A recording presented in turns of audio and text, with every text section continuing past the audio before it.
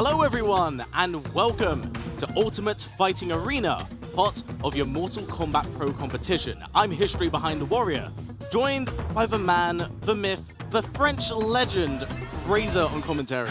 Thank you for the introduction, man, and welcome again in France, Paris, for Ultimate Fighting Arena. I hope that you're enjoying your day over here. It's definitely one of the, if not the best tournaments you have to be in France. And I'm really happy that we can get the Mortal Kombat World Tour this year, the pro competition, I might say, this year for the game. Yes, it's a very exciting time because, of course, this is all lining up into pro competition. You know, the big end of Final Combat, with 2 more left on the horizon with Liga Latina and, of course, Combo Breaker. But we are here right now in France, Paris, with a lot of very interesting competition, including a lot of local competition that you're very familiar with. Yeah, exactly. Make a name for themselves. Yeah, we do have a lot of great names that play NRS game in France. You know, we've got a small community, but really strong at time. And most of the people here do play the game since do play the NRS license since MK9. You know, so we've got people that came in here for MK9 and Injustice and MKX, and it's been a bunch of people that gather for MK1, and not everybody could make it today, but we do have a lot of great players, so I think that is going to be good for the French community as well today. Yeah, in fact, just kind of going on, because before we were on stream, we're actually talking about, you know, us having new blood and new competition, and, you know, kind of the old legacy players kind of here. It's 2 generations kind of clashing now. Exactly. There is the new guys, there is the guy that came in here for MK11 versus the MKX and MK9 guys. I'm really sad that Happy Pau could not make it today. Everybody knows him, he's one of the best to make it. But we do have some strong guys, so I'm not worried about it. And talking about strong guys, I think that we need to go for the first game, which is going to be Lord Drac, one of the best French players right now. He's on stage, and he might go for the first set of the day. Yes, I'm very interested to see this, because I myself, I'm not too familiar with some of the current French new blood talent, or even some of the older legacy talent that you mentioned, like yourself and Happy Pal. Like, those are names I'm quite familiar with. So I'm very thrilled to see them actually come to like an offline here and show off their talent, and, you know, really kind of put eyes on them. Because I think exhibitions like early pool starts like this is a great way of like putting people kind of in the water and getting them to see how they do under pressure. Yeah, exactly. Let's see how they do. And they're starting against Les Me Wings. I don't know how to say it. I'm sorry, Les Me Wings, if I said it bad. But yeah, it's the first game. Johnny Cage. We do have a lot of Johnny Cage in France, so Lord Drac knows the matchup. Obviously, he plays Milena since day one, since all the NRS game that he played on Mortal Kombat. So let's see how he can do right now in the first game of the pool.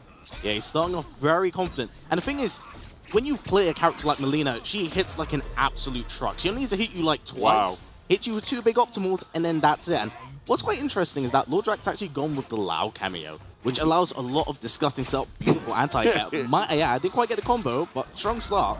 But you typically see this character be paired up with Scorpion quite a bit, so I'm interested to see. But no punish on the roll. Nice counter poke. Okay, it's plus, but he decided to press the button. We've got a starter into the roll. Nice conversion from Lord Drac. The overhead, yeah, he was a bit late. Yeah, chooses to go for the delayed wake up as well. Just kind of avoid Lao Hat, you know, this +7 projectile on block. You gotta hold it. Avoiding the hat is really nice on block. He knows the matchup. I told you, man. Oh, man. Nice conversion, and he might be dead in a few seconds, bro. Yeah, no.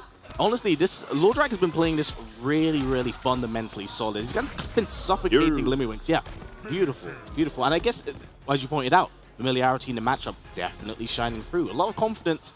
And when you start getting standing 1 anti-air by the opponent, you got to start wondering and, you know, consider your jumping options. Yeah, exactly. He's really he does have a lot of fundies, and he does play every time like this. And the funny thing is that we have 2 Milenas in France, Lord Drac and Snow. And Snow might do like 10 random rolls around. And Lord Drac is just that solid guy playing a fundamentalist. So yeah, it's a bit different, but it's really nice to see it. Interesting choose to challenge, actually, the Lao Hat, considering it's plus frame. Well, Limmy-Wings right now getting a little bit suffocated, and the active Franklin's hat going to catch and stand up. And he's getting it all the time by the overhead, you know. If you can't block it, it's going to be really hard to go forward against Milena in neutral.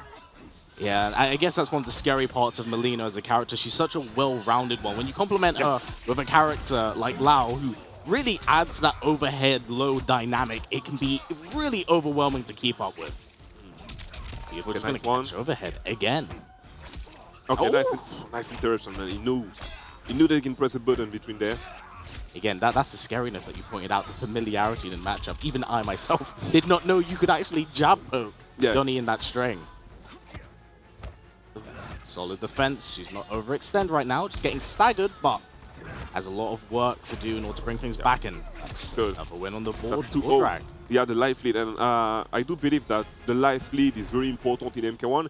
It is in every single fighting game, you know, but in MK1 I feel like a game where you have Lao assist, striker assist. My goodness, when you get the life lead, it's pretty much really hard to make a comeback. Only a real master in this one.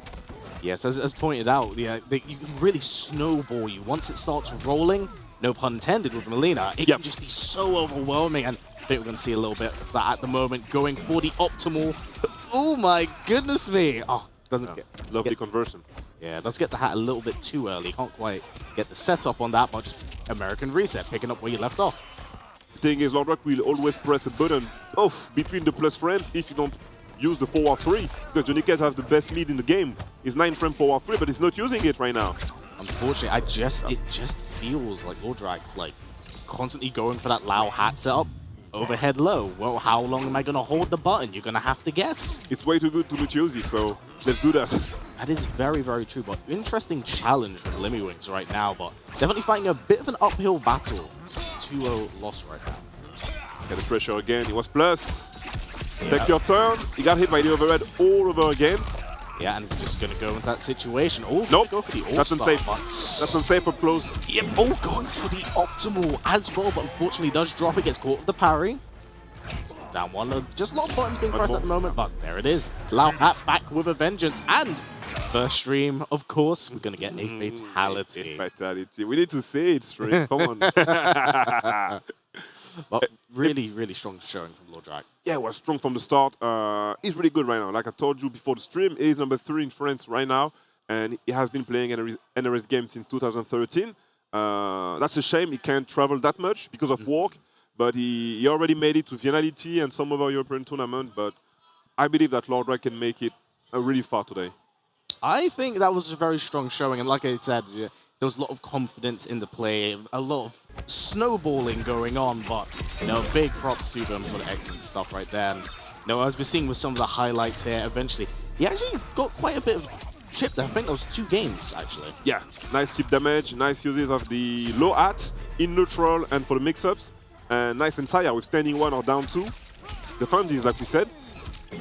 Yeah, it's just really phenomenal play. A few drops here and there, but first game on stream. Might be first time for them, getting so many eyes on them. But the day is still very young. This was the very first game of Pause itself. We will be going on for about 10 more hours. And of course, then tomorrow we do have the top 8. Yeah, it's going to be a long day for the guys because we will stream actually the whole top 24, I believe. Yes, I believe so. So, yeah, for the players, there is some guys that made it to the venue around 9 a.m.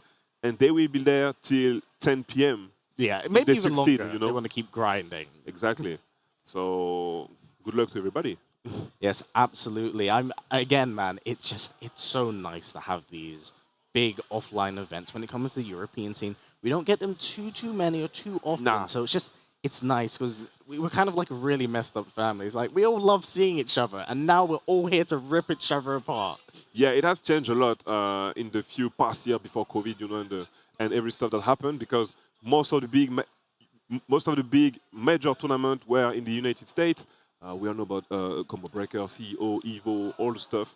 And we used to travel back to USA every time in order to have some great events. But now I believe that France, UK, and some other country can bring up some good tournament. And it might be cool now to see more American players traveling to our countries for these events. So I hope so. Of course, we do have 5 here in the team tournament. And the unstoppable brick wall of a force of a human being, He's too good. I am 1,000,000% convinced that the nicer that man is, the better he plays. It's insane. That's the spirit. It really, really is. Such a wholesome person who we will see later on today during Pause. Definitely bringing out the Geras and showing why he's one of the very best in the business. And I'm trying to see what game we have next on the bracket. Sorry, I don't have it right now. But it's two young players. I don't know about them, but we'll see. We'll see in a few minutes. Yes, I believe we are just setting up our next game currently. Yeah. But with that said, Razor, actually, since we are in Paris and France and we have all this new talent, are there any specific players we should be keeping an eye out for? French-based. Wow.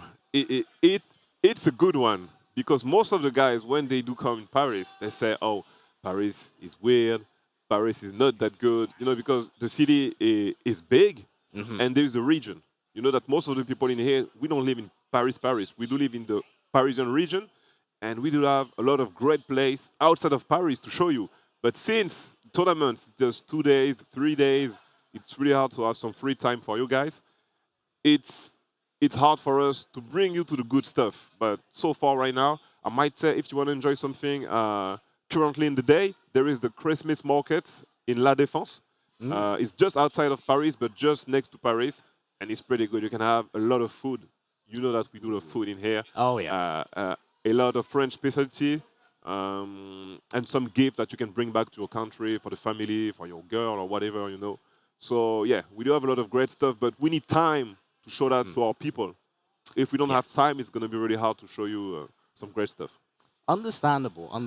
I just got some news, obviously, through comms of who will be coming up on stream. I believe one of the players will actually be Kommunity, who is someone who's been strongly an online player for a very, very long time. Actually, funny enough, and this is going to be quite a strong statement, because he did make this earlier from what I heard, he did say that this was his era.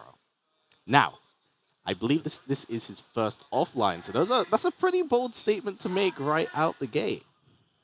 It is, but, you know, there is some guys they just can't do it, you know. Oh, absolutely. I mean, there is this guy that can win online, play good online, and when he comes offline, he just drown in pool.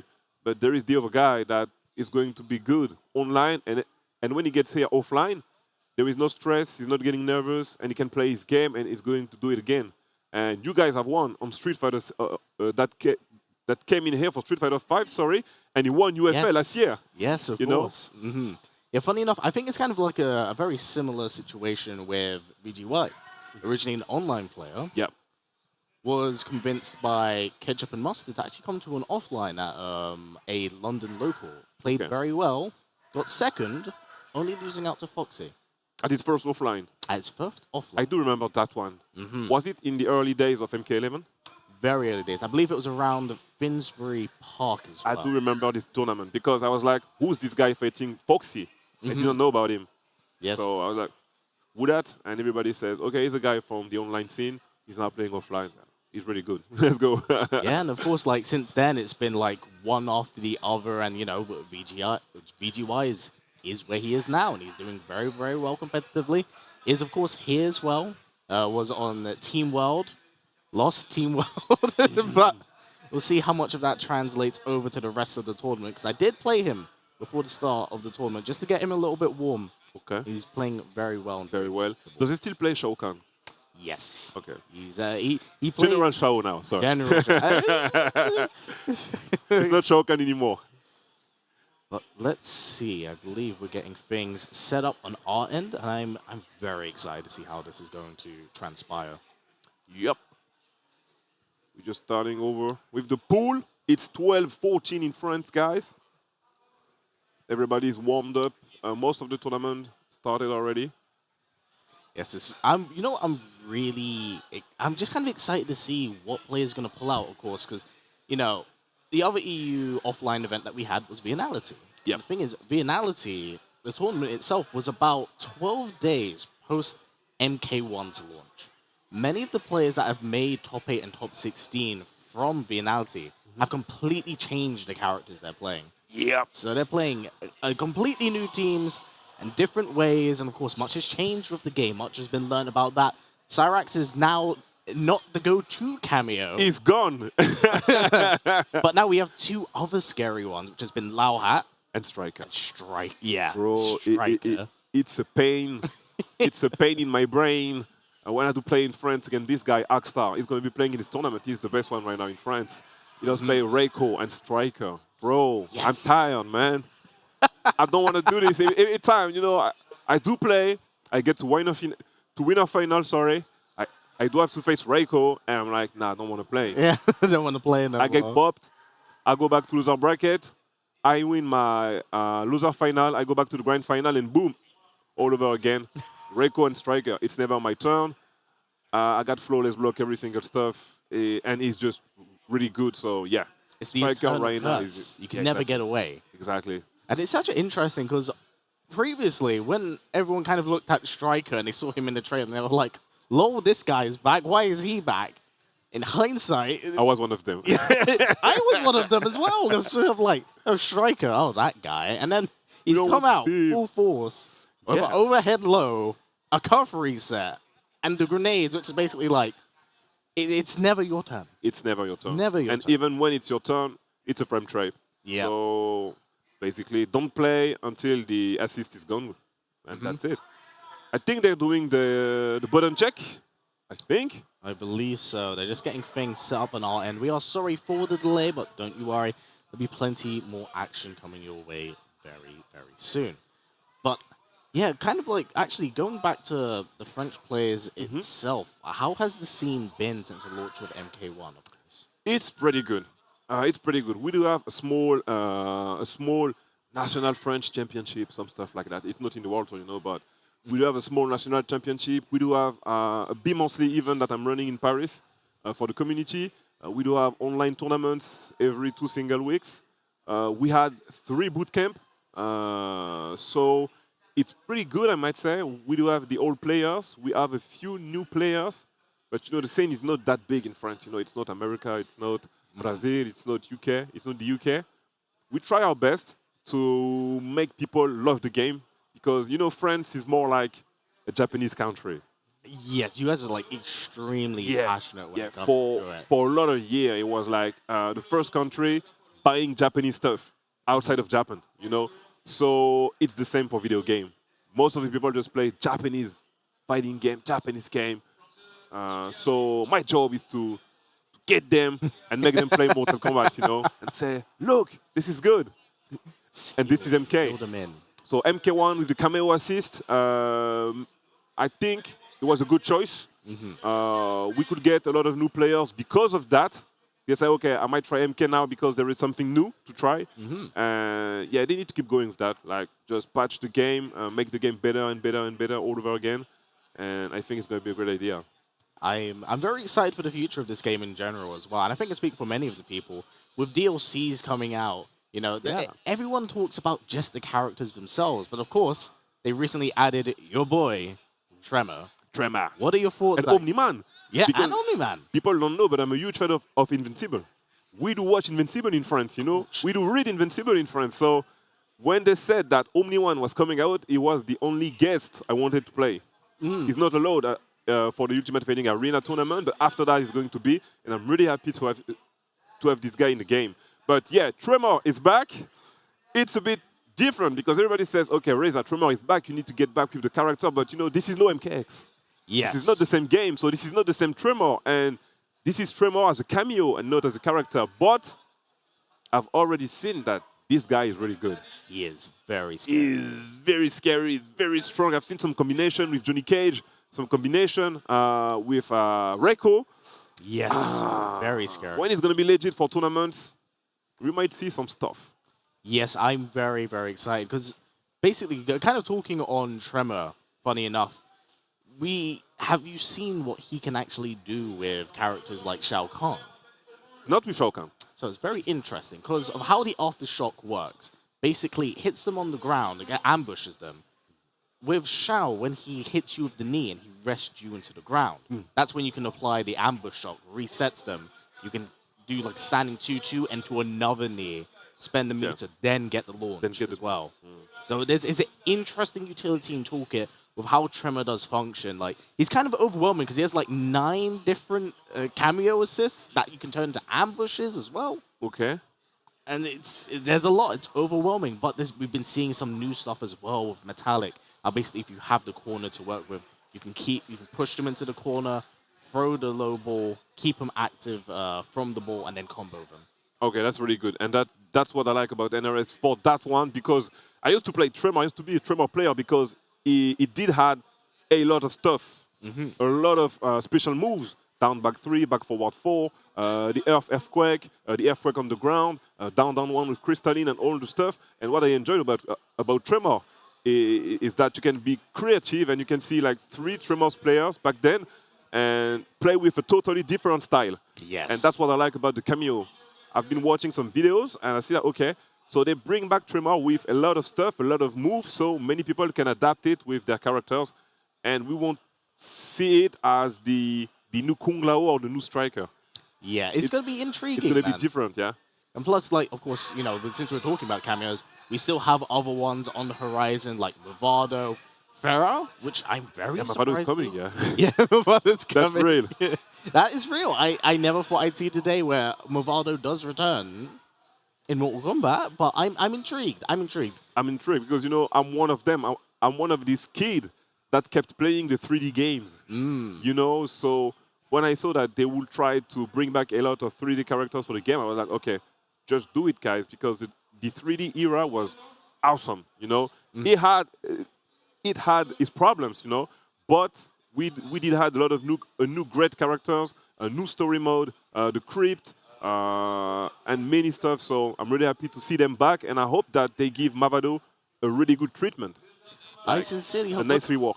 They've done actually a really good job with the 3D characters, I would say, in this game. Like, they've been characters that have been in high demand for a super duper long time. And it's been really nice to see them resurface in the way they have. So I'm intrigued to see what they do with Movado. I'm also I want to see what they do with Farah, because she isn't paired with Tor. With? Farah. Farah, yeah. No, just Farah. Yeah, there is no Tor anymore. Yeah, unfortunately. No, but Ferrator was pretty hype. Shout out to Biohazard. Yes. Shout out to Hamza as well. He's playing on the next pool. But yeah, I really want to see it. You know, we just have Tremor so far, but yeah, the first combat pack is pretty legit. 6 great characters, 5 great cameos. So I'm all for it, and let's release them and see what happens. Yes, I'm really excited to see what they kind of bring to the table, especially with Takeda, because he's the only MKX character that's coming back. And I want to see, like, genuinely seeing what they've done with Tremor and how it can bounce between variations. I wonder how that's going to reflect on Takeda.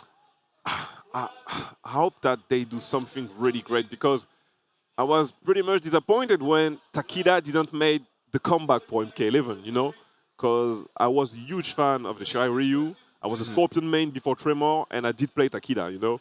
So I'm really happy that he makes the comeback in the game. But when you see the trailer, he's got his first weapon from the Shirai Ryu variation. Yes. So I don't know what moves he's going to have, if it's going to be a mix between the 3 variation or if it's going to be more Shirai Ryu focused. But yeah, I want to see him. Yeah, I want to see him and I want to play him. It's going to be so refreshing to have him back after so long. And I believe they're just sorting out some technical issues still on our end. Hopefully we can get that sorted out as soon as possible so we can jump back into some Yeah, they're games ready. there. Okay. But I think they might actually be prepped up to jump in. They will. So back to the character select. Will we see some new characters? The first game was Milena versus Johnny Cage. We are definitely... Johnny Cage is back. Yeah, I was going to say, we are probably guaranteed to see at least, like, after balls be Johnny Cage. How good this character is, even with the slight nerf he has taken, he's still in a really strong place. Yeah. And Scorpion, so what do you think about Scorpion in the game? I haven't seen that much Scorpion besides Mirko and a few other guys. Yes, Scorpion is in a very strange place, I would say, in this game. He does, the damage is there, it's just about opening up the opponent, which the character seems to does struggle with. But here's the thing, right? With Tremor, actually, funny enough, being a new assist, it seems to be extremely beneficial for both him and Sub-Zero, making a lot of things safe, giving him better options. But saying that, let's quickly touch on this match, and right now, talking about Konamani, running a bit of a train with Hertz at the moment. Yeah, Kanimani is mean right now with Hertz. Hertz is a French guy. I've never seen him in real life, but he does play in our online tournament. So I didn't know it was him. But anyway, it's pretty hard right now. He's in the corner, like Johnny Cage would have been in this situation. Nice end off for the combos, plus frame all over again. He got hit, and he's out of the corner. Yeah, once again, the reversal. Just being stuck in the corner against Johnny Cage, a character who's just plus to the move, can be extremely overwhelming. And I would say this is a really, really difficult first round for Hertz to get right out the gate to play against Kommunity, who's very, very comfortable in this matchup, and his execution is on point. He's on point. He's not missing any combos. A good, nice up block, but no punish. I don't know why. And speaking about Johnny, yeah, Johnny Cage is just plus everywhere. You know, standing one, standing two, standing 1-1, forward one. That's plus, that's plus, that's plus, that's plus. It's still your turn. You can press any button and let's go. Yep, that's the thing, right? He's such an overwhelming character to kind of deal with. So I'm intrigued to see what Hertz is able to do, because there may be a little bit of nerves on his end, as you mentioned, coming from like an online environment back to an offline environment, and then playing on stream. It's definitely his first time on the big stage, so right now it should be really hard for him. But anyway, you need to get out of the corner, man. Yeah, good blocks, but eventually Kommunity seems very, very content to just chip the opponent to death, wait for them to react in a negative way, and just fully capitalize on it. And you know, Kenny Mani is doing the thing that Lewin wasn't doing. After the plus frame, he's using the forward 3, which guarantee his turn. So yeah, the pressure is on point. He knows his rules, combos. He's pretty good. Gonna go for the micro ducks a lot sooner. Hey. Yep, there it is again. Kommunity gonna optimize his damage, get the corner to work with. Ooh. Percent on the board. Gets clipped with the overhead again. Gonna get air combo picked up. Stuck with another 35%, and Hertz just, this just big damage. He just has to hold that. It's done. Yeah, that has been a very swift game. Okay, they changed the flag. So yeah, he's from Germany. 2-0. Yeah, very, very comfortable 2-0 right now, I would say at the moment. I don't know how LZ will make the comeback right now. He looks really lost in the matchup. He got hit a lot by the forward 3-4. Richie is really slow and most likely easy to react. But anyway, that's game 3. He's able to compose himself. Man, that standing one just catches him out the sky. And Kommunity just pushing him again to the corner. Gonna catch him, break the armor. Down one anti-air. I think that might be the first drop we've seen from Kommunity, but just picking it up again, going from corner to corner. He's almost dead. A block again, yeah, you know, he had 2 up block but no punish. That's unfortunate, mate, and I really think that the down 1 anti-air is really underrated in this game. We used to anti-air a lot back then with down 1, down 3 sometime. People, they don't use it that much in this game, but it's really good. Anyway, oh, nice combo. Yeah, it looks like Hertz might be trying to start to get things going, but it may be a little bit too little, too late at the moment. Kommunity just pushing him back to the corner once again. Set up. It's plus. Yep, just keep staggering. Beautiful bait from Kommunity as well. Ooh, so much damage. 36%. One touch is all he needs. Just for low hat. It just staggers him to death. The combo was so good because most of the people, they would just punish with 2-1-2, and he did it with standing 4. So he knew that when he blocked the reversal, he could give him the most damage. Oh man, this fatality so brilliant.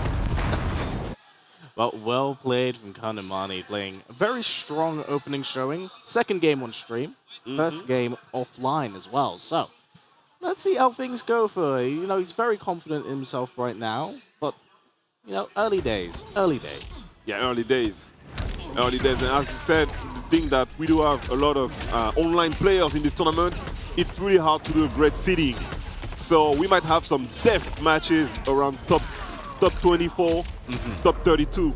Well, here's the funny thing, actually touching on that, when it comes to the players that we actually have in pools in general, I never looked at any of the pools and were like, this person's definitely getting through. Like, there are so many good players in each pool. It's good. It's just gonna be a bloodbath from start to finish. It's gonna be a bloodbath, and you're talking about bloodbath, and on the left side, I can see 2 great OG players, bro. Asodimatse from Italy is here since MK9. Yes, he's an old man. He's an old boy. against him, Shindoa. Shindoa is here since 2003. Ooh. 2003 on another game that I can't talk about right now, you know. But He's in the French FGC playing in tournaments in 2003. Wow. And you don't say it that way, but he's really old as well. But we're talking That's my about boys. legacy players, right? It's kind of great to see them this many years later, still active, still thriving, still wanting to participate in these offline events. I think it's just kind of the beauty of the offline environment as well. Yeah, and Shindoa made the comeback for this event because he started playing MK1 a month after the release because he couldn't before. And that's basically his first tournament since the release of the game. Wow. He couldn't play in any single French tournament. So he made it for UFA, like I told you before. Ultimate Fetching Arena is like the big place, the big tournament you have to be in France. So he made it and he's going to play now. So I'm really happy to see how he's going to do right now against Asujimatse. Yes, and I know that, funny enough, going back to what I said about Vianality, Asujimatse no longer plays Geras, the character he actually picked up at the very beginning. He switched. Dropped him? Yep, over, well, surprisingly so, considering all the tech that has come out about Geras since Vianality. But he has now picked up, I believe, Tanya Goro. Tanya Goro? Yes, a very, very That popular makes sense. team. Nah, that makes sense. Tanya Goro is it's pretty good. It's pretty cheap. You've got the armor launcher. She's good on the neutral. With the special move, she can convert with Goro. It's a good pick. It's a good choice. I don't even know how to play against Tanya Goro because I don't have that much experience against that. But I believe that it's a good pick. Yes, it's a very overwhelming team to kind of deal with as well. And Goro says he's kind of treated like striker grenades in a lot of her... Kinda. Yeah, it's very strange because Raise the Roof is like extremely plus. Turns a lot of like the spiral arrow low into something that's safe. So you can kind of keep just overwhelming the opponent as well. Has the string, which obviously ends in the overhead, or she can commit to the low, get a full combo punish off it. Like she's a very, very scary character. Whilst I wouldn't say she is in as strong a position as like some of the other characters. Yeah, she's not. If you do not know that matchup, exactly, she will snuff. She's good enough to beat people up, and she's really good enough that if you don't know the matchup, you can play against it. You know. Yeah, so 1,000,000%. You're gonna get scammed by some weird ass stuff, but I mean, you know, it's Tanya, and I'm really happy to see her back because she wasn't in MK11 as well. But she reminds me a lot of her gameplay in MKX with Naginata. Yes. With Naginata Tanya, you know, and now that she has the 3 button, I'm really happy because I'm a huge fan of martial arts stuff. Mm-hmm. So when I saw her coming back with the 3 button, I was like, okay, that's some good stuff in her. Thank you. Yeah, I gotta say the Tanya somewhat redesigned for this game, weapon-wise, and like her toolkit. It's very peculiar. It wasn't quite what I had expected from her, but I found it quite refreshing to her toolkit. Mm-hmm. But that's good to me. You know, it reminds me of a Jet Li movie from 2006, Fearless, where he used the 3 button. You know, actually. Yes. I was like, okay, let's do it. I'm all for it. We do love to see these different styles of weapons and combat in Mortal Kombat. And talking about different styles and weapons, I think we're going to see a lot of Kenshis today. Yeah? We're going to see a lot of Kenshis. Literally in one of the panel setups, as you know, there are 5 setups, funny enough. Mm-hmm. I don't know if Europe specializes in like weapon-based characters, but 4 of the 5 setups were just Kenshi players back to back to back to back. Wow. And on the 5th setup, it was one Johnny Cage player. Damn. I haven't seen that, so yeah, let's see what's up. Kenshi is really good, and he's still good in the game. Very good. We don't have that much Kenshi players in France. Maybe just one, Le Chat Noir, is the only one Kenshi, I believe, in France. So whoever was playing there, it wasn't some French guys. Yeah. I believe it was Dante Demons, Falk, okay. Fabs. Okay. And I'm not sure who the 4th person. They're all UK, right? Empress's ascension. Fabs is besides Fabs. To make the most I believe, but yes, but Dante Demons and Fabs are both based players. And back to our game. That's the first one. Ashra versus Tanya. Shindoa versus Asujimatse. And Goro takes the bait again. As I said, just treated like striker grenades. Go for something unsafe, frozen Goro, gets the string, full combo conversion as well, and really strong showing from Asujimatse, seemed very confident. Oh, can't quite get a full combo conversion. Interesting. Yeah. The chip damage is good, man. Yeah, that's one of the scary things about Tanya as a character, right? She can either just bully you with a lot of her overwhelming strings that reach really, really far range, or she will comfortably chip you to death. Yeah. right now. Need to stay out of range. Yeah. Oh, nice block. He's got the conversion this time. Wait, Taking this the bar. might be- He's got fatal blow. Unfortunate drop. We gotta talk about one thing when it comes to Usher is that fatal blow does not scale. It hits so hard. And you gotta keep in mind as well, as the Master utilizing Goro, that's minus 50 health. That's a little bit of a tiny health pool, but it really does show with particular characters like having Shao, for example. It's like, oh, it's only a little bit more, but when you start hitting them, it's like, why won't you die? Yeah, they could have get the comeback with that. But this is not over yet. Nice from the throw. He's doing the Lao art correctly. Ooh, there is Goro. Unfortunately, he dropped the guard. I don't know why, but he dropped it. Yeah, unfortunate. Maybe kind of predicting a throw, because we have seen Asda Master kind of go for a fair few throws, but oh, beautiful way of getting out the corner. Gonna get a full combo conversion. It's time, baby. Oh, 40% on the board. The Lao hat plus frames. Gonna go for the Oh! overhead. Keeps going, but Asda Master looks full combo Adios. conversion. Yep, that will do it. That's What's it up? is. That 1-0. I feel like Shy started playing much better as the games were going on. So maybe it was a little bit of a He's a slow starter. just warming up into things, getting there. But I think we definitely have quite a good back and forth game on our hands. Yeah, Shindo is a slow starter, so it might get better. But that's what you might say, is a slow starter as well. So I'm not confident about it right now. So Shindo needs to wake up now and start to go in there, press your button, do your stuff, and make him pay for the first game. And that's the thing, right? When you're playing characters like Usher who has really good range, kind of enforcer buttons, you want to guarantee that pressure and always be up in their face. And my goodness me, that she hits so hard when she gets things going. That's the Master choosing to challenge with the Goro. Yeah, big damage locked in on the board right now. Injustice Tech, poke into special, and it worked. Right now, Atso getting the buff to utilize extended strength a little bit more. Next one. Oh, just going for the pokes. Interesting. This input probably. Yeah, very much so. Going for another buff. Cheeky stuff from Asta Massa. Just going for another buff right now. Oh, no Goro. Wasn't safe. Yeah, Nah, not sure about it. Okay, we're back at it. right Some now. zoning maybe. Yeah, I mean, if there's anything people are familiar with Asada Massa, it's definitely being a bit of a zoner from his MK11 days. Stay back. Yes, Walk back. Big down to full combo conversion. Gotta be careful with that. Gotta be careful with that. Now, I'm not sure if Shy knows this, but once he does that conversion, he can do the Ghost Slash and get away, and not actually have to deal with the down two. Good way of working around it. Beautiful stuff. Gonna get the back throw. Nice flawless blocks. Definitely do not want to have to deal with that Tanya chip damage, which she has been known for with many of her strings. Beautiful And blocks. different moves. And the armor again with the Goro assist. She's got the conversion. A little bit too much respect being shown from Shy at the moment, but Asuna Massa, quite a life deficit. One touch and then they, yep, oh, almost there. Plus frames, chooses to challenge it. Nice, got him, not worry.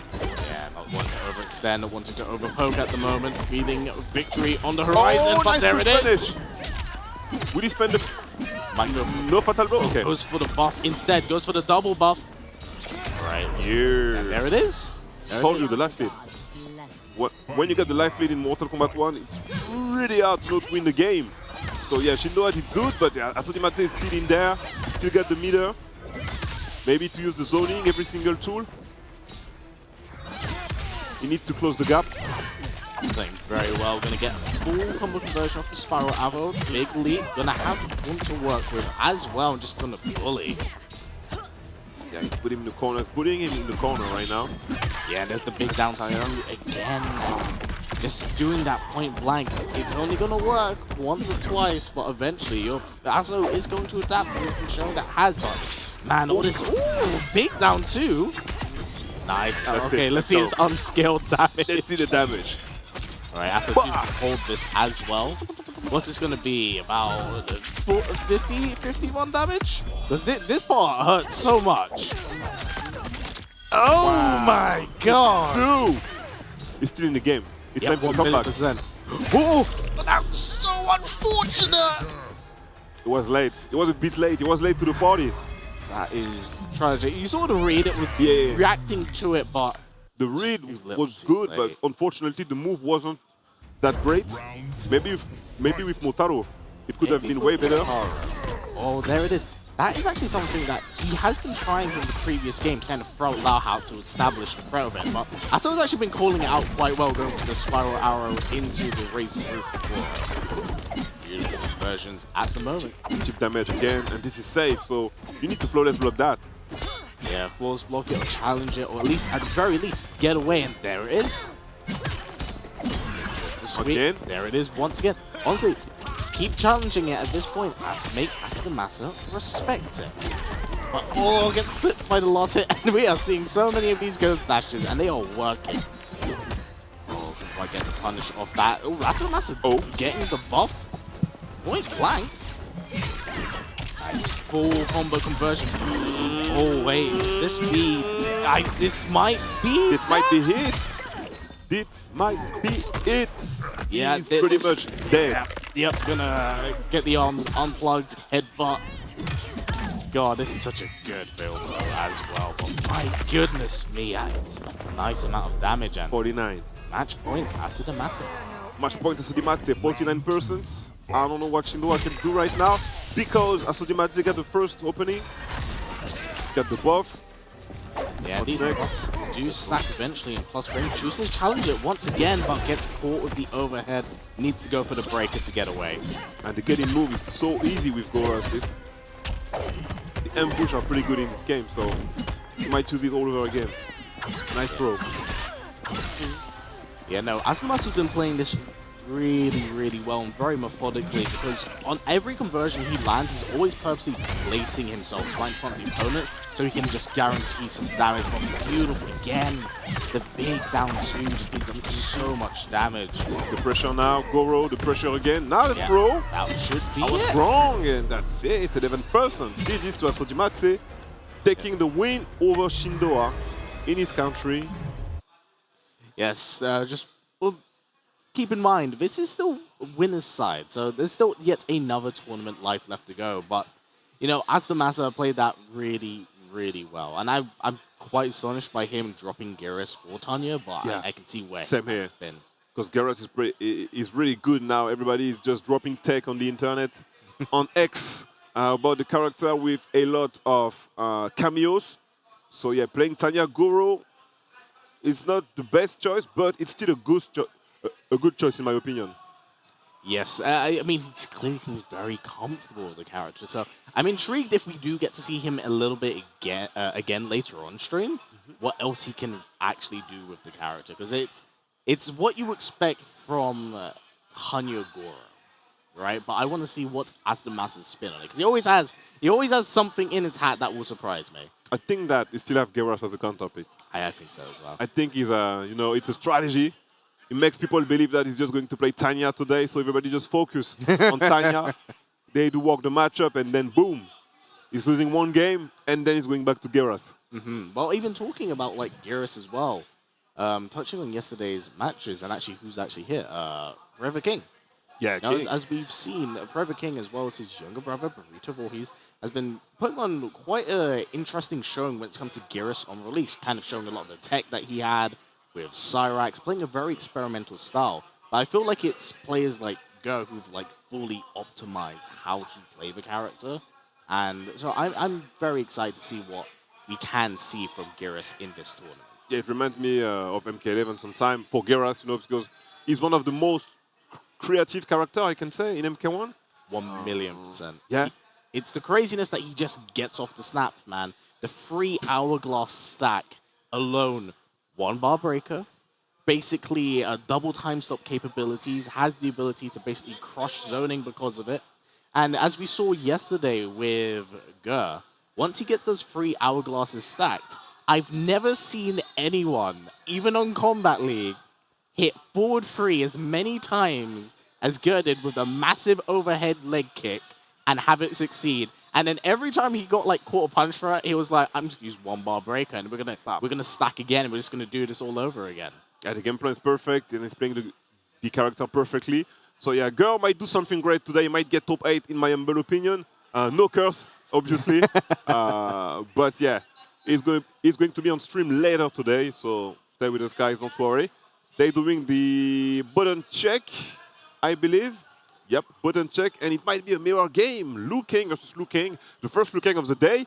Liu Kang is a character that we've seen a lot in the beta at the beginning of the game. Now, most of the people just dropped him. They went for some other characters, but I don't know why, because I still believe that Liu Kang is pretty good in Mortal Kombat 1. I'm a firm believer that Liu Kang is like, he's either top 5 or just sitting outside top 5. Because here's the thing, right? He does a little bit of every... That is... That's the best way to start a fight. They did it. They're playing the most optimal team with this character as well, mind you. And they start off in the way I would expect it to. Beautiful damage if we can. Because here's the thing with Liu, actually, before they throw both hats. He does a little bit of everything, and he does it really well. Yep. Like, he's not bad by any means. He has great zoning capabilities. Pressure. Yep. And plus frames. He gets... And conversion. Beautiful conversions. Great, like, flat 40% off a lot of his stuff. Oh, Jimmy. And full combo conversion, 34%. Nice flawless blocks there. Gonna break through with the armor. Yeah, the gap in there, so the armor was good. Yeah, and like having the ability to combo off a back throw will always be unbelievably strong. Look at this. Look at this, man. That was very interesting because Gummy looked like he was controlling a lot of that game, but the second that Dusty kind of just slowed things down, became very problematic. But we are seeing so many trades, and I think this is the mentality that comes from like Liu Kang players. The style of play is so incredibly similar. Yeah. So it's hard to kind of deal with that in the matchup. But a lot of staggers at the moment. Back to yeah, the forward four is still walking, so everybody got hit. Knocked on 3, and he got the start. No conversion, unfortunately, but he got the reverse throw, and that's a combo. Yes, gonna get the breaker. Definitely have to utilize it at the moment. Ooh. With a sweep. Oh, there Nice sweep and tire. Just heavy staggers. Oh, can't quite get the full combo conversion. Beautiful throw take. Doesn't have to do with the back throw. Viable. Just a lot of spacing at the moment. Like, I think this is where Dusty's kind of like doing a lot of weight, just staggering, choosing to zone. Gummy being a little bit too aggressive for his own good, and it is going to catch him out. So, got him. Yeah. Like, there is the whole Spanish crew that came in here, you know. The Spanish crew is like the French crew. When they do travel for an event, they do travel and they do support every single player on every single game. That's so lovely. And that's really good.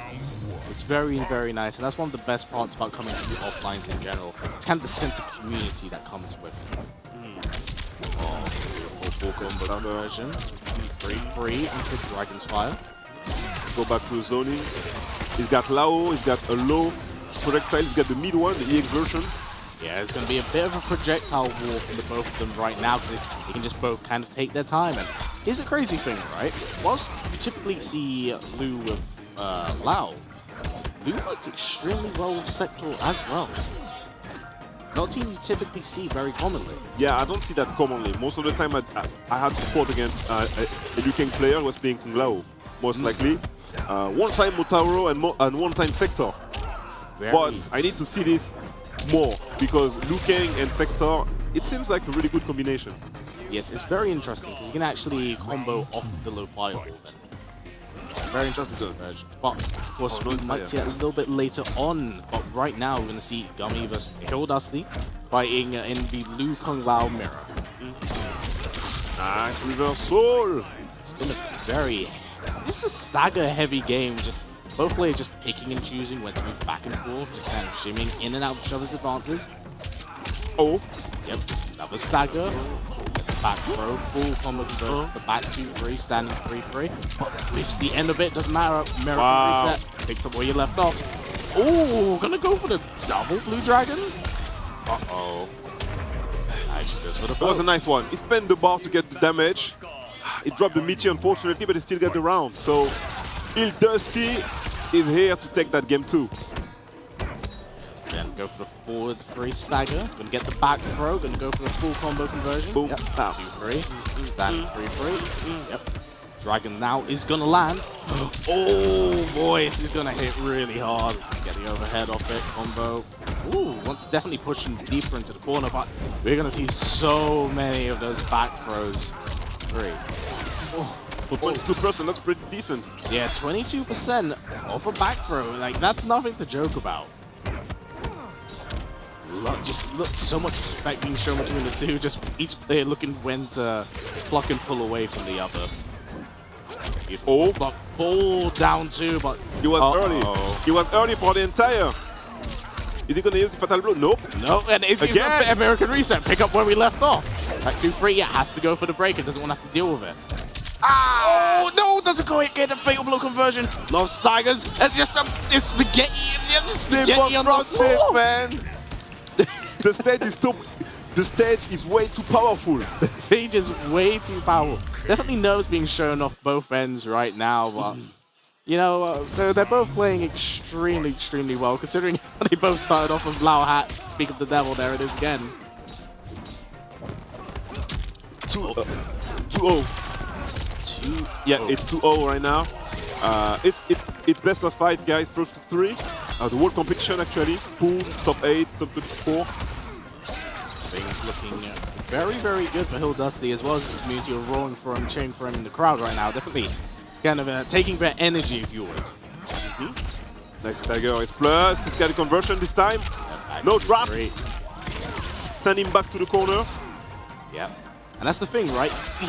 That's the scary part about Liu Kang, funny enough, talking about his well-rounded toolkit. He doesn't just need the corner. At any point in the screen, he can just do really good B&B damage. Yep. Oh, get the full combo conversion. Whoop. Hey, that's 3. The life deficit, but all it's going to take really is one touch at this point, because Liu Kang's fatal blow does crazy unskilled damage. Oof, oof. It's forward 3 going to stagger. There it is. That's it. 3-3. Wait, was this in the corner and that's it?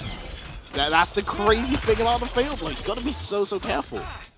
I'm not sure if Gummy actually had 3 bars to break that. Got it, man. Yeah, got the whole this, and it's match point for Hill Dusty at the moment. Spend the meter, he's on match point now. It's more accurate, more conversion. It's pretty similar on the level-wise, but Dusty is taking the best decision right now, so he's winning. Definitely, and he's playing it really, really just fundamentally well. Beautiful trade once again from these two. Very, very similar mindset. I think it's just Hill Dusty. He just seems to have crazy clutch facts, a beautiful read, but can't quite get full conversion off that. He's in his head right now. There's another throw. So you have to break. Another 22%, but has to go for the breaker. That's to slow things down maybe a little bit. Might be a bit too aggressive in the style of play and approach. Beautiful flawless block. Definitely need to see more of those, but full combo conversion. But yep, you know what? Cash out on the damage, you got the hit. That's what you desperately need. Yeah, let's do it. Maybe it's time for the only real master. It's time for the big comeback. Definitely very possible. I mean, this is Liu Kang, man.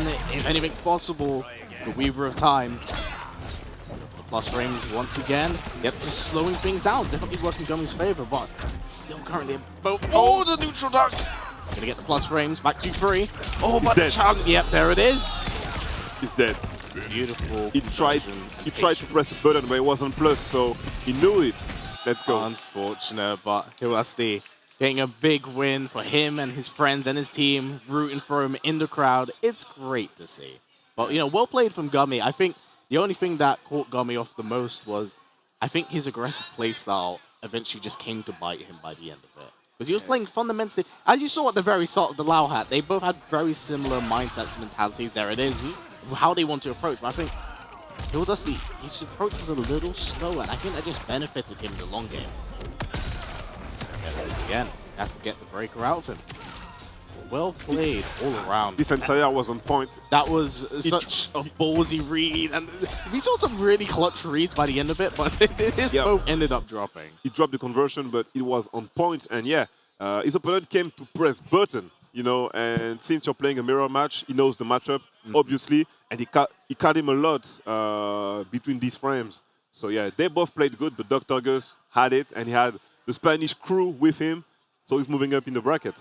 Yes, congratulations to him, and hopefully we'll see him again a little bit later on. But you know, these pools are absolutely stacked, and I'm really looking forward to just kind of the matches and the caliber of play we're going to see. Because if there's anything we kind of love about having these offline events in general, just kind of like the exhibition of both the online, offline players kind of coming together, as well as the new generation, the old generation. Yeah, that's it pretty much. We got King Gambler on stage right now, and he's going to face Hamza, who is the best African players from MK.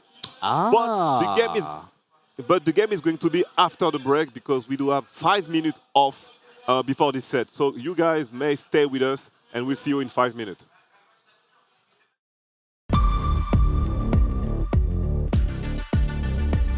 The realms are mine.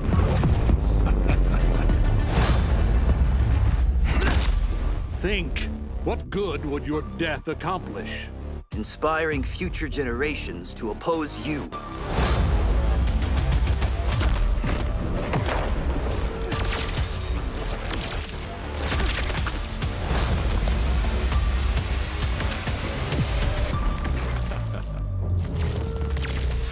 Fight.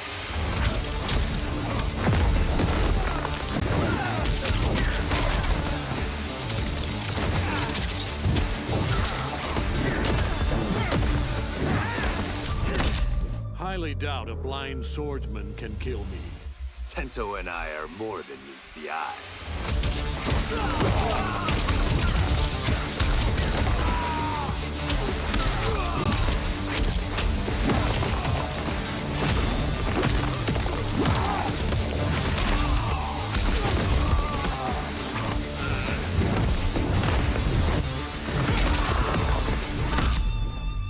The cocky one. You're about to be humbled. Ha! By a man in a cape? I do not think so.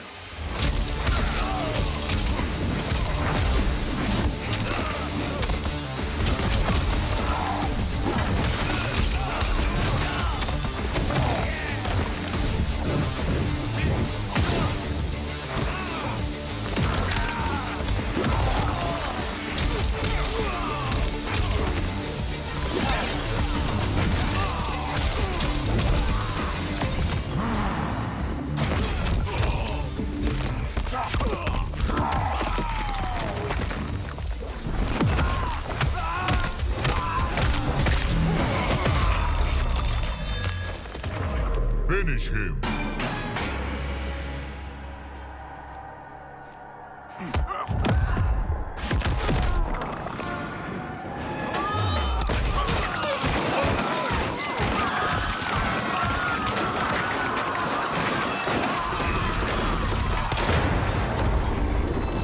Fatality.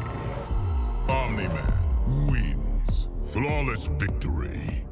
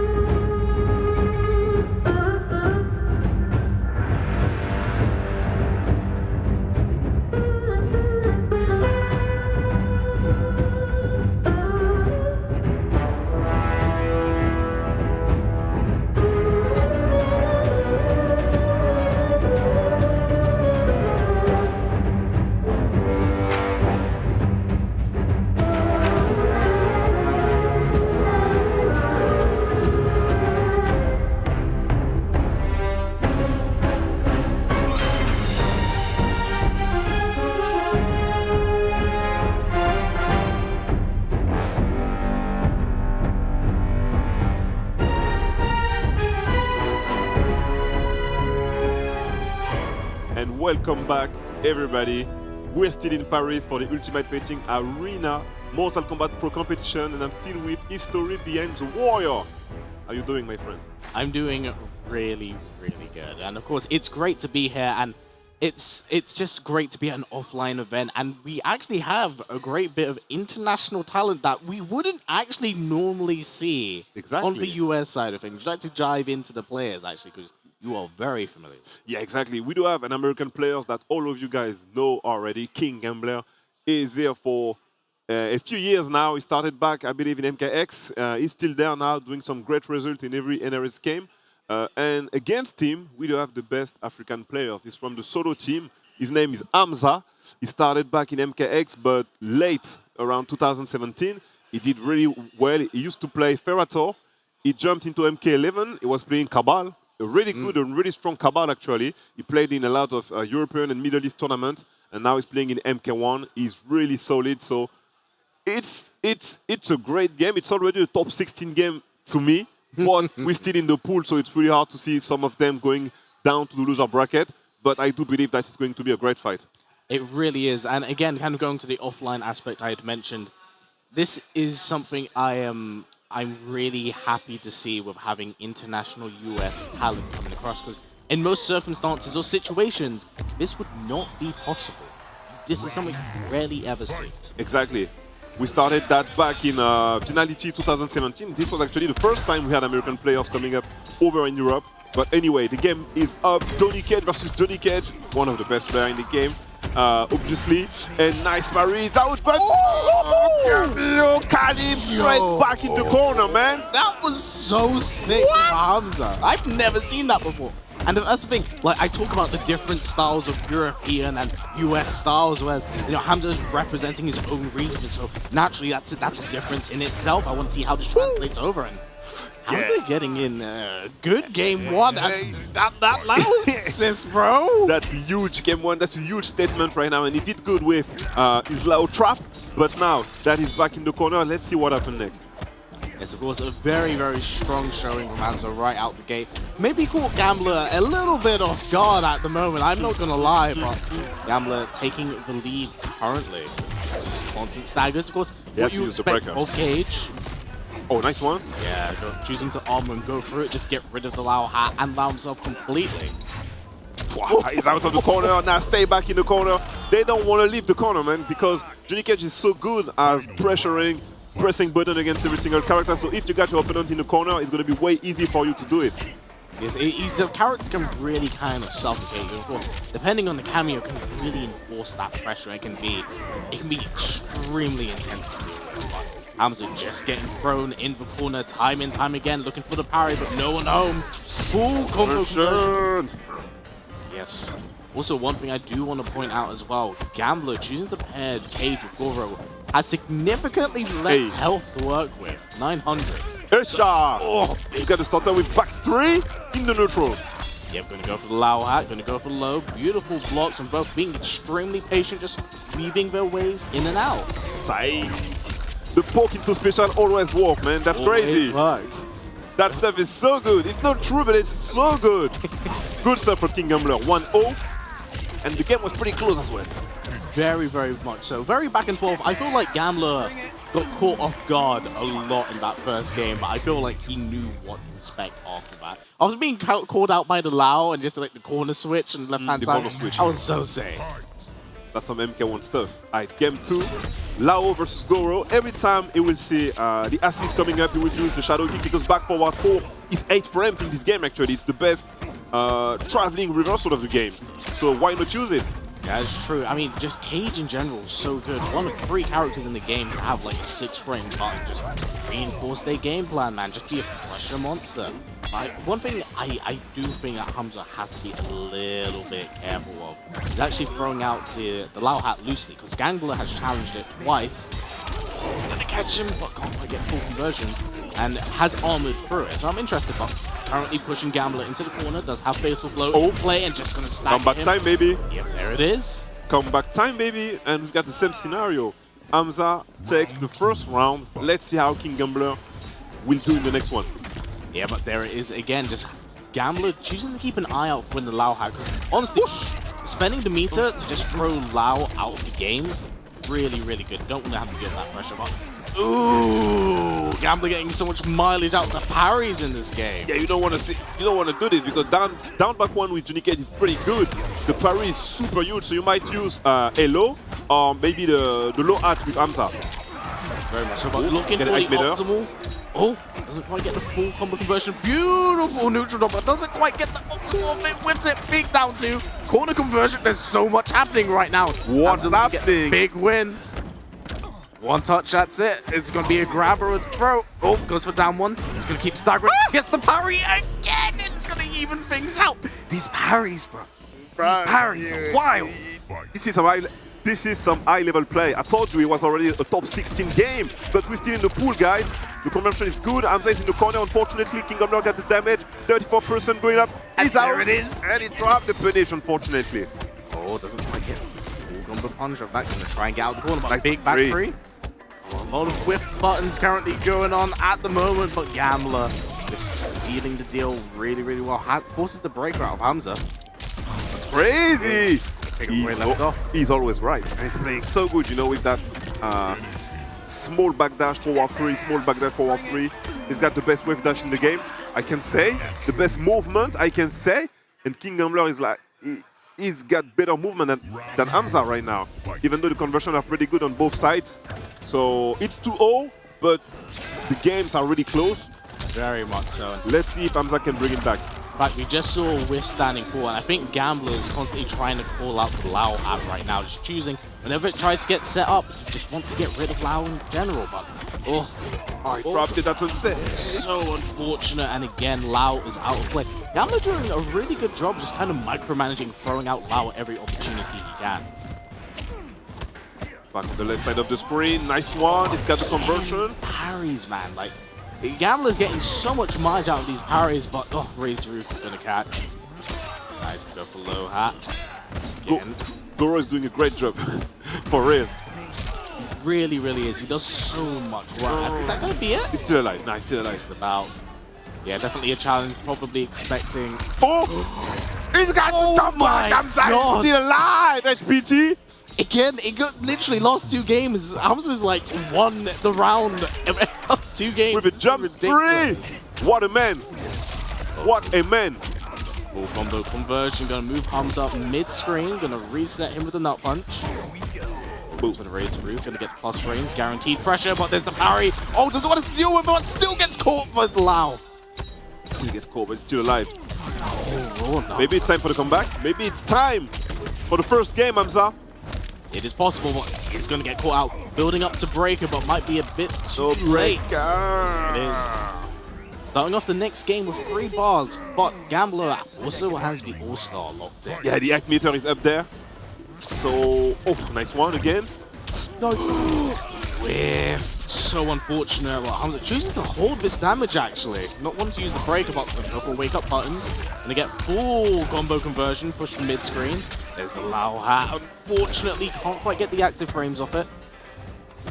Yeah, I don't know who won with that. It's plus.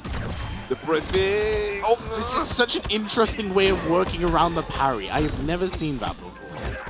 This goes for the big 2-1-2.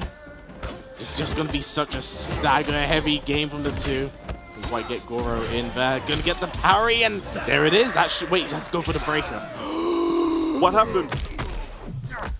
He just let it go. He had the 3 bars. He had the 3 bars. And he was holding it from the last game. That is so unfortunate. Yeah, that's fortunate, mate. I was expecting the breaker. Yeah, I would definitely was expecting it. That is a shame. But, you know, well-played exhibition from himself, playing against one of the very best in the business that has come overseas to compete here. This is the most close 3-0. It's a 3-0 on paper, but, you know, every single game were pretty hard for King Gambler. Yes. And he did play it good. He's the better man at the end of the day. And he's moving up in the bracket. But I believe that Hamza can do something good in the loser side of the tournament. Absolutely. I definitely, like I said, man, but the way that game started off, I was not ready. Despite everything you said beforehand, I was like, okay, let's see what he can do. I wasn't ready. But excellent stuff from him. I expect a really, really good tournament run from him, and I'm very excited to see what can be done. Yep. And for the next game, I'll let you introduce Makoan. Yes, First. Makaran, of course, someone who I think the EU scene is very familiar with. Big streamer himself, big advocate for venality. He's here with a really fresh cut too, looking very tidy, ready to rock things up. But I'm really intrigued to see who he's actually playing, because on release, he wanted to commit to Natara. Yeah. Natara on release, not all that great. It wasn't that good, yeah. Natara now definitely looks to be in a better place, but we need to give her a little bit more time to cook. Once more stuff's found out about her, I think Makaran may return, but currently, he's playing a character that I would say is extremely strong, and that's Melina. Yes, she is. She's definitely, in my opinion, she's top 5 in the game, top 5, top 6 in the game. So far, good neutral game, good damage, even though she got nerfed a little bit. She's got good damage, good neutral, good button, good movements, nice conversion. But yeah, he's going to be facing BJ. BJ right now, what I can say about BJ is that he's an OG French player. He joined the NRS scene in 2013 for Injustice 1.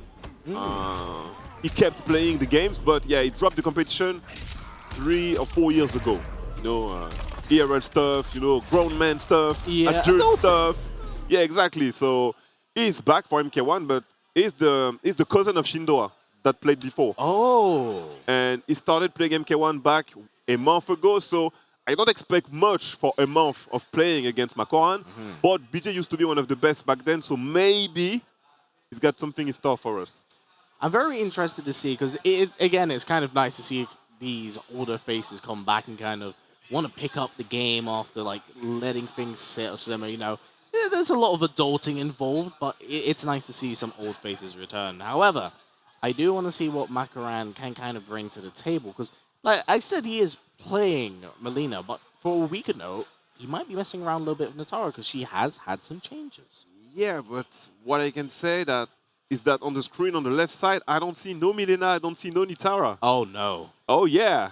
Oh, he's gone to Ashra. He's gone to Ashra. Ah. This is the second or third Ashra we've seen today. Yeah, this is the second one, and it won't be the last one, I believe. She's pretty good. Yeah, she's pretty good, actually. Solid. She's got nice button, nice neutral, nice movement, and she's got great combo, great damage with the fatal blow. So we might see more of her today. Yeah, fundamentally, I think she's just a really strong character and kind of designed to play the core of MK1 really, really well. Really, really well. She does a great job. And it seems like they're ready to go. Excellent stuff. Fist bump to kick things off. Let's see how this all does go. Both players ready, locked in. Le fist bump. And this guy, BJ, is playing Johnny? Nah, he's not playing Johnny. Yeah, he's playing Johnny, okay. That makes sense. BJ always play top chair, so that's interesting. So I do see Makaran also locked in with Ashra Lau. And Ashra Lau has actually been a team I have recently seen quite a bit online. There's a lot of dirt with the overhead low setups. Kind of the capabilities she has. Of course, we always know about like the plus frame advantage, but this is also a character that can cancel her Ghost Dash. Of course, now we see in the Dark Stance, which can stack up the damage, but eventually lands. My goodness me. Nice one. Makaran throwing out just these crazy long strings, going for these really big cancels. A lot of micromanaging going on right now between Light Dark Stance and Lau. Using a holder at the moment. BJ might catch him out the air. It seems like BJ is a bit lost. She's one of these characters, like if you don't know the matchup, it can be hard to play against her in neutral game because she does have a lot of plus frame, a nice reversal. That one. It's a bit late.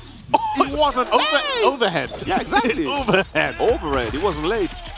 But boom. Beautiful catch. You know what? Might as well get it early on. When it comes to Johnny Cage, just reinforce your plus frames, man. Make sure that every turn you take back, it's always your turn. And you need to use more the back forward for EX like Kingdom Law was doing against Lao Hat, you know? Speak of the devil, there it is. But it just walks right through it. Gonna get the catch. There it is. He got caught, but yeah, he brought it back, so it's pretty close so far. PJ can do something maybe. He needs to stop harassing Ashra. Absolutely, and that's the thing. He needs to start challenging this Ghost Dash. I know, of course, there is the armored reversal capability of the character, but it's just one of the ways Macaran's able to just jump from side to side on the screen. Doesn't quite get the down 2 conversion, which is really unfortunate. Nice tech throw, back forward 4, it got him. I don't know why, but there is a conversion from Macaran. Yeah, it might have been a misinput on his part, which is very, very unfortunate. That he ate a lot of damage for that, but uses to challenge it. Oh, empty jump in, doesn't quite get much off it. Got a starter conversion. Dropped him. Because I haven't seen Macaran actually utilize Usher. He seems relatively comfortable with the character. There is the arm reversal once more, and Again. there is the Ghost Dash again. Up again. Yeah, very impressive showing from Macaran's Usher in tournament. Playing really, really well. But I'm really happy because BJ is not doing that bad for a month of play, you know? Yeah, absolutely. No, BJ's playing really well, considering the amount of overwhelming stuff that is being thrown On the at screen, him. yeah. He's doing a really good job of blocking a lot of this, but if he needs to start challenging it eventually. Of course, first game, learning game, it's time to apply. There is no force ball on the game, but yeah, you got Lao At. Lao At is basically the force ball of Johnny Cage. So yeah, He is. he needs to use it more. He needs to get in. Use the back forward 4, use the movement, the wave dashes. Because right now he's not doing it, so it's pretty easy for Macaran to keep him away and hit him with every single move that is throwing at him. Yeah, he's playing this really, really well. And unfortunately, BJ, like, he's seeing these little shines and glimpses of familiarity in the matchup starting to shine, but he's got to start challenging one. Beautiful standing one, anti-air from Macaran, catching off the opponent projectile. That is exceedingly plus. Hey, let's go. Nice block from Macaran. Oh, challenges the parry. You're going to see a lot of that this week, I feel. Oh, he's always trying to throw, so he will always dunk it. Use the forward 3, BJ. Well, that's the thing, right? When it comes to a character like Johnny, many of them are very, very content with just applying pressure. Eventually, until they have to throw you. Well, that's something that Macaran is very familiar with. He's very aware of it. You know, playing online for the most part, he's played probably against every single cage, so his familiarity of the matchup at the end of the day, and that's what's definitely shining through for him. Yeah, man, definitely. You might want to keep the throw for later, if the mind games. But we're seeing an interesting change. Oh, Scorpion? Okay, I can see him going for the pressure and the chip damage. But on Macaran level, I think that he can just, you know, flawless block it and play around it. Well, he's also gone for a very interesting cameo system. One that I can't say I've actually ever seen be paired with Scorpion Striker. What's the next move, zoning? Okay, it's throwing a spear, going backward with Scorpion. I don't know why, there is no projectile. You gotta watch out. Of course, the damage will stack when he eventually gets cancelled, but interesting challenge using the go for the spin. Ooh, works around it. Strike grenades are gonna land. Goes for the raw spear, but full combo punish. 31%. It's so quick as well. Challenge the high and back string. Unfortunately, that is a full combo punish from Macaran. He had no striker to make it safe. So the combo punish was welcome for Macaran. Match point. Oh, that's beautiful, flawless block, but Macaran just going right back into it, getting challenged with the low off of the overhead. A lot of movement at the moment, but yeah, the spear is not working. Like, strategy is not working with BJ right now. doesn't quite get anything off the forward 3. He's getting minimal damage here and there, but he's got a lot to work with to make it work, and ooh, it's the breaker. Again, the micro duck is going to be not a lot of damage, but damage all the same, and it is match point currently for Macaran, and he's looking extremely strong. Unfortunately, BJ is not committing to the forward 3-2 to kind of get the full combo conversion. That's what's really catching. He's missing out damage that's on the table. Yeah, he's missing out damage for real. If you don't choose your conversion in this game, it's going to be pretty over for you. Oh, that's just cheeky stuff for Macaran, but just get hit instead of deal with the strike grenades, wants to actually lose the turn, but Macaran, knowing that was a high, goes for the neutral dark, works around. Oh. And very, very well played from Macaran. And like I said, BJ was adapting on the fly there, and we definitely saw some bits and pieces shining, but yeah, I think once Macaran started realizing it, And just that familiarity as a player started to shine through. That's the thing you see. He wasn't ready for the matchup. He wasn't ready for Makoran, but he should have kept Johnny Cage in my opinion, and just try to play the matchup more aggressively and adapt, because you know that you don't know the matchup. It seems a little bit better, so you're like, okay, I might lose this one, but I need to take as much information as I can for the loser bracket, you know? Well, that's a smart way. It's to lose the battle, but maybe win the war later on. And exactly. I think that in that instance, it's a really good thing that he was able to download as much, because you never know. He might run into another Usher and line. Maybe that familiarity will save him, but we must wait and see. We must wait and see. And for the next game, we've got something great. Something really great. Because something great as well happened yesterday, right? Oh, wait. Is this a run back as well? It is. It is a run back. Okay, so we talked about him a little bit earlier on, and it was the massive victory of yesterday's team tournament, Gur. Now, the thing is, Gur is playing against Faisal. Faisal was playing against Gur. Faisal played Team US, wiped out pretty much all of their team except Gur. Now, taking into account how the two were playing against each other, Faisal, out of the entire team, I think was the one that was the closest to beating Gur. Because it went to last game, last round, and it was a nail biter. So this is definitely the run back, and I want to see what Faisal has come away learning about yesterday's matchup, because everyone's kind of picked up on how Gur's approaching Geras at the moment. One thing I can tell you for sure is that Faisal played yesterday till the venue closed around 11:30. So he played a lot with Azerbaijan, with the guys with Tekken Master, with Akstar. So they might have worked something up for Gur, because they know that he's the guy to beat most likely today. So I'm really not afraid for him. I think he can bring something good for him today. And he's definitely one of the guys in this room that can beat him. So it's going to be a real competitive set. I think I'm surprised we're seeing this so early on, because this is a match I would expect to see a little bit later in the tournament. But yeah, this is going to be very, very exciting to see. Very, very exciting.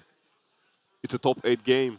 It's a top 8 game before the top 8. The same as we had between King Gambler and Hamza. You know, even though it was 3-0, it was a great game, you know. It was a competitive set, so let's see what they can do. And let's see who's going to go to the loser bracket. Yeah, man. I don't know. This could go either way. I think my money right now, just because he's in the lead of the two facing each other, is going to be Gur naturally. But Faisal is he's so good, Faisal is a beast. I cannot count this man out. So I'm I'm going to say Gur for the time being, but I think Faisal can definitely beat him. Yeah, we've got the two best Lebanese players today in the room, Faisal and Akstar. They do play the game a lot, like in the Combat League, online, in every single tournament, Rips Arena. Shout out to everybody from the community, you know. They're playing in anything they can play in order to get better, you know. So they most likely be playing in every single European tournament, French tournament. So I'm really confident about both of them today for this event. Yeah, I'm just super thrilled, and I think we're actually going to see a different team out of Faisal than we saw yesterday. Seems like Faisal is going with Raiden. I don't know if it's the button check right now or if the game has started. I believe, yep, just button check currently. But interesting, because I know Faisal does play a plethora of different characters. Yesterday, we actually saw him utilize Shang Tsung. We saw him utilize Kitana. He's got Kitana. Cage as well. But I did not know he had a Raiden in his repertoire. I didn't know, but I truly believe that everybody has a Raiden.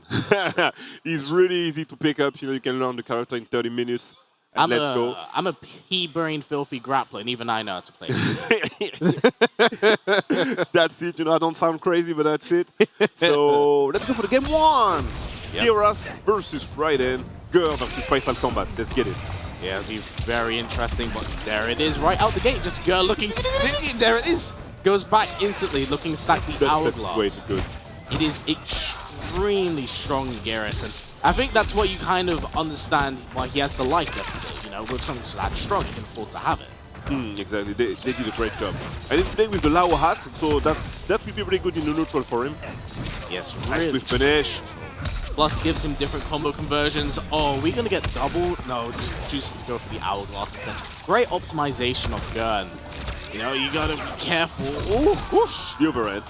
Yeah, beautiful familiarity. Hooks him out. Back one to low hat. Both players just moving back and forth. There it is. Stacks it up. There's. Oh! I get the punish of that. A little bit far off, but beautiful spacing of Faisal. But there it is again. Great, just waiting for it. He still gets the combo conversion of that. Was so sick. I'm gonna get an hourglass locked in. That was crazy. Was this the EX conversion? I'm not too sure. I think to stop them, you would actually have to utilize it. I didn't know it was active for that long, so Yeah, could same here. freeze them, take the knives, and still get a full combo conversion. Man, it's really good. And that's unsafe, but Kano was there to save the belt. So Faisal still got the conversion. Yeah, and there it is.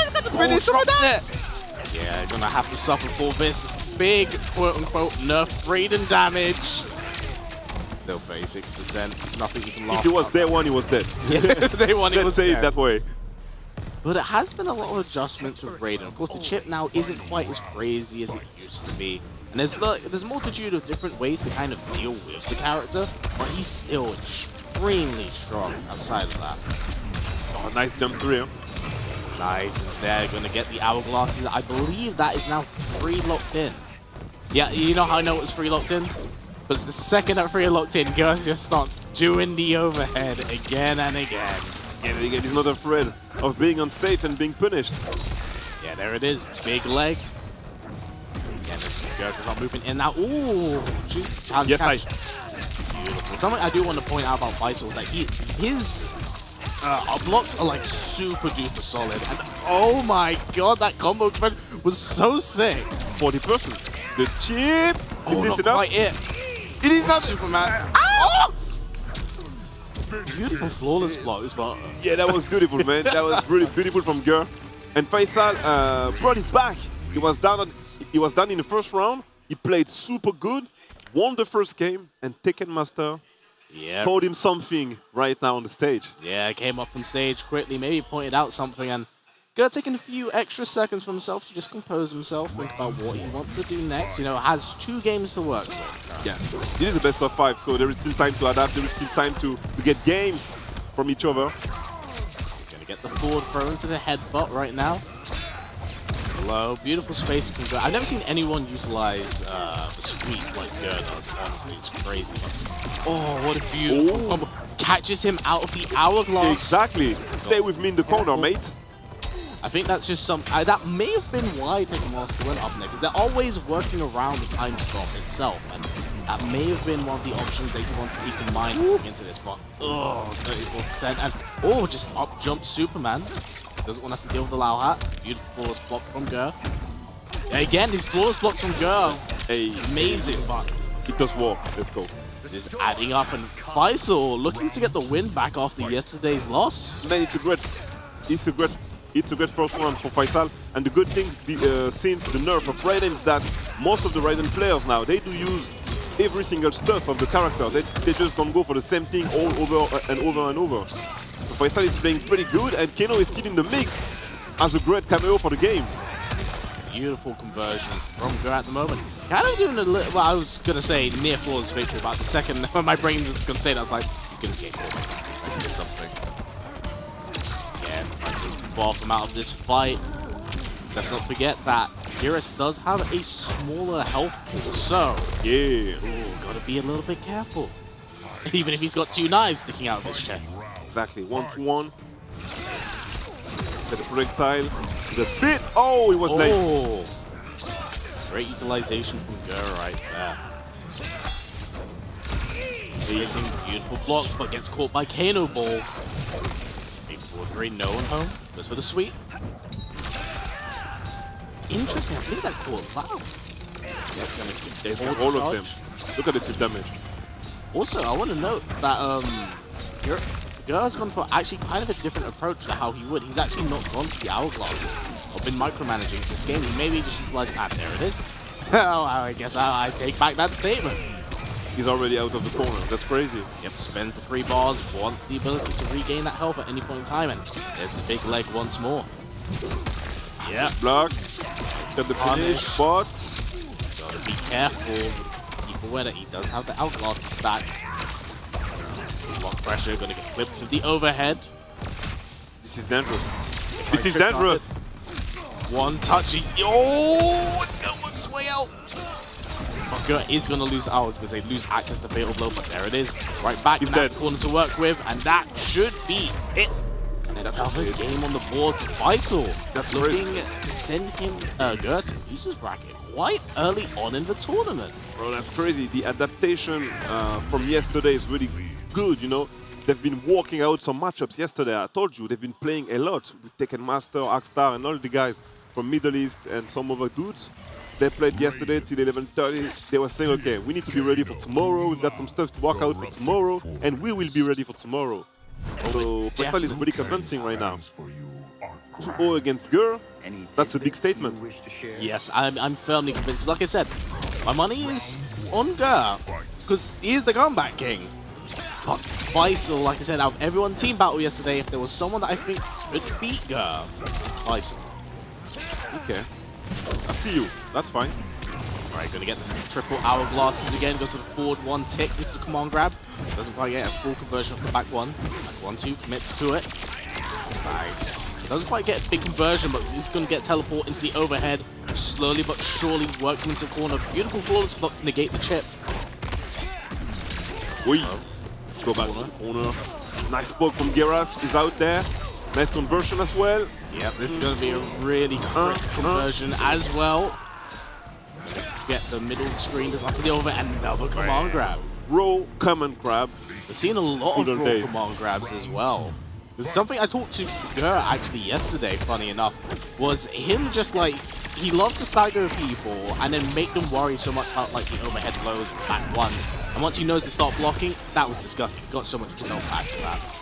He would just straight up just like double raw command grab, point blank in your face. You don't expect it. And it worked, so that's a good thing from him. Really is good. Use the layup. Oh, this is very scary for Gur. Currently locked in the corner. Does have breaker in play, but choosing to hold this damage. Down 3. Deal with the block. He's not blocking after that. The Brayden is plus. Oh, yeah. Oh, Gur just choosing to hold instead of go for the breaker. Fair enough. Maybe he wants to go to the next game and just, here it is, chip. Match point. Match point for Faisal. He's about to win 3-0 against Gur. If he makes it, the confidence for the end of the tournament might be really up there for him. Yep. Oh, a lot of challenging going on at the moment. Yeah, there's Kano once again. Yeah, actually not choosing to want to have to deal with the block pressure. Nice entire, man. There it is. Just going to retrieve about 20 of his health back. Forward 3. Oh, he tried to entire, but it was a bit late. Yeah, just a triple poke into Storm Cell. Get off me. Has to use the both armor. Goes for the up block. No one quite home for that. Got down 3s. Got forward 3. Asian's being shown back 1. Oh, catches him out the sky, and that might be it. I don't think he's going to get breaker in time. He catch him. Yep. And this is 3-0. Everybody is happy over there. Tekken Master is up there. Arkstar is up there. Yeah, of shaking his hand, very They're all happy to supporting see that Faisal. boy. Yeah, it looks like all of that labbing last night definitely paid off in a really It paid off, big way. man. It's the competitive state. It paid off. Well done to Faisal for that, and it's great to see a lot of these online competitors come offline.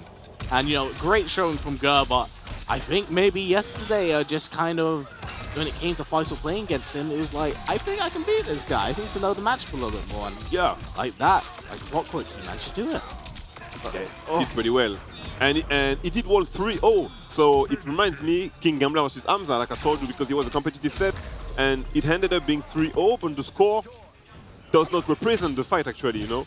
Oh, and Geras was his best pick. He did well, but, you know, they start learning the matchup. They start doing some great stuff in this matchup. And Raiden is pretty good right now, because he used to be broken.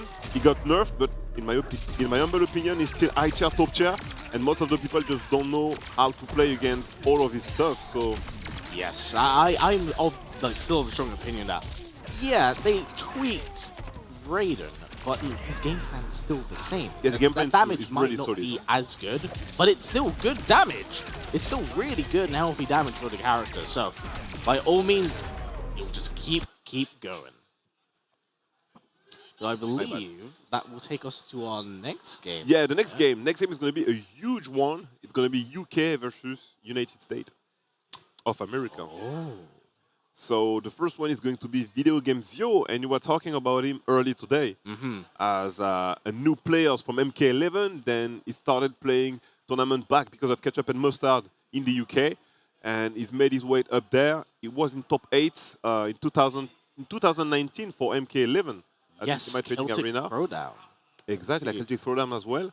So he's going to do good probably, but he's fighting Too Easy, who made it for the first time in Paris.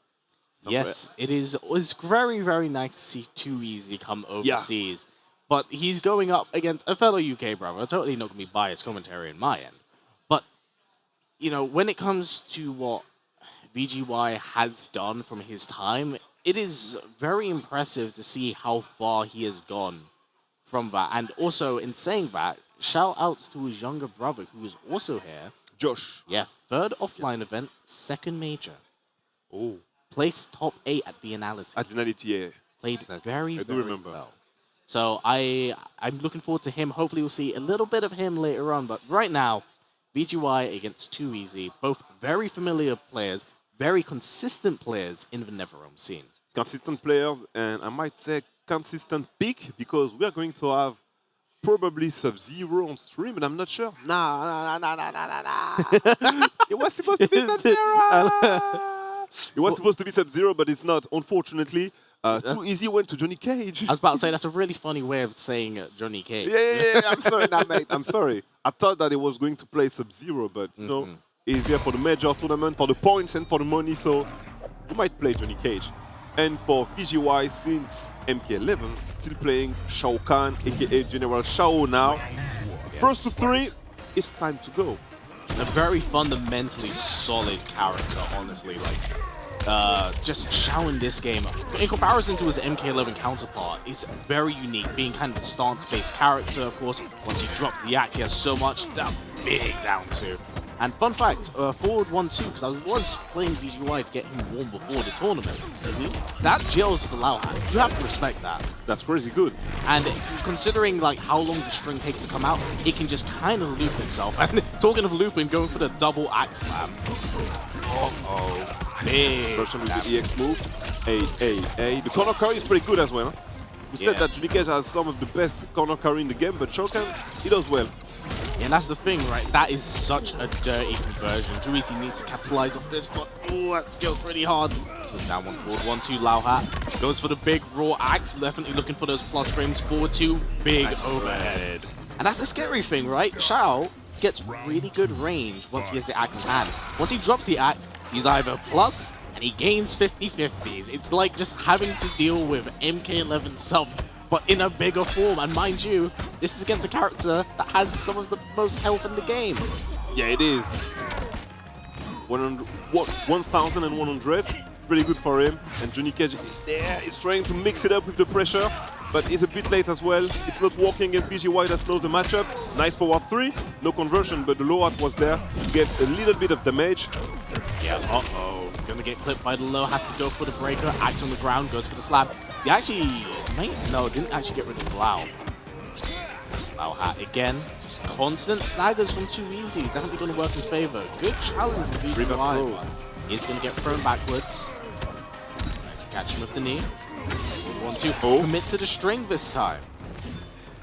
Too Easy actually playing this matchup really, really well. He's gone. Catch. Yeah, brings out the axe. First game goes to VGY. It was a good idea from Too Easy, because with the height meter you can cancel a special move into a special move, and then you can go for 2 or 3 nut punch, 2 nut punch into 1, back forward 4. So sometimes you can just delay it, and if your opponent just release the guard, he's gonna get caught in there. But VGY knew the matchups, he was just waiting for it. Too Easy did use the forward dash, he got caught full combo conversion and Visual get the first game. Yeah, and that's the thing, right? Oh, that was too easy trying to call out Lao Hat from the previous game. Be careful. And it's so nasty. Beautiful challenge from Too Easy, but is going to get thrown back in the corner. For 11% damage. Yeah. Red. That is so nasty as well. So it's a very tight linking window, but he can hit you with overhead, Lao Hat, and then commit to the overhead afterwards. Yeah, that's pretty good. Xiao's such a gnarly character in this game. I love it. The conversion are already solid, man. VGY is on point on this matchup. Yeah, Too Easy. He's applying a lot of pressure right now, but it's about getting those really big hits in. VGY just isn't allowing that to happen. Oh, the whiff! Easy's got to capitalize on a character with this big of a health pool. Goes for the setup. Beautiful overhead low catch. 2-1-2 in the corner. Yeah, goes nut punch, 30%. And just Wake up, bro! Switch his side. You're in the corner now. Yep, time for relentless pressure. Goes for the jump out, but ooh, gonna get trip guarded. He had to. Look at this. They're just both players a little bit scared to press a button at the moment. Goes for low. Yeah, has to hold it. Hits it rock. Yeah, has to be careful. Gonna get caught by that. Down one. Gonna go for low hat again. Goes for down one. Another down one other side. Yep, gonna chip him out. He did have the last breath, but not enough meter to keep him alive. And the second game goes to Video Games Yo. It's pretty close as well, you know, but Video Games Yo is just better in the decision, neutral conversion. He's not dropping that much. He had one drop that cost him a full combo conversion from Too Easy, but I don't see what Too Easy can do right now in this situation. So is he going to be playing Sub-Zero for the next game? Well, Oh. Too Easy does play a plethora Really of tight. characters, so you might get your sub pick. You might get your sub pick. He might be thinking about it now. He's rocking the blue Like I colors. say, when you're down 2-0, you might lose with your main character. I'll try to, you know, a miracle. Well, funny enough, VGY has kind of an oddly same mentality because historically, when they've seen him play in tournament, funny enough, they usually play a different character. And if it goes to last game, last round, he'll actually switch to chat. So it's quite surprising to see him actually start off the tournament. Yeah, I do the same. I do the same all the time. So. Yeah. Because, you know, when you do lose with your secondary character, your third character, or your new pick, after the tournament, you'll be like, okay, I needed to play my main guy because it would have been different. So just pick him up and see what's up. But he didn't come back to Sub-Zero and decided to go straight to Johnny Cage for the last game, or maybe one of the last game. Let's see what he can do against Video Games Yo now. Interesting conversion, but pull from a punish off the standing 2-2. Yep, going for the Axe Slam again and again. You may actually be going for the Axe Slam quite regularly to actually just deal with Kung Lao, funny enough. Just knock him off screen. Oh, wave dashing in his face. Psych! Yeah, little smart stuff from Too Easy. Don't want to have to deal with Xiao in the corner, walk out. But VGY currently on match point, and we very well could actually see two American players at the user side very early on. It's crazy, right? We still have to see Infinity, Forever King, and some of the guys, but right now, Too Easy is making the comeback in the game. He's in the corner, nice wave dash into forward throw. Boom! You stay back in the corner.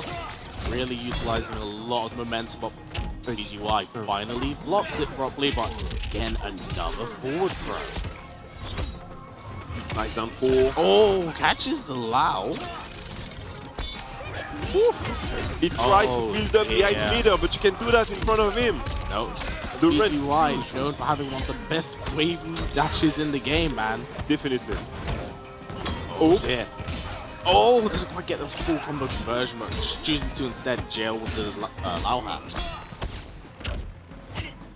Nice good combo conversion at the moment. Heavy stagger game, but It's almost one over, touch, death. One touchy. Yeah, don't forget. Ooh!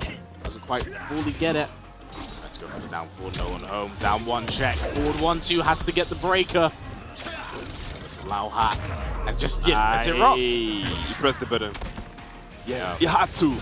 It was either him pressing a button or staying away and trying to flawless block the low hat.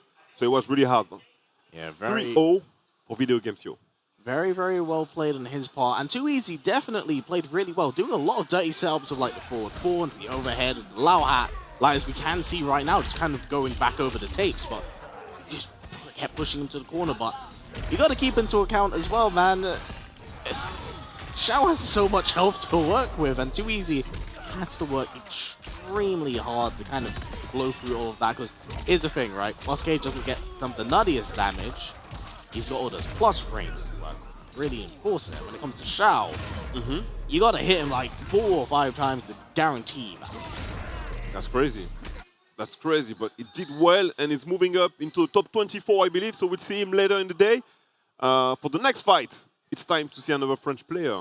Ooh. And I talked to you about some guy doing 10 random rolls around early today. Yes, you did. That's the guy. Snow! He started in the FGC a few years ago, 4 or 5 years ago, in some 3D games. And now that MK1 came out, he did enjoy it, so he decided to join the community and he's playing in it. He's really good, but his old game made him a button masher. A button masher. Yeah, I can't talk about that game, but you obviously know it. The 3D games where you can press button anytime, most of the time. So he does press a lot of button on MK1, a lot of random rolls, but it works. Yes. It does work at times, so it's pretty scary, I might say. But as you might say, it's pretty, you know, it's the kind of guy that played the game with solid and great fundies. So I don't know if Snow can pull it off against him, but it's going to be an interesting matchup. It very, very much will be, especially with As the Masses Tanya, as we did see. He made the switch from Geras. Yeah. Now, that's what intrigues me the most, is kind of seeing the practicality of how As the Massa is going to apply this new use of Tanya, because this was a character he kind of like picked up, because everyone was telling him, oh, if you don't like Geras, it's Tanya. Now he's picked up Tanya, and he's had like kind of like second like thoughts and doubts about it, but I think he's playing really, really well. He's doing really, really well with her, and the good thing is that Snow does play Tanya as well. Oh, so as a secondary. interesting. No? He's a Milena main, and he plays Tanya as a secondary character, but a bit differently than Asodimatse. I don't know. Let's see if he can apply the matchup and not get caught in some weird stuff, you know? I'm very interested to see, because familiarity in the matchup is something to keep in mind. And it's a Melina player. That's going to be big damage. At any point, they can make a big call out. Big damage, yes, I. Very. They're doing the button check right now. It's, it's the right pick, Milena and Tanya. Seems like they're ready. Seems like they're ready to go. Excellent stuff. Well, let's see what Snow vs. Astamasa does bring to the tournament as we get closer and closer to drawing together our top 24 for this evening. It's the last game on stream. After that, we do have 10-minute breaks. And then Ketchup and Mustard will do the Wave B before the top 24. Yes, they will be taking over for us for a little bit, and then we have plenty more matches coming your way with us streaming all of top 24. And man, I gotta say, like, I'm really excited to see how things are gonna go, because there are two US players on the user side, so I want to see already. I want to see them fighting for that top 8. They need to clash in loser side. They do. Sorry, guys. Okay. Let's start the game. It's Snow versus Asodimatse, and Snow is already taking some big punishment. 20% from Tanya.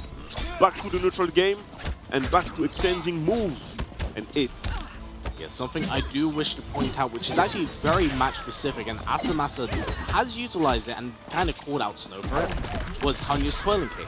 That is a move that completely crushes Lao's hand.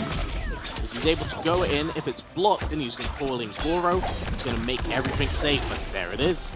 Let's get the breaker out of Snow really early.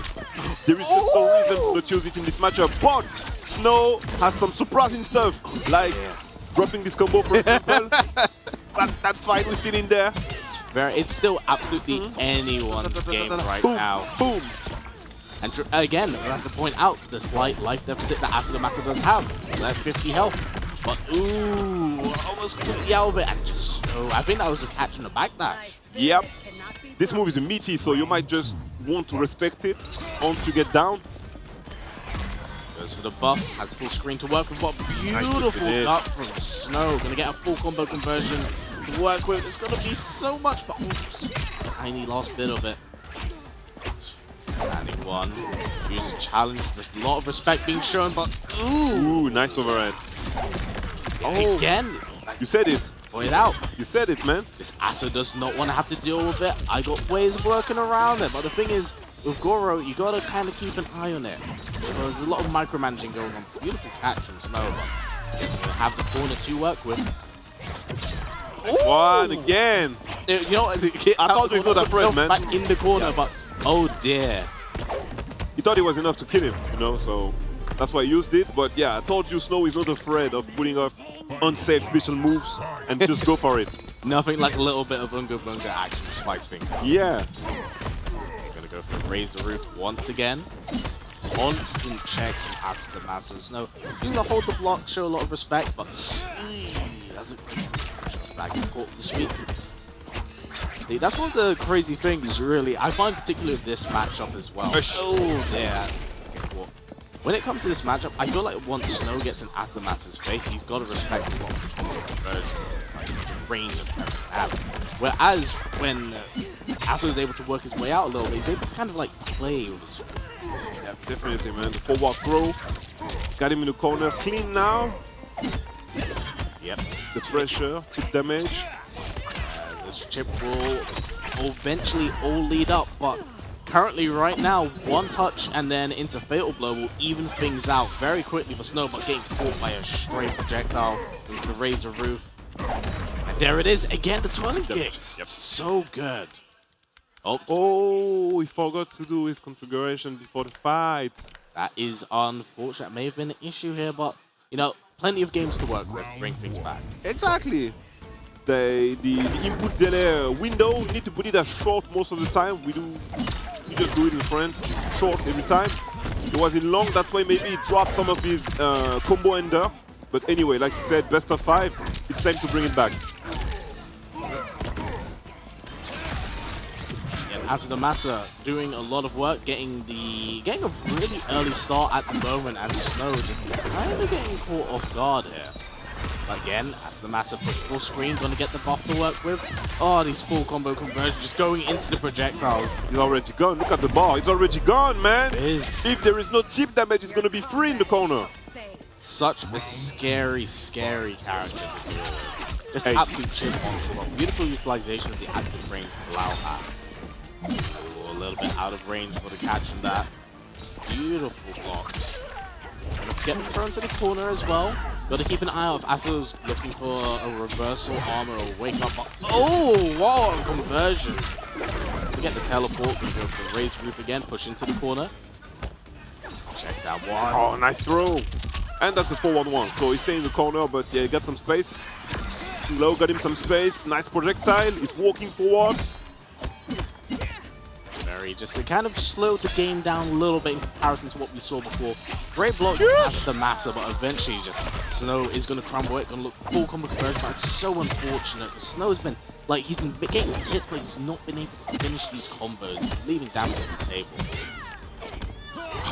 Nice forward throw I again. think that should be it. Yeah. Just about. Yeah, 12%. That's good. Snow is still in the mix. Absolutely, absolutely, sir. He's doing less mistake. He adapts to the matchup, but yeah, obviously when you get this special move, it's really hard in neutral game. It's a get-in free move that you can convert with Goro or make it safe. Yeah, it's pretty hard to fight against that. I do like how Asa has been like challenging Lao Hat. You know, it's a move that many people feels like very overwhelming and irritating to deal with on a constant basis. They've been utilizing it really, really well. I do. Getting pushed into the corner right now. Snow looking really good. That can be actually up-locked as well. Makes it extremely unsafe. So, but the raw ball roll, he just felt like every Melina fan online just became extremely happy with the raw ball roll. Yeah, I told you about the random neutral rolls. And, Yep. and it does work, so you might keep doing it. Okay, what's your next move? You can bring it back. Can you bring the comeback? Ta-ta-ta-ta. Beautiful blocks and that full combo conversion. As the Massa has to be careful, but oh, has to get the breaker out of him. This is death territory. Looks for the chip, and there it is. As the Massa getting through that game by the skin of his teeth. I'm really sad for Snow right now. Like, He played that really well. He laid out really well, but he's leaving little bits of damage on the table. It's little tiny micro decisions. Exactly. He needs to do better maybe on the chip damage side because as Sodimatse, he's doing a lot of chip damage every single time. He does have Goro available. Maybe more Lao in the neutral, maybe more Lao for the mix-up with the standing one string. I don't know, but he can bring something back. But right now, Sodimatse is just going to end this with a 3-0 if Snow don't reverse it back. It's definitely possible, but Snow seemed a little bit more comfortable in the previous game, and he currently does have the life lead, but you got to see what Asa is able to do, and beautiful spacing, gonna go for the ball roll, goes for the overhead, but he's getting pushed to the corner right now. That's definitely not where you want to have to deal with Tanya, and this is like a huge conversion situation. One combo conversion situation. Just a lot of staggers at the moment from Asa the Massa. He's dead. It is. He's dead. The comeback was possible, but you know, he had to make it like only a real master. We just needed one hit from Snow to get it done. Nice run. It was a bit late, so that's a full punish conversion from Sodimatse, bringing him back to the corner. Sorry. Yeah, really just strong. So I mean, 31% is nothing to look over, and has a really strong life lead to work against. Yeah, the life lead is pretty dope. It's down, nice throw. Okay. He had a conversion with that with Goro, but nice breaker from Snow. Go for the low, can't quite catch the strain. Gonna go for Razor Roof again, use the plus frames, but can catch Goro. Kind of keep him out of play for a little bit, but man, Asa just having complete corner control at the moment. Again, another throw. Won't let him win, Bri. Won't let him win, Bri. The chip. Match There point. we go. The chip damage from Asa. Sodimatse. He's on match point, and the winner of this fight is going straight to top 24 winner side, right? Yes, 100%, which will be completely all streamed later today. That will decide our top 8 for tomorrow. And what a combo conversion! I've never seen that before. Hey. Yeah, I feel like Asa Massa currently right now, he's got Snow a little bit scared to press a button. He's in his head, definitely.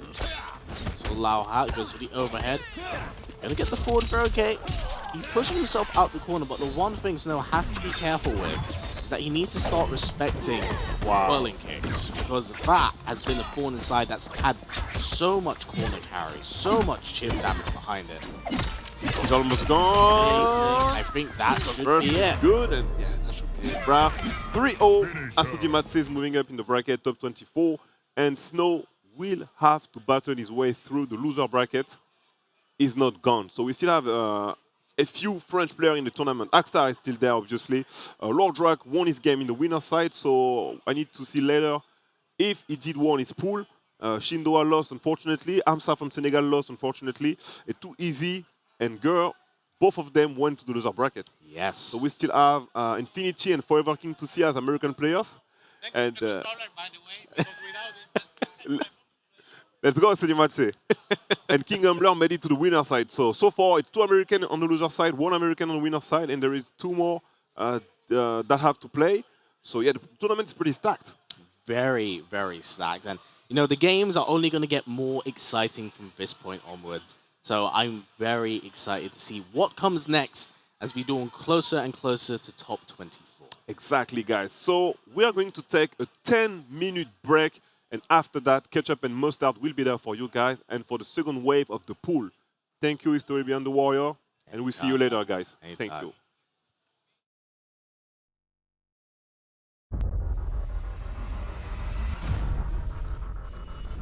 Having liberated the hourglass and become keeper of time, I was free to craft a new era of peace.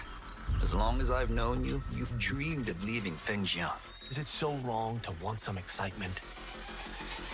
The time draws near for the grand martial arts tournament between Earthrealm and the Outworld.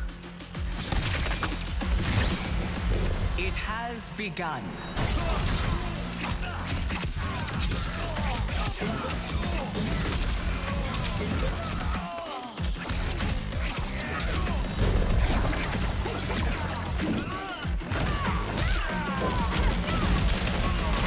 You are woefully unprepared, Earthrealmer. This will be your last battlefield.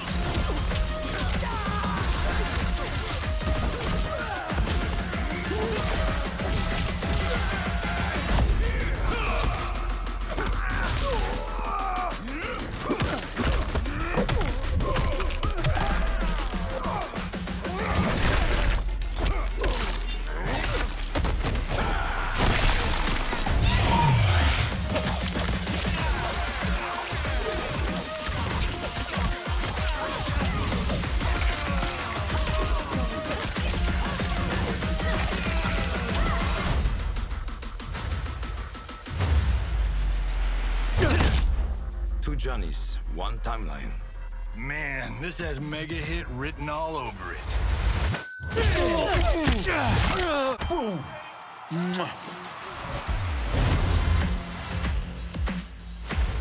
Inferior clans who will fall to the Lin Kuei.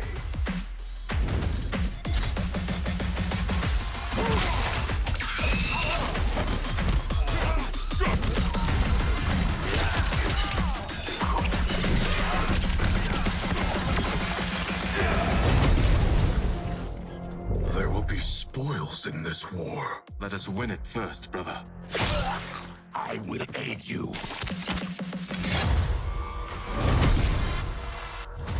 If you fight tomorrow, the symptoms of your disease could manifest. Kitana will take your place.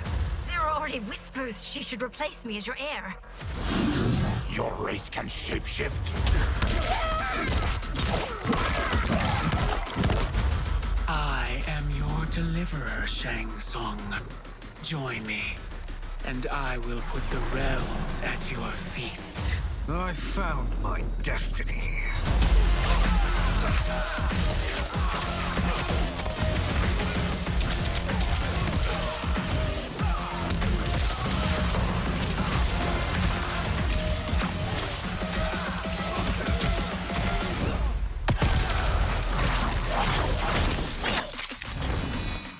The threat you pose ends today.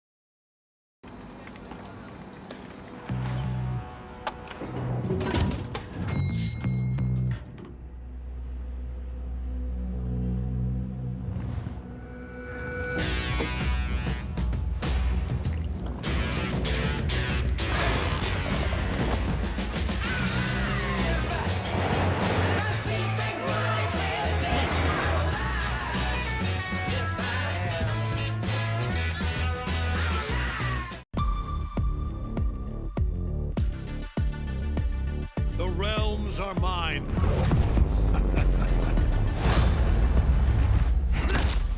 Think, what good would your death accomplish? Inspiring future generations to oppose you.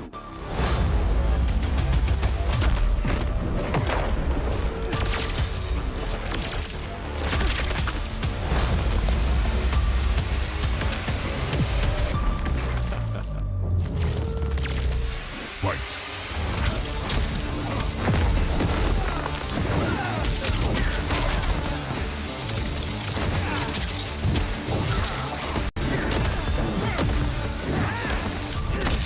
Highly doubt a blind swordsman can kill me. Sento and I are more than meets the eye.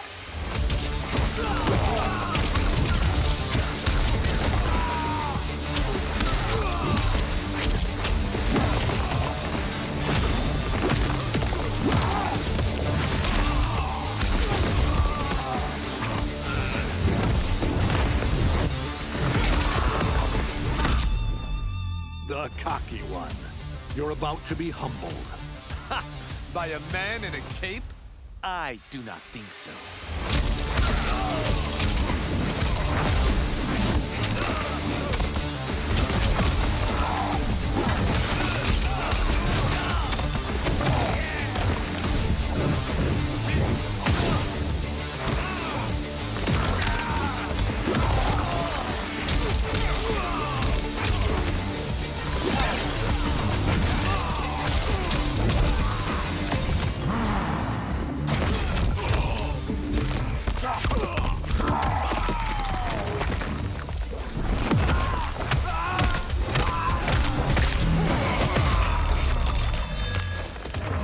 Finish him.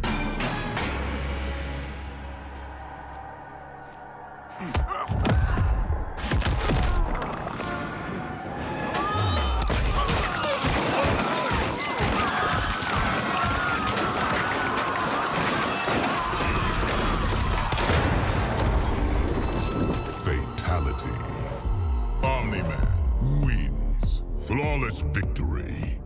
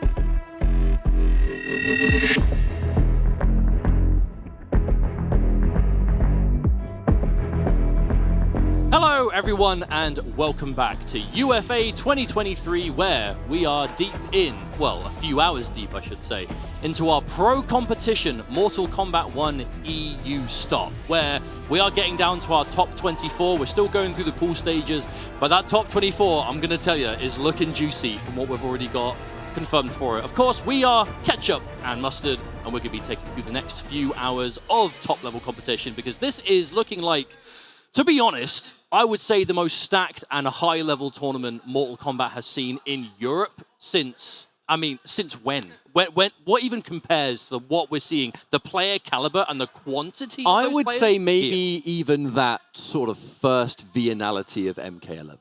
I think that's the closest thing I can think, because we've already seen some ridiculous matches. We saw off-stream Kanamani defeat King Gambler 3-2. We saw Faisal defeat Gur. We saw Too Easy fall short to Video Game Joe. And then finally now we saw Asad Amasa move on the winner's side of the pool as well. So results-wise, there is a complete mixed bag that we're seeing here. But it was all winners bracket. So if your favorite player didn't quite win on stream, they're still in the tournament and they still have that last tournament lifeline to get through. We were kind of looking at the players stepping up for this next round of pools. I see a Foxy Grandpa, so we're going to be seeing Foxy for this first match back. The player of which, whether he was even going to be here, seemed to be a mystery up until the very end. And here we are. As far as I know, oh, here he is. He's here. He's here. So for the 1,000 people here. that have literally spent the entire, us included to be fair, the build up to this UFA, where's Foxy going? Is Foxy going? Foxy is going, evidently. Apparently it was like a super duper last minute decision, but he did make it. He's in the bracket. And of course, for long-time fans of Foxy like we are, we'll try not to be too biased. Evidently, we don't tend to try very hard, but we'll do our best. But he is here. Tekken Master as well. Of course, can't forget Tekken Master, who personally is one of my favorite players to watch in general. I was saying about that, players were so unsure whether both Tekken Master and Foxy were going to be at this tournament. I'm like, they should have synced up and walked into the building. That would have been so fantastic if they did. But there would have just been like some entrance music. Why do I hear entrance music? Like, where's this coming from? Why have the lights dim? Just hear glass smash and then a theme that I'm not going to mime because Twitch. But yeah, so first match is going to be Foxy Grandpa on stage. His opponent, we'll find out in a second. But this is looking like it's going to be, even though we're just in pool stages, we're going to go full speed right out of the gate. I mean, we saw the pools before, that the matches are already looking fantastic. The players who've been waiting all day have just been playing casuals after casuals after casuals in the build-up to this moment. We've got players like, I mean, other round one games. We've got like Fabs and Javier playing against each other. We have got to talk about that. In this pool, one of the first matches of the tournament is Fabs versus MK Javier, round one. Who I believe is making his debut offline showing is MK Javier. And I think you can say the same about so many players here. We kind of had that online period of time. But we'll save that for another time, as it is Master LVO versus Foxy Grandpa, Reiko, Sector, and Katana Lau. This is going to be a long-range matchup. These are two characters that really, or teams I should say, that really thrive from that distance with that run. But I'd say Katana's more runaway, whereas Reiko is more about just putting up a brick wall and enforcing it as long as possible. Katana's the kind of character that has no interest in being near you. She can be played that way, but when you use the Kung Lao cameo or something else, it's just the sheer level of denial. It's a dry team. If there's one thing Foxy thrives in a game like this, it's control. It's having control over every possible outcome, and strongly believes that Katana is that character that allows it. Now, Master has had a bit of a rough time in that first match, but against someone like Foxy, those rounds are almost inevitable. You know, you need to understand what the flow is going to be, but preemptively throwing out that flame burner, that's not something that you see a lot of Sector cameo users actually enforce. But again, Reiko with Sector, there's one game plan in mind, and it's what you're looking at right now. And at the very least, Master has something to contest what Katana's trying to do. But that's going to be something that's going to be a huge thing in the matchup, though, is that kind of rotating fan from Katana. She does crouch down when she does it.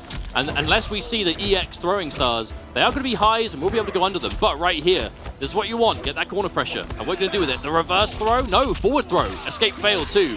Foxy keeping it difficult to tech. Smart of Foxy to go for the less obvious direction of the throw, because we're still going to end full screen, and full screen is still where we want to be. Oh, the duck, that might be it. Homing missile. Fatal blow is there. I think that's it. That's it. And that's going to be enough to kill. Sector's not the kind of cameo to give extra HP, so maybe they'll live, but how hard are we mashing? No way. How hard are we mashing? How hard are we mashing?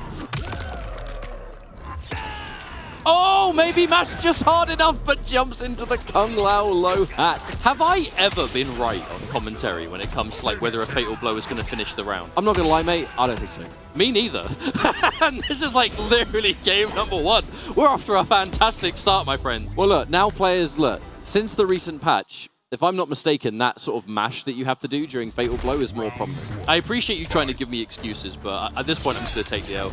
But it was a good game one, though, and Katana, she isn't one who can tend to, but wherever she gets a lift, she could do Fatal Blow, but it can scale really hard. But if you hit it really early, the damage is fantastic. I do think that may have been that kind of, you know, Fatal Blow test your might minigame that's attached to it. That probably did come down to it, but regardless, won't matter.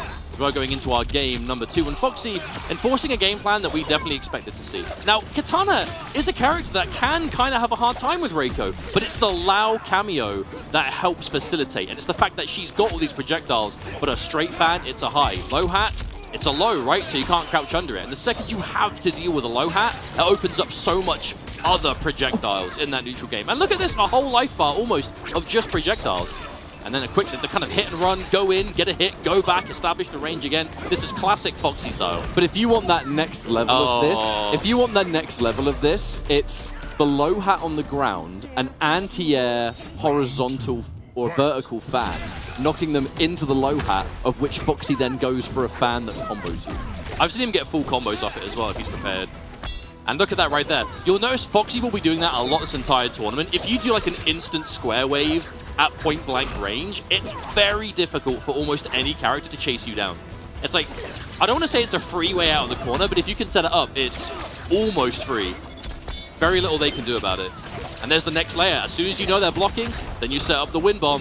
Oh, you're not going to get too many of those slides, my friend. Eventually, Foxy's going to... Optimal! Ooh, we hit those. Yeah, that looks really impressive, right? But that's just a B&B at this point. Meterless 344 as well, by the way. That damage is no joke. Good choice, though. You get the knockdown. You're going to go in. The Sector cameo now. This is winnable for Master. So this is definitely winnable 100%. for Master. Especially now. A couple more of those projectiles and we're laughing. Having the life lead's very important. Oh, hang on. Does that work? Oh, it does. Still enough time. 2 games.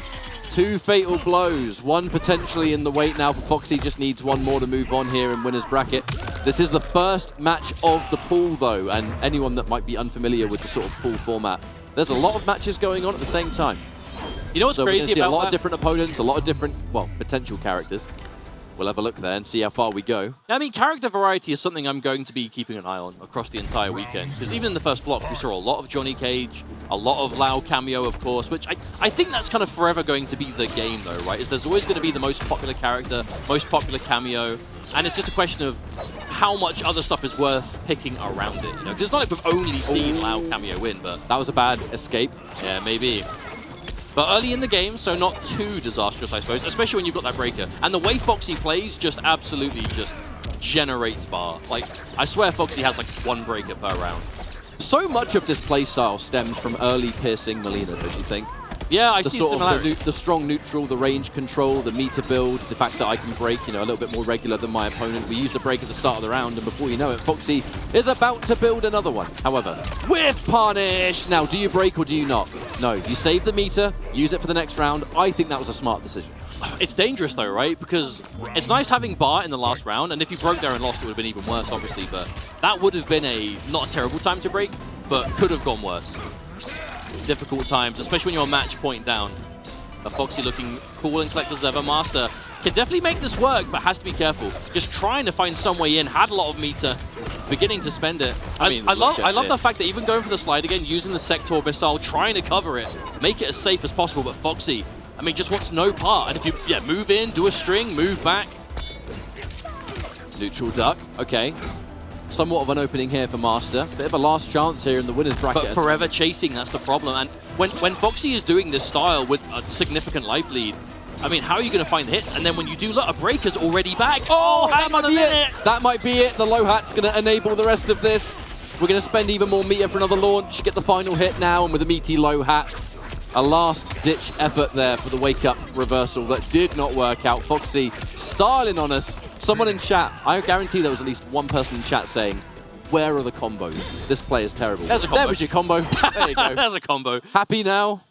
Deary me. But, I mean, this is one of the reasons why so many people were excited to see Foxy play this weekend is Foxy has been, I mean, a powerhouse player in the Netherrealm community in general. Of course, we'll be checking out these replays. Shoutouts to Mountain Dew for their support of the pro competition through the season, of course. Massive shoutouts and thanks to them as a community. Really do appreciate the support.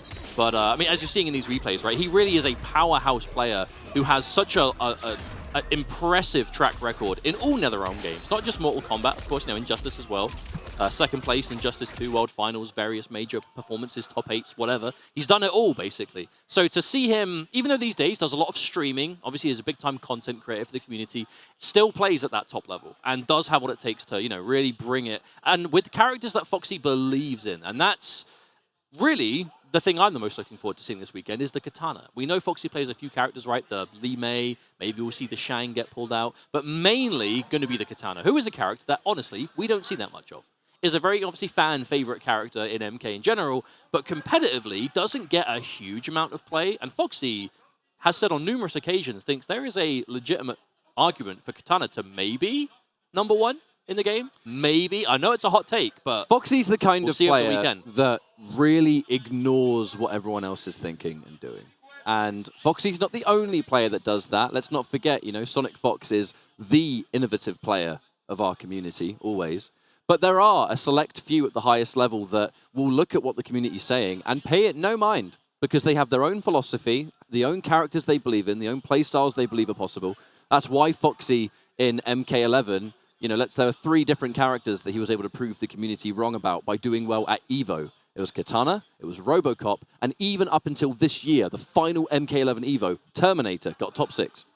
Yeah, Terminator, and that's just, when people talk about a character, even if a lot of people do, it's not always going to be 100% the opinion. There might always still be some stuff there, and that's the kind of thing that Foxy kind of thrives at, is looking at the individuals and goes, right, this works for me.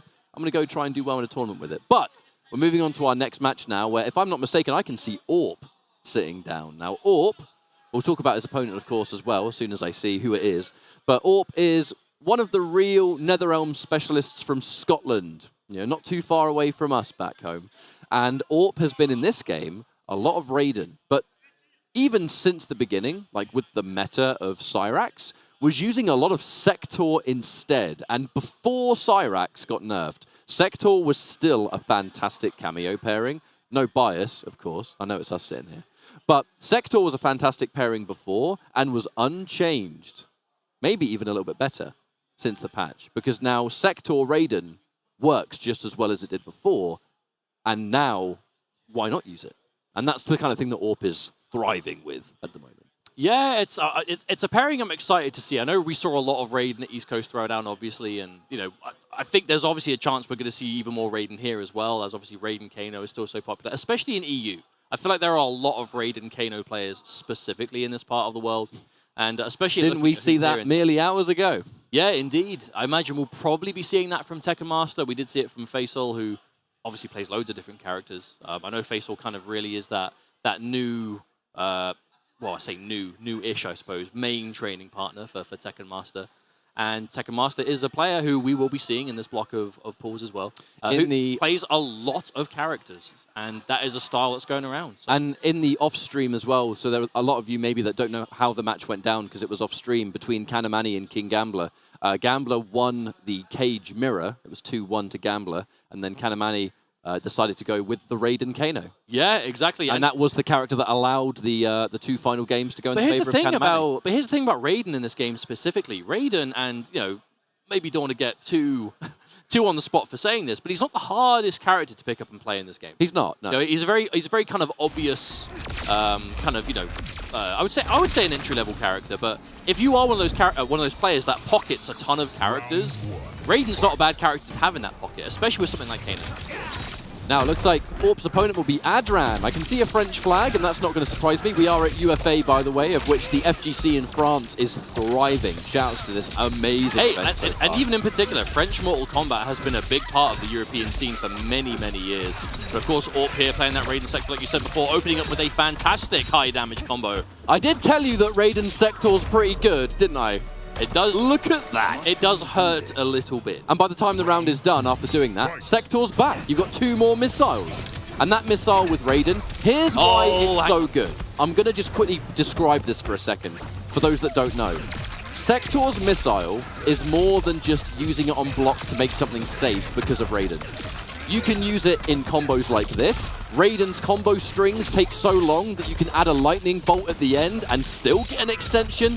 Sector and Raiden are literally best friends. My goodness, what a good one. Now we can actually commentate the rest of the match. Now I've given you a what match? The game 1's already over.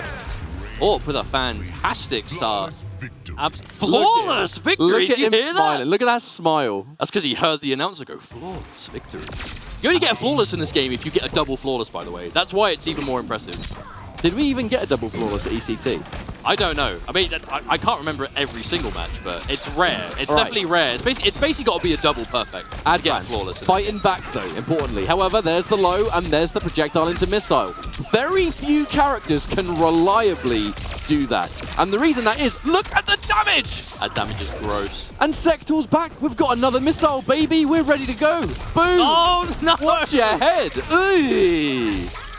But that's where the up rocket ends up being so powerful, because I feel like it's a bit more of a tactical ambush, because obviously you can call it at any time, but it has to go up, you have to wait, and then it will come down. You cannot really do it reactively a lot of the time. You kind of have to plan ahead and be ready for what the up rocket's going to hit, and that's where someone like Orp, who's been playing Sector this long, is going to be very, very aware of it. Now, Adran does have plenty of meter here, but at this rate might just have to get a break on it because this is just combo city in the corner. Okay, finds the armor, gets out, side switch. This is a good way to stop that momentum immediately, but can you keep it going? There's the 1-2 pressure, a down 1 interruption, the low hat, the flawless block on the inevitable low poke, and that's going to be yet another one here. And a 2-0. I feel like this set has only just begun, and AWP is already 1 game away from just moving on. I mean, it can be a snowball game. There is a reason the standard is best of 5 in this game. Honestly, it's there are just aggressive teams. And when Raiden had his damage adjusted in the first major balance patch, I saw many people saying this character is dead. This character is no longer doing any damage. And I'm just sitting here thinking, oh, you just got to wait for the Sector, man. I mean, look at that. The break is forced now. AWP still having another Sector missile locked and loaded. Speaking of which, we're going to spend it. And with 1 bar of meter, we're going to be getting about 450. Maybe more. No, drop the combo. Yeah, tried the optimal, but didn't quite get the launch, but still has a gigantic lead. Another punish.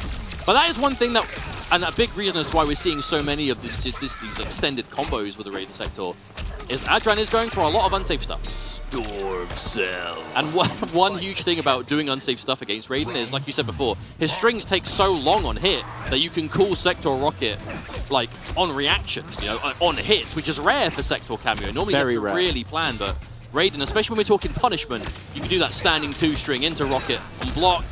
There you go. Hit confirming into a more launch and on block being completely safe. It's honestly giving you the best of every possible world when it comes to Sector's up missile, because Sector's missile is naturally amazing. I mean, hidden missiles are a versus game staple, so I'm not surprised that Sector has them. It's just that with how much Raiden can use them, in combination with, you know, Raiden's already fantastic tools, it's a dangerous combination, and that's going to be a swift 3-0 here for AWP. Oh, that was a strong match. Do the compactor. Come on. It's back, forward, back. It's easier. Of course you'd remember that. Of course I would. I waited 20 years for that fatality, mate. Of course I remember it. At least, I think it's back, forward, back. Because Cyrax if you're wrong, no, I'm going to be... Is Cyrax's forward, back, forward? Yeah. That means Sector's is back, forward, back. Ah. NetherRealm were really sort of cool with that, and they gave the 2 balls like the same input but in reverse. It's almost like they're meant to be quite similar. Don't think I didn't notice that, NetherRealm. Don't think I didn't notice that. But still though, what a match. AWP. We're going into that talking about AWP's kind of you know, real origins with this character in MK1, but specifically with the Sector. You know, I definitely think now the game's been out officially now, believe it or not, over 2 months. It has already been that long. The players that have really stuck with those kind of day 1 teams, like obviously, you know, AWP is an experimenter. He does, you know, try a few different characters, different cameos, whatever, as most competitive players will. But in this specific kind of match, right, Adran with that Melina. Melina is a lot of things in this game. You know, she's got high damage, she is aggressive, she's scary to be on the receiving end of, but she's quite unsafe. A lot of those special moves are just straight up punishable on block, which is basically you block the move, your opponent's going to get a free hit on you. If that free hit leads to a full combo with Sector Cameo supporting it, that is going to be damage. We're reaching the next level as well, where more players are starting to flawless block 1-2. Yeah. So, you know, that's one thing about Melina. If you're struggling against Melina and she's constantly hitting you with the 1-2, with the hit, overhead, finish, that 3rd hit is flawless blockable, which means you can punish her pretty consistently. And that's just something that, over time, players are going to start enforcing in the matchup. It's not the kind of thing that everyone's going to do straight away, but give this game, you know, in a year's time, I reckon we'll see that all the time. I saw your face. Who's up? Who's sitting down? Tekken Master has taken the stage. Tekken Master. Now, okay.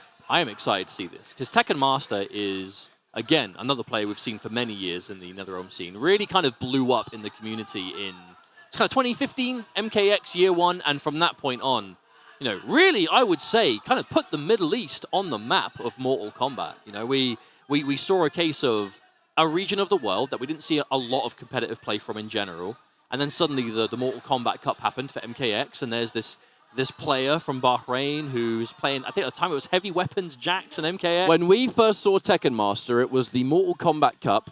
It was actually in Paris. So how yes, fitting, it was. How fitting that we are in Paris yet again. But it was an event that the finale of the European side of it.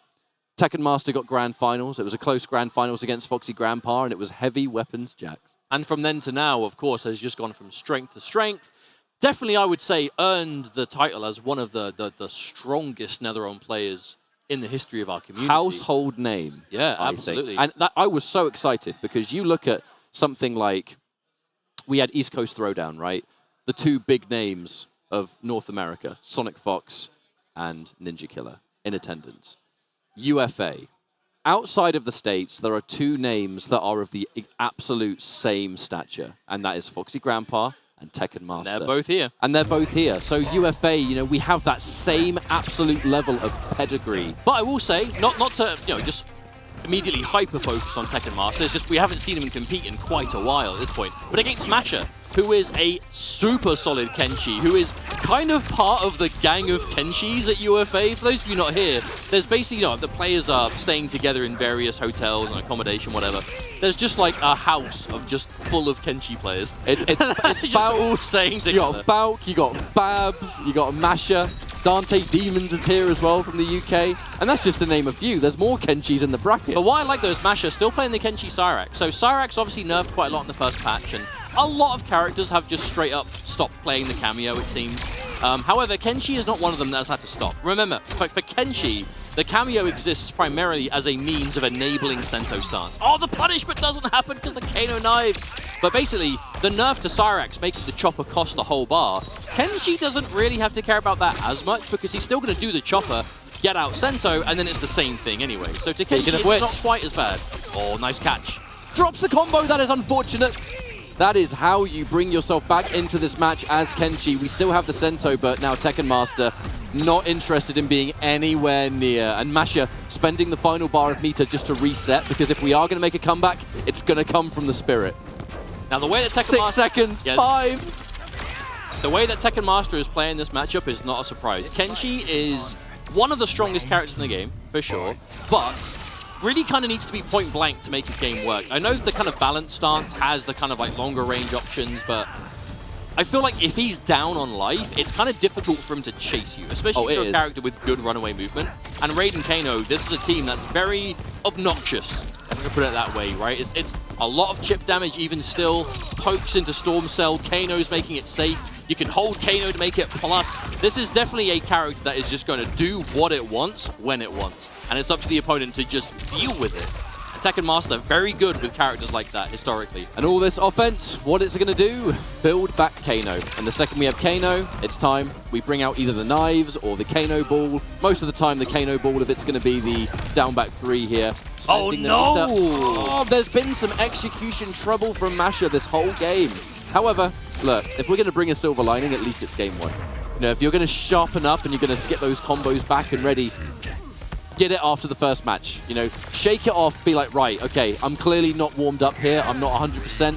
I got to bring it in game 2. Unfortunate time to drop though, right? You've spent all that meter. Both times. In the first round, the Sento combo that would have started maybe a comeback dropped, and in the second game, at least a side switch, a chance to get out of the corner. Did you see that? Oh, Raiden was charging the projectile and the Kano knives went through him. Did anyone else see that? I'm not gonna lie, I was talking as the match started, I was looking at you. He is the chosen one. Raiden. I hate fighting this character. Sounds like a you problem, bro. I'm about to play Sub-Zero Darius at the moment. This team is difficult. Okay, that's definitely a you problem. This team is difficult. Hey, we'll talk about that later. Oh, what a round for Tekken Master. Looking good. Looking good. And it's going to take a while for that Cyrax to come back. Thankfully, though, if you land a considerable hit, it is going to be just the vertical chopper, so it is only going to take half of it. Question is, though, who's going to get the hit first? Oh, right and now we're reaching that next level where we're cancelling Kano. After the down back 3, we're running in and throwing. We've hit the next layer. Well, that's the thing, right? Kano is such a fantastic match for Raiden currently. If you want to play the kind of, you know, vanilla MK1 style of just thing on block into chopper, into, you know, storm style into safety, you're basically doing the same thing with Kano. At the very least there, Cyrax sponged the knives. At least Kano didn't hit the Kenshi and there wasn't a full combo. True. Speaking of Kano, here we go again. But Tekken Master, playing it smart. Don't really need to go back in now. We can just disengage and let Kano build once more. Get out of here, Cyrax! This is the significant kind of life lead you want to just hold against Kenshi, though. Because again, you know, he's such a strong character, but if he has to spend the whole game just catching up to you, it's easier said than done. Oh, extensions. We can see the electric fly. Oh, no, we're not. No. Tekken Master's a pro. It's not needed. I want to go into the next match as fast as possible. Have we ever seen Tekken Master do a fatality? I don't think so. Mate, I can't remember the last time I saw Tekken Master do a fatality. And that's not just MK1, like, period, in any game. Tekken Master is a man of efficiency. I want to... spending the whole thing, but no Sento activation! I will say that the execution errors from Masha really are holding him back the most here. Again, the hesitation to finish, you knew to respect the Kano, that was smart. Because that's a real dangerous element to the Raiden Kano team, is Raiden, electric fly, teleport. I mean, look at this. You don't see Kano throw him, but I guarantee you, if we're seeing Tekken Master go for a teleport or electric fly, those knives are following. I genuinely believe Raiden might be even scarier post-patch now players are not using Cyrax. And I know that I might even get blown up for thinking that, but this character with the Cyrax, damage, chip, sure thing. But with Kano, you're still getting combos. Yeah, not as much damage, but you still got the safe down back 3, and you get in when you want. And that, with Raiden, is so much more difficult to deal with. Well, the thing is, even pre-patch, that was the dynamic. A lot of characters were using Cyrax for safety and massive damage on hit, and Kano was always just giving you a very obnoxious way in. And that's still the case now, obviously, minus the damage. Against Raiden, though, with Kenshi, the moment you get any breathing space to just disengage, back off and use Electric Fly, that Sento really has to work to get a hit. And the confirm meter spent by Masha, trying to go for one of those cheeky last-minute repositions with the Sento stance, but it doesn't look like it's working out. And now you've got no Sento activation, you've got no range, and you're stuck fighting Kano and Raiden. No reversal either in the worst case scenario. No reversal in the stance means that Tekken Master can kind of go ham with the pressure. Good overhead. Okay, I like that. Takes the opportunity to go back into balance. Smart. Oh, that doesn't kill. No, you're alive. Flawless block this. Your life depends on it. No, oh, didn't see the fail blow to chase it down. And Tekken Master lets it fly with a 3-0 performance. That was every bit the Tekken Master I think we've been waiting to see again. It's been quite a while since we saw him have the chance to compete. I know it's been a fair few years even, I think, since we saw an offline appearance from Tekken Master. I know he's not really one to play in a lot of the online tournaments, aside from, I know whenever they do like intercontinental stuff for like Middle East and whatnot, he's always there. But generally speaking, he doesn't really compete online for the sake of it. Whereas when it comes to offline, he makes it work, and this is the level of play we see. Unfortunately, starting off, I think given the fact that we saw that round 1 drop immediately, maybe was a bit of foreshadowing for what would have followed for the rest of the set, perhaps. But I think it's just a good showing in general. It's unfortunate for Masha. I want to give shouts to Masha for sure. Execution just was his worst enemy in this entire On an series. execution-heavy character as well, we have to remember. There's no room for error with Kenshi. Yeah, that... I know we say this a lot. There is room for error if the sandwich is there.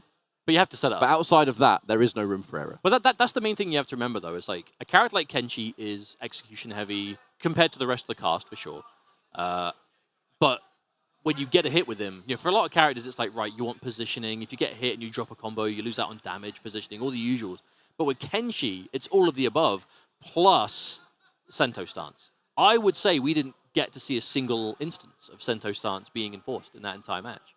Because the hits were there sometimes, but then if you drop them, you don't get the stance out, and now you're not using the thing that makes the character so strong. But, credit where it's due to Tekken Master as well, playing to deny it. We saw a lot of that kind of like, got a life lead, keep it.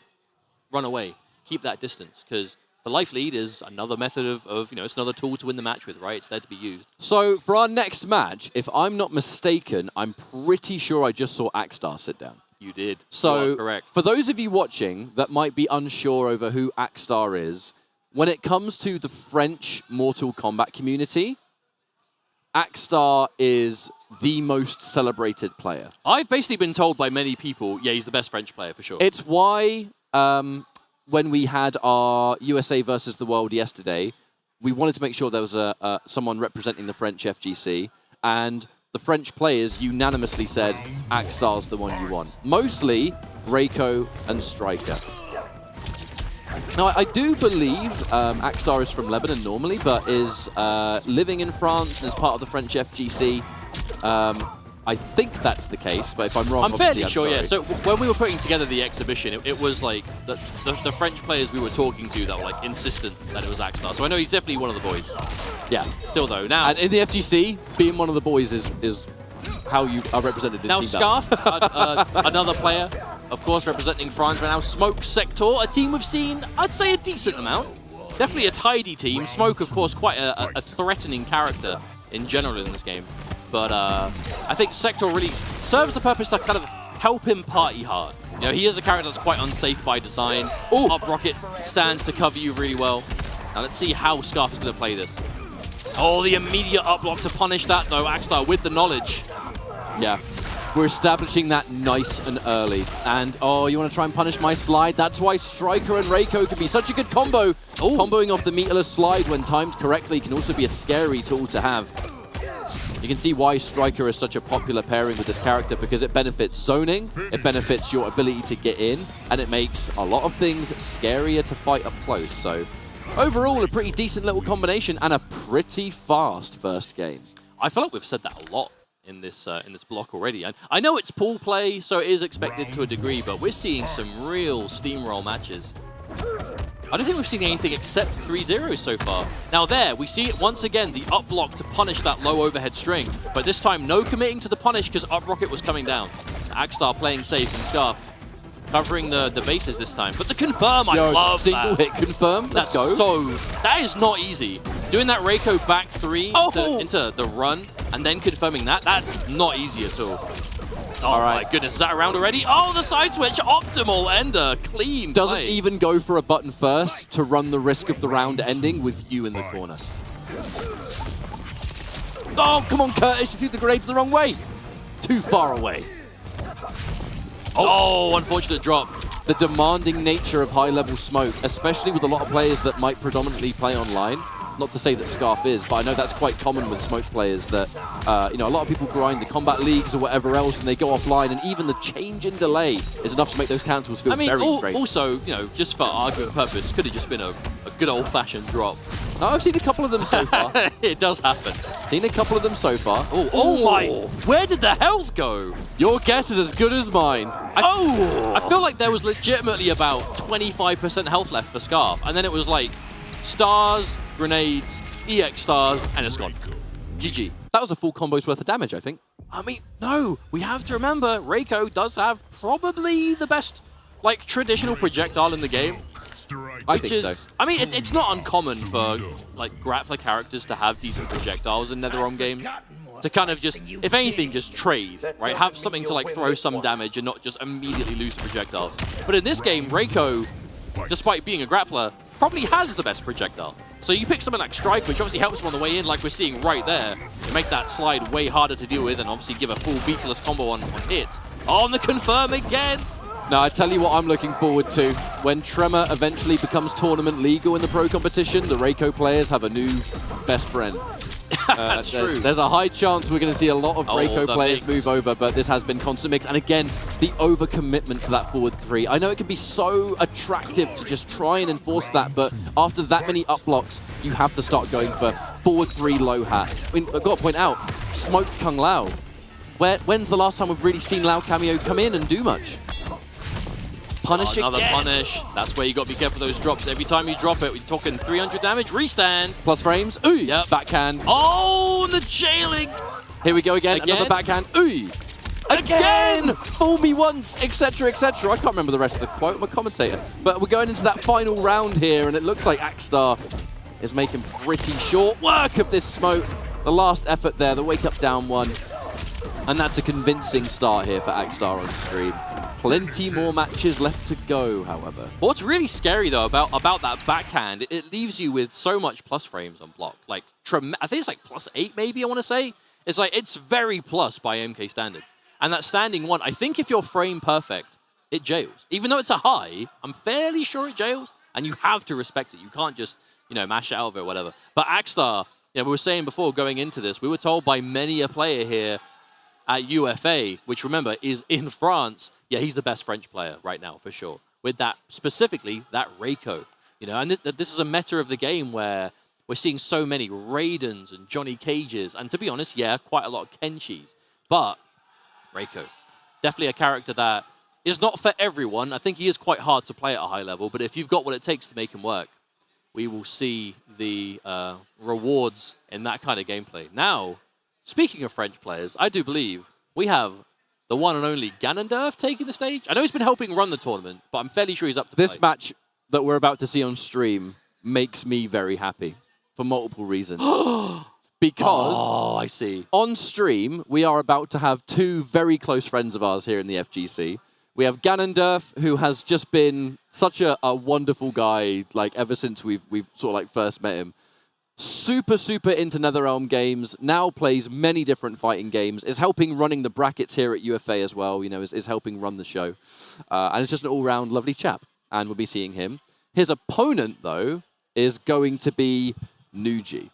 Now, Nuji is a very, very close friend of ours because he does so much bracket running for our own tournament, Massive Strike, that it really wouldn't be possible without his help. And he's Not a super, super talented I would say Melina, straight up really impossible good. even. Really, really good Melina player. Is still a firm believer in just the Melina and Scorpion combo damage because, if anything else, it's just really fun to do.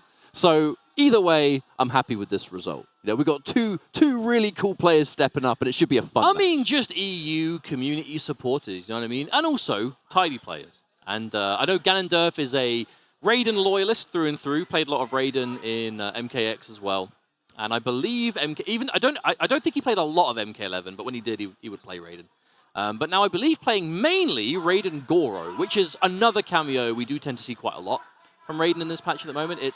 I think whereas Raiden Kano is more about kind of just giving you a way to just plow your way in whenever you want, Goro exists more for like offensive options because he's got a lot of low potential. Obviously, you know, EX Storm cells, constantly something you can throw out. The forward 4 has like 3 separate lows to watch out for. What does Goro have? A launching overhead. And even though it's technically reactable, your opponent has to be on point to always be ready for it because Raiden can do it at so many different opportunities. And of course, you know, I mean, Goro up punch is just one of the more reliable ambush moves in the game in general. You know, I definitely think it is on paper the fastest ambush strike in the game.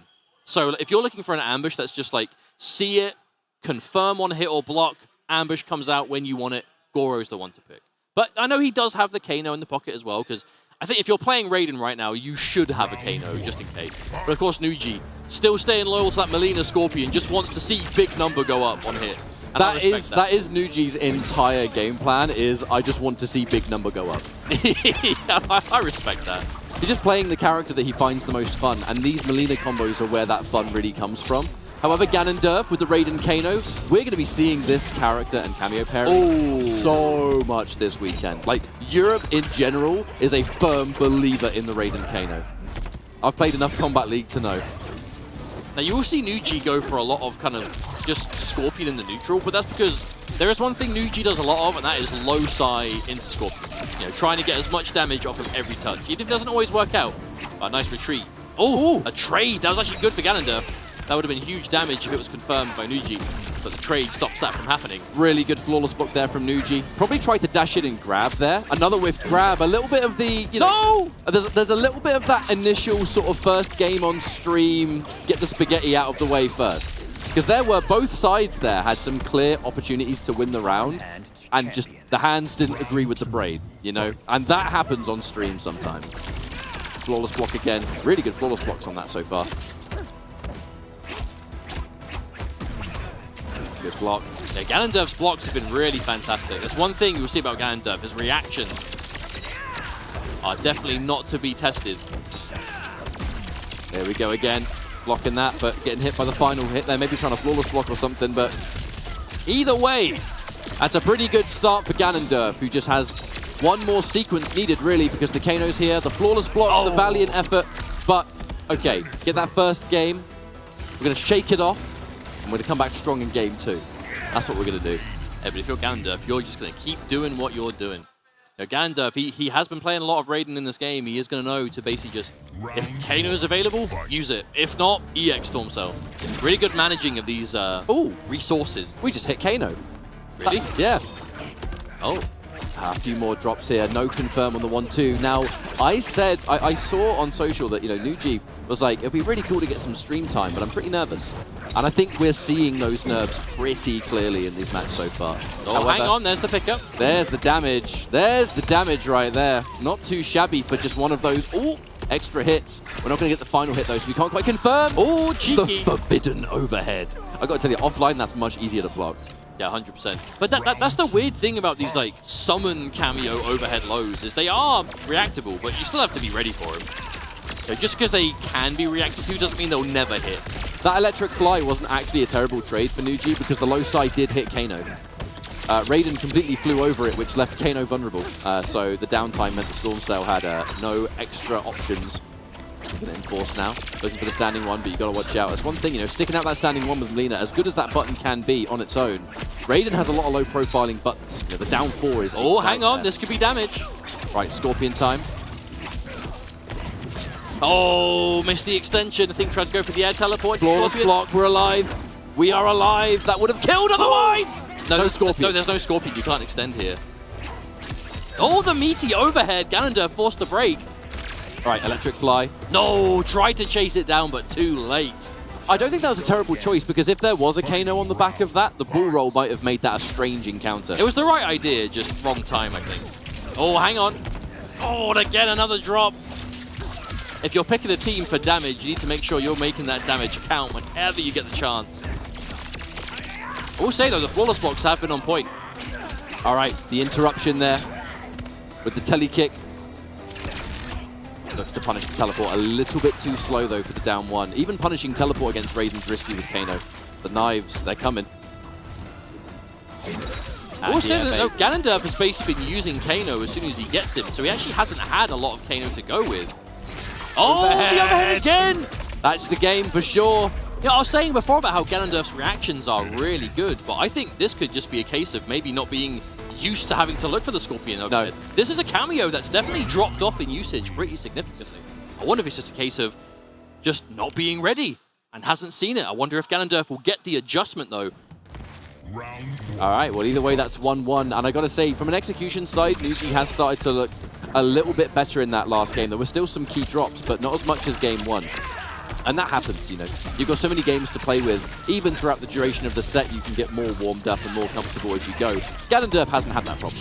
You know, he's had a clear advantage where he's just been cool and collected. I will say, though, we are still in pool play, so, you know, that is to be expected to a degree, but this is pools where losers bracket is quite the shark tank. And once again, we see another drop, and if you end up going to losers, you're going to have to fight your way out with tooth and nail. Yeah, and there it is, the adjustment from Ganondorf, I was saying before. But now the next level is looking for the punish. Yeah.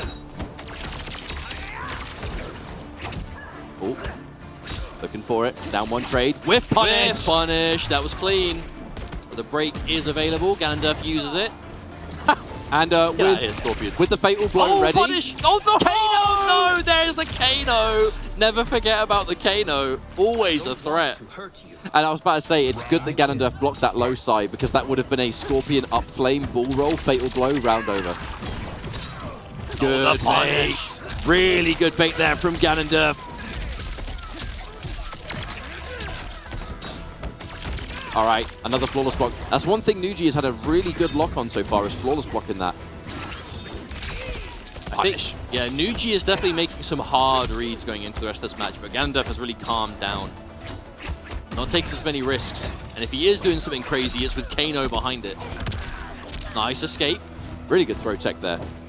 Expecting the side blast now. And that's where things get different, right? That mind game is introduced. Do I try and anti-air or not? Or do I wait for her to do something and punish it?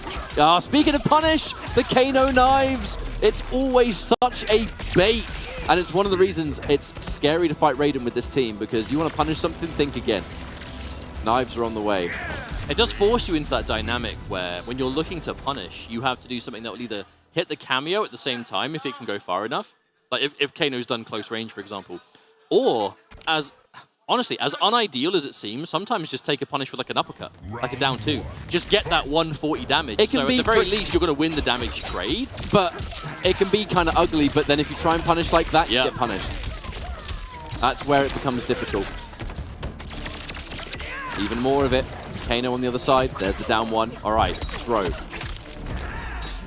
Something to work with, but it has given enough time for Kano to regenerate, and with another Kano means another down back 3. Going in for the bull roll. Hail Mary here, but with Raiden damage, it's not going to kill, but we are now in down back 3 territory again, because Kano's back, and we're going to spend it.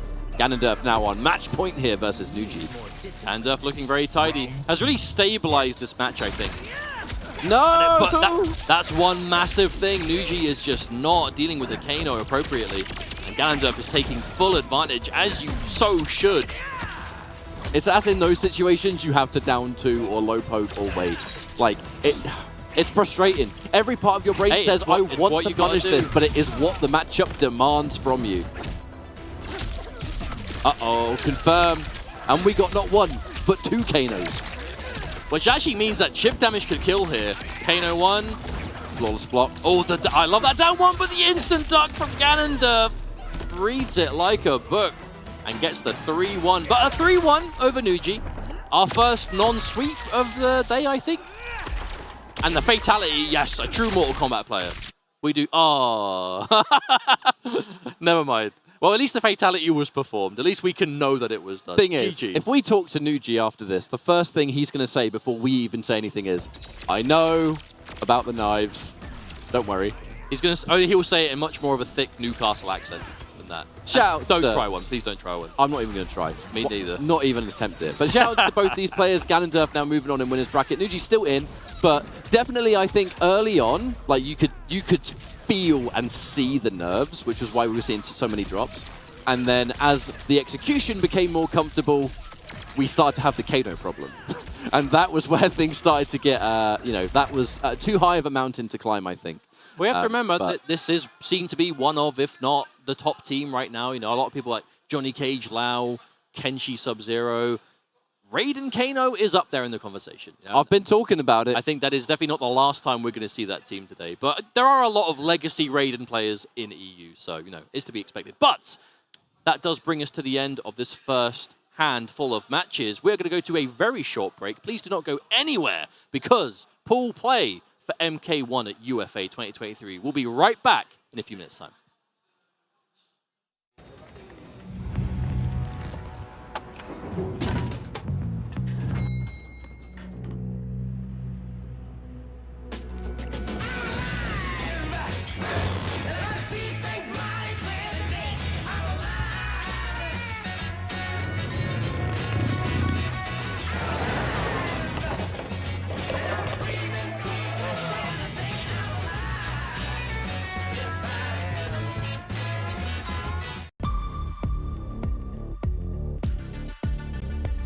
The realms are mine.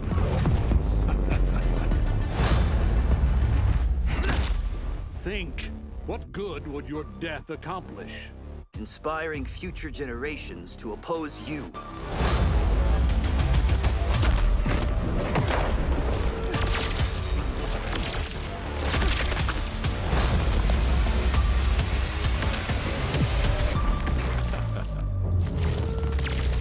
Fight.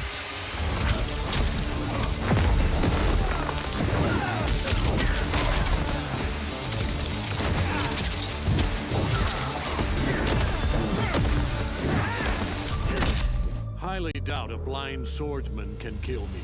Sento and I are more than meets the eye.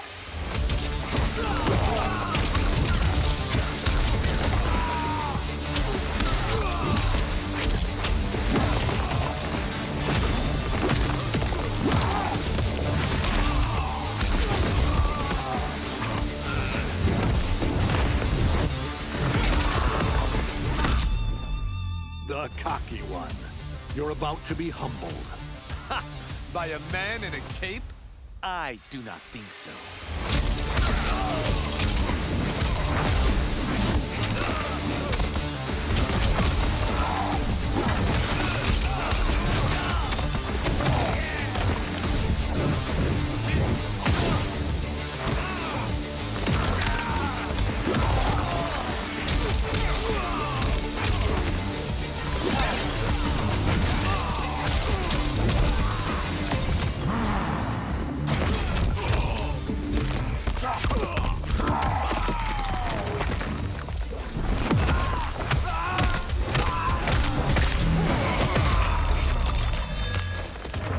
Finish him.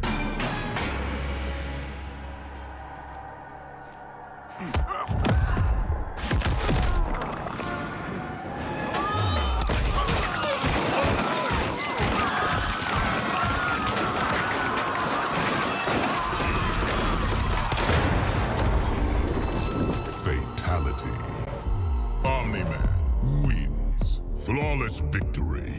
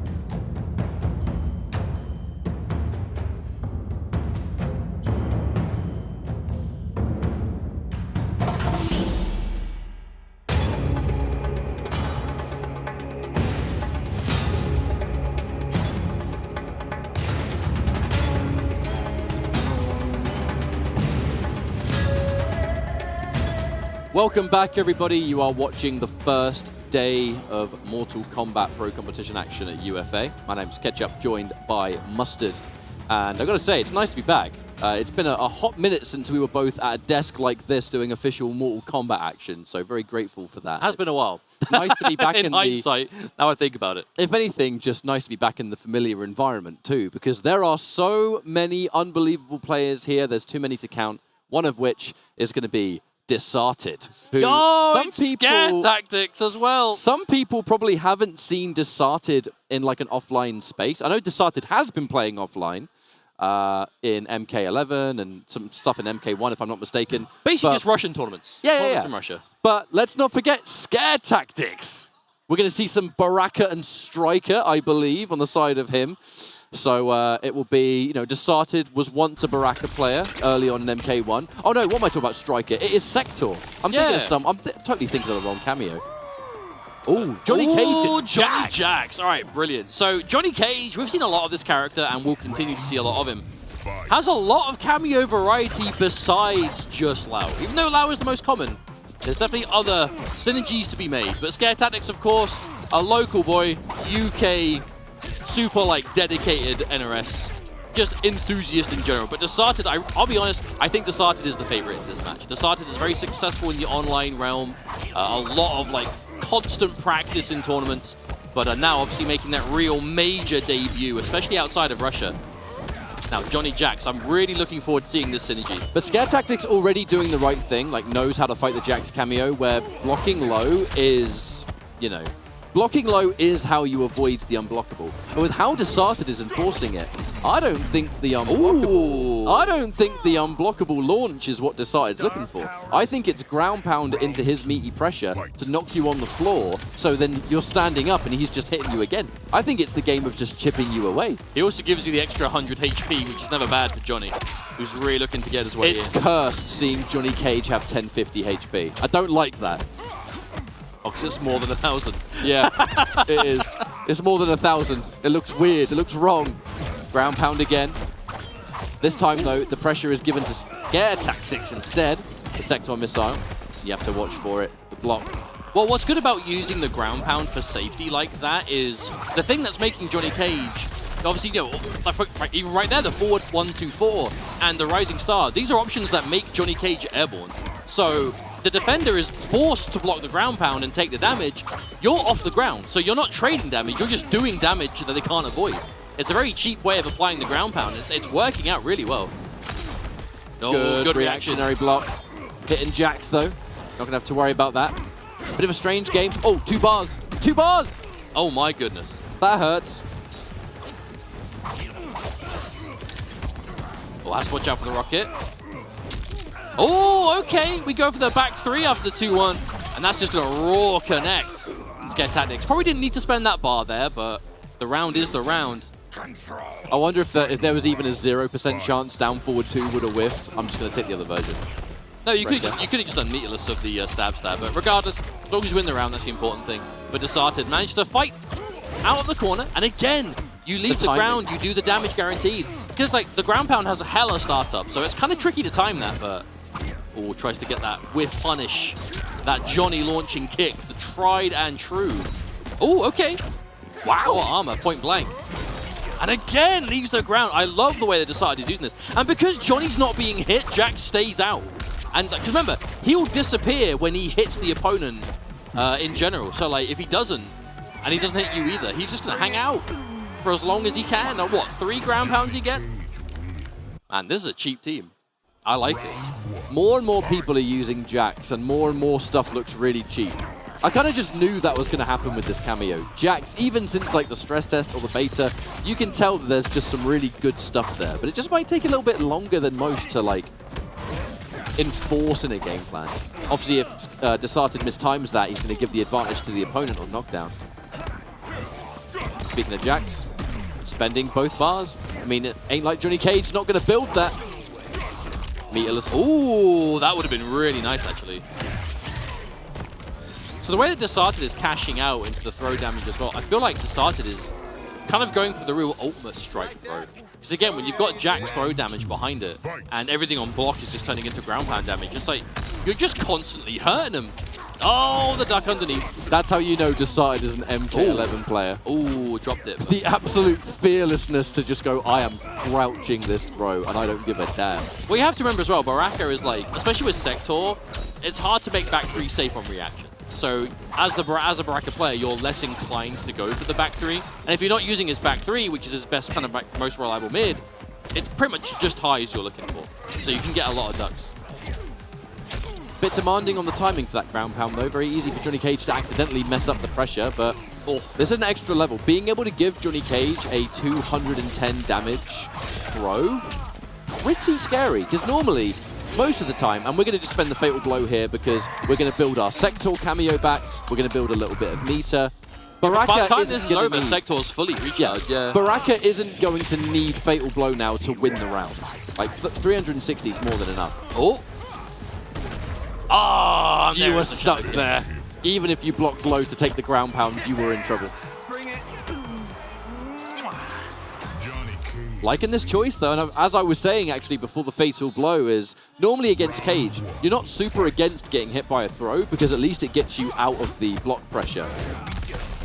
The second you take a throw that does a small combo's worth of damage, that becomes a bit of a different story. I mean, you can definitely excuse just taking 110, but 210? I don't know about that. That's a dangerous amount of life you just lose out of nowhere. Don't ever up-block him, because that's going to be even more damage. But that, low-key, that damage is adding up as well. That's literally just string into Rising Star. But that ground pound's doing like, what, 50, I think, if it connects? Oh, that was actually going to be such a dangerous setup. That's why Scare Tactics is blocking low. There is that built-in protection if you get hit by it. But you do still take damage, so it's like, you're not getting out for free, especially when you're this behind in life. Good block again on the overhead, this time the reversal throw. It's been a really interesting game plan from Desarted, because it's almost... I know my opponent's going to low block this, but how can I still use that to my advantage and build a reliable game plan around it? And that's kind of what we're seeing here. A neutral jump on good prediction of a throw, no doubt. Anti-air, too high up. I've actually never seen that encounter. I've never seen the second hit of Flame Burner miss. That combo's got to be tight. We haven't seen Desarted hit it once yet, but it doesn't matter. All right. There's the catch, no confirm though.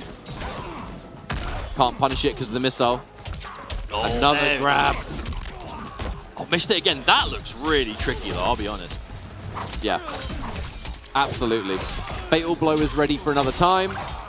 Once again, we're going to spend it in this match. Now, this is going to give Scare Tactics the lead. Sector's going to be fully back by the end of it, too. Actually, 100% this time. I think last time there was a little bit left. But still, that should be enough to get potentially a chip threat, but can you find it? Oh, I like that choice. Yeah. Oh, I was thinking homing missile into just 4-4-4. Maybe. No, Scare Tactics was confident in finding the separate up missiles. That was good from Desarted. And hang on. That looks really tight, actually. It does. We've seen Desarted go for that combo about 4 or 5 times and not get 100% of it yet. Ooh, I like that reaction. Jax, go away! He's still there. Did Jax hit? No, he didn't hit Sector. I was about to say, I wonder if the ground pound hit Sector, but no, he came back straight away. Looking good for Desarted, though. This could be the end if this works out. There's like a full Jax there ready to go. Plenty of meter as well. What an answer. What an answer. Now, at this point, anything kills. With that full Jax cameo, the bar to extend the forward throw. Yeah, 2-bar grab will do it. Oh! Hang on. Yeah, has to break. Uh-oh. It's Jax. Good choice. The jump back kick. A really well-timed jump But Jax is still there. Our Rocket still came out. Again! He's there again. Oh, no! Oh, that was actually a huge risk as well. If that got blocked or crouched, we were going into another game. But that Johnny Cage and Jax looks like a weird team to fight. No!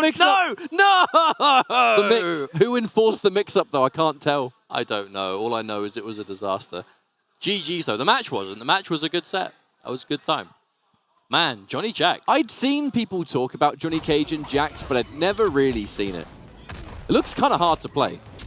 Like, compared to the other cameos you can give I would Cage. say the combos are, yeah. The ground pound's probably just a case of muscle memory. And once again, will we take a look at these instant replays powered by Mountain Dew. Of course, huge shouts to Mountain Dew for being a huge supporter in the pro competition this year for the season. So, of course, huge thanks and shout-outs to them.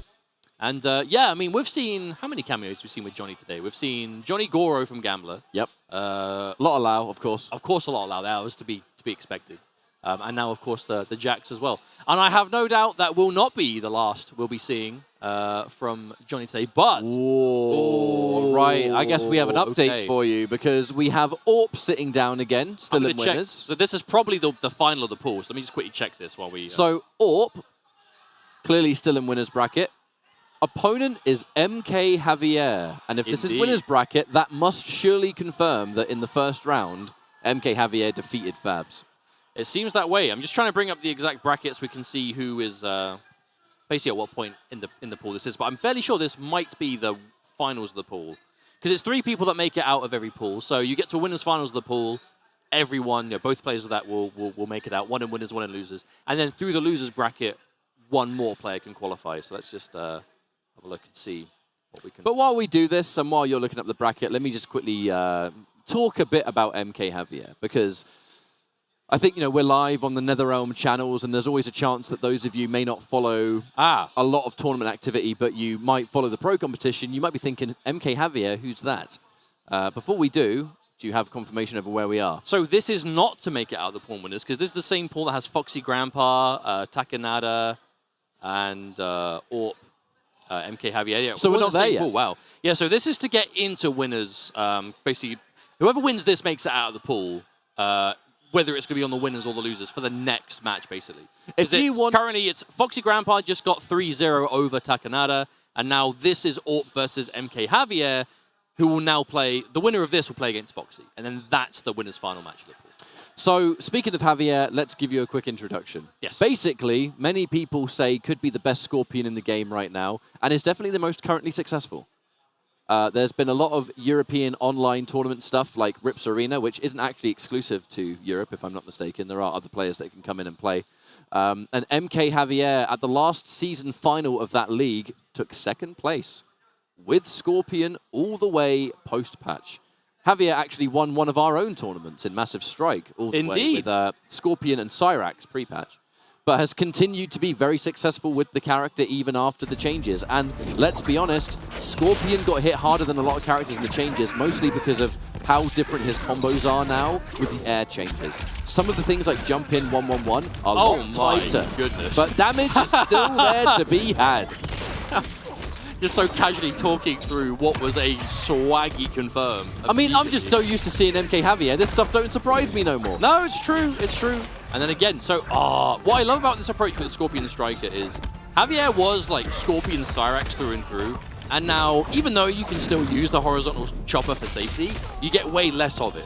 And Scorpion really needs safety a lot.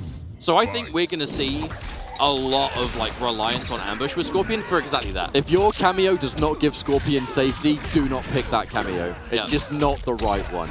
1-1-1 into the back forward 2 for the ender. Nice, nice, nice. Meaty with that mid, death spin, Striker grenades to make it safe. You've seen Striker by now, you know what the deal is, but we're going to EX teleport. Javier's use of this teleport is very strong. Probably the most efficient I've seen. Obviously, I want to give a shout out to Aberk as well. Really, the 2 Scorpions I'm seeing do the most damage right now with how they're tech and everything else. Oh my goodness. I'll be honest though, for my money, I'm going to say it, I think Javier's the #1 Scorpion right now. I believe so. I really do think so. He is just so clean with this character. And has like thoroughly been putting in the work as well. You know what I mean? Like, I've seen him experiment with all sorts of different cameos to... Because here's the thing, we have an example of someone who is a true Scorpion loyalist. Yeah. Like, he is going to play Scorpion in this game as long as this game is played. And I think we have a perfect example of we'll play whatever cameo lets him use Scorpion properly. And that's what we're seeing from patch to patch. While Cyrax now at Striker, still the same Scorpion, still the same dedication to the character, and obviously ability with the character, because this is clean as hell. We have to remember, we saw Orp as well with a dominant performance on stream. And now Javier putting up the same thing in return. But Orp, of course, let's not speak too soon. This might not be over. There's only 1-0 right now. There's still plenty of time for us to see the turnaround. Orp is no slouch. Look at the range of that! The EX air teleport is the best sort of teleport Scorpion can use in this game. You know, it doesn't have an attack added to it, but you can cancel into air normals. You can, you know, still special cancel it if you wish. Was looking for a really weird conversion there. The back 3 would have been safe thanks to Striker Grenade. And that's another round here for MK Javier. Just looking real solid. The missile's still going to come down, respecting the offense there from Orp. Yo, Orp was able to get a block string off that missile. That was sick. Just wake up micro dash knowing the rocket was going to connect. Oh, but you have to be so careful whenever you go to punish. We were saying before about the Raiden Kano with the knives. It's the same thing with the Striker grenades.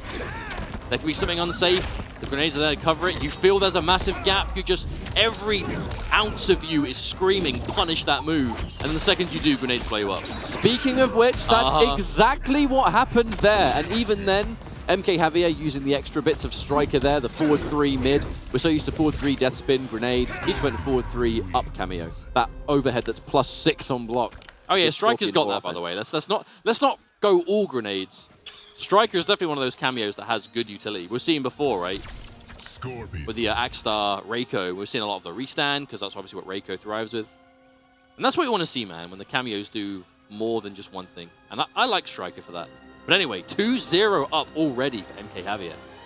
And I believe, I'm going to say, his also first offline major appearance. I feel we see that so much this weekend from the players who really thrive in the kind of the online space, whether it's the online combat league or the ranked or the online tournaments or whether it's community, the more official stuff. There are so many players, especially in Europe, that play almost exclusively in the online stuff. And so many of those players made UFA their first offline major attendance. And I think that opens up one hell of a weekend. And we're definitely already seeing that. Those cameos just straight up traded with each other. It should be 2-0 for Javier, right? It is, yeah. Just, you know, give it time. Yeah, of course. But as we now jump in there, Electric Fly covering it with a missile, but not able to capitalize though. Don't have enough frames to work with. Down 3 into down back 2. That is the Javier special. Oh, mispunish. Oh, but just gets the raw mid. Meterless. I think we, keep this combo meterless, it seems. Oh, so much damage. 383 off just a raw mid with Scorpion. That forward 3 so good if you get the hit. 1-2 staggered. And now here we go again. The down back 2. Can't punish. Has to show respect and understanding I can't really do anything about this situation. The grab, or taking these risks, but has to do it to make a comeback. No meter, no sector, and now Striker coming in with those grenades. We're talking about Raiden, you know, the low profiling and the forward 4, the down 4, everything else.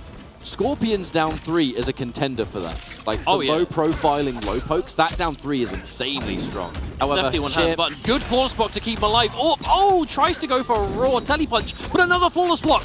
Going to be kept alive, denying that chip damage. That does keep Orp alive in this round. 5 seconds left. Can you find the hit? You need Fatal Blow. You have to find Fatal Blow. Oh, no! An extra second. No! One more second. Oh, they would have broken anyway. They would have had combo breaker. True. Would have had combo breaker. That's true. I'd say crisis averted, but not quite. Orp now, match point down. But the overhead, I mean, Orp's still very much alive. It's just a lot of fighting to be done. Javier is just getting such significant chunks of damage every single time. And there's the flawless block. Gotta say, Orp's flawless blocks on that have been superb. Yeah, they've been 10 out of 10. Good block, though. Javier's defense has made these sector sequences very challenging for Orp to actually get anything substantial. It's been blocking the lows. Very little overheads have been used, I have to say. But Javier's been content to block, wait for his turn. Lovely throw tech there from Orp. Somehow, that forward 2 narrowly missed as the Scorpion back 3 makes it miss completely. Oh no! Sector got clipped, so no up rocket. All right, wait a minute. Sector will be back by the time we break out this, and here we go. Orp can definitely win on the next touch, just needs one good confirm. But Javier will know that. I mean, again, you see the backing off, trying to buy some time, maybe for that striker to come back, whiffs the jump kick, but no! Nothing from Orp to punish it. That was a risk to take, but Javier's never let that rock all series long. So safe to assume Orp is not going to just magically trounce that now! All right, Sector's ready. Fire in the missile. Instant electric fly! No! Throws the needle in between! Sector, we got to work on that targeting, my man. He has a homing one. No one uses it because it's very expensive. That's true. That is true. Got to get him in the workshop.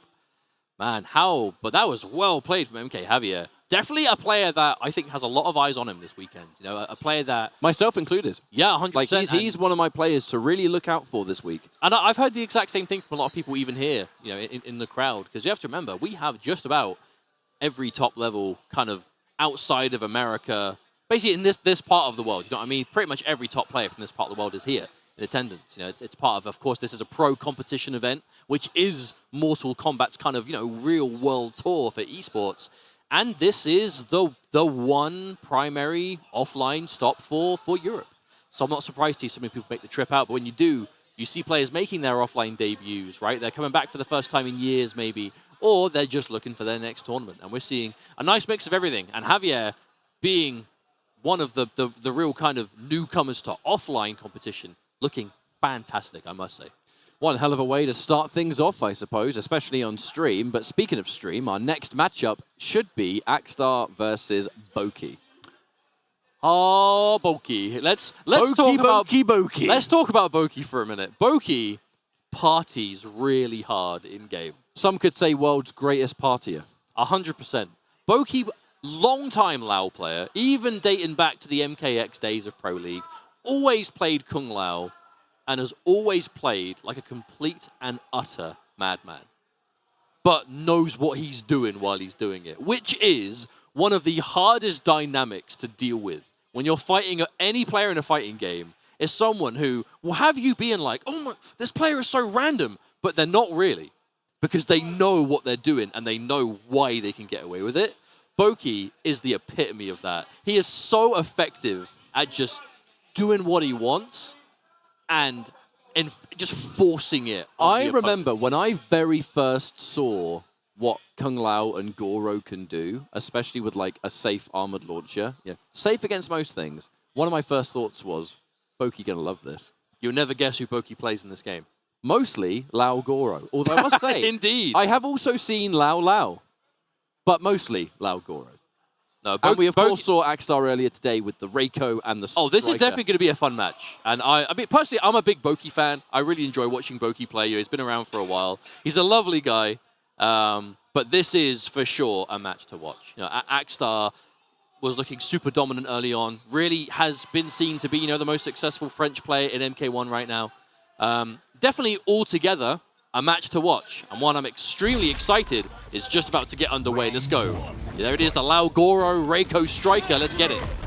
Be ready for things on block into bring in my assist. There's someone out there thinking, yeah, no, right, yeah, it's like a team game. Of course we're going to see it. But really, here, between these two in particular. Also, I'd like to point out, as if to prove my point earlier, Boki's 2 uses of Goro, which have already happened. One was Goro at full screen, just used as a projectile, and the second one was a whiff dive kick into Armor Lao, into Armor Goro. That is the Boki I'm expecting to see all weekend long. Whiff dive kick into armor is the Kung Lao specialty in this game. Yeah, because it works. It's so good. Like Kung Lao, especially with the Goro. And for those of you that haven't seen it, let's just explain it for a second. Kung Lao has an armored attack that is -7 on block, which makes it safe to just about everything in the game, with the exception of a few things. Oh, that dive kick was so clutch. Yeah, but and it's clutch. Fatal blow. That's the round. Sorry to throw you off. No, this was a pivotal round moment. The fatal blow gives me plenty of time to finish my point. So you have safe armor, which if you throw Goro on the end of it, makes it launch on hit, so for a full combo up of armor, MKX style, and on block, advantage. So plus on block, launching armor. And that is what this team is built around. Because the second you have to respect that, anything that's safe on block, whether it's plus, whether it's slightly minus, doesn't matter. If armor is a threat, you got to play around it. And if he knows you know that and you're playing around it, it opens up the crusty layers of offense, of which are so scary in the hands of someone like Boki. Right, wonderful armored reversal though. The cancel, okay, hang on a minute. Catching you pressing a button. There's Axstar with now the striker just about to come back, so probably going to see at least one more of those in the round. I will say his managing of the striker cooldown has been really impressive, like the entire stream. I know there's only the second set we've seen from him so far, but it really has been consistent. Oh, Goro just casually absorbing he sponged one. Just one. But it does bring the damage down quite a bit. But Kung Lao, ooh, recovers in time. And there's the Goro. Oh, and just the overhead connects raw. Off the jump. We got meter to spend, so you bet we're spending it. Ow, we're breaking 400? Yes, we are. Wake up. Oh, slight duck there on the standing too. Not the rest of it though. Back 3 launch. Confirm. Do we see Fatal Blow? We do! This is going to do damage, by the way. Especially because it's 2 950 health characters. This is going to hurt. It might just about give Axstar the life lead. It won't kill, but it might give the lead. If you can get down to, like, Stars territory but if you've got a life lead with two striker grenades... Oh my god! Oh my god! There was, like, a frame or two in that! Oh my goodness! Are you serious? Even in slow motion, they almost hit at the same time. That's phenomenal. Boki, what even was that? Was that Goro bought point blank to like... What even was that? That was Goro. Like the weirdest exchange. I think it was Goro. Speaking of the Kung Lao special, we see it once again. Whiff dive kick into armor, but because it didn't obtain the first hit, a risk to take, because now you've got no meter. Axstar sitting on 2.5, looking to be almost 3 here. Back 3. Shuriken. Ooh, no way did that catch. It did! Fair enough. That was a juicy pickup. Armor break! Oh, hang on. Knowledge. And the confirm again. Axstar has been so consistent with that. Impaler. Dun, dun, dun. Oh, the catch. Striker grenades, though, a little bit too close. Didn't manage to hit the target. I'm not going to lie. From that range, I wasn't sure if we were even going to see Goro connect, but Boki was ready with it. Oh, instant jump back dive kick. That was a punish, too. Ooh, okay. Cheeky little overhead. If that was blocked, it was +6, so we can still party.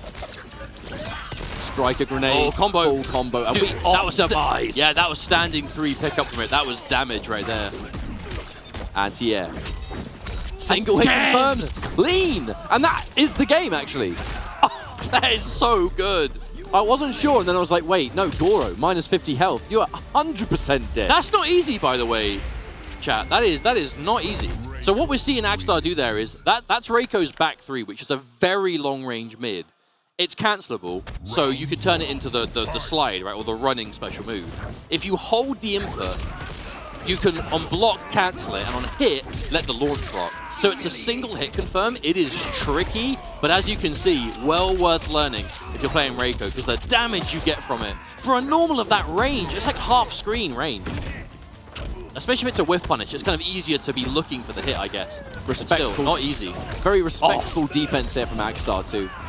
You know, just looking for that one opportunity. All right, here we go. Backhand plus on block.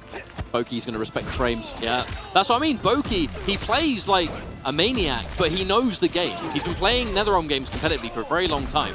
You know, and that kind of comes with a dangerous kind of player. He knows when he can break the rules or when it's an option for him to do so. But he knows the rules. You know, he did the homework, he read the manual. Oh! He tried to interrupt! That could have almost been the round there. Chip damage! No, you had to flawless block that. There was nothing in between. Overhead gets blocked, the up kick hits, and then we can't quite finish it. All right, armor time. Goro, my friend. Here we go. Corner situation. Overhead. Armor breaking overhead. We block it the third time, but now we're going in for more. Oh, which way? Which way? All right, side switch. An opportunity to really swap some momentum here. Plus on block. Look at the advantage again. That massive advantage. That would have armor broke. But Boki delaying his armor here. Come here. And the side switch, the optimal end. This is such high-level play. They're both just trying to just throw the opponent in the corner. Kicking and screaming. You're going over there. No, Lao can shred in the corner in this game. Yep, kept it safe. Maybe just wanted to hit the striker. Oh no, Goro, too far. Goro, you need target practice, mate. Oh, oh, this is dangerous. This is so dangerous. Oh, the punish! That's the game.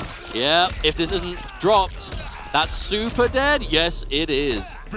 Ouch. Actually dropped the final hit, so very fortunate. That might have been finish him. Are you sure? Maybe. I don't think so. If I'm wrong, I'm wrong, but I think it doesn't matter. It's over. I think so. It's finished anyway. You know, game's over. Still though. Yeah, forget about it. Get over it, Ryan. Get over it. Quit living in the past. We're living in now, and now is game 3. Now Agstar. Game 4, actually. Wait, is it? Yeah, game 4. Yeah, it's 2-1. Yeah, sorry. Math hard. Can't count numbers, sorry. Can't think too good. Striker, the team. Need food trucks. Liu Kang is not your Grilled enemy. cheese. Hey, shout out, no, I've got to say, shout out to the food trucks at UFA. They are... I know event food is kind of few and far between, but the event food here at UFA is sublime. It is delightful. Right. Even on the whiffed armor, you still have to respect the Goro. Now that Reiko down 4 really is a bit of a pain in the side. If you can establish it like this, especially someone like Lao who just wants to move forward, it's a bit of an obstacle to deal with constantly. And there's the confirm on block.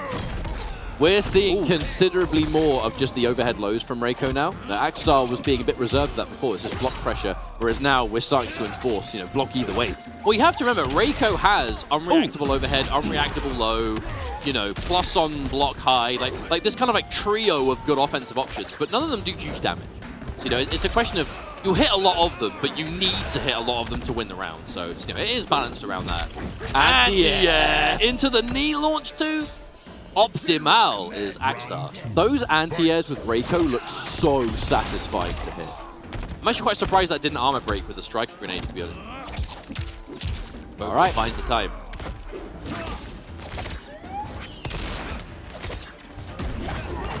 There's the delay, but the respect shown from Agstar. Good block on the low.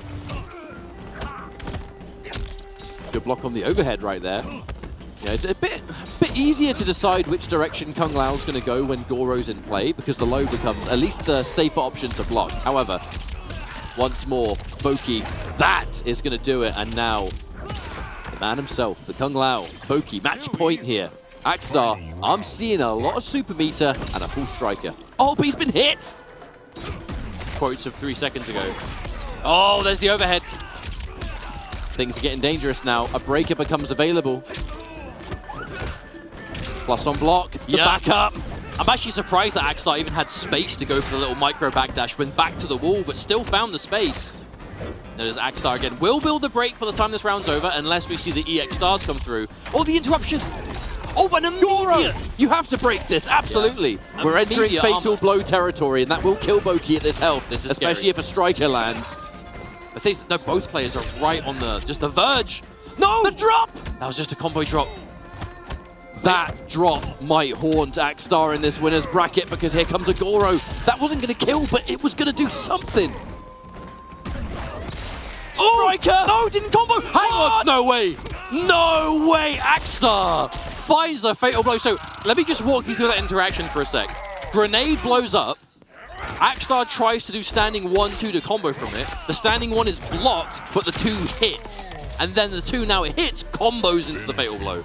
That was a nail biter of a scenario. But right it there. also looked like a possible missed hit confirm because to dedicate to unless that's a tick throw, to dedicate to fatal blow no, there. I don't think so. That was so close to being a disaster. If Boki blocked that, that would have been a missed confirm. To me, it just looked like an attempted confirm, and it just obviously because Reiko's 1-2. I don't want to say it's an auto shimmy, but you know I've seen it hit people in a similar instance before, of a similar timing. So maybe it's got that effect. Either way, game 5, and this is a set I am very pleased is going the distance. 2 players that are incredibly fun to watch. Sadly, only one of them can move on in the winner's bracket, but with 3 players making it out of the pool, every chance that we will see both of these in the top 24, especially with how they're playing. Axstar off to a fantastic start. We're going to get knocked down the cancel. Oh, threading the needle between the 2 grenades. You very rarely see that. Well, those grenades are mid, so it's not easy to go under them like that. All right. I feel that's actually an adjustment from Axstar, though, just being a lot more dry. I know it's only a matter of time before Lau gets in, but if you can make it as difficult as possible. And there it is. That right there is what Axstar was going for before, I think. All right, Boki. Almost anything's going to catch him, especially now. I don't think you can win this round. This Striker! Yeah. Wow. Let's go, Curtis. Man's got his backwards cap. Yeah, we've got the gun. Pow, pow, pow. MK3. It's one of my favorites. That's match point, though, for Axstar. I do wonder how this French audience is going to react if we get Axstar going through here in this kind of a set. But I don't want to speak too soon. We got Boki. Oh, he tried to go for the cheeky stuff. Double dash into the arm grab. That was actually right there, just muscle memory. We just saw this regular Shaolin shimmy into Goro. Now, it's not hopeless, but it's going to be a hard ask for Boki. There's no meter. Goro is available, but Goro is only going to exaggerate when you have bar. And now if Boki hits, which gets armor broken, so I feel like this could be over. This is going to be difficult. This is going to be difficult.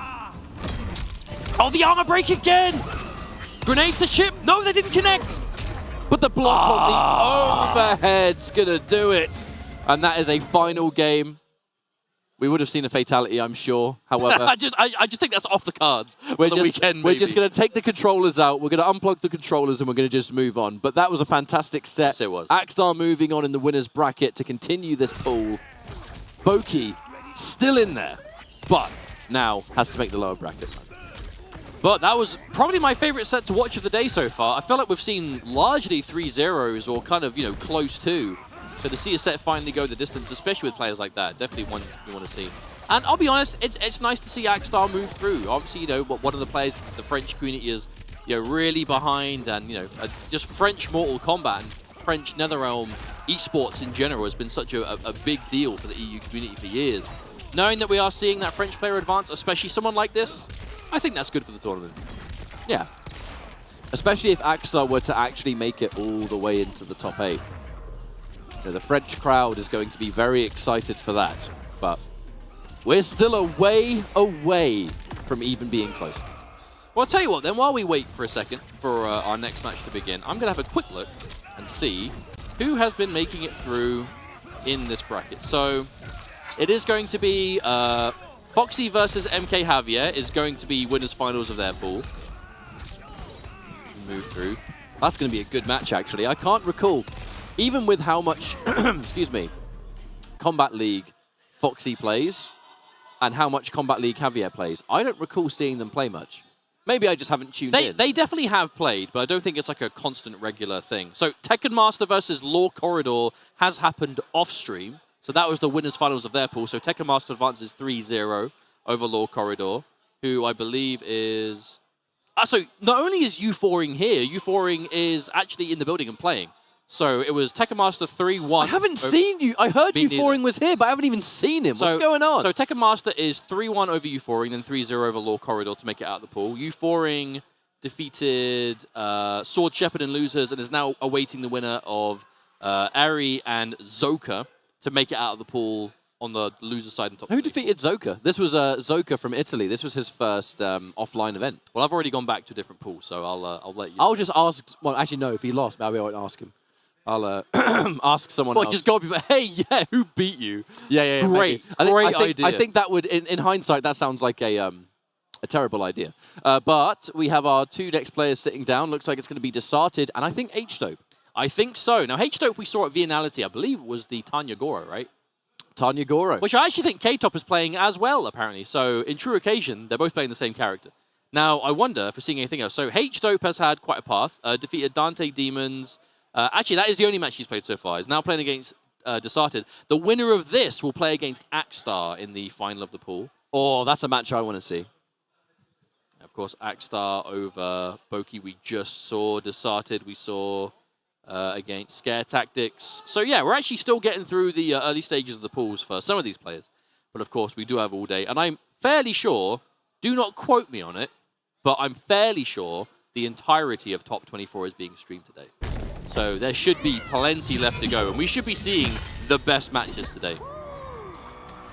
We get to see the Johnny Cage and Jax for another time. I am so curious over what this team is bringing. I want to see more.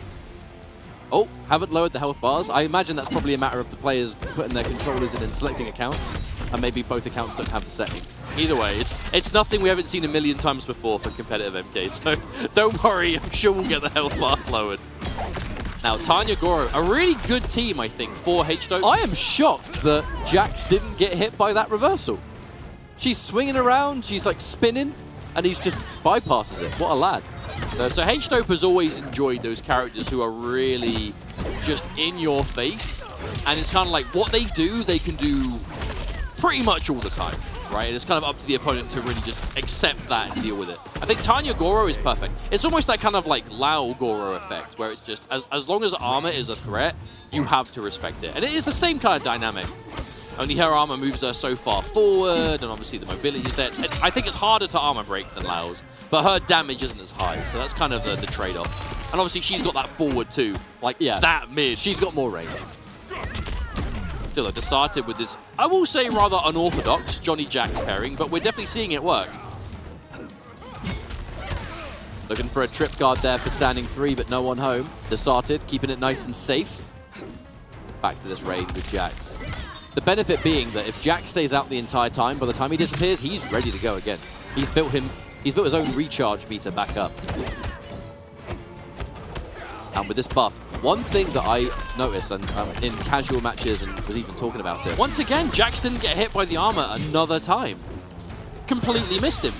One thing about the brothers is the two of them, when they play Tanya, they don't always spend the buff as soon as they build it. They're happy to keep the movement passive that she has. By the way, Fatal Blow is going to get spent. Is it? No? Oh, we wanted to make absolutely sure because it's the extra health. I like that. But a lot of people don't know this, but when Tanya has her buff activated, a lot of her movement or her attacks gain extra range. She moves forward more to perform them. That could be her forward 2, her back 3. Pretty much her staff normals. She gains significant range on these moves. And when I've been watching K-Top and H-Dope with the Tanya, they keep the buff just for that. They don't spend it, they just wait for it. Punish. Actually, specifically using Goro. I wonder how much damage we're getting here. Oh, buff's active. Well, it's not unusual to see Tanya players go for cameo on hit as opposed to EX, because they want to save the meter for armor. Goro once again. Oh, the forbidden fruit. You want to hit the cameo and you pay the price. Even the parry. No, didn't get it. The punish. There it is. Even that forward dash had massive distance. The drop, H-Dope. Oh, we would have built Goro back in time. I think that would have plowed through last breath as well, I'm fairly sure. Yeah, so admin's gone to the stage. We're just going to get the health bars lowered. So don't worry, folks. We are going to get the UI updated. But that was a good match one for H-Dope. You know, H-Dope definitely another one of those players that is no stranger to competition. It's been around for a while. And I think both, I mean, it's hard to talk about H-Dope without bringing up K-Top, right? They kind of really are, like, they're always at the same tournament. They always place at, a very similar level. They're always traveling together. They obviously play together all the time. So it's like, we're so used to seeing them, but they have an archetype, and it's not necessarily like a traditional one. There's a certain kind of character they gravitate to, and the way that you can play the Tanya Goro, that's what H-Dope's looking for. And we see the proof of that in how comfortable he is when he plays this team. Because this is not an uncommon team, I will be honest. I think if we see competitive Tanya, most of the time it's Goro. I know a lot of people have been talking about the potential of like Tanya Striker and things like that too, but generally speaking, Tanya Goro is the one that really kind of stands the test of actual competition, I think. You see it more in tournaments.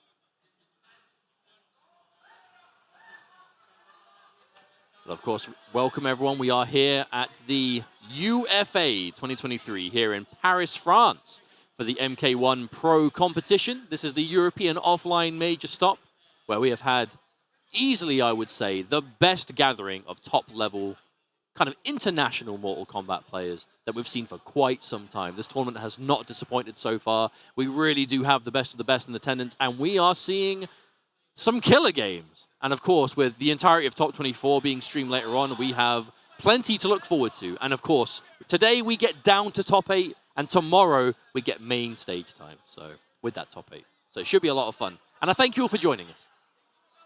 It's been a really fun day so far. You know, yesterday was just a good start, giving the players the chance to get those casuals in, get yourself ready for tomorrow's bracket, of which tomorrow is now today. How about that? But I think we're just, yeah, doing the health bars. Don't quite know what this degree of a hold-up is for, but I'm sure we'll find out as soon as possible. They might be trying to guarantee. Not sure. I think perhaps are they lowering the health bars in the tournament mode, perhaps? I don't think they're lowering them in tournament mode. I think that's what's happening. All right, well, sure, we can get it sorted out anyway. Regardless, you know, it is what it is. Still pool play. Any kind of technical bits and bobs will get sorted out as we get through time. I think that the lowered health bars tends to be like the most common thing whenever it comes to... I mean, has there been a more common disruption, I think, to competitive Mortal Kombat than the lowered health bar kerfuffle? You see, to us, it's like, you know, it's another day in the office. Another day. Happens all the time. But, you know, when you've got all these different systems and that, and then players are plugging in different controllers and signing into different accounts which have different pause settings and everything, it can sometimes be more confusing than you would think. But, you know, all you got to do is get it lowered that one time and you're good to go. But either way, the set is currently 1-0 for H-Dope, so it has been Tanya. And we did see for sure, really, that the increased range on those buttons was quite a key factor in that final round. It's just holding on to it, saving it. The deceptive nature, the big deceiving range move is the back three. Like, her low gets so much more distance when she has her buff activated that it's pretty effective, especially with the character that already wants to stay kind of grounded and harass at you with these like long range buttons. You just give long range even more range. It's like, dude, that's so good. That's so strong. But I think they've gone for a restart. So as soon as they've restarted and got back into this match, we'll jump in as soon as we can. And we're reaching the part of pools now where each pool is hitting its late stage. So, you know, we've had some pretty fun matches so far, but they're going to get serious really quickly. Because after this point, you know, how long do we have for this assorted block? We have really only a few minutes until technically the next set of pools are going to begin, which means that we're in the final section for a lot of them. You know how it is, tournament standard time. There's always a degree of, you know, maybe it'll overrun a little bit. But by and large, yeah, we are really plowing through these brackets. And there are quite a lot of pools too. Remember, it's 3 make it out of each pool, and then that makes up the top 24. So, you know, that's basically the way it's been working out today. And, I mean, just to kind of go back from players that we know made it out of the pool on the other side, players like Kanamani. We had players like... who made it on the other side? We had Kanamani, Asodamatsu. We saw... Basil. And we saw... VGY. Indeed. Video Games Yo, of course. I'd say Hometown Hero, but not technically. We're in France. Definitely not here. That's basically is all up to Akstar, as far as we can see so far. At least from this block of games. But yeah, plenty to be enjoying. And of course... I'm sorry, by the way, to be horrifically unprofessional and spend a lot of that just straight up looking over there. I saw the health bars have been lowered. So brilliant. I was looking to make sure that we're good to jump into the next match, and lo and behold, we are. I think so. So currently 1-0 for H-Dope versus Disarted. Round 1. And we shall see how the rest of this series goes. Glorious lowered health bars. Now we can see them. It's so good. It makes commentary so much easier. No, makes quite the difference. But still, again, H-Tone going for that buff. This time, without the Spencer buff, that confirmed. back three wouldn't have reached. From that situation, like that's naughty. That is very naughty. All right, neutral jump, full combo now. Take that damage. Oh, Emperor error. That Must have been, right? couldn't have been intentional. There's no way. That ain't a setup. What are you gonna do? Call in Jax? More of the pressure, staggering it piece by piece, and that is a strength of Tanya. Oh, you're so the bar. You are so ready for her, and that's it. One risk too many. You're so ready for Tanya to just commit to forward 2-1-1. Or maybe standing 3. Her individual hits are so strong because of that. See, H-Dope has just played at that magical range at all times where just Johnny can't hit you. Maybe that's why we're seeing Decided go for so many of these parries. Maybe trying to really just absolutely just dissuade H-Dope from going for it. Without Jax to make anything safe, though, those shadow kicks have to be a lot more committed to with Johnny Cage. And again, tries to go for it again. What is going on? That cannot be intentional. I refuse to believe that's intentional every time. No, but I think it's more likely that it's a read as opposed to just an input error. Because Decide wouldn't have done that same input error like 3 times that quick. That's definitely a call out on something that H-Dope is just not doing. No punish on the shadow kick though, but won't matter as we see an immediate catch on the follow-up, and that was a commanding game number 2. A very strange match from Desarted. Like, there were a lot of reads. Like, when it happens to the point where I'm not even sure if it's intentional, that's a problem. No, but they were always being done at ranges where, like, forward 2 would just about catch, standing 3 would just about catch. So I wonder if they're just, like, hard call-outs. But if you are going to be spending, sometimes people spend meter on that or whatever else, and it's quite the gamble to take, especially when you have 3 bars, right? You spend one of them on parry or something, and then you can't break if it goes wrong. But going back to character select, I thoroughly agree with. I have a feeling it might be a cameo change. Yeah, back to Lao. The Jax here is not... Whatever Desarted wants to do with Jax... Oh my god! Okay! That was just round start, forward dash, meterless reversal. Over the low hat as well, so it's not going to interrupt any But that's combo. probably what it was calling out, to be honest. As I was going to say before, is like whatever the plan was with Jax, it just ain't working. So I definitely agree with changing cameo to something more reliable. Decide just couldn't get close enough to establish anything on block, let alone like enough to get the ground pound on. Well, that's very obvious now that we're seeing the use of that down back 4 with Tanya. It's flying over low hat every time. So as long as there's more already, I'm sure Desarted has noticed that though. So yeah, like he throws it and then kind of waits. He's looking for it now. Reactions. Okay. I like the way that Decide is playing this. Now he has access to a projectile. He actually has that full screen presence. And that's one thing, you know, Tanya's got a projectile, but if it's that versus Low Hat, I'm fairly sure Low Hat recovers first. Never mind. We get a pickup. Now, Fatal Blow confirmed kills unless Decide can get a break first. Oh, no! That technically, letting it rock on its own. Didn't fully just want to commit to that. Oh, that just connected. Oh, the armor! It has to break. That was very... Oh, no way! No way! Is that enough chip? No flawless block, so just it will! Enough. If there was at least one flawless block there, Desarted would live. However, H-Dope and Grease coming in hot with that match point anti-air. Oh, clean anti-air, full combo too. No, oh, the dare jump at me, my mate. It's not already! What an anti-air! Yo, nerf that. Don't do that. Ignore him. Staggering it, 2-1. That is the most damage I think I've seen from Tanya in this game, and it came off an anti-air. Oh, we're safe. We don't care. We're safe. Oh, that ain't safe. We're bad now. That's not good. That's the thing about Tanya. She is on paper a lower damage character, but her access to that damage is like constant. Anti-air again! H-Dope's anti-airs have been fantastic this entire set. Flawless block on the 1-1.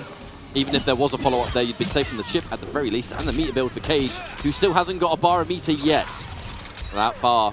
With how low we are, we ain't building a combo breaker, so Decided's got to be so careful with whatever he does next. Fatal blow, and that has to be no, that's it. It's over. Fatal blow kills 100%, 100%. I know I was wrong before. There's no Jax. We're 950. You're dead. That's what I'm saying. I know I was wrong before, but trust me, it's over. Yeah, it's definitely over. 100,000%. 1,000,000%. Taking it 3-0 over Desarted. not the result I expected. I thought that would have been a lot closer than it was. I think there was clearly an issue there with the Jacks. The Jacks in that match just didn't work. Like, I'm not sitting here saying that's a bad cameo pairing. Clearly it's got stuff. I just think in that specific match, whatever it was Desarted was trying to do, just couldn't get the pieces to fit. I think the main thing was the range. I think H-Dope was doing such a good job at just forcing the game to be played at that kind of like jump distance, which normally Johnny's okay at, but that is where Tanya thrives. But of course, you know, that is not the last we'll be seeing of Desarted. Very successful player, of course, flying out from Ukraine. And is present at pretty much all the kind of like CIS tournaments that happen in that part of the world. But of course, you know, huge shouts for making the trip out, coming out to France. And again, you know, I'm sure we'll probably make it through the pool in the loser's side. But I actually don't know exactly who else is down there. So it's difficult because just the sheer quantity of high-level players here. But still, definitely a player that I have high hopes for. Even though, you know, losing in the winner's side up here, still all the chance in the world to bring it back. But H-Dope. For a second, let's talk about it. This player is looking good. Always K-Top and H-Dope. When it comes to EU, MK, they always show up and they always do well. But this is...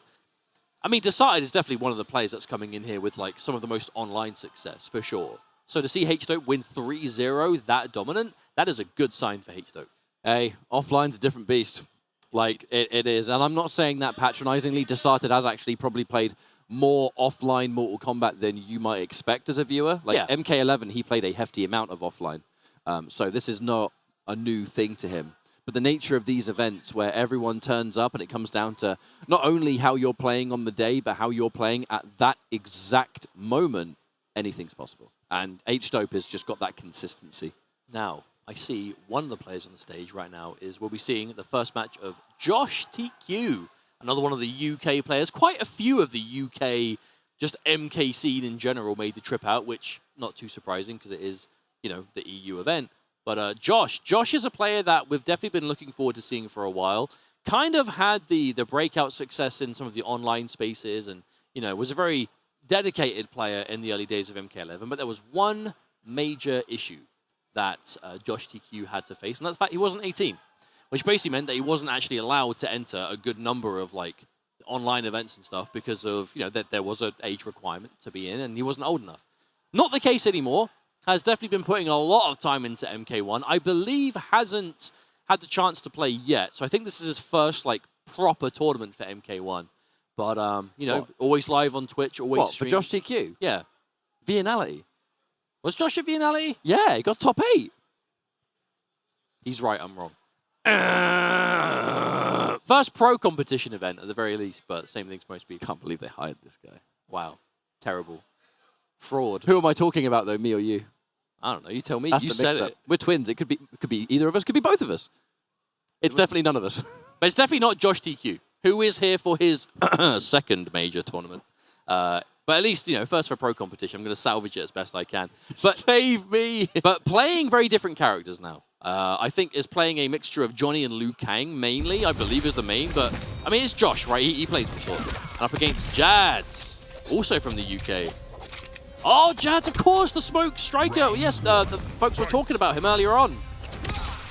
Yeah, London local, I believe. No stranger to the Smoke Striker. You fly away for an event, and sometimes you just got to fight the local crowd. Or your local crowd, I guess I should say. And that's where you know you're at a major. When you're in the bracket, it's just like, okay, all of a sudden, I'm playing people that I recognize, and then before you know it, you got to fight a million people that you've never fought before, and it's a bizarre and exciting experience. But Jad's already pretty crisp with these cancels. Really crisp with these cancels. Now, we saw earlier how punishing it could be if you don't have that execution for him. Not only that, against Liu Kang, yeah. You mess up a cancel versus Liu. This character hurts. Especially if you're playing a cameo that takes health away like this too. I think Liu Kang has got to be blow for blow one of the highest damage characters in the game. For like just practical damage, yeah, that he's like always obtaining. Oh, speaking of damage though. Invisible mix-ups, my friends. That's what Smoke is all about. And we're now going to go in. Striker. Forced to block. No flawless block on the forward fourth. Oh, hello. Whiff punish! Oh, that was so clean. No back twos here, but a close round it was. And now Jads. Already showing us a pretty decent amount of this Smoke. Early! Escapes. Called in the Striker though, so Striker is down. Alright, just pick up the damage. Oh, a full whiff into big punish. Yeah, those are that kind of like advancing kicks with smoke, that forward 4. It is very plus on block, but it's all highs. So if you whiff it, you got to be careful. Unsafe down back 2, but Liu Kang standing 1, just somehow missing it completely. That was weird. Forward 4. Oh, Striker! Where are you going? I will never get tired of watching Striker just run in and just throw them in your face. It just looks like a flashbang, you know what I mean? Invisible. Like he's just cooked it for just long enough. The second he lets it go, bang. Oi. The breaker. A confident breaker here from Josh. Anything? Looks for the interruption. Oh, whiff punish! That's it. That's the game. Fatal Blow's going to do it.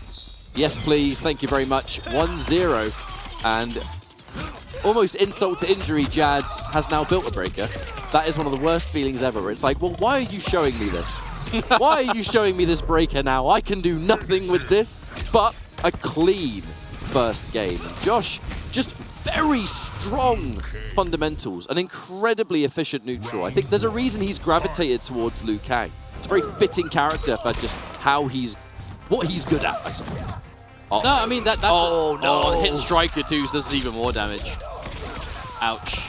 And the corner is there. No, so you were saying before, Liu Kang, like, this character has high damage, good fundamentals, and very powerful neutral. So if you are a character that's good with all of those, you are going to thrive. You want to know what's good about the throw combos with Liu Kang and Kung Lao, sorry, is that it's so bizarre, but when Liu Kang does his throw and then combos into Kung Lao and then follows up, you don't actually side switch.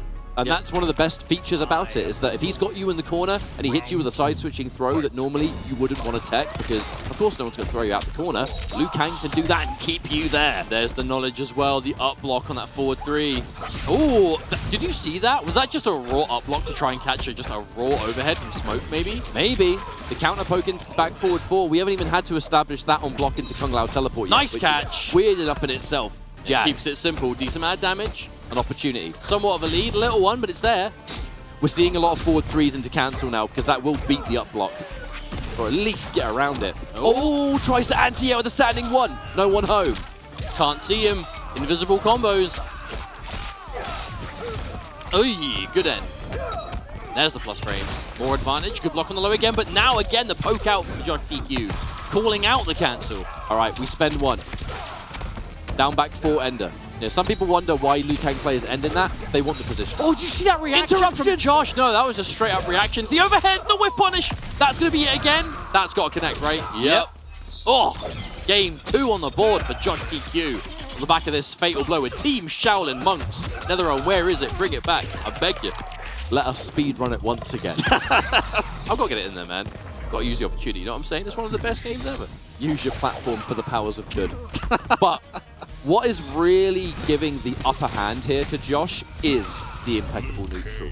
Oh, absolutely. With punishes, micro movement, resource management, main thing positioning as well. And like knowledge of when to poke out. We're seeing, like that's the first time Jad just let the forward 3-2 rock in a while, because he knows Josh he's looking at it. Yeah, Josh beat it. But now is just interacting with that standing 1, whether it's the poke, whatever. Josh is now just going for the perfect option. I got to give Jans the credit. There has been adaptations on how the offense is applied. The defense of Josh has just been ridiculous. He's just ready for everything. Has been opened up, I think, twice this entire set. And it's Smoke, who normally mixes you multiple times around. And to be fair, whenever Jads has got an opening, Jads has got good damage, good setup. It's just, I feel like Josh is just finding damage more consistently. Oh, and that's match point. Josh hasn't even really had to be particularly aggressive. The rush down has been the occasional mid, a lot of throws, but then it's waiting for Jads to make the first move and then react accordingly, like right here. Again, the crouch, interruption, just waiting for it. Finally takes a hit here because you straight up cannot see what he's doing, but it took ages to get hit by something. Overhead, the reactions, offline, that I gotta tell you, that's a lot easier. Oh. See Jazz kind of hovering at that range, just looking for something. But again, not back again! 3 times that's happened, Mustard. 3 times! Oh no, it's that Josh is like hovering at the max range for the back 2 and then just walks back out of it at the last minute. So difficult. Interruption, counter hit. Oh, side switch. Thanks to Kung Lao. Oh, we spend even more. Ouch. And now a grab will do it. That's the game. Teleport me, please. I'm going to finish it. If I had a brutality, I'd use it right here. I'm sure Josh is thinking. But that will be the game.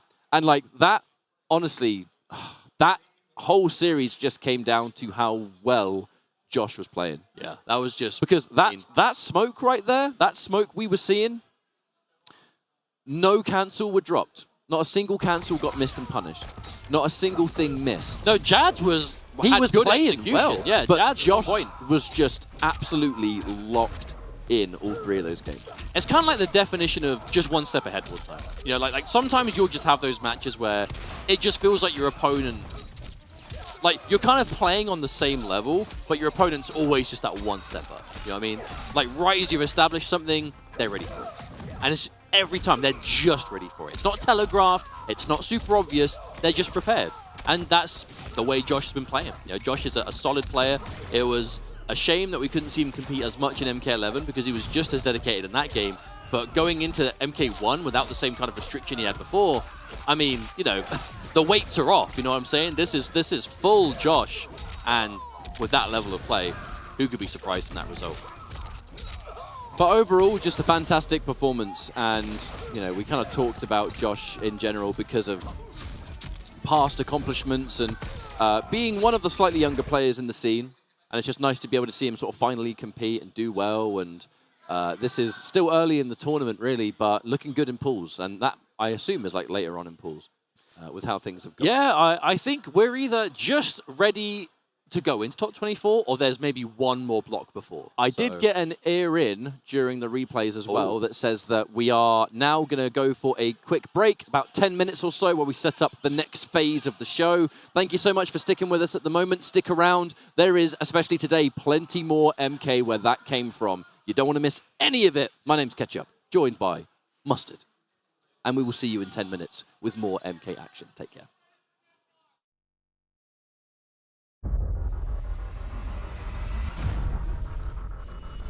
Having liberated the hourglass and become keeper of time, I was free to craft a new era of peace. As long as I've known you, you've dreamed of leaving things young. Is it so wrong to want some excitement? The time draws near for the grand martial arts tournament between Earthrealm and the Outworld. It has begun.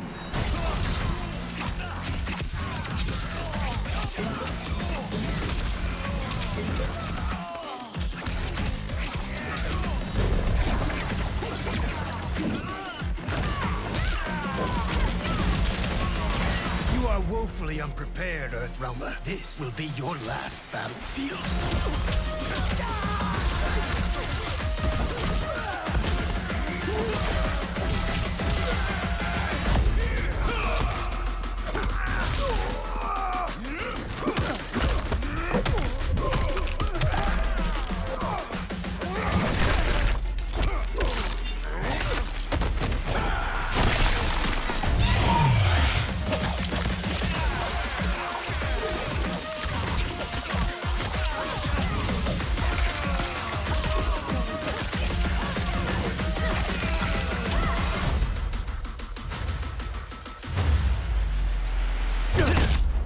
Two Johnnies, one timeline.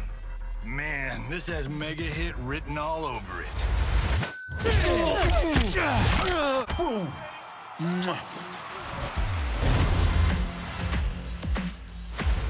Inferior clans who will fall to the Lin Kuei.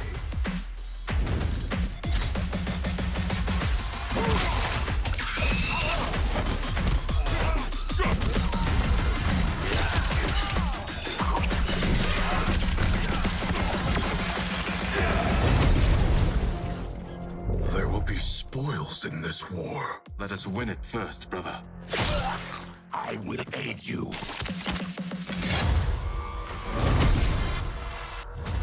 If you fight tomorrow, the symptoms of your disease could manifest. Kitana will take your place. There are already whispers she should replace me as your heir. Your race can shapeshift.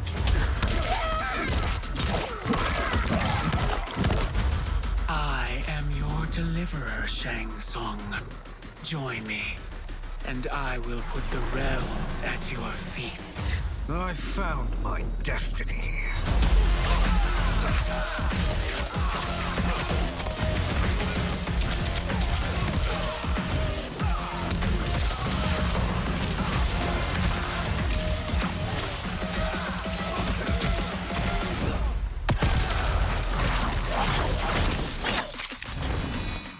The threat you pose ends today.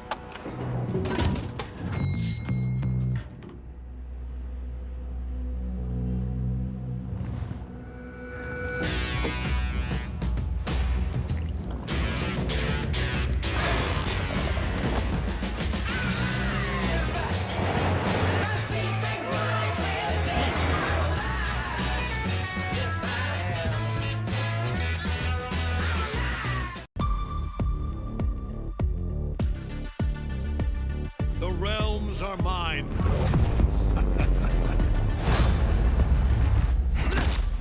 Think, what good would your death accomplish? Inspiring future generations to oppose you.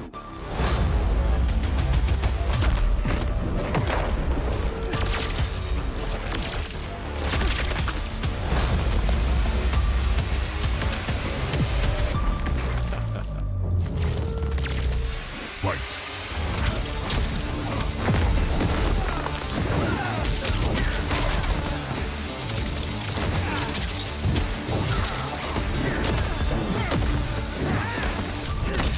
Highly doubt a blind swordsman can kill me. Sento and I are more than meets the eye.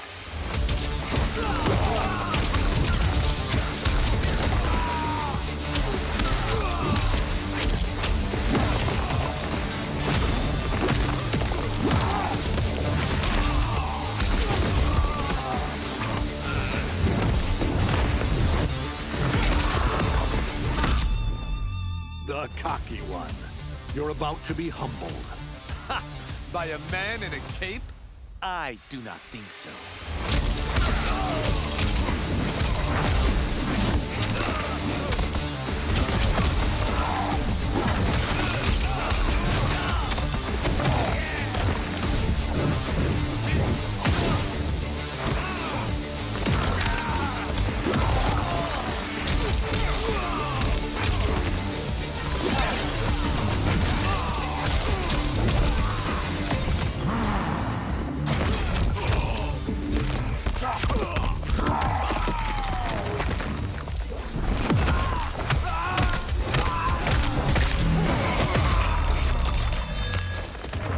Finish him.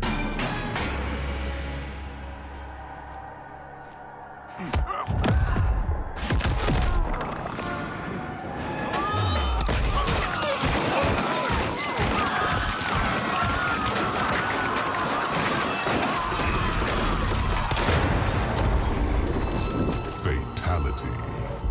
Omni-Man wins. Flawless victory.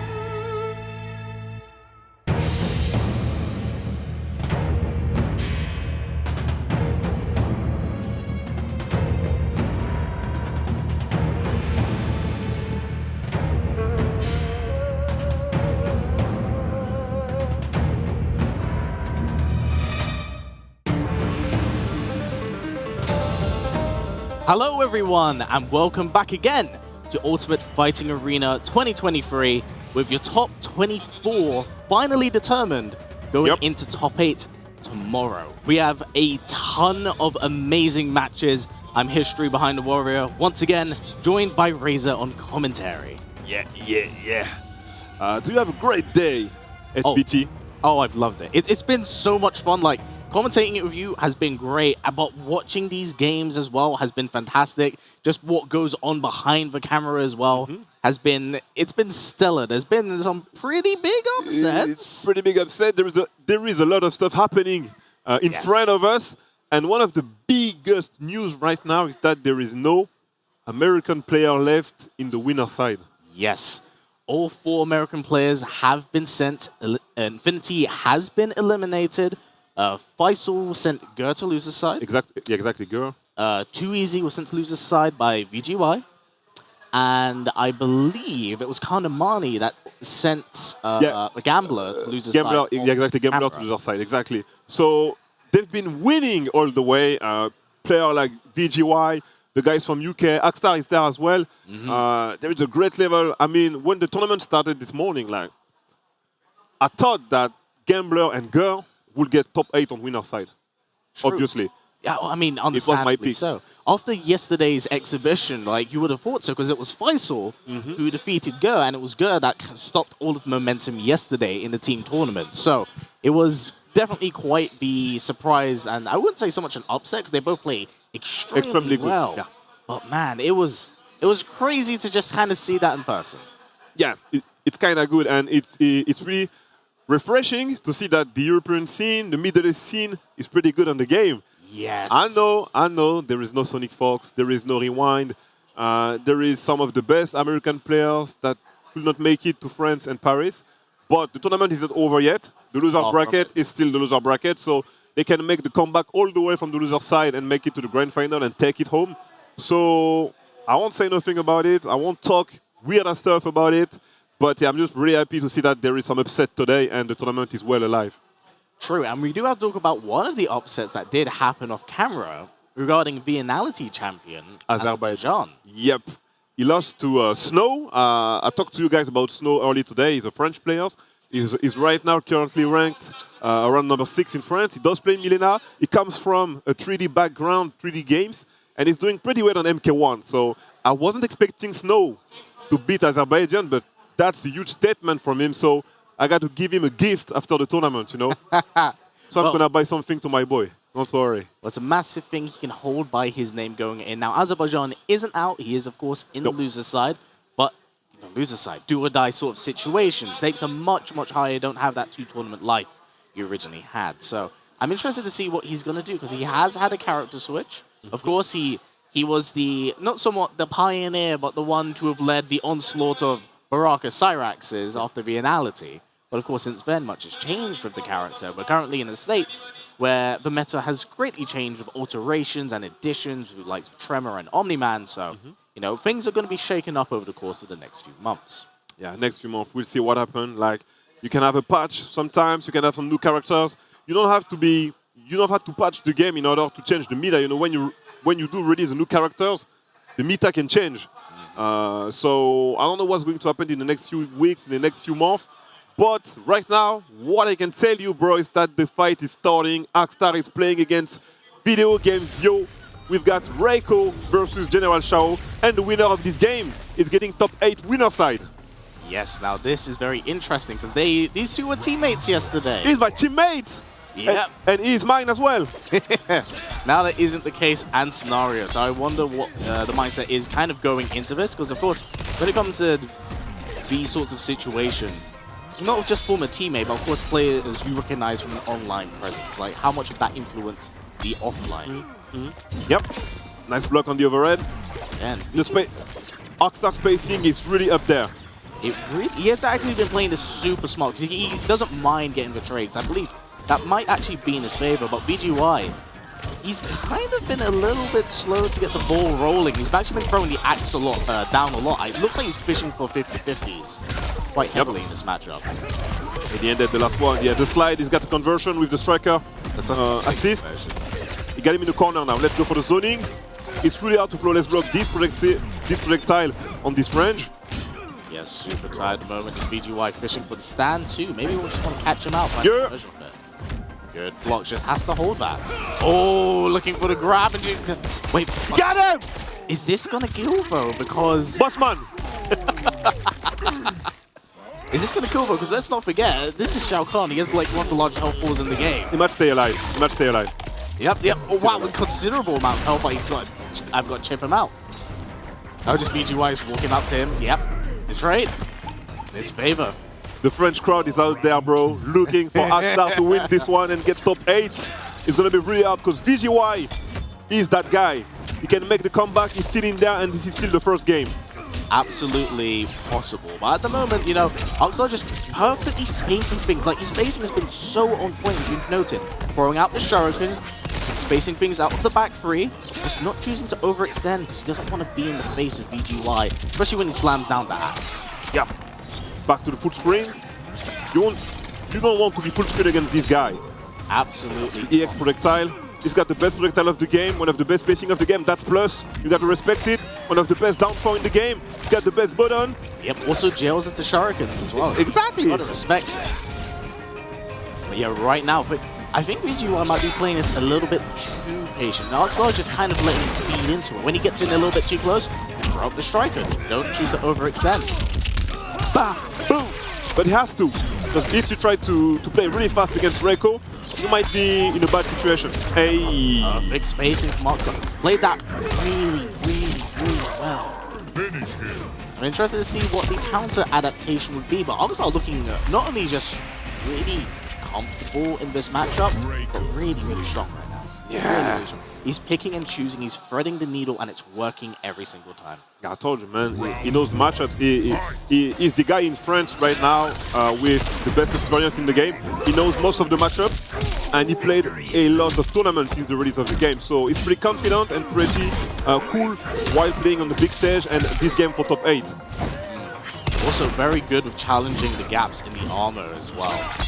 It's a lot of confidence, a lot of familiarity in the matchup, and it's definitely showing to his favor. But right now, VGY kind of, I feel like, stubbornly trying to make the Shao Lao team work, but he's not really able to make his way into too much. Yes. Yep, gotta respect it. This was stand one, goes for 1-2 into the hat with the plus ring. Hey. There it is, the jailing of the down 4. You get to respect it, you've got to respect it. Don't take your turn, this is not your turn. And that's right from finish from Akstar. Making him use the breaker. Rebuff down. Yeah, Akstar just playing out of his mind so well. And here's the thing, he's timing it so perfectly. VGY seems to be scared to throw out the Lao hat because he's going to trade with Shark and it's going to hit the pair of them. He's going to flash with the overhead, and there it is. There's the tackle. Another game on the board for Akstar, looking exceptionally strong right now. He's looking really strong, man. The good decision, good spacing, good neutral. He's playing out of his mind right now. And the matchup is doing good, but VGY with the starter, side switch. Yeah. He got the Lao hat up there, and the overhead is blocked by Akstar. Yeah, beautiful blocks. Goes for the down 1. Lots of plus frames. Oh, but there it is again. Striker coming in with his whoop whoop. Stand free to DDT. DDT! Beautiful stuff. Down 4 again. This VGY just being caught. He's just making these wrong little decisions, and they're all adding up slowly but surely. Nice. Keep yourself safe on the knee. He's still safe. Okay, nice one. Overhead. Oh, whips the throw. He's really good at that. He's really good at that. Oh, he's super good at taking throws, but there is a combo now. Oh no. Yep. 2 knee goes for the setup again. Breaks it out, but DDT! He was ready for that! And gonna get a few extra seconds with the fatal blow. Maybe to compose himself. But damn, that's excellent plays from Akstar right now. He was ready for that, man. I've been getting hit by that stuff for the past 2 months. Yeah, you sound like that's what it feels like. I'm really happy that's not me on stage now. You gotta feel it. You've got to feel it now. Every single time we had the French tournament, online, offline, we're getting hit. Getting hit. It's my turn. Now there is striker. It's my turn. Now down 4 into down 4. This guy, he's got all the mind games, all the stuff, and he's really solid all the way, pretty much. So very much so. I'm very impressed with what I see from Akstar, but there is no trick, you know. He's just that good. Yeah, he really is. He spaced things out perfectly, but I want to see how does this work in the matchup now that BGY has switched to Shang. You know, this is a character that's quite infamously one of the zoners in the game. So this is going to be a pretty heavy projectile game. Yeah. Oh, the low crush. Crushes the low. That's fine, that's fine. But yeah, I haven't seen this matchup that much, but he knows that one of his sparring partners is Faisal, and Faisal does play Shang Tsung as well. Interesting. So there is familiarity in the match. He's familiar with it, but I don't know how it's going to go. That is very true. That's very true. Because at the end of the day, these aren't just character matchups. These are just straight up player matchups. Like who's going to out-neutral the other. Yep. And what we saw earlier on with Oxstar and how he was spacing things perfectly with Breaker and Striker, it really was impeccable. Oh, wait, is that going to land? Adios! It is. And I think that just might actually be enough. That just might be enough. All right, gonna get the spear. Yep. Plunge it for. Yep, that's it. That's it. Shao Kahn. This is not General Shao, he's dead. You know what is? He's probably mashing the buttons, but doing it by itself, just 32%. The secret tech. That is it. That's the secret tech. You gotta mash. You gotta mash. Beautiful coverage right there. Oxstar again, catching things out. This could be a huge, huge win for Oxstar right now. Needs to stay patient. Zoning versus zoning. Walking his way down. It is. Get the slide. Forces the breaker out of VGY at the moment. Down 4. That's plus. Plus frames. That's plus again. Nice flawless blocks. Can't trade. Gotta be very careful. Beautiful spacing. Oh, we're gonna get the slide again into the TDT. Has the corner to work with. VGY is back up to the corner. Just gonna keep getting swept. Keeping it very simple, very active frames of the Shuriken. Beautiful flawless blocks, but uphill battle. Almost dead. Oh, gonna bring things in. Has the corner to work with. Mild readjustment, but oh, this is a lot. Oh, crush! And there's the strike, and there's a down 4. And Oxstar beats VGY, sending deep into the winner's bracket. Huge, huge win. Huge win. He made it to the top 8. Sent his opponent to the Shadow Realm, unfortunately. 3-0. That's it, mate. Yeah, that was so well. He played that so well. He played that so well. I told you, man. We are getting mocked every single week by this dude. He's really good. He is. Like, genuinely well done to Oxstar, playing so well on that. Like I said, his spacing and his timing was so on point, choosing not to overextend, kind of just have VGY play his game. And that, it was so well done. It feels really weird, like, when you play against Oxstar, it's really hard to get your game plan going, you know? Like, we had a close set only one time. Only one time out of 5. It was 3-2, but had to play like a weird guy, you know, doing some random jumps, going outside of my game plan, so he can read it and he can't make him comfortable, you know. Yeah. So if you play by the book, he's going to win. So if you want to beat him, you have to bring something kind of different, you know. Unorthodox. Exactly. Yeah, exactly. Thank you. That's perfect. Yeah, well, that's the crazy thing, and maybe with that information out there, we can see what other players can pull out their hat. But you know, right now that means he's guaranteed for tomorrow. Exactly. Amazing. He's in the top 8 for tomorrow. Winner side. I believe that we'll get some nice entry tomorrow, so don't miss the stream. That's pretty good for him. He's gone. That's it. That is. Day is over. Very exciting. But I think we'll be moving on to our next match in a second.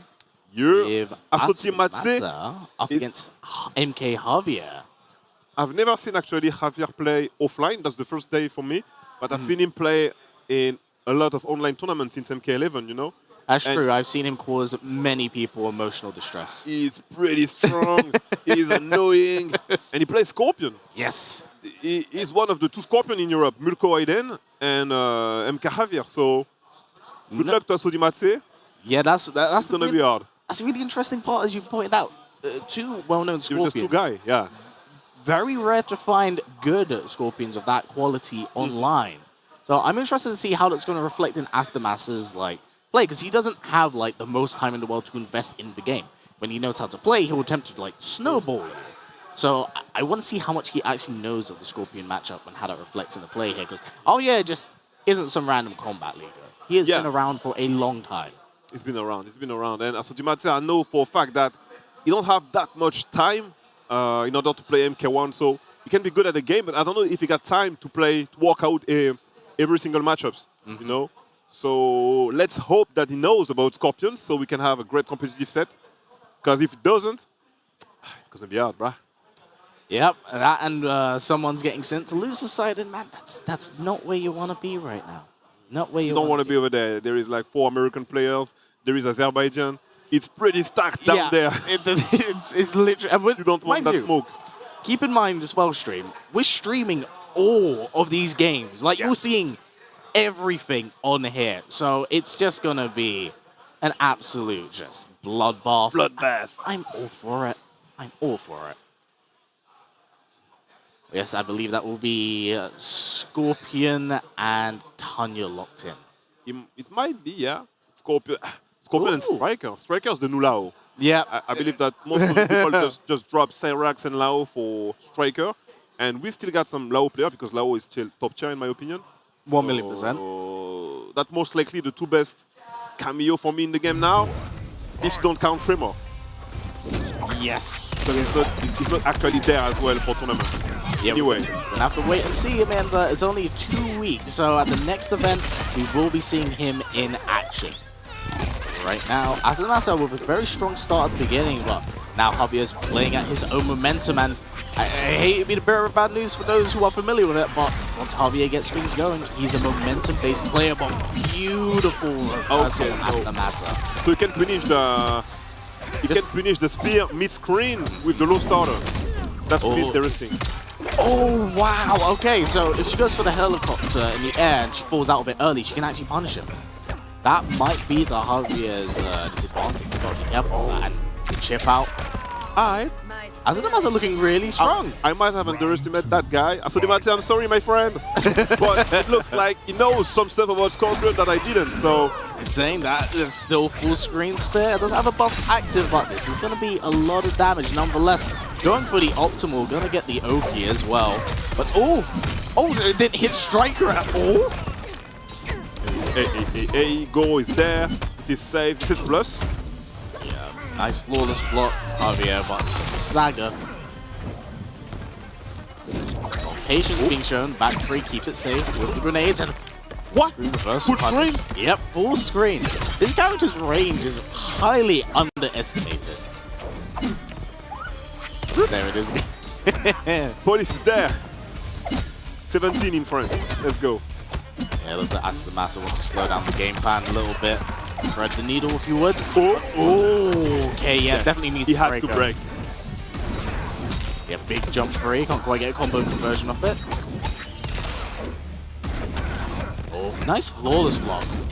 Right into it. My bad.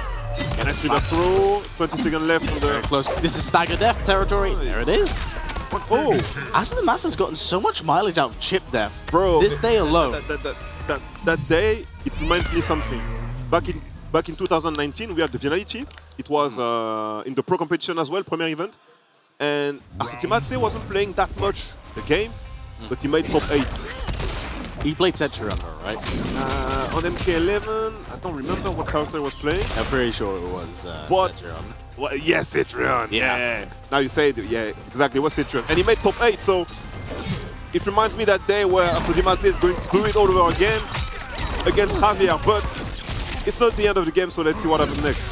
I will say it was quite funny, just immediate drop on the Goro assist, goes right back into Spiral, goes for the Goro assist again, but Javier looking to bring things back and have the Oki, but delayed wake up, empty grab, full combo punish going on right now. And unfortunately for Asanamasa, because of Goro getting clipped, it's having a really slow return.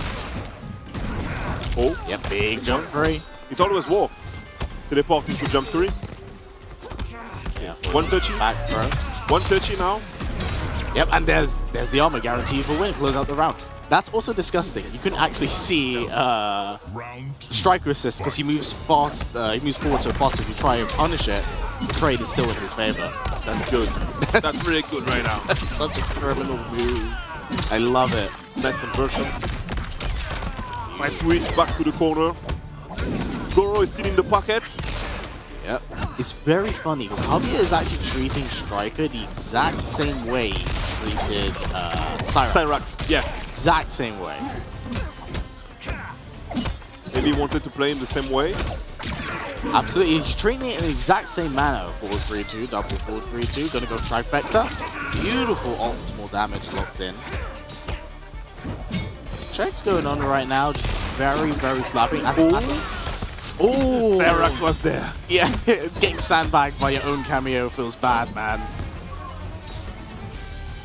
Okay, a lot of patience going on. And here's the thing, I was about to say, normally at this screen range, Azumasa usually looks for that buff, but Javier definitely keeping an eye and being wise to that. He got caught sleeping. Yep, and that's actually one more throw will actually guarantee death here because of the smaller health balls from both these players. Oh my god, wait, that actually might be it. That might be it, actually. Oh no! And yeah, chip death territory. The mind game was so good because he did that move that was safe, but minus on blocks, we will take his turn back, you know? And he just used the armor move, launcher with Goro, and that's it, 1-1. Get the backwards throw. Has a little bit of the corner to work with, but Javier choosing to move himself back to full screen. Try and draw out Acid Master a little bit. Nice big jump free. Fortunately, Acid keeps getting clipped by that. I don't feel like he's blocked that, but I say he flawless blocked it then. Checks again. He's getting clipped by these throws. Yeah, the throw are working pretty nice now. Oh! Oh no, on home. That was definitely an attempt at a spear. Yeah, he found his way out with that. Traveling special move are pretty good in this game. Yeah, Javier just slowing things down, but uh-oh, 1-2 into spear. Gonna get the launcher, and they just chip him out, and yet nothing that Azumasa can really do about that. It's dead. 1-1. It's still really close. I don't know who's going to take it, but yeah, it's a dogfight right now. It's very, very back and forth. It's kind of momentum heavy, isn't it? Whenever they land a strike, like they'll keep going, and then they just stop in between. It's like give each other a bit of a breather. Oh, you can't do that, but the immediate armor reversal is like, nope, still my turn. He just doesn't care. He does not care. Wake up there as well. Some chip damage. Nope. Flawless block was pretty good from Matsumatsu. Back to the full screen. Yeah, and Goro still has not returned. In fact, both players' cameos currently on cooldown. Oh, doesn't quite get a full combo conversion. Is going to get the forward throw, however. Now it's full screen to work with. Maybe a worming his way in. Striker assist, favorable trade. That is safe on block.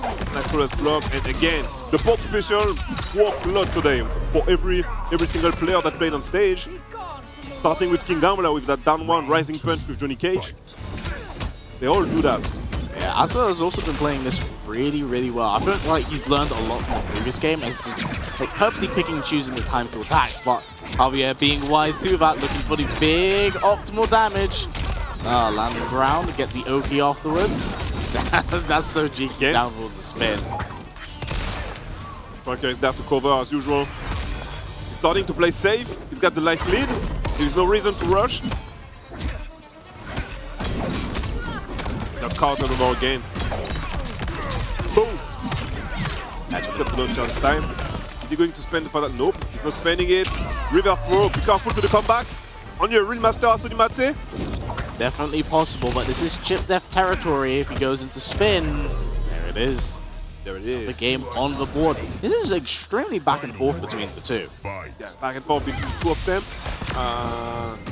Tanya, she's not trying to zone that much. He's more focusing on using the bar for the meter and the armor on the launcher, but yeah, maybe he should try to start playing more full screen against him. I know that he's got the teleport, but it is not as fast as it was in MKX. Yeah. I think what Azumasa generally has to do is just kind of pick and choose when to go for his openings. He's taking his turn a lot, which is good, but at a certain point, he is going to have to overextend and hold back, because he doesn't have the Goro assist currently. Oh, wow. Doesn't quite commit to that. Get the forward. This is really good for Azumasa. Really bully in the corner to slowly chip out the opponent, but now put into the corner himself. Yeah. You want your opponent to stay there. Again.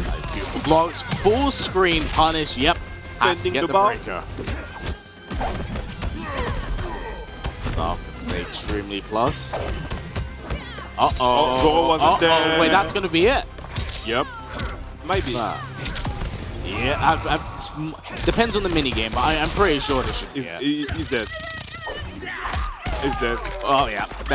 He was a bit too confident to use it with the Goro. 1,000,000%. Finishable, so... It's BAM! And the Izuna drop. Yeah, the Izuna drop. We got it. And here's the thing. It comes all the way from like the small micro decisions I pointed out. Just Asadamasa overextending a little bit, going for those strings that are going to get him caught out, and that was it. You just needed to slow things down a little bit, as you pointed out. Exactly, man. It's like, hopefully the game is first to 3, so you've got time to adapt, you got time to change strategy and do something differently from game to game. Let's see if Javier can take his place to the top 8. Yeah, he's definitely sees it in his vision, man. He definitely wants it. Down 1 check, forward 3 into spin, gonna get some extra frames from Striker. He's gonna do it again. It's exact same with Cyrax, man. The exact same. God. I love Striker in this game, he's so silly. And if you drop it, you can get hit, so... Yeah, that's the crazy thing, man. Like, it's so scary to kind of take your turn back when you've got Striker as an assist, but you always have to be aware of it. When you get the forward throw, get off me, and looking for full combo conversion, definitely wants to get the breaker, and as the Master gets touched one more time after this, that will be it. Choosing to armor through that. What a conversion as well. Yep, choosing to seal the deal. Getting that fatal blow locked in. Oh, stretch his arms. Headbutt. I do love how ever since MKX, that's been Goro's kind of shtick. I'm just gonna pull your limbs out of their socket. And it hurts. It does hurt in real life. Yes. Oh man. Once again, beautiful courage from Javier, but Asadamasa definitely not out of this fight. 1 round on the board. Back to push green, but the starter, he had it. Missed it. Goro was a bit early, a bit late. Hey. 20 damage apiece, and whilst that may not seem much for this game, yeah, it's not that much. You know, it will eventually add up. That's the thing, right? Especially if it's like a full screen spiral arrow. Especially that she can get an opener like from anywhere on screen. 1,000,000%. She's such a crazy, unique character, and I do like her redesign, how she's been readjusted for this game. She fits into it extremely well. Mind you, not if you're playing against her and you have under 5% life. She's like, I'm just going to chip. Talking of chip there. Chipping you out. Match point for Javier. Yeah, looking good. He's about to make the top 8 winner side game. I don't know if he's fighting Axstar in top 8 if he makes top 8. Or the winner of the other game. I believe he very well might. I would imagine so, because we're currently going from the winner's side. But we go down 4 into spin. Like, Asadamasa is getting caught by these little tiny things that Javier has purposely been stiving off from the first game. Like, we'll let my inner Combat League demon take it a little bit. Down 1 into special. Down 1 special. That's the MK demon. Striker was there with the open, bro. It's going to be a lot of damage as well. The crazy thing is that you got a full combo conversion after getting hit by Striker. So insane, but gets armor broken. Like I said, falls out of it. This isn't going to be death, mind you. 20% in, but you've got to reinforce that game. Any touch hit from Javier is absolute death. Oh, armor's through it at 2 games apiece. Asadamasa still in the fight. It's still alive. It's still in the fight and it's still alive, man. Yep, does not want to let it go. He can taste the victory. The battle continues. Nobody wants to be sent to the Shadow Ring right now. And going to the loser side might be really hard to pull off because, like you said, there is Edged Up down there, there is Snow, there is Falk, there is Euphoric, there is Too Easy, Foxy Grandpa, K-Top, and a lot of great players. So don't want to go there, guys. Absolutely not. Like, that's just an awful place to be right now. It is. Because there's the endless amounts of talent there is terrifying to deal with. Also, what a trade, might I add. A spiral tap into the goddamn Razor Roof from Goro. Knocks out Striker as well. Currently AFK. Yeah, the starter. Nice block. Side switching. He's got out, but no punish, unfortunately. Even comes himself with Striker. Oh, a little bit behind. Gonna get the forward throw at the very least, and also is gonna have the full screen to work with. Yeah, a lot of patience being shown by the 2.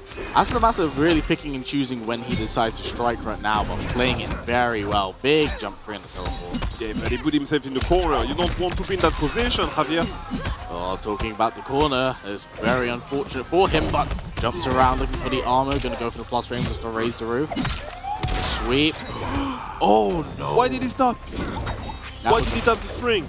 I feel like he didn't believe. I feel like he didn't believe he almost had that. Right now, health deficit is in Aza's behavior. And Javier has a lot to work to make this work, but Match point. Asa the Massa. Match point for Asodimatse. And the dream is becoming true. It is coming true. Aye. But how like back and forth it has been, it's kind of hard to say who has the advantage here. But I will say Asa has been holding quite a bit of momentum since the last game. Two already in the corner. Full conversion. I will say I love it. Like Asa the Master, so oh, you can do down one into special two. All right, do it as well. I'll challenge you on that. All right, 4-3 into spin. That's the thing. The striker was there again. He's got the tip damage. Striker again, but no cameo bar left. Raise the roof. There we go. Plus frames. Stop! That's unsafe. The striker was there. The striker is too good in this matchup, man.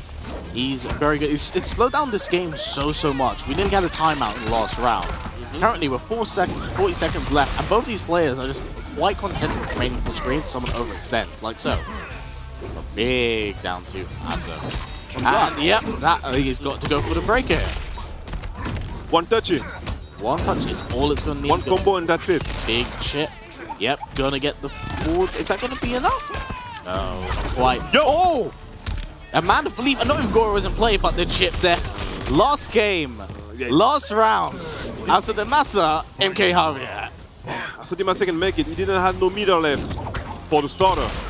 But he believed in this and he got it. But Javier. There's going to be a lot of damage. Javier as well. Javier is canceling Christmas right now. There is no gift for you, my friend. Oh, misses to raise the roof as well. Gonna get the back throw. Gonna keep your full screen right now. Javier can slow down the pace of the game. Whatever he wants, it's now in his favor. Hey, low. Oh, chooses to go for the armor.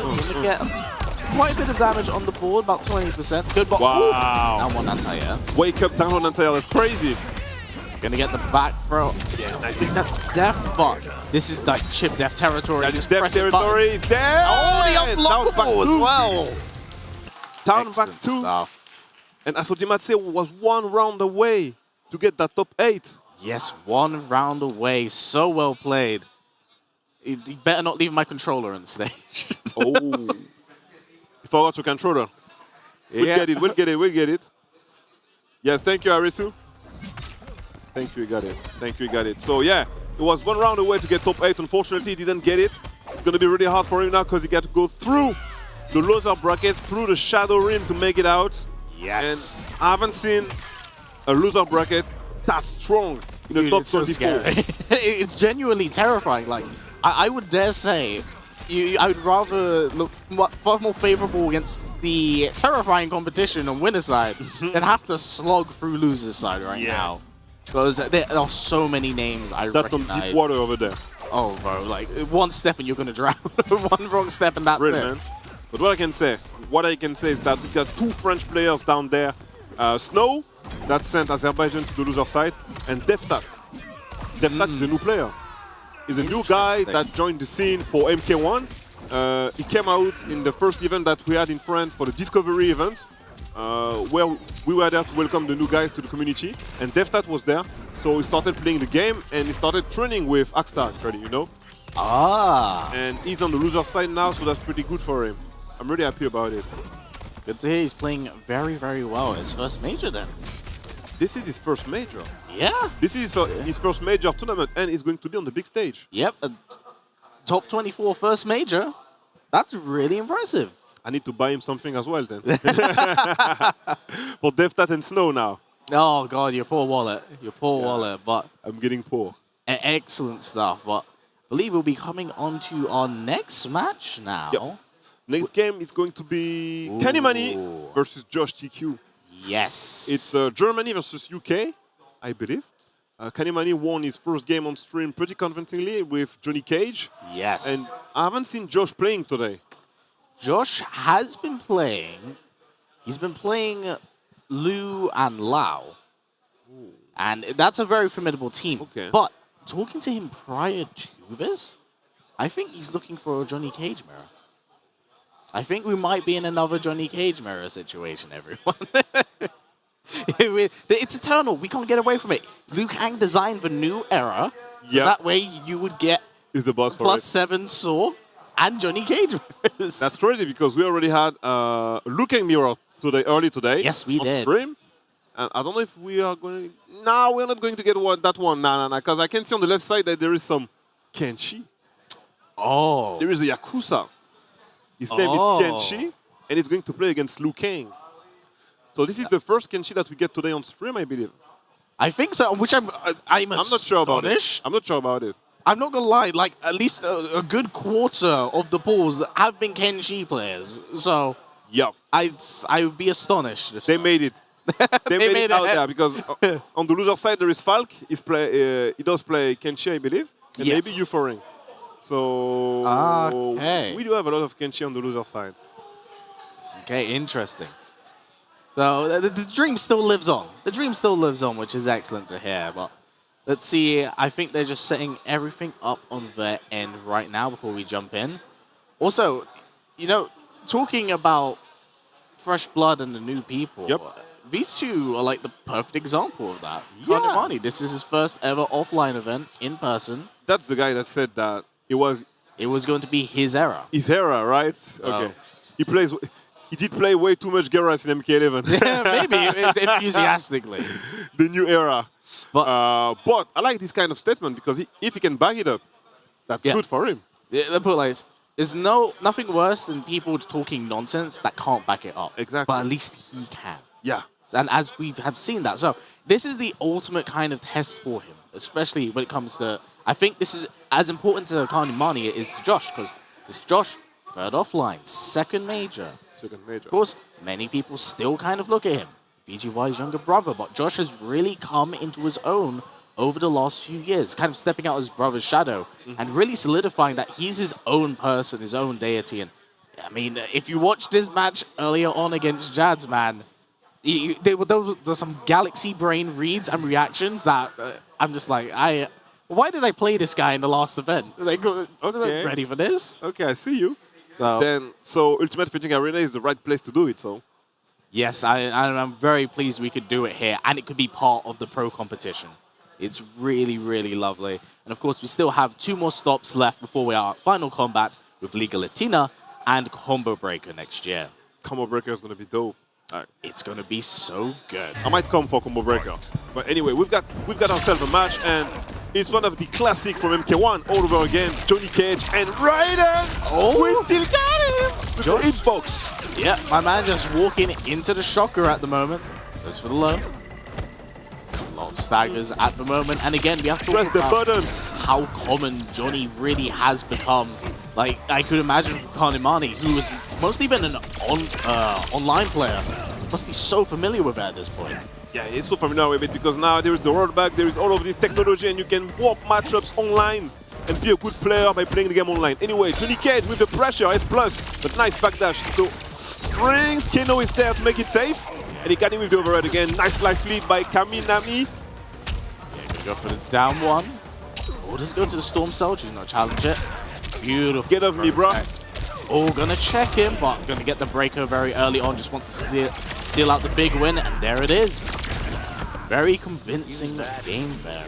Very convincing, man. I told you these Raiden players right now, they're really, really good. Oh, yes. Karata got nerfed. There is no problem with that, but he's still really strong. The game plan is still really strong, and the tools are still there, so he can compete at high level. 100%. I mean, as we have seen, I'm not sure if you missed the game earlier on. I believe Tekken Master was also great. Oh, that's how you know the character's good. Tekken Master would not play a bad character. Nah, he will not do that. Definitely will not do that, and that's really good. Yeah, well, this team right now, Raiden Kano, man, it's so formidable. Just lets Raiden do whatever he wishes, but Josh threading the needle, getting a bit of damage in. Oh, Superman.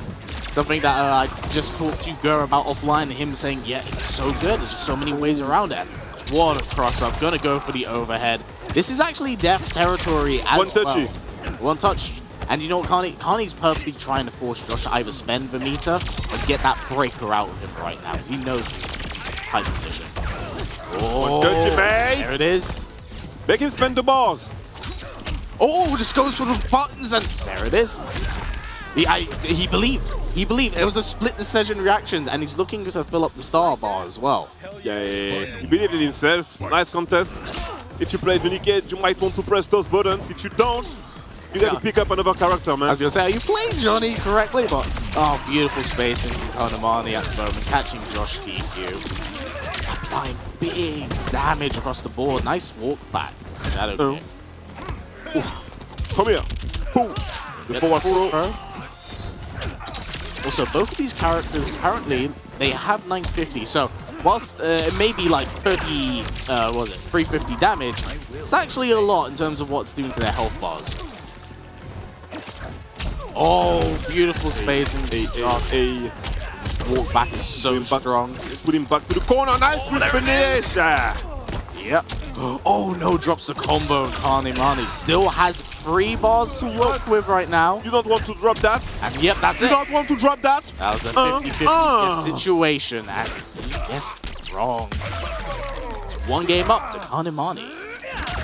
You don't want to drop that combo. Like, dropping combos in this game since MK11? Yeah. Getting hit with a full punish combo conversion. Yeah, I hope that Josh does not allow that to tilt him. Yeah. Because, you know, that was literally game winning. It was very unfortunate. But, you know, still have 2 games to work with. Can recompose yourself, maybe get some bearings together. Because the start off of this match was extremely explosive. Let's see what happens next. Poke special again, huh? Yep, poke special. Just walk now. It's so good, man. So good. Everybody's just trying to take his turn back. But you can't do that if there is a special. Yep, coming after the poke. To Kano once again. Constantly check. Gonna get the breaker out of Josh really early on. Nice flawless blocks from Josh. Just constant poke game right now. Kanamani landing the big hit. 36%. No, 35.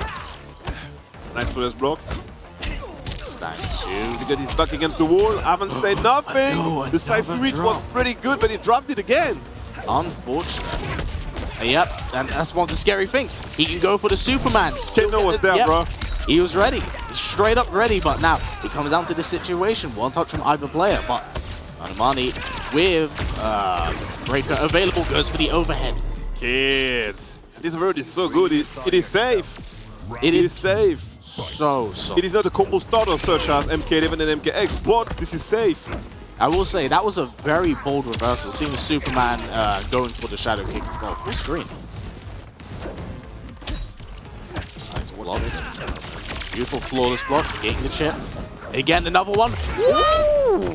Backdash, forward 3. That's what I like to see. Yeah, finally being caught by it. Kanamani moving his way in. Josh looking for the late wake up.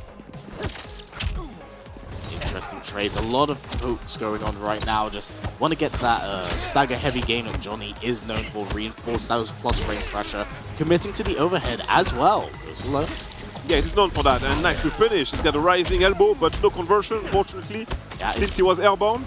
That is unfortunate. Josh has been dropping a lot of combos. And I think that actually might not just be because of his execution, but Kanamani's always kind of in the air during like some of his moves and his animations. It's catching Josh. Yo! Oh my! That might be it, actually. He's not dead because I believe that he had the starter with jump 1, so there is a little bit of reduced damage. I think it might, because it does the mini game on the mash. And remember, this is 950 health. Uh-oh, Storm Cell. Oh, Storm Cell! Eternal, another game locked in for Kanamani right now. That stuff? That's illegal! That's illegal to end the game like this after a fatal blow, man. Come on. Yep. He just woke up after the fatal blow and it is such a good move. And I know what they have moved, like, the negate chip aspect of it. Raiden is still phenomenal in my Tremendous. Definitely. Oh, Josh being caught with strays at the moment. Beautiful flawless block. Doesn't have the corner to work with, but say that, dashes out. Both players poking at the moment. Yeah, Josh definitely tried to look for an avenue to thread a Shadow Kick. Couldn't quite get it. Oh my god. Yeah, Josh might be a little bit scared to punish that full screen because it, understandably, you get the trade off that. It's still heavily active. He's definitely scared now. The conditioning is pretty dope from Kanimani's side. Okay, he's got the low hat. Everything is safe. It's even plus. Yep, plus, like, honest to God, Raiden Kano seems like a very scary, formidable team because it does kind of everything that Cyrax did before, but complements it a little bit more because how long you can hold that Kano ball. Nice poke jab. Nice, sweet. Nice counter poke. Now, this is actually, if optimized, this is def for Kanimani, but oh, the beautiful spot. Gonna get unfortunate, can't quite get a full optimal punish off that. Yep, any button into Storm Cell at any point, but goes for the raw Superman looking for that chip def. That's crazy. Match point Kanimani. Match point Kanimani. And he's backing up. He's backing up what he said earlier today. Definitely is trying to look to usher in his new era for the top 8 by beating Josh TQ, but it's a very interesting situation for the two, which will mean that both brothers will actually maybe send to loser side. Send to loser side, both of them. I hope that they don't have to fight each other. It's very well possible. Very well possible. But uh-oh, definitely squeezes the breaker out of Josh right there. Hey. A little low. Yeah, look at the range of that button, man. Trying to catch Josh off his steps, but ooh, do I get a full combo conversion? Oh, the neutral duck, the MK11 player in Kanimani rising to the surface. This neutral duck was on point. Nice teleport, but you're in the corner now, and you get hit by a forward 3. Full combo conversion, find by Johnny Cage. Ooh. He's still in the corner after the nut punch. What's next? Oh, hit, poke special again, HPT. Oh, goes for lead wake up, gonna get the backward throw. This might be enough. No, not quite. Goes for Superman, goes for low hat. Yeah, there it is. It was either gonna be knives or it was gonna be Kano. Definitely gonna watch out for that. What? Oh! Goes for low, jabs the Kano and has to poke again because he hit the Kano instead of Raiden. That's crazy. What happened there with the projectile? See, that's one of the crazy things about this game. Like, sometimes you just go for the tag-in of your characters just so they can soak up a hit. Like Shigenko, for example. It's a shield. Yeah, he's just a meat shield, man. Oh, keeps away Kano. Interesting, but unfortunately, he's going to be full combo converted. He's looking very strong for Kanimani right now. Oh, big leg. Turning 4. Just like that. Poke special again. It does work. Nobody's trying to block after that. Yeah, this thing's looking really good right now for Kanimani. Just stacking all of this damage up, choosing to stay out the corner. He's out there. He left the corner, HBT. Oh, get off me, bro. Protect. Josh going for a big overhead. No one quite home again. Beautiful negating of the chip. Pokes him out of it. Both players checking each other. Plus frames. Low. Double low. Goes for the big overhead. Looking to probably crush it. He's waiting for the special. Yep. There it is. Fishing for the special. Yeah, he's flawless blocked again. But they're down 1 constantly. And that is 3 games up to Kanimani, sending Josh TQ to loser side as he goes on to top 8 to maybe usher in his own new era. Exactly. It was pretty tough from him. This game was a blast. 3-0. Josh played good, but Kanimani is that guy, I believe. He's playing exceptionally well. Because right there, for example, in the replay, Josh just straight up walked up into Shocker. Like, at the start of that first game, he got hit with like 50% in the first 15 seconds. And unfortunately, that can kind of break someone's composure, especially if, like, the first game is so explosive. Kind of throws you off your guard a little bit. So very well played from Kanimani. But, you know, Josh isn't entirely out of the picture just yet, being sent to loser side with his brother. Yeah, he's still in loser side. Which very much could mean we get the brother matchup that you were talking about. I believe that he's going to play against Azerbaijan, but I'm not sure about it. I've got the matches just in front of me, guys, so you know. But right now, we do have a great set coming up. Makoran is going to play Tekken Master. Oh, this is going to be a really, really good match. A really, really good one. Like, I used to know Tekken Master since 2015. Before he goes to the United States, he was playing in Europe in this European tournament that Warner Bros. Was running. And he always got top 2 or top 3, only losing to Foxy Grandpa and Madzin back then. You know? He was kinda the number 3 of the Europe Middle East scene. But then in 2016, he came to the United States and made it to the grand final against Sonic Fox, excuse me. And he's known by everybody now. And he's still playing the game. He's still playing every single NRS game. And he still do really good on all of these games. He's been unbelievably consistent across the board, regardless of whether that is Injustice or Mortal Kombat. Yeah. He's always been very consistent. He's super good at both of them. Yes. That's crazy. I feel like he just fundamentally gets how NetherRealm games work at their core, and he knows how to apply it in every sense of the word. But you know, on the other side of the fence, we also do have Makaran. Yeah. Another player who did rise up through MKX and has really kind of entered his own kind of echelon and tier of play from Mortal Kombat 11 onwards. Yeah. Yeah, through Scarlet of all characters as well. A character that many did not see the potential in. But Makaran stubbornly stuck with that character through and through from the game's lifespan for 4 years up until where he is now, where he's had an interesting character switch. Can I talk to him about it? He's been playing Usher for 3 weeks now. 3 weeks only? 3 weeks. Okay. So he dropped Natara and he dropped Melina. Oh my god. Yes, and he's been rocking this character in Rips Arena continuously. And shout out to Rips Arena, by the way. I hope that he's still playing Melina. Maybe as a counter pick, probably. But Ashra is pretty dope as well. But I'm really happy to see Makaran doing that good in this game because back in the MKX, he wasn't one of the best in his country. We had Storm and Boki, but now he's definitely the best one on Mortal Kombat. But anyway, the game is starting. Tekken Master is on the right side, Raiden and Keno again. Yep. And on the left side, we've got Makaran with Ashra and Lao. Oh, looking to probably get around the projectile, but interesting challenge right there.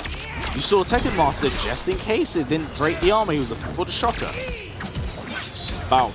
Projectile is pretty much plus regarding the distance, but nice to finish from Tekken Master. Yeah, it's going to be a nice 55% damage. Low time, going to get hit with the conversion, has to break out of this. And it's a crazy thing. Makaran could very easily take this game from one single touch, like following this, because that fatal blow, man, hits so hard.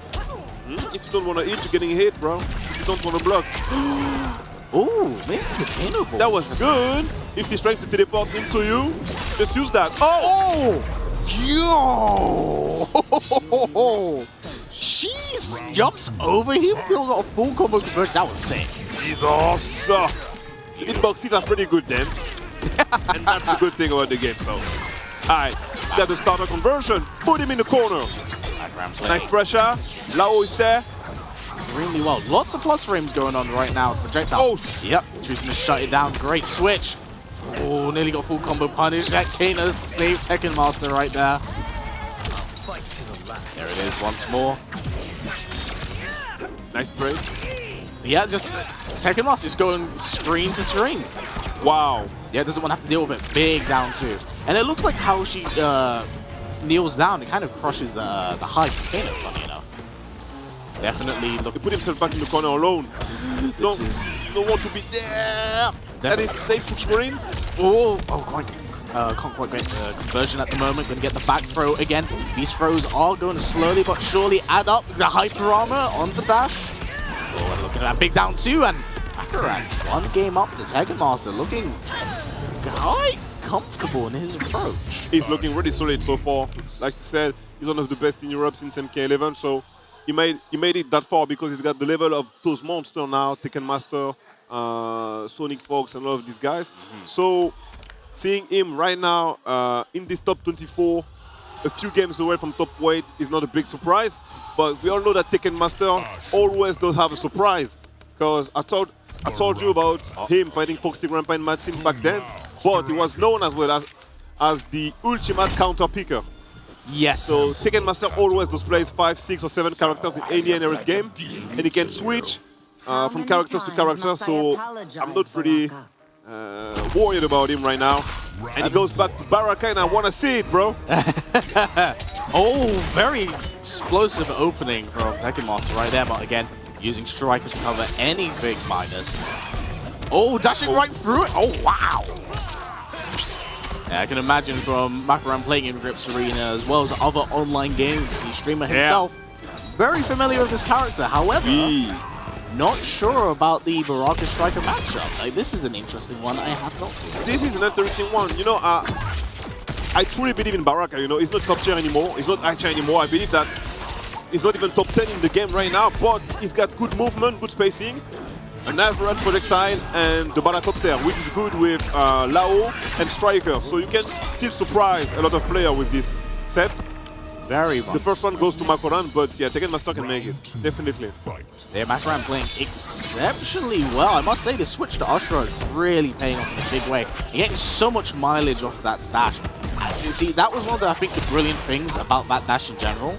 She can go right past him and move behind Striker, not have to worry about the She can't do that against Baraka. Most likely, he can just use back for 1-1, I believe.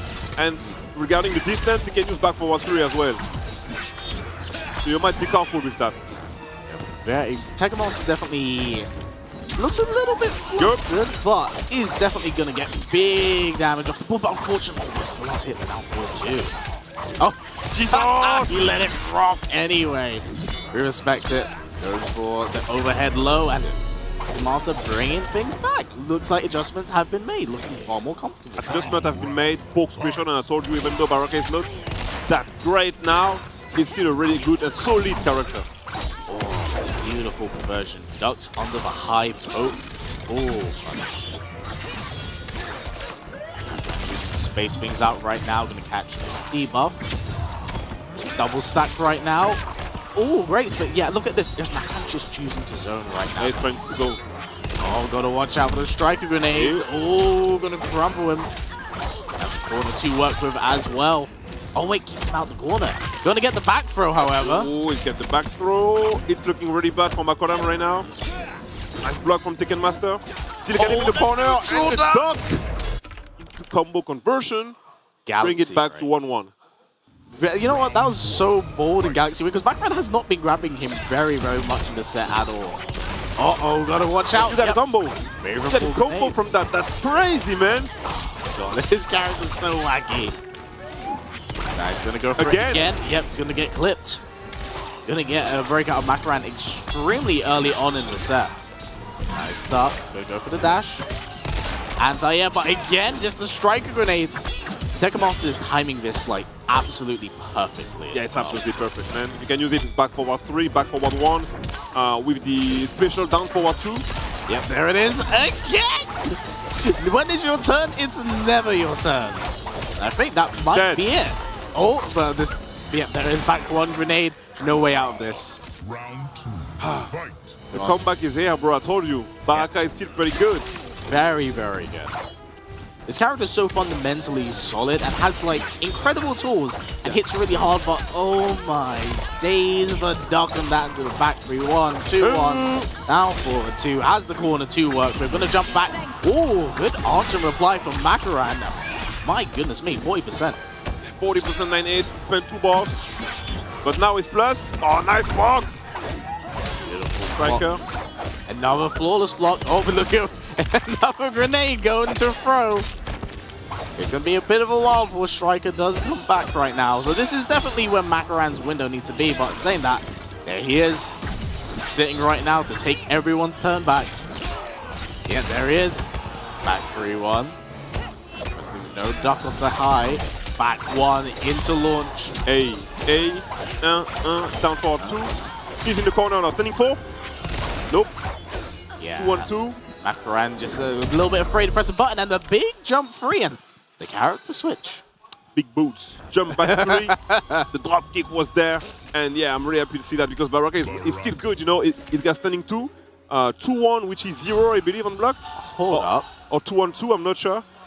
And then you can just mix it up with the pressure, the chip damage. And you said it yourself. He does play Nitara, Milena.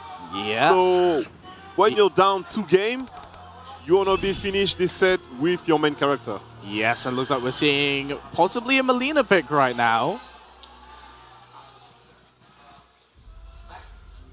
Interesting old lore matchup, but nope. Oh, the switch. Instant switch back to Ushra. Does not want to quite commit. I don't know about that one.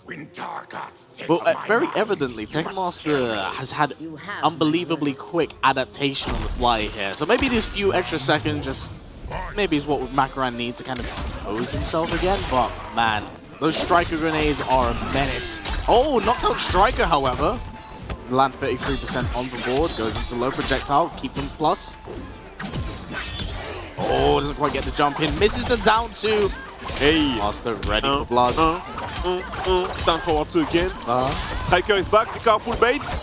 Yeah, and grenade. Works around it, luckily uses the armor to do so. Yeah. Back one into it. Backdash into back one. That's a great quick finish from Tekken Master.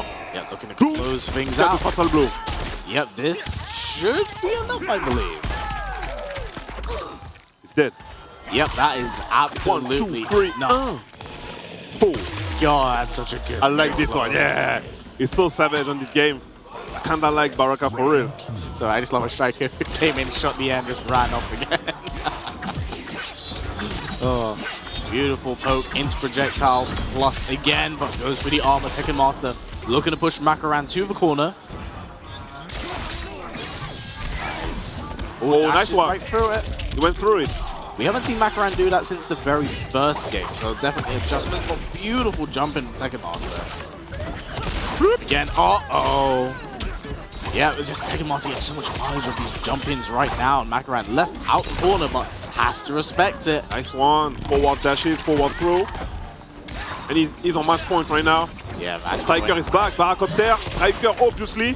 Fair enough. Want to get the down 2, get off me situation. Want to cash out at least as much damage as possible. One hit is what's needed, but yep, there it is. Tekken Master takes another big win. This time against Makaran, advancing to top 8. Yeah, top 8 for Tekken Master, top 8 for Akstar. Who's in top 8 again? Kommunity.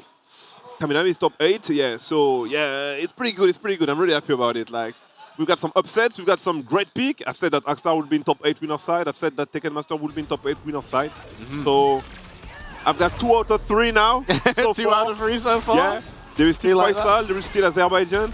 There is still some of these guys that I want to see in top 8, but yeah. There is the replay. Yeah, things are looking really, really crisp. And like I said, man, just the second that Tekken Master started ducking that poke, started challenging the projectile, choosing perfect times of having the jump arc to jump just over her projectile, not have to worry about it. It just kind of stuffed a lot of Makaran's defense. He looked a little bit flustered in those last few games. Yeah, but that's it, mate. So, guys, you can stay with us. We're going to take a 5-minute break with HBT, and we'll see you after that for the loser side of the top 24. All right? Hell yeah.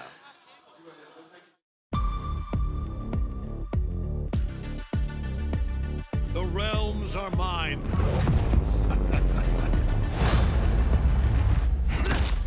Think, what good would your death accomplish?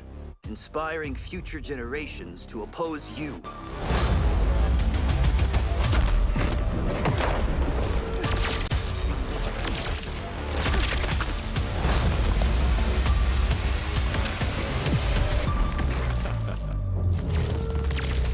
Fight.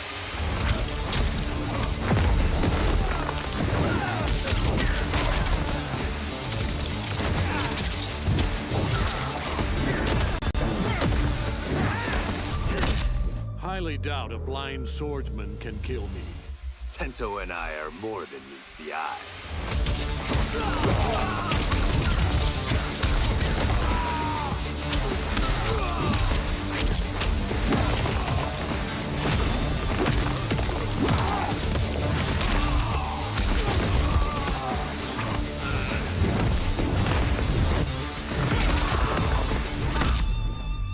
The cocky one. You're about to be humbled. Ha! By a man in a cape? I do not think so.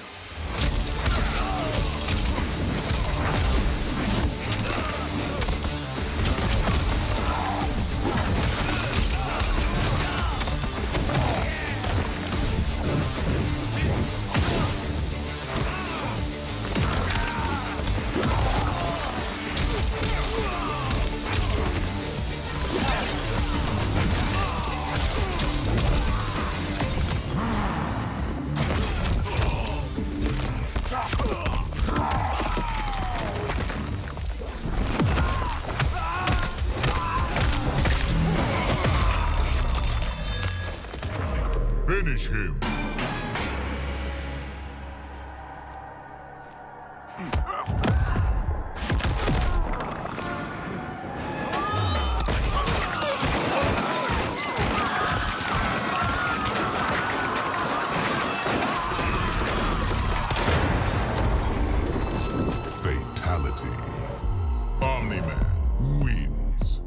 flawless victory.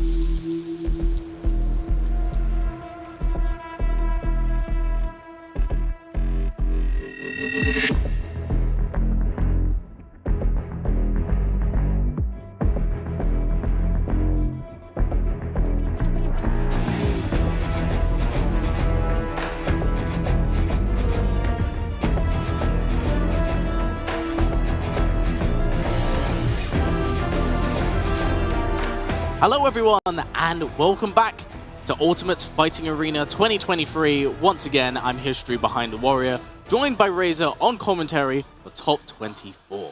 Yeah, we're here for the Top 24, and we had the blast doing the commentary for the 4 previous fights. We had some a big bloodbath, I might say. Akstar won against Video Games Yo, MK Javier won against Asodimatse, Kanimani won against Josh TQ, and Tekken Master just won against Makoran. So that makes a 4-player for the top 8 winner side tomorrow. Yeah, things are looking very, very good for them. And it's only going to get more intense from this point onwards, because now we are in loser's side, do or die sort of situations. You know, everyone really, really wants to not be in that area, understandably, and make it into the top 8 tomorrow. But what's interesting is that we now have a match with Lord Corridor, who has actually changed his character from Johnny Cage to Raiden, which is very surprising. And of course, he's rocking the team of Raiden Kano. Yeah, I mean, I do believe at this point that the Raiden Kano situation is like the main thing in Middle East, I might say. And it does work a lot. But Deftat is that French guy, like I said. He just joined the community for MK1. That's his first Mortal Kombat, competitive Mortal Kombat, and he's doing pretty good in the French scene. So let's see what he can do against Low Corridor, which is a guy that has been playing in more tournaments than him. Yes, of course, when it comes to Law, it's very interesting. Law originally came from an online environment, kind of started off as what I would quote-unquote say was a villain of the scene. But again, it was kind of like a situation of he could back up what he was talking about. Now he's coming off the offline sets and really proving like his mettle and his worth. And he's had a really exceptionally strong showing as he made top 8 as first offline at Reality. Okay, it's good. He knows about it because he used to play a lot versus Keno. So he knows about that stuff that you might want to side switch and use the Keno assist. Beautiful Protex Nice as well. We're going to get the breaker right now. Got a chip damage. Yeah, gonna Might hold be it. hard. Beautiful blocks, but that, yep. Chip damage into timer as well. These games are going to be very, very slow. They're going to be very, very slow. I told you, DefTat, if he can just walk back, he's going to walk back. That is the French version of Justin Wong, you know, right there. And it's a good thing, you know, it's a good thing. I don't say it as a bad thing. Oh, so, I know. Let's go. Not at all, but unfortunately, doesn't quite get the full combo conversion. Beautiful blocks off both of these plays right now, just choosing and DefTat finding an opening. Nice. 15% locked in. Damage goes for the teleport. Ooh, no whiff punish, but still going to get the pickup regardless. That 35% locked in. No, 32. Go for the overhead. All these hits are slowly going to add up. A beautiful flawless block. Does not want to have to fear the chip of a storm cell. Yeah, back to the corner. Nice sweep. He's pressing. Nice hit damage as well. Back to the neutral. And he's got the open. That forces him to use the breaker.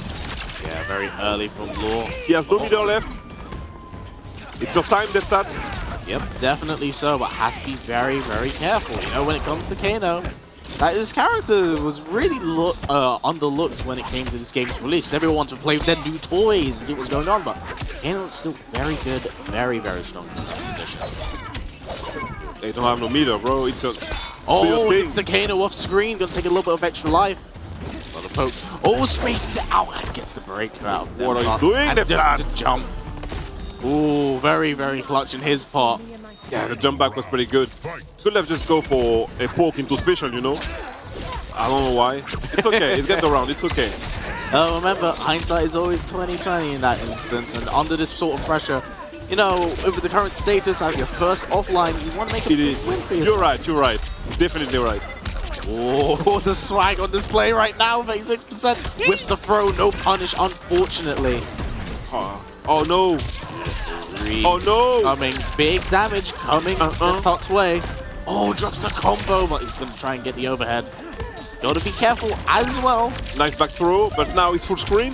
So what is going to be your next move? Yeah, beautiful flawless block, but got to be quite careful. Scarily, this is still DefTat. Nice finish from DefTat. Great. You know what? It was exactly as you foretold. Like I said, finish your kind of sidegate. Backward, back 2-4. Exactly, man. I know my guy.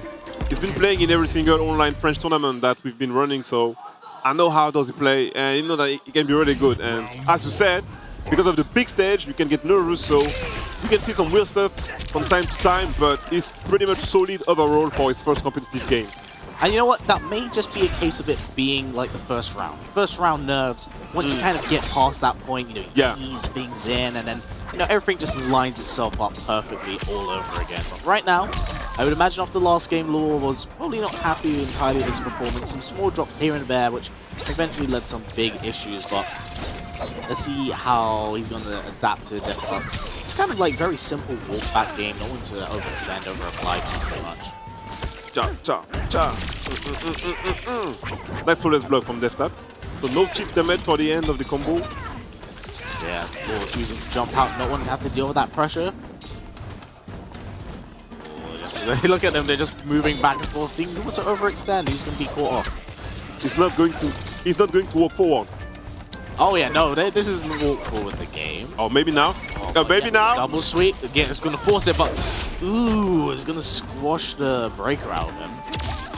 Nice, get the backwards throw. But he's going to put himself in the corner. And overhead. Guaranteed Kano ball, again, another overhead. 15 seconds on the clock as well. Both these players playing very simple, very slow. 10 seconds right now. You need to walk forward. Yep, somebody's doing. Oh! Wait, he's late to the party. 5 seconds left. 4. Oh, does he cancel? He canceled the Kano ball. That dropped the finish. I believe that he dropped the finish, but that's fine. It was a good idea, but it was a bit late for the X-ray. The fatal blow was a bit late. He didn't have the armor for it. But anyway, the first one goes to low corridor. Yeah, more looking for the double Kano Knight shenanigans. Now having the corner to work with. big damage, 32%. Gonna land the overhead again. Another overhead. You're gonna go for the trifecta. Oh, wait, 4 time in a row. For the up block as well. Yeah, he was ready for it, for real. Nice one. Okay, he's getting outside of the corner. Nice dug, but not finished, unfortunately. Kano is there for the plus frames. Put him back to the corner. Again, the pressure. Yeah, they're both in each other's heads because they're trying to see what he's doing. Beautiful block right there. Looking to get optimal damage off Katana. 34 damage. Nice with punish. Moving back and forward. That's something I will credit Lord Corridor for doing extremely well. He's weaving back and forward a lot, and he's just blocking and choosing times to attack. But that is now an even game on the board for him. One apiece. We got a really good game in our hands, man. We've got some great game. It's back 1-1, but Deftat is still in there. He just needs to, you know, to calm down, to stay safe. He does have some counter pick. He does play Kitana, Tanya, and maybe Milena, but I'm not sure about it. But I know that he has been definitely playing Kitana and Tanya in tournament. So let's see what happens next. He's going to stay with Kitana, no counter pick. It's time to move up. Yeah, well, you never know. It could always be a last game, last round sort of situation. Considering he's staying with Katana as of right now, could always mix things up if need be. But actually, going for the bombs as well, maybe set up a little bit of pressure and like maybe have more struggle with his way in. But perfect walk back, as you pointed out. Perfect punish coming in. Oh, unfortunately, looks like he dropped that. Hey, again. Oh. Go for big Kano ball, goes for the low, gonna poke him out of it, gonna get the sweep. Oh, he knew it. He knew that this time he would just jump. He was ready for the entire. Yes. He knows how. Oh my goodness me. That's also been going up for a lot of upwards fans as well. Maybe in hopes of catching Law right out of the air when he goes for that Superman too. Plus frame, overhead again. Yeah. Again. Gonna go third time. Oh, he was thinking about it. I guarantee he was thinking about it. I swear I was going to do it. Nice, there's Kano ball. Oh, with the Kano ball.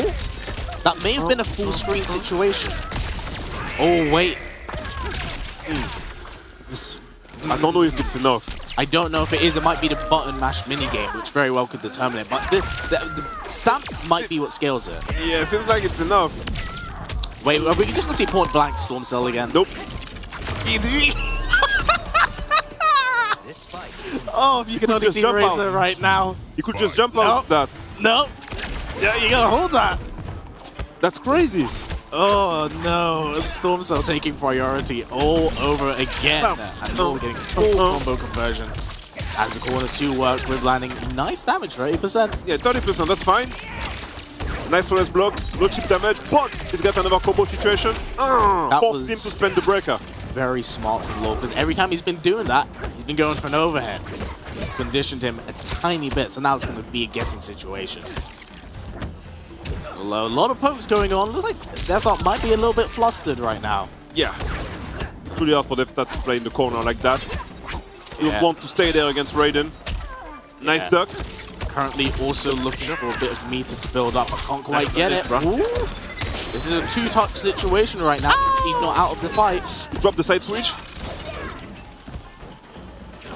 Slowing things down a little bit, being aware of the fatal blow and the danger it does present. Going for overhead, going for the low this time. That's another game on the board for Law. Man, look, Corridor is good right now. Deftat need to focus, calm down, because we're already in the loser side. So the loser of this game is definitely going to the Shadow Realm, and for real this time. Trust me.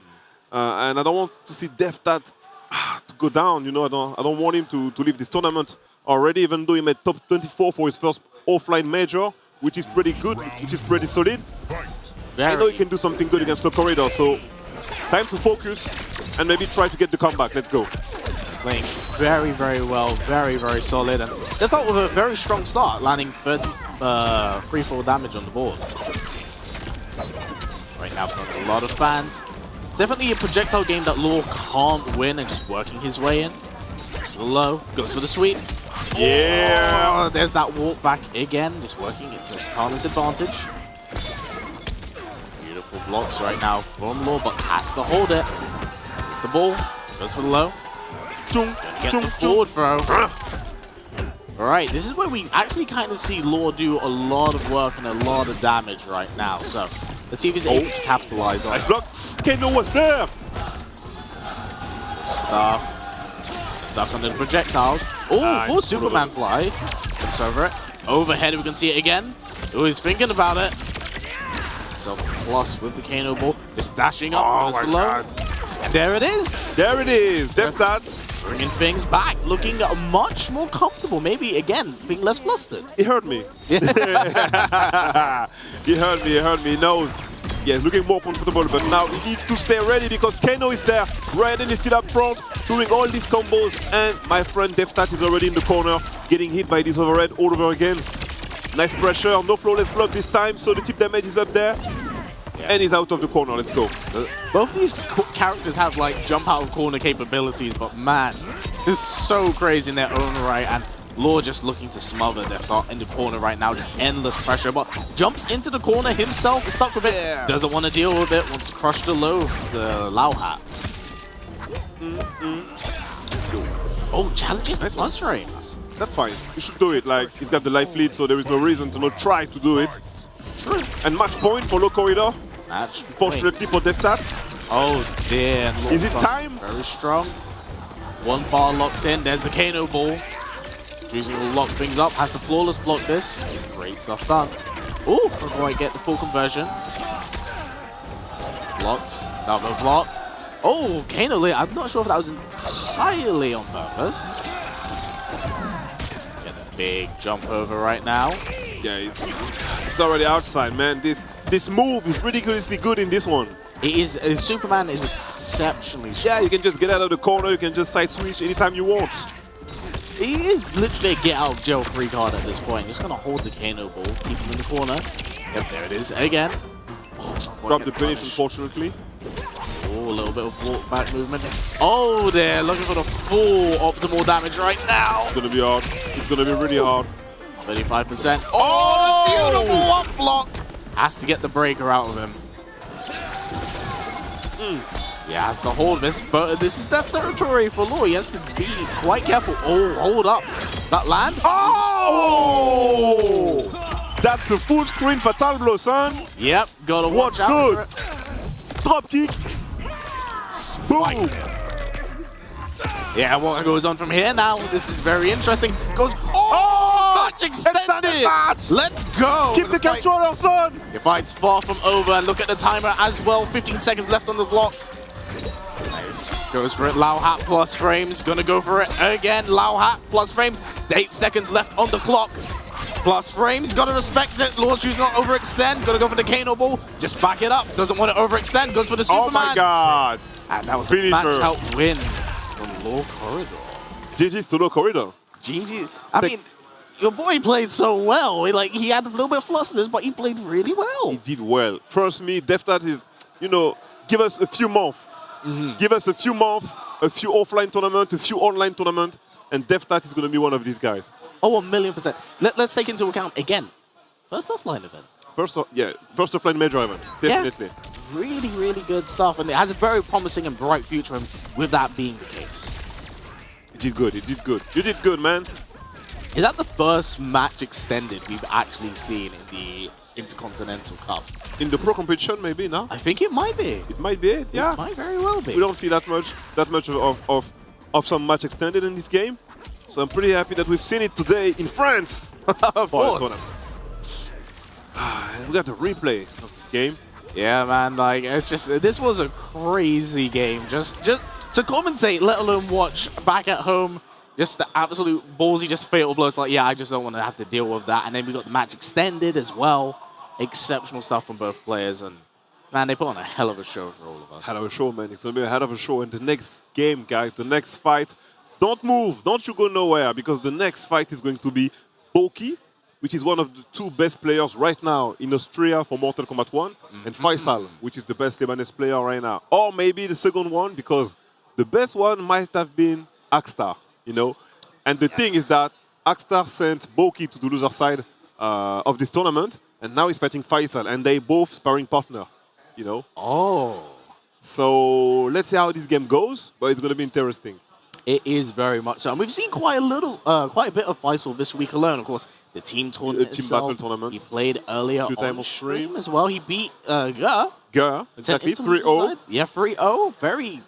Very convincing, considering the status of the team battle last night. You know, it was, of everyone that was there, Faisal looked the strongest. So Exactly. I would imagine so much had changed because he had just a different approach. So I want to see how that reflects in this game, especially with what you mentioned about Boki. And, you know, as well, we're talking about Arkstar. Arkstar sent VGY to lose the side. VGY to lose our bracket as well. So I want to see how this works. He pretty much cleaned up the whole tournament. And tomorrow, yeah, it's going to be really hard. But yeah, I'm really happy for Arkstar right now. And I really think that Faisal can join them in this top 8. But Boki is a real guy. Boki is a real deal. You don't go through Boki just like that. And he's playing Lao in this game. And Lao is pretty good in this game. Lao is very good in this game. Of course, safe wake up. Exactly. Utter menace when paired with Goro. And to be fair, you could always wind up with having a team of Lao if he's that enthusiastic about playing Lao. Lao Goro, and you can play maybe Lao Arena and Lao Striker. Yeah, I mean, at this point, I'm convinced that either Lao or Lao Striker are always go-to options currently. You can never go wrong. That's fine. So, yeah, he decided to play Lao and Goro. Maybe there is some button check first. Faisal went with Shang Tsung. That time, he's not playing Kitana first. He's not playing any other character first.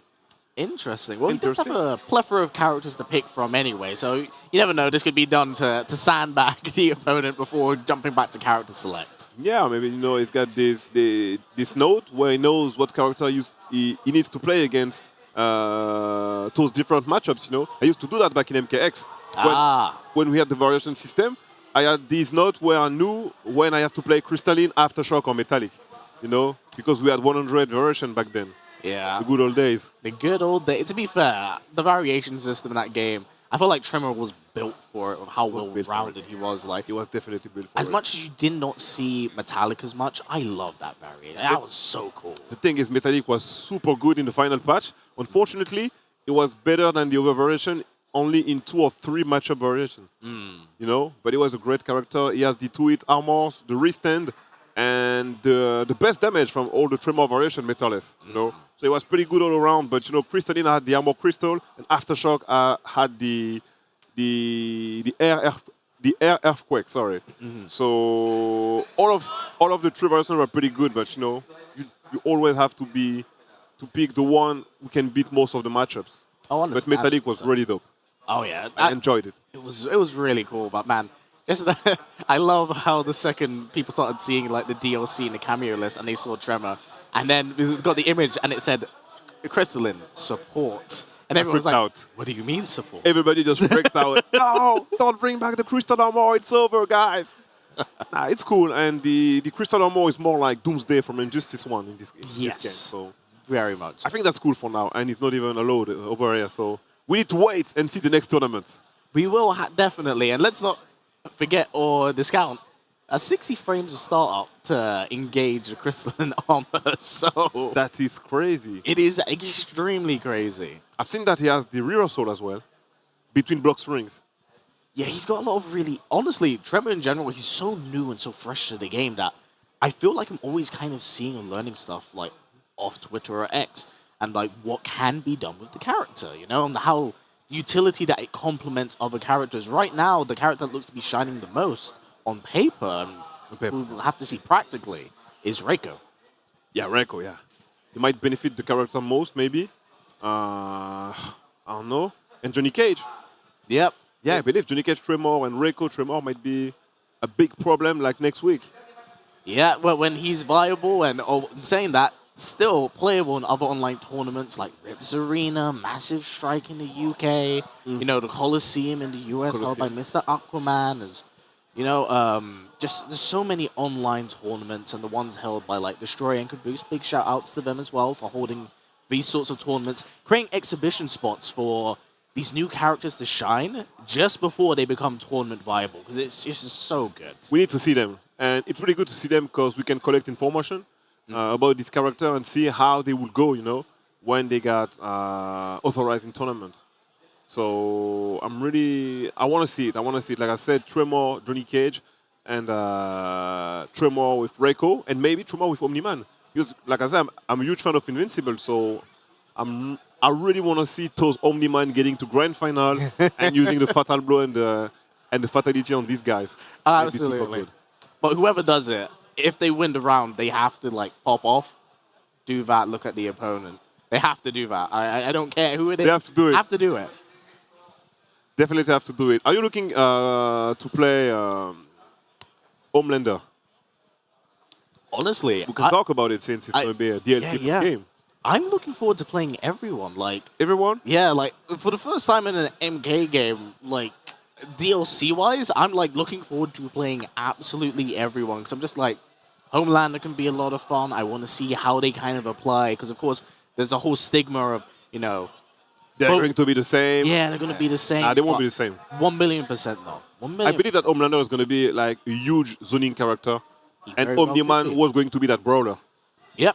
I had this in mind, you know. It would make so much sense. And I mean, if you stack the two characters against each other. Like, yeah, because Omni-Man's kind of... Omni-Man's know how to fight. He got trained. And Homelander is not a fighter. He's just a guy that has some superpower. He's just invincible, you know. Yep, straight up. But, yeah. Saying that, I'm looking forward to Peacemaker. Oh, okay. Peacemaker's going to be very interesting. Because here's the thing, right? I know a lot of people like, he's got guns, he's just going to pew-pew. I haven't read his books, you know, the comics. Yeah, so I don't know much about him besides in the movies. Here's the thing, and I say this in chat as well. If you're not familiar with Peacemaker, watch the show. Played by John Cena. John Cena, sure. Be a wrestling character or a grappler. Okay. Never know. Okay, we'll talk about that. Let's go. So, Boki versus Faisal, that's up.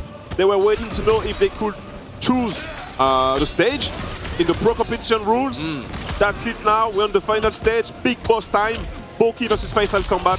The loser is going to the Shadow Realm, and the winner has to win one more fight to get top 8. Funny enough, also a very fitting stage for this fight to take place on. Definitely, man.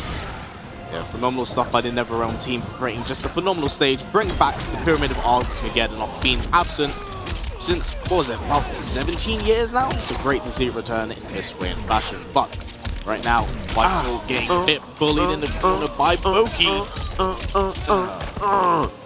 He dropped the end of the combo, but that's it. Goro is there, still plus.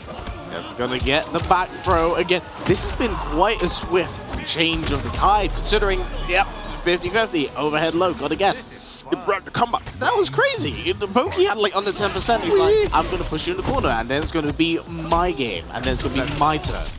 We're gonna get the switch.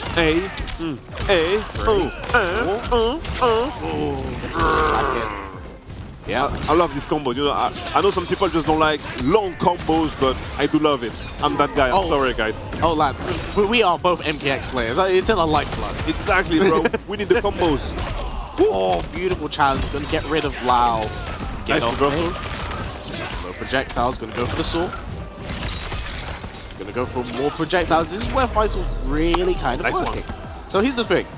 If Faisal keeps things mid-screen, this is absolutely in his favor. If Boki pushes him to the corner, he's gonna smother him. Plus frame. He's playing crazy like he does all the time in every single MK game. Nice reversal from Faisal. He needs to get out of the corner right now, and that's what he did. Yep. And he can start with the projectile war. Yep, looking for the ground eruption. At the moment, we'll switch back to normal Shang Tsung. Keep it safe as well. Gonna be a bit more plus. That's unsafe, mate. Oh, doesn't quite get the full combo conversion, but I'm just gonna a very strange pickup and drop. Get off BL raw overhead. Yep, these boys, they just swinging right now. No, who needs combo? Just keep pressing. Oh, nice conversion, and Boki getting one win on the board, playing very, very well. One win on the board. I told you that before that Axstar won 3-2 final game against Boki. So it was pretty hard. So even though Faisal is his sparring partner, he won't be free. 1-0 for Boki right now. Absolutely not. Very, very well being played from both these players. Space things out. Ooh, beautiful catch off the low for the overhead. Oh, looking for the overhead as well, but it's dropped it. Skull. Checks. He can't get out of the corner, mate.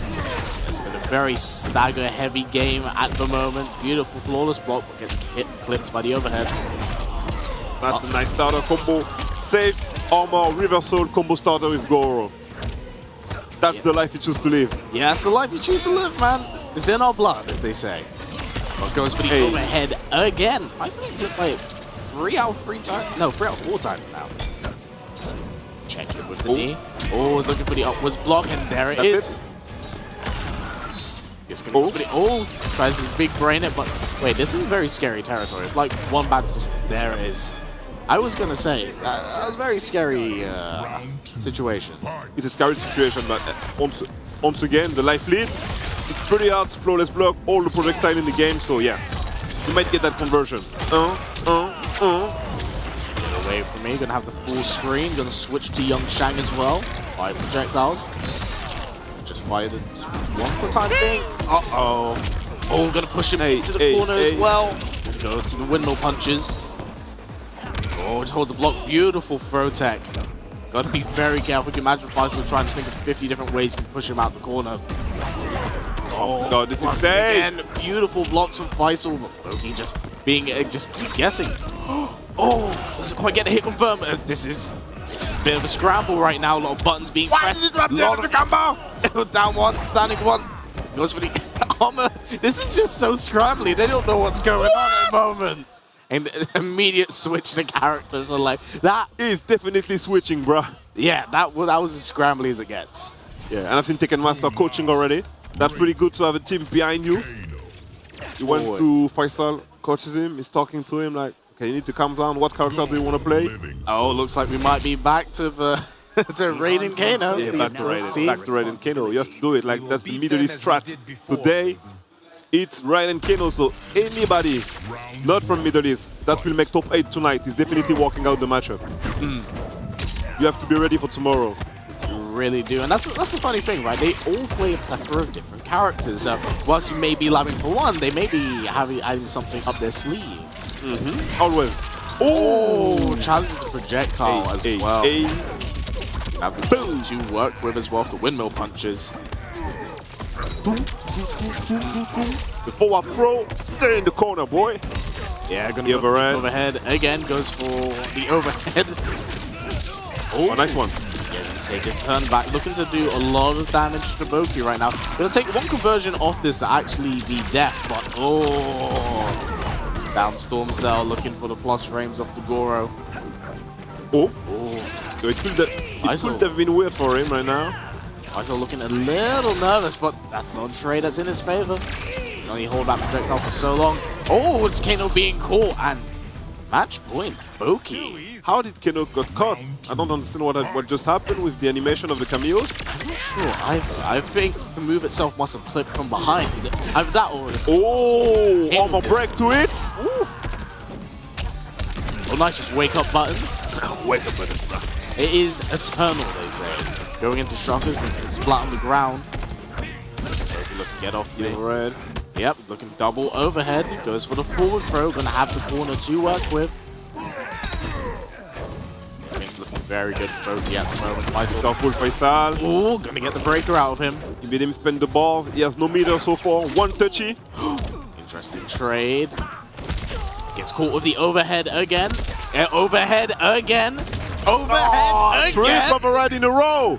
Boki made it to the top 16 of the tournament, guys.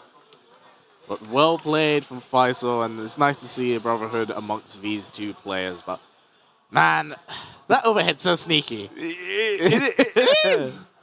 But I mean, if there is no Goro available, you pretty much don't have no reason to block low.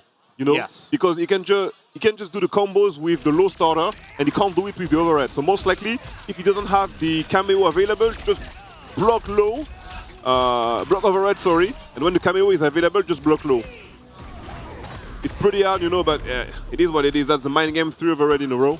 It is what it is, and I'll say, Boki looking very, very strong after that big win, considering that, you know, Faisal this weekend has looked very, very strong himself. Of course, getting a big win over Go. I mean, there is a curse. There is a curse. There is a curse, is that if you do play really well on the team battle on Friday, the tournament might not be that good on the next few days. You got everything out your system by then, right? Yeah. I'm sorry, you know. It already happened to me, so I know what I'm talking about, guys, for real. But nah, that's cool. Boki is still really good, so there is no shame to losing to Boki. Now we've got Jade versus Azerbaijan. Yes, now Jads. That's a great fight. Yes, Jads and Azerbaijan. Some people may not be familiar with Jads. Jads did play on the stream earlier on. Jads is a UK homie player, right? Okay. And I've seen him at a few offlines and going to London, for example. There's the Meltdown, offline event. You know, something that, you know, a lot of London locals actually do go to and we do play at. And he's one of the locals that do come. And I think he won the last local, and he's played it very, very well. He actually sent Falk to loser side earlier in the bracket, who's actually, we will be seeing a little bit later on. Okay, that's nice. So he's proven to himself that he is very, very good. However, I'm not quite familiar if I've seen him at other tournaments or if he's played in other fighting games. So this is my first time being quite familiar with him. But now, of course, on the other side, we do have Azerbaijan. Finality 2023 champion. Sent to loser side by your boy. Snow. There you go. The front Snow. And of course, here's the thing. Whilst many might be familiar with Azerbaijan after his time at WePlay and of course his big win here, he was kind of ushered in this age of Baraka Cyrax. I thought from the big win he had there, it kind of helped add a layer to the popularity of the character. Yeah. Of course, since then, much has changed. Azerbaijan's kind of had a little bit of a character crisis. So he's actually skipped over to Smoke now, which is a week ago. Yep. What's really funny, Jads also plays Smoke. And I think we may end up seeing a Smoker Sire. Yeah, and you know, here's the crazy part. Both of these characters can go invisible. So at no point, us as play-by-play commentators are going to be able to commentate if they're both invisible, because we don't know what's going to be happening. Yeah. If you can see the movie, there is no commentary, guys. Yeah. And that's it. That's Smoke. Yep, there it is. Yeah, bro. Smoke. Oh, yeah. That's basically the same one. So Smoke Striker and Smoke Striker. My bad. Yep. And so it's a whole mirror, man. Yeah, also for those at home, just to keep a check, instead, oh god, it's all going invisible. It is happening. Yep, Jads is playing the grey smoke, Azerbaijan is playing the blue smoke, and beautiful blocks in his bottoms, things we just cannot see. Great cancel. Gonna get the throw. You know, real funny thing? Azerbaijan said earlier today that, oh yeah, I can't do cancels, I don't like them. It's like, you just did the cancel. Why? Yeah, gonna be plus off those kicks. Gonna go for the down one. Just constant checks. Forward 1-2. Gonna get the cancel. Beautiful challenge of Azerbaijan. Oh, nice one. Oh my god, the reset, bro! Oh, what's happening? This for the 1-1-2. Gonna get the break. He had to break. Striker was able to see it. Go. Nice pokes. Choosing a challenge it. Pressing. Okay. No. Nice, he's dead. What? Really? First one for Azerbaijan. That step was pretty close. We got two really great Smoke players. Yeah, it's going to be very hard to keep track of. Looks for the up block. Going to get the throw punish. That is 17%. Yeah, I'm losing the track of the first one when he's going invincible. Yeah, beautiful cancel. Going to commit to the string. Oh, looking for the overhead. Just Azerbaijan, just not moving. It's like looking at the stone brick wall, looks for the up block. Unfortunately, does get punished for it. Oh, gets the cancel again. Can't quite get the early reaching grenade. Block. Oh, nice one. Yes, this is going to be a very poke-heavy game. It was late. They're just pressing button at this point, but yeah, the character can make it. So most of the stuff that you see on the screen is safe. There is some stuff that you can up-block, obviously, but yeah. Yeah, when you want to press button with Smoke. Yeah, oh, chooses to get out of it, doesn't have to deal with it. Oh, quite favorable trade. Goes for the 3-3-2 cancel, gonna whiff the ender to get the grab at the end of it. As one to work with. Jazz looking a little bit more comfortable now. Good stuff from Jazz. So what's next? Put himself in the corner now. Nice pressure from Azerbaijan. He's invincible. Yeah. Let's see the mix. Throw, no throw. He's pressing button. Nice quick finish. Beautiful catch. Gonna get the ender for it too. What's it gonna be afterwards? Yep, just gonna go for the overhead ender. Oh, catches him out of it. But Striker saved him. Yep, Striker again. When is it your turn? It never is your turn. Oh, nice catch. Goes for the optimal into the ground. Oh, the advancing string actually kicked out Azerbaijan Striker. Oh, beautiful challenge. Has to go for the breaker. Doesn't have to deal with that damage on the board. Oh, commits to it, but ooh. Again, scary. Block doesn't save, but Striker is there, so this is not unsafe anymore. I love how Azerbaijan was like, oh, you can do that to me. I'm going to do that right back to you. But he dropped the end of the combo, and he got it again. Doesn't quite get the cancel. Going to get the ender for it. Going to keep an eye out for the grenades. That's unsafe. It's very unsafe. You're dead, bro. For the chip death. There it is. He was dead. That was the unsafe move. Azerbaijan is still there. He's still there after losing to Snow. He said that, I'm sorry, Reza. I didn't play well, but yeah, bro, this is not over. You can still make it. You can still make it through the loser side, so that's your time. Your time to shine. But Jad is not doing bad right now, so this is an even matchup. 5-5. This is a mirror matchup. Definitely. This is not always 5-5, so trust me, guys. Also, interesting. Oh, what did we get some very interesting interactions between these characters and the teams they kind of pose and possess. Can't quite get the full conversion, goes for the overhead, doesn't get the cancel correctly, goes for the low, constant staggers it into the... That is so crazy that he's just going to throw up the smoke bomb with the grenades. So hard to keep track of. Azerbaijan just walking backwards, gets the cancel. Nice blocks, choosing a challenge to cancel on the overhead. Get the backwards throw at the very least. Lost range defense. Oh, doesn't quite catch it. Nice with finish. Can he make the comeback? Can he be the only real master? Oh, wait and see. It's going to be at least one more conversion off of this into Fatal Blow, which might mean death. Oh, doesn't quite get the grenades for the conversion. Down one. Yo, Jad. Throw again. 20 seconds left. Goes for the low. There's a lot of patience being shown, but ooh, the back throw. The dash up back throw from Azerbaijan. Dash up back throw is pretty good, man. Really, that's a go-to. He was ready for that comeback, but nah, Azerbaijan denied it. And it's invisible now, doing some mix-up. Yeah, we don't. Who knows? No one knows. 3-2 whiffs it. Who knows what he's doing? Conversion. Oh, he's invisible again. You got to keep guessing, man. You got to lose. You're losing your own game, unfortunately. Keep him guessing. Yep, gonna squeeze the breakout of Jads and the grenades. Unfortunately, doesn't quite get it. Interesting. So here's the thing, right? Jads has been going for that overhead every single time. Overjump and challenging every single time. I don't know if it's wise for Jads continuously keep going for the overhead, especially if it gets caught. It's gonna be 17% from the up block. Oh, that's unsafe. Oh, that is unfortunate. It's going to be a full punish conversion, but yeah, he makes him spend the bars for the breaker. Oh, full screen special. Oh, yep, he might have lost track of his cancels at the moment. He paid for it that game because he dropped the 2. Yeah. I always forgot that they can just do special unsafe move because they do have Striker behind them. He will make it safe. He will make it a frame trap. Oh, looking for the up block, and unfortunately, whilst it may not seem like a lot, these are all slowly but surely adding up. Congress going to be a full whiff. Hey, back 3-3-2. Full combo conversion, the corner to work with. Oh, interesting. Going to go for the invisible setup as well, and it's Azerbaijan.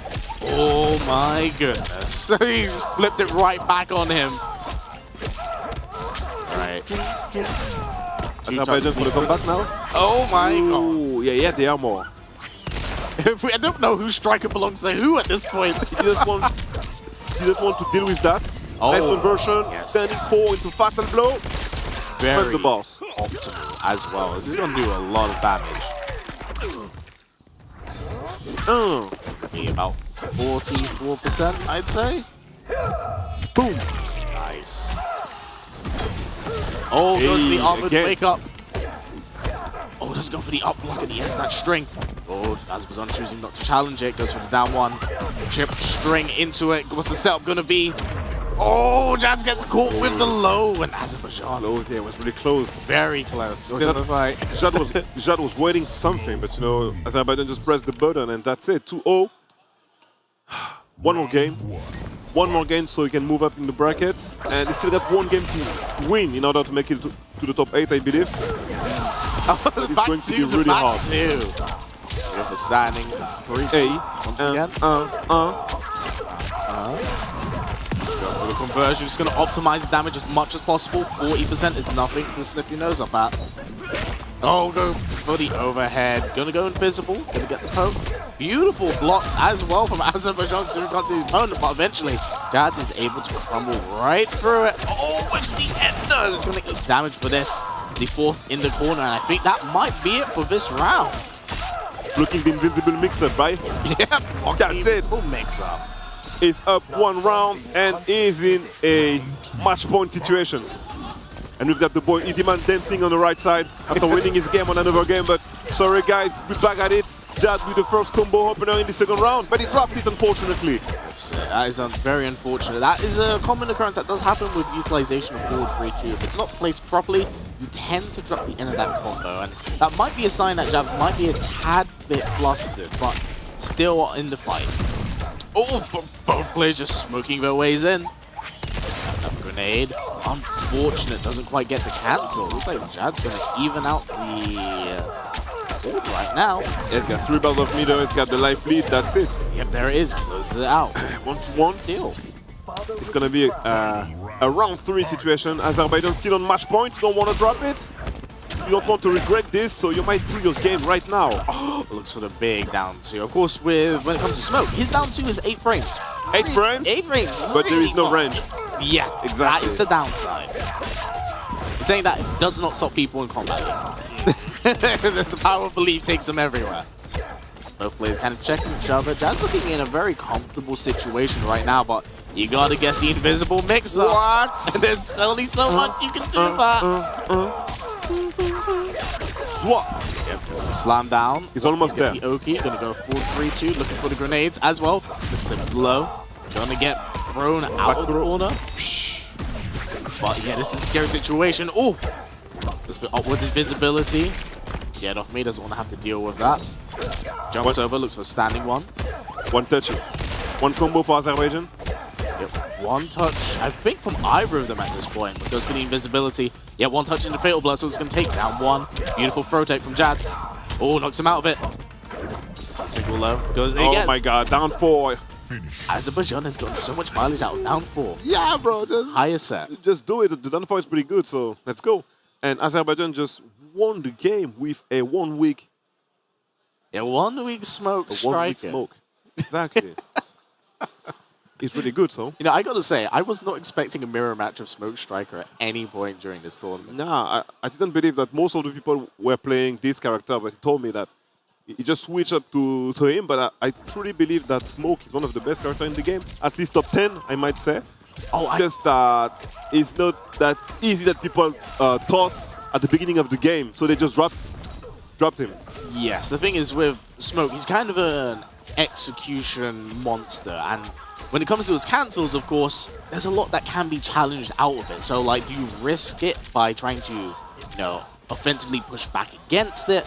Or is it too much? It varies between player and player. Of course, cameos are designed to cover a lot of those gaps. But there's only so much that can be essentially done. That's it. That's the replay. Most of the invisible mix-up that we couldn't see. Yeah, happening right now. Can't see them. We can't see that.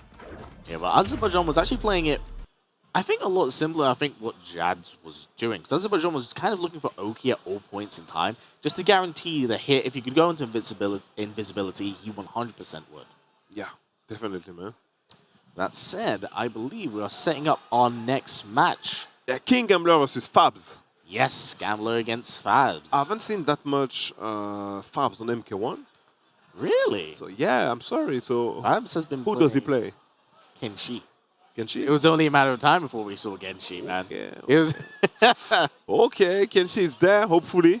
We had a lot of Kenshi in the tournament, so I'm really happy that we can see him on stream now.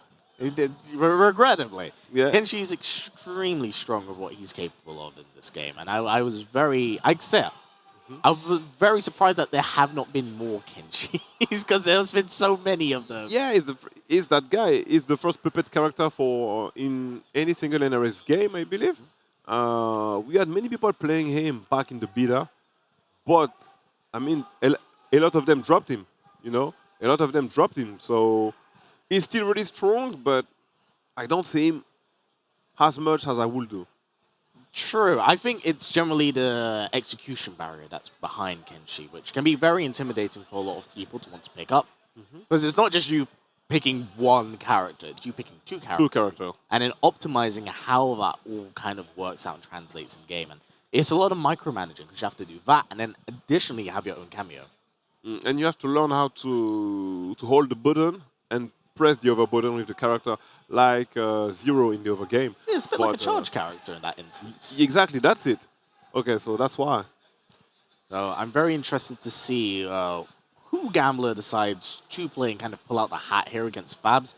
And Fabs himself, you know, a local to Rips Arena. Does a lot local of to Rips online stuff, streams a lot himself. Definitely one of the stronger Kenshis, definitely around the European area.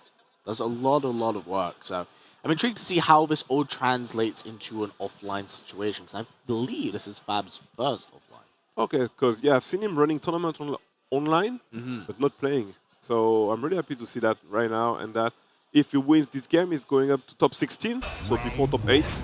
And it's going to be Kenshi versus Johnny Cage, which is a game that we sees a lot in France as well, sometimes between Le Chanois and Belite. So now it's time to go for King Gambler and Fabs. Let's get it. Yeah, this will be very interesting to see, because you know, when it comes to Gambler, of course, he had a little bit of a hard start at the beginning of the tour, but being sent to the loser side by VGUI. However, I would imagine that after having this many games, he must feel a little bit more comfortable. Maybe some of the feelings and the nerves, because he has traveled all the way across seas to participate, may have slowed down, but currently looking extremely strong against Fabs. Nice forward throw. He needs to get out of the corner right now. Oh, it's going to be really hard for him. Nice conversion. That Gambler, Johnny Cage, Goro is awesome, guys. Really is. I'm really not used to see it, because in France or in Europe, most of the people that just played Johnny Cage, they go with Lao or just Striker. You know, we don't have that much Johnny Cage and Goro, but it does work. Yep, I mean, as we've seen, Gambler has got this far for a reason with this team, right? So if he's doing so and he's doing it, he must be doing it right. Hey, nice one, nice block. Is a pitfall for the Sword. What you gonna do? What you gonna do? Oh. Nice upper. Hey, 2-1-2, 24. Get the full conversion, 37. Yes, a very scary button for Fabs to anti-edge. Johnny's jump free. Jesus! Best ones in the game, and that won't be it, but the next touch definitely will be, and it is a back throw. Nice back throw. 1-0. Pretty convincingly. Pretty convincingly. Very comfortable. Yeah. Very comfortable. Very comfortable. Johnny Cage is that guy. If you're comfortable with him, you just go straight forward, use the plus frames, press the button. Fits on like a shoe. Got it. Fits on like a shoe, man. Oh, he's bold opening. Gonna get the forward throw, push Fabs into the corner. What you gonna do now, Fabs? Check it. Nice balls. Block, block. Oh, dearie me. Yeah, Jesus. Being pulled by everything under sun. Looks for the parry. No one home. Nice corner again to work with. And Fabs is just really struggling to get some offense going in. And yep. Raise the roof, just landing, and Gambler looking very... He's raising the guard because he's expecting the stagger from Johnny Cage, but he's not staggering, he's just pressing all the buttons, all the block springs. Yeah, Fabs does look a little bit flustered. Landed the 2-2, but couldn't quite get the freeze off it. Oh, dearie. Nice whiff finish, Jesus! What a lovely conversion with forward one. Threads the needle. Doesn't quite get the full conversion, but even so, just still has the corner to work with at the moment. Fab just continuously going for the forward throw.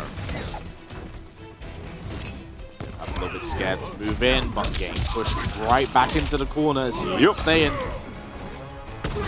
Gonna keep him in the corner. Goro was there to cover if he drops it. Alright, this is what Fabs needs right now, just a sandwich. And that is the first conversion for Fabs, actually. Yep, first conversion so far. It's been overwhelming from Gambler. And there you go. That's the scary thing when it comes to Kenshi. Once he gets out of Sento, he kind of set play. Kinda. Okay. Poke special. The rising elbow. The rising champ. Just gonna check him. And the height meter is full. So be careful, guys. The height meter is full. Fabs is forced to break, kind of work his way out the corner. Gambler just very content with playing this very, very slow. Choosing not to overextend. Ice shoulder to get off me. Oh, doesn't quite get Hey, hey. Again, Fabs unfortunately leaving a lot of damage on the table, not quite committing to what he's doing in order to pull off some really big damage. Oh, there it is. What was it beautiful? Time of set play. Oh, you know what? Sento is still out. He's still in the stance. He had to break. Yeah, but Gambler definitely keeping an eye on what exactly is going on. Oh, dear. Gonna get sandwiched. What's it gonna be? Overhead this time. That's gonna be it. That's gonna be it. That's gonna be it. The overhead into the overhead. Nice choice from Fabs. Yeah, they're really going to character select as well. Maybe just wants a different stage. Or, oh no, Lao Hat. He knows. He knows. Because the problem right now is the neutral game. He had only one getting move with back forward 4 into Goro. So he wants something else. And yeah, I like that. I like that because Johnny Cage Lao, that's the way to go right now. Yes, also a very consistent team at that. And now it's actually going to force Fabs to actually utilize the ice armor more, opposed to him just going for straight up combo conversions. But uh-oh, the center stance is out once again, but Gambler jabbing him out of it. Gotta watch out. Ah, there it is. Now, so it begins. Yep, goes for the overhead. Who jumps over? Is going to get clipped, however. How do you react to this overhead? Well, it's never too late to start praying to a god. So I hit. Left in center stance as well. As the hold this, as they jump out of this. Cross stance. Nice block. A lot of staggers going on at the moment. Beautiful neutral dart.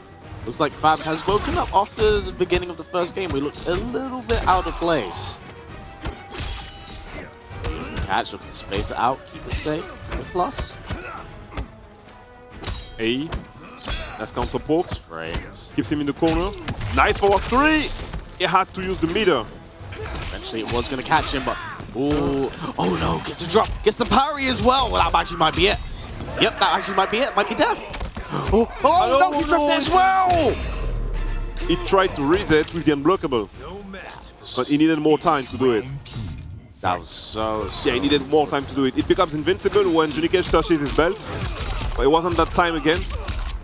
Yeah, should have just cashed out the damage that was there. Maybe not kill, but put him more of a favorable position. Right now, Fabs one round up against Gambler. But being pushed to the corner right now. Get the nut punch, gonna get the Oki off this. And uh-oh, it's time for endless pressure, endless plus frames. Deal with this offense, son. And he's back. King Gambler is back. And he's got him in the corner now. So it's going to be interesting to see what happens next. Oh my.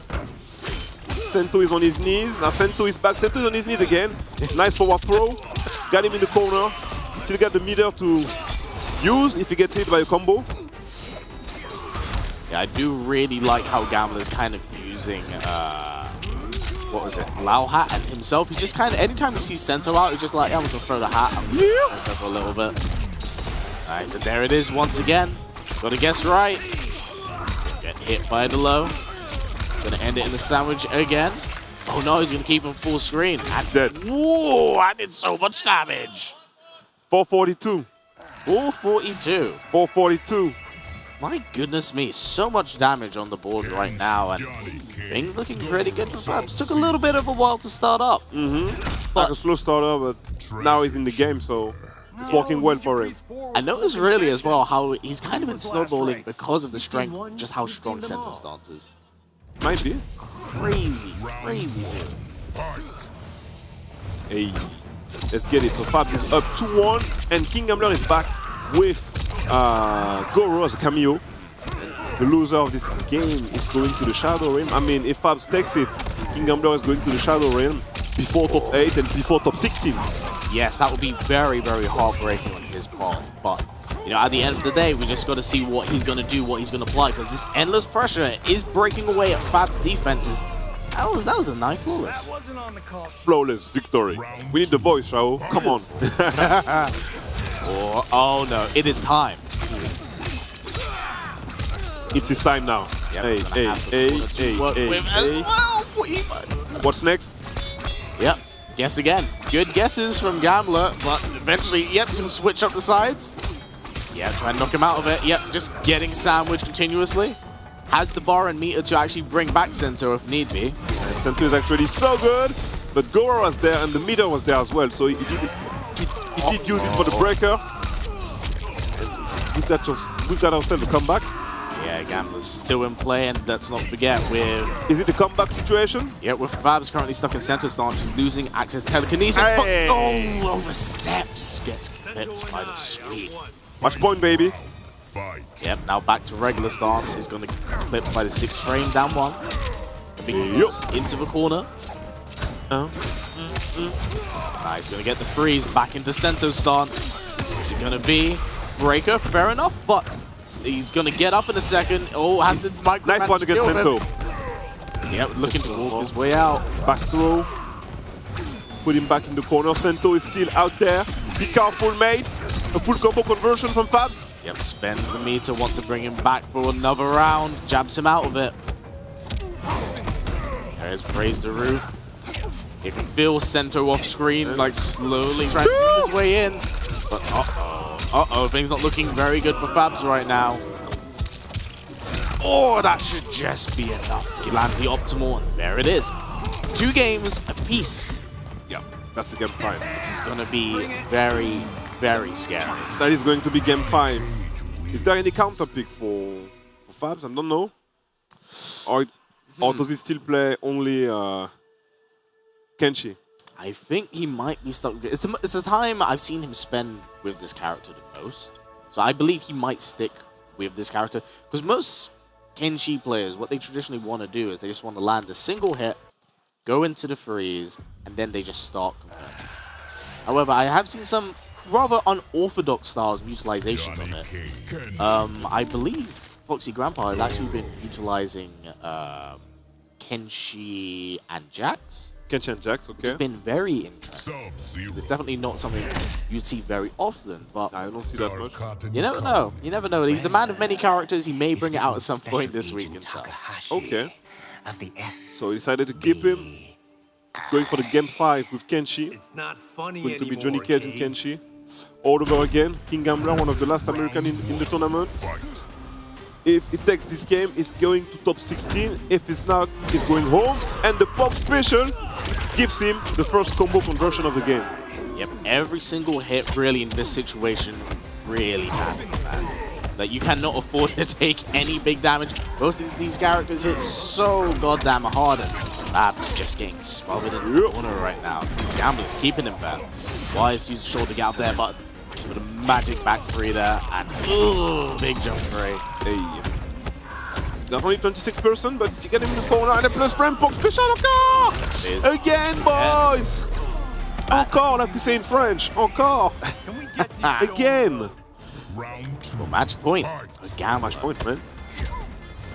Very scary. Fabs needs to start getting the Sento train running. Yep. Oh, he is out.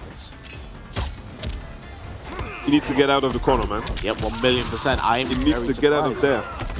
He is not even decided to jump right out because the ice armor, unfortunately, doesn't quite get the freeze.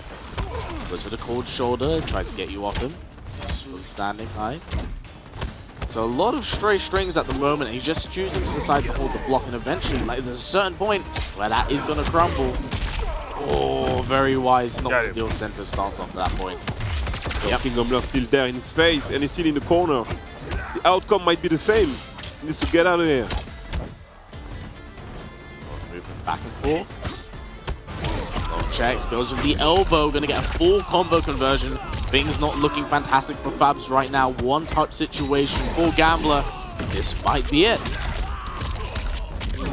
Spins it. Oh, one more touch grab. Oh, last grab. Down 6 frame, down 1. And Gambler moves on, eliminating Fabs from the tournament. Eliminating Fabs, yeah, that's unfortunate. Fabs played really well. You can say JJ to this guy. He did well with his Kenshi. It's down 3-2, and he made top 24 for his first offline major tournament, right? Yes, so very, very well done on Fab's part. Very, very well done. All right. We might have a small break, like a long break, but before that, the replay is there for you guys. Yeah, we can just talk over. That was such an unfortunate whiff on his part. And I think that actually might have crumbled a little bit of Gambler's confidence. That's where Fab started to take some of the momentum into his favor. But both played exceptionally well. I just think that when Fab was put in the corner against Gambler, he looks like kind of like this is it, exactly. Like, I mean, I believe that Kenshi, his reversal game is not that good, and Johnny Cage is the best pressure character, so most of the guys in France, they don't want to play Kenshi because we do have a lot of Johnny Cage, and they're scared to play Kenshi against Johnny Cage in the corner. So in that situation, I mean, it might be really hard for Fabs to do something against Gambler. It's most likely a bit free in the corner for Johnny Cage against Kenshi. Very possible. I mean, him having a 6-frame down 1 alone makes it really obnoxious to kind of deal with and just work around the character.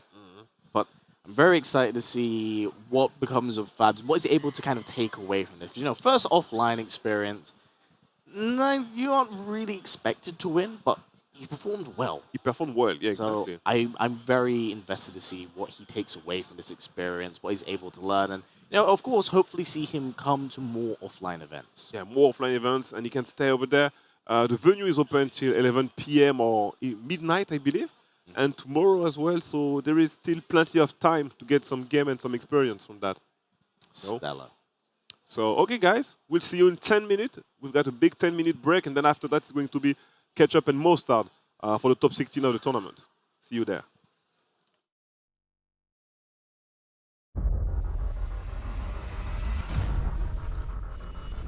Having liberated the hourglass and become keeper of time, I was free to craft a new era of peace. As long as I've known you, you've dreamed of leaving things young. Is it so wrong to want some excitement?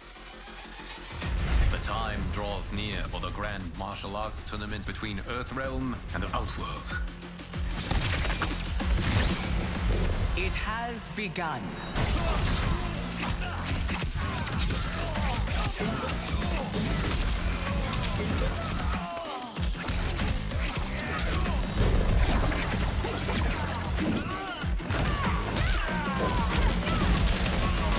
You are woefully unprepared, Earthrealmer. This will be your last battlefield.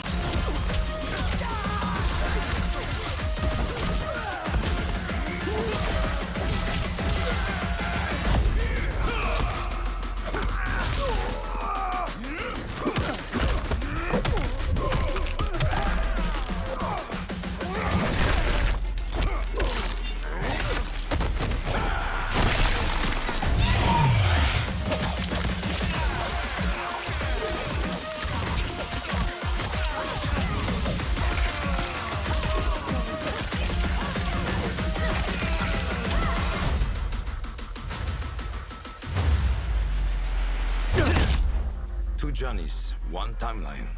Man, this has mega hit written all over it.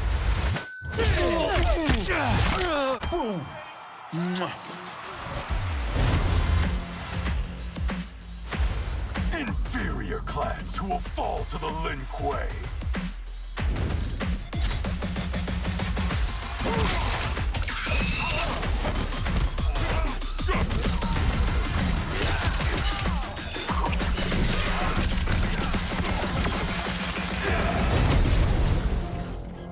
There will be spoils in this war. Let us win it first, brother. I will aid you.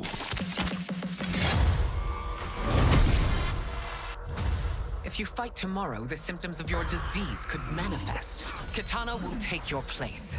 There are already whispers she should replace me as your heir. Your race can shapeshift.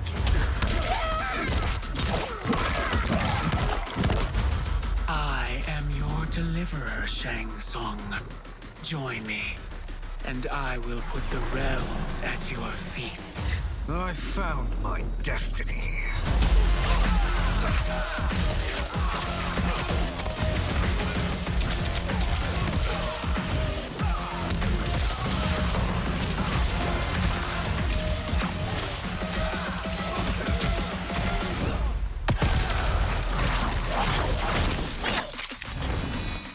The threat you pose ends today.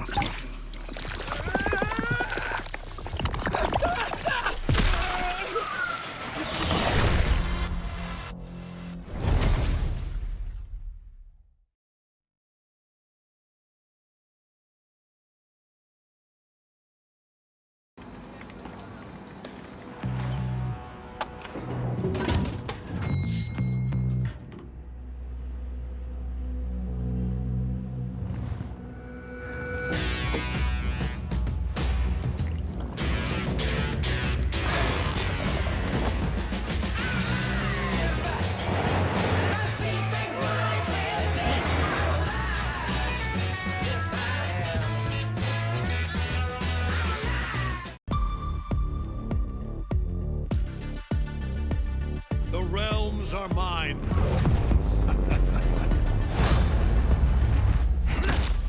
Think, what good would your death accomplish? Inspiring future generations to oppose you.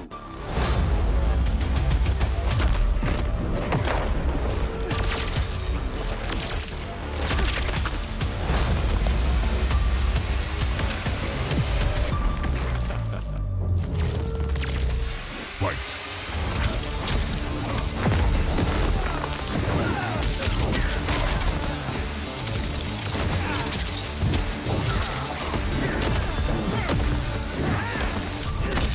Highly doubt a blind swordsman can kill me.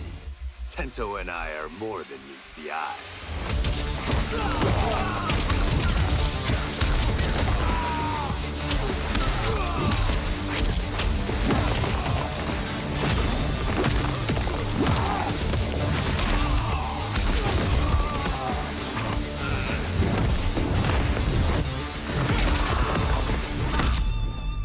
The cocky one. You're about to be humbled. Ha! By a man in a cape? I do not think so.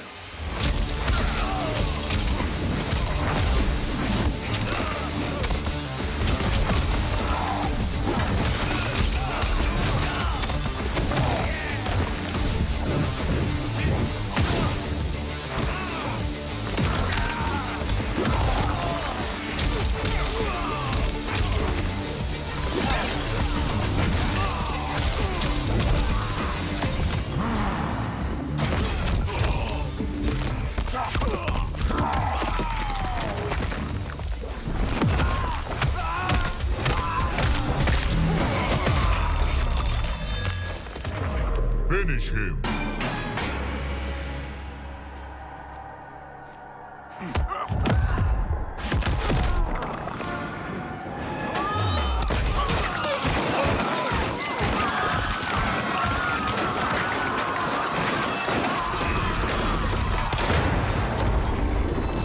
Fatality.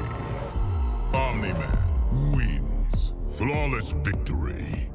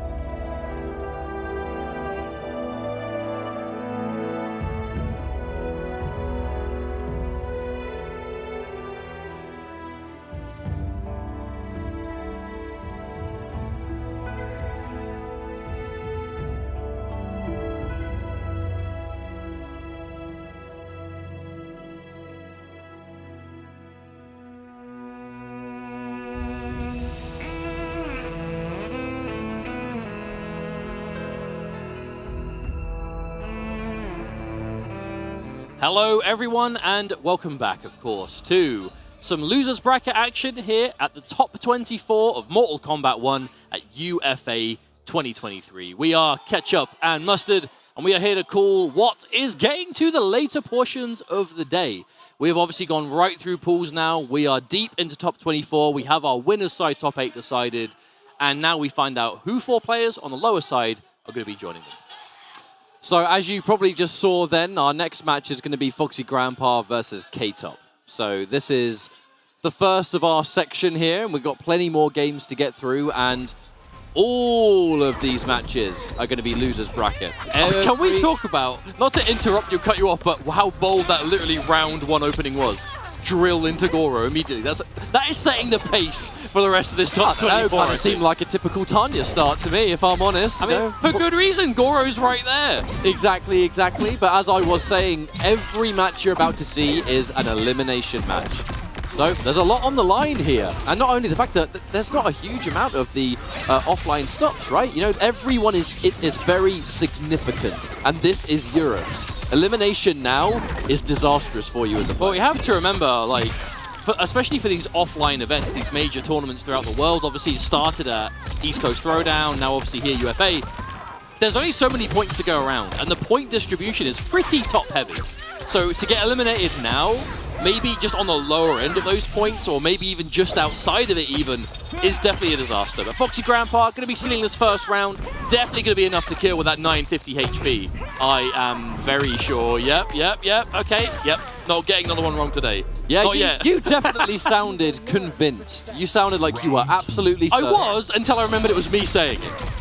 Cursing yourself. But that first round's going to go to Foxy regardless, and we're starting off with another one of those immediately just piling in. As long as a Goro is available, Tanya can start to do stuff. However, this is the opportunity for Foxy. But well played here from K-Top, where maintaining the block pressure with no Goro, just knowing that it's very clear time to build Goro back. And that's an important element. You know, you need to be able to have stuff that lets you regenerate cameo with how important they are.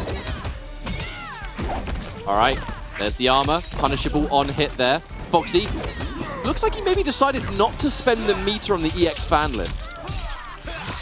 Yeah, maybe just opting against it. I mean, you are kind of down on life, but it's nothing you can't bring back, especially with the katana damage by itself. Oh, heck, that comboed. That actually straight up comboed. Oh, that would have been a lot more had the final fan not missed its mark. Waits for the armor. Here comes the Goro. It's an inevitability. No, confirm! Foxy having 2 instances to get more damage and is not finishing the plate. Oh, well, no, you're wait, dead. do you You're live? dead. No. You don't live. You got like 8, 7. No, I fan hurt a lot. I think there was 67 life left, and the straight fan obviously does 80. So yeah, I mean that's kind of, I would say, the higher end of projectile damage in this game is that 80 kind of that 80 window. But yeah, at that life, definitely not enough to survive. There's going to be some rather useful coaching here. K-Top getting coached by his brother H-Dope. The two of them actually both play Tanya. That really threw me off. This is a first time since MKX that they have started to play each other's characters again. This is something that they didn't do it in Justice 2. They certainly didn't do it in MK11. Whereas now we're back here with one. They have a common love for certain characters, Tanya absolutely being one of them. I think it's more playstyles. We were saying this earlier on about H-Dope, and I think K-Top's very much the same, where it's less archetype and more a specific thing the character enables, you know, and it tends to be characters that are very, you know, their strategy is kind of brute forced in, you know, and Tanya Goro very much is that. But, you know, Foxy with that Katana Lao already expecting to see big things from Foxy here today. Obviously in the lower bracket, did drop to Javier off stream earlier on to make it out the pool's winner's side. And I actually believe Foxy spent most of that set playing Ashura to no real success, and then got a game on the board with Katana, and then lost the last one to finish off the set. So this is definitely the comfort zone for Foxy.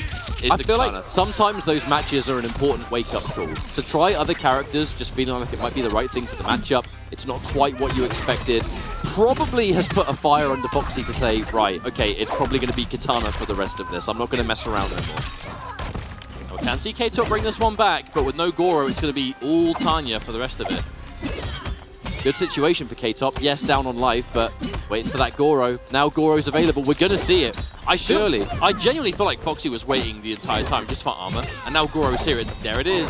And there's Goro making it safe.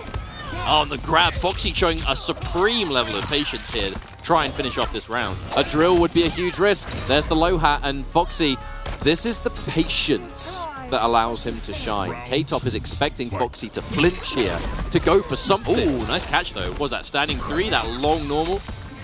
He exit drill, projectile. Goro confirmed. Now, much like when we saw H-Dope play, this buff being active... Oh, walked straight into it. Kind of worked against K-Top a little bit. When that buff is active and the mobility of Tanya becomes a lot better, I think K-Top got a little bit ahead of himself and just went too far forward. We've punished all day. Oh, counter interruption, no breaker This is either. going to do a lot of damage. Actually, yeah, with the extension too.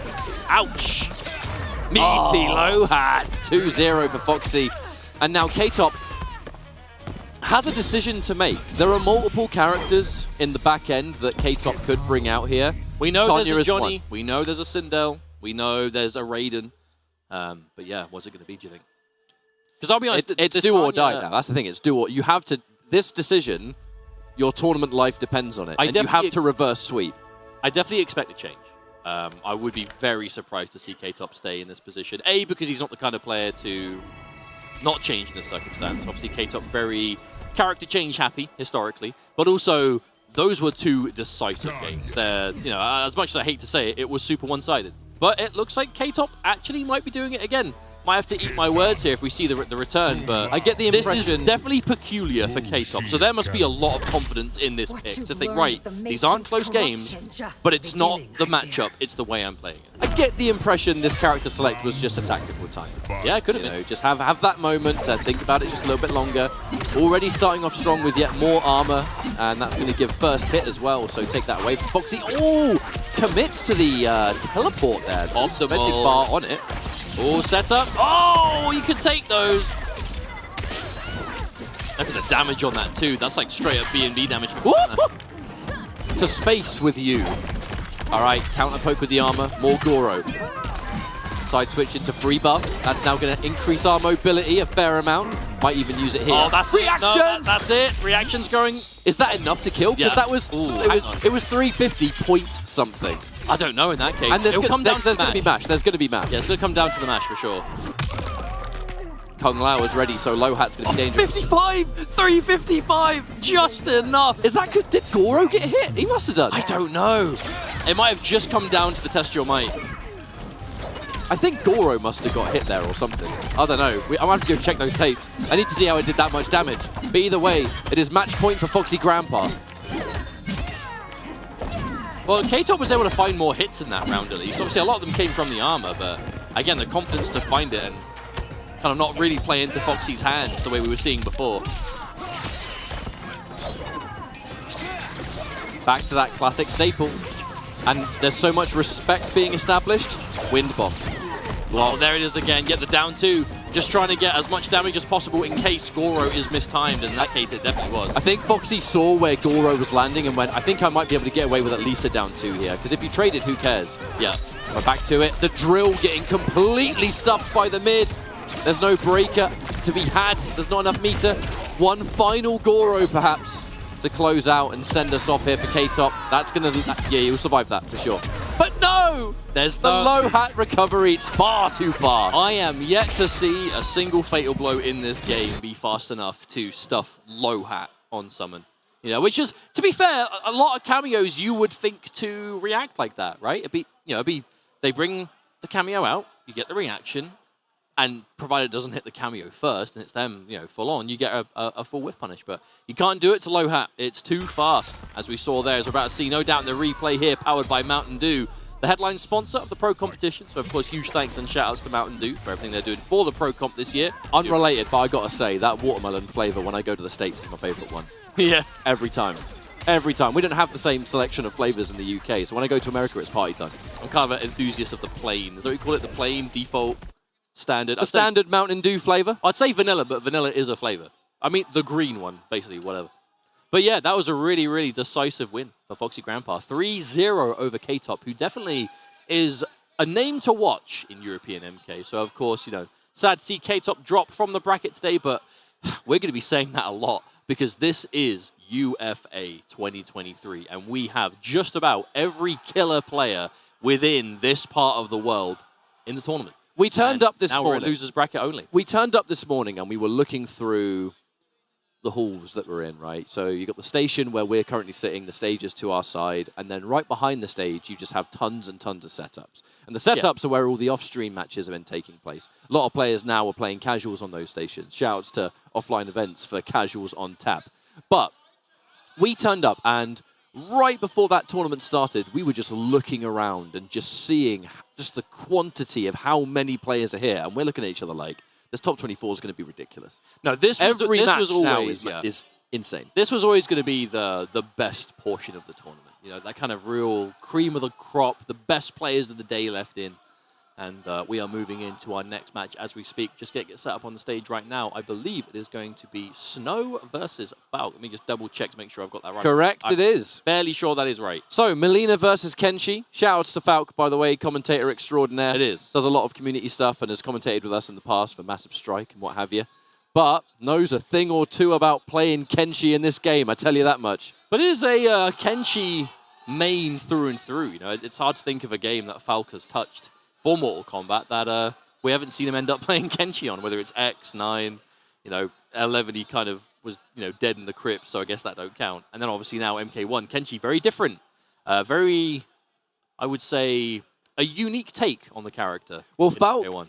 Falk, there was this thing on social media where you went over all of the Mortal Kombat games of the NetherRealm era and kind of shared your main. Yeah, that's what I was talking about. Yeah, it was the MK9 Kenshi, X Kenshi, 11, I don't want to talk about it, 1 Kenshi. But Snow, on the other hand, you know, the player that, if I'm not mistaken, sent Azerbaijan to losers. Yes, Snow has today. had a good showing so far. Of course, you know, rocking that Melina Lau, I believe, almost exclusively through the day. Which is becoming her most common. Like many people, Lau is just utility all over the place, and she has quite a few overheads that work wonderfully with Lohat. I mean, Melina Lau is a team that I think I remember seeing even as early as like Vianality, which was like first couple weeks of the game. So it's definitely a team that has been like on the drawing board for a while. And of course now this really is the meta of Lau Cameo for the most part. It's not a surprise to see it work out. One thing though, Lau Cameo said to be a pretty good answer all around versus Kenshi. So very much looking to see how this matchup is going to play out. Because at the same time, you know, Lau Cameo might be a good answer against Kenshi, but it's still Kenshi. This is still a character that's absolutely just phenomenally powerful. And we're going to spend meter right here. Yeah. Look at the center utility. He dropped another combo though. This could be round over already. But the thing is, this is why dropping combos when the Sento is out and the pressure is already going isn't a problem. Yes, you've lost damage, but it's just an accidental reset because that Sento stance is going to attack you again. However, the defensive low hat of now Falk jumping straight into it. Going to give an opening here for Melina. Good jump kick there for Kenshi. Good opportunity to keep that life lead. A risky low side from that distance.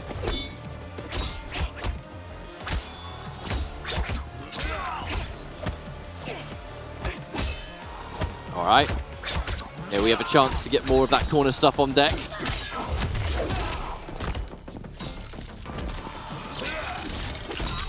Oh, low overhead. Low overhead. My goodness. Okay, that was a very slow first round, but I think we got some pretty interesting information. The first thing is that Falk, we've got to see those combos get tightened up just a little bit. Lovely block, by the way. Well, I was going to say that entire first round could have been over within the first couple of seconds, right? Falk got these huge openings, but that drop, especially when you've got Sento on a timer, it's the worst time to do this. Oh, nice catch, but couldn't really do anything with it. Oh, nice. Oh, wow! Hitting from behind. Bit of a wild hitbox on that up kick. Oh, we are forcing low overhead right now. At this point, I mean, you can't really afford breaking the sort of individual hits, right? So that's all going to add up later down the line, even if Falk eventually has a break opportunity. Oh, punish! All right, this could be the round, although I think Snow will have a chance to at least break. But now where do you go from here? But whips the grab to activate it straight away. But you have to be patient. You have to be patient with that low hat in play. But that's where even having Sento out was quite dangerous for the Kenshi player, because low hat not only goes... Oh my god, that just reset! Do you see that? Oh, no, another drop! That was a fatal blow into the end of the round right there, but another combo drop from Falk. Tragic stuff. Oh, the commitment to the armor. 2 rounds where Falk... Look, this is the opportunity where after that first game, you kind of sit and have a think and go, right, it's obvious what I was doing wrong here, it was combos. I just need to tighten that up. Easier said than done in the stress of a top 24 losers, but I like the way that Snow is playing the matchup. So it's like I was saying before, even if you end up with like Sento on the screen walking you down, if you throw the low hat, it will go through Sento and like knock him out, and then Kenji has to deal with it. So it's like, there's a certain range that low hat just kind of, I don't want to say it stops Kenji doing anything, because that's not necessarily true, but it really limits his options of just walking you down with Sento out. So the Kenji player has to be very careful with how they summon it. But right now, it just gets a full-on mid-check, full combo. All right, 400 into setup. Neutral jump. I'd say a risky answer, but look, the reality is when Sento sandwich exists, you got to do something. You got to do something. Like, and it's not always going to be just sit and block overhead low, hoping to guess right. Fighting back in other means is always like valid and legitimate. Oh, good lord! The spirit from behind, and that's going to be around here for Falk. A very different result when the combos aren't dropped, and that's the Kenshi effect. Obviously can't punish that ball, the low hat always present. Oh, that was an attempt of up block into roll. That would have been a clean punish. Yeah, if you up block those kind of overhead phantoms from full range, they become extremely minus. Or I imagine, yeah, full roll probably is guaranteed from a lot of ranges. Oh, good block on the low overhead. Oh, the little micro duck. All right, here he comes. The main man. All right, the sandwich does so much damage if it doesn't get dropped. And then the setup after, what we're going to see, just the meaty. Armor, yep, good answer. But the Sento stance is still active. We're going to get one free hit. Nope, nope, the low hat. Good choice. Says no to that. Very good answer is that low hat. About defensive play. Happy to take a little bit there. A grab on deck, but 3 bars to Kenshi. But that's a free way in. With the whip punish! Yep, Falk's definitely waking up now. And there's the resummon. Sento positioned in front, overhead check, and that is the game. Falk getting it tied up at 1-1 now. You're saying, you know, the difference really is night and day when you don't drop those combos. When you get the confirms and you actually get the damage into the Sento It kind of just goes to show how demanding. Like, Kenshi is minimum a top 3 character, I think. But of the top tiers, he's probably the most demanding to play. You know, at least on execution from side, an execution level, this character does need to kind of nail everything, especially that initial activation. Because if you drop that first combo, you're stuck without Sento, and from that point, you're in a bad spot. However, Snow, trying to keep that range and just doing the right thing, you know, walking Kenshi down, maybe getting the back to the corner a little bit, but not allowing Kenshi to kind of just run free and do what he wants. Good jump from Falk. Has been nice wise answer to those jump-ins. Well, you definitely don't have to just sit there and, you know, just because low hat's being held, you don't have to just sit and wait for it. Especially when you've got some screen to work with, but the break immediately from Falk. Oh, tried to get that punish, but not quite close enough. I think maybe Kung Lao sponged the first hit, maybe. And that's why Falk probably still confirmed into it. I mean, Kenshi's not going to have to spend meter on those confirms with the Sub-Zero cameo. I really like the range that you're seeing Snow stay at, though. It's kind of outside of that like, forward 2 Kenshi range. Yeah, if you're fighting Kenshi in the neutral, you want to steer clear of forward 2 and back 2. Especially the back 2 that can get buffered into a Sub-Zero freeze. Well, he kind of moves forward while doing the string as well, so you kind of want to, you know, plan for that as well, and that's what we're seeing in Snow. Really find that golden range. We're seeing a nice combo here. This won't kill, but the setup after could definitely be dangerous. Oh, there it is. Block. That was overhead low right there. Overhead low. And now Snow keeping the control. Just outranging this Kenshi massively. 1-2 confirmed now, full combo. Keep it nice and simple. Oh, drops the ender. It's going to allow Kenshi to stand up just a little bit earlier. All right, low hat. Meaty pressure. Yeah, that's going to force that break from Falk. The only thing is now, look, we still have half a cameo bar and the Sub-Zero's ready. So in theory, even if there is a hit, a break's going to come out. Falk has a lot of work to do right now. Or just no overhead that time, just leaving it as just a raw low. There's such a good life bar for Snow. At this point, just about anything's going to finish up as well. A throw, EX projectile perhaps, as soon as the armor's gone. Oh, get caught by just a straight up 1-2. That second hit overhead just walking straight into it. Snow in that match just out-neutraled in every level. Absolutely every level right there. But now we have to make a decision. All right, we're going to go straight into the rematch.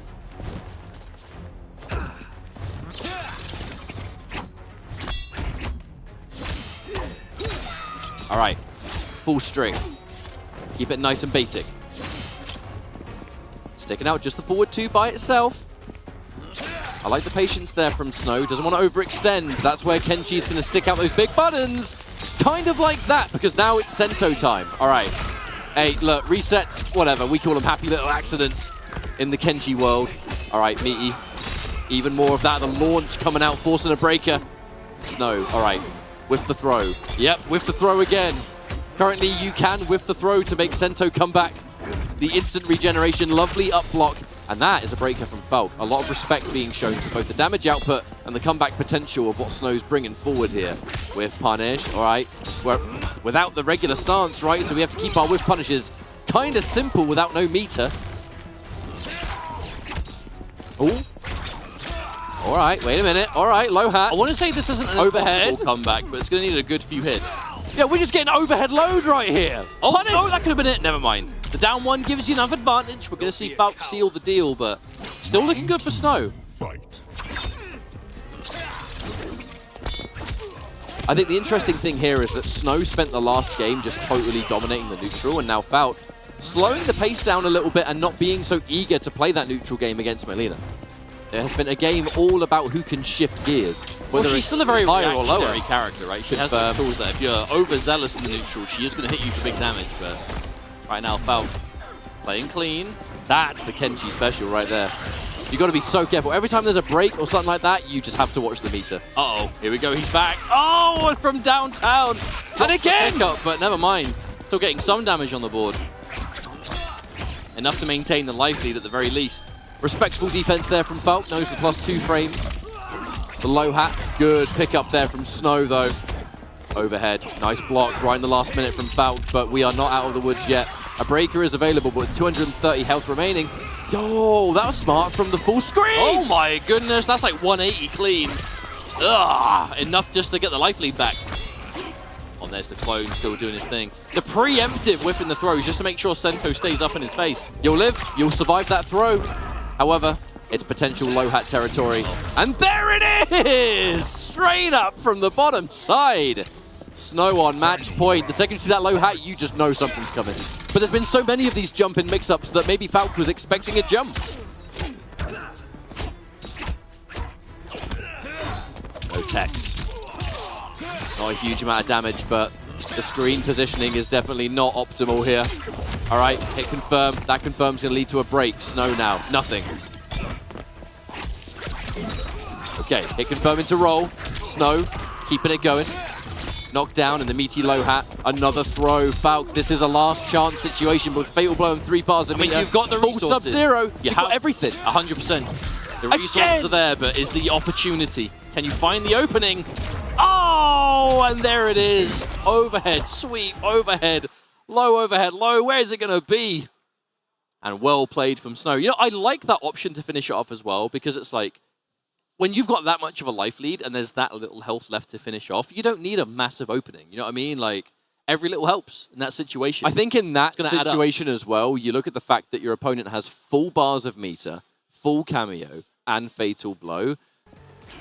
Why go for anything super significant that maybe lead to a break? Why take the risk? Just chip it away piece by piece for those final few hits. Which will mean that it's not going to be our next match, but in the next stage of the bracket, it should be Foxy Grandpa versus Snow. To then move on. Whoever wins between Foxy and Snow, if I'm not mistaken, moves on to fight against Makaran. So I believe so. I can check the bracket in a second. We did have a look at the bracket before we stepped up here, so I think that's how it's going to work. But of course, we shall let you know when we're a little bit clearer. But shout-outs to Falk getting top 24 at this extremely stacked tournament. The final stretch was a fantastic result for Falcon.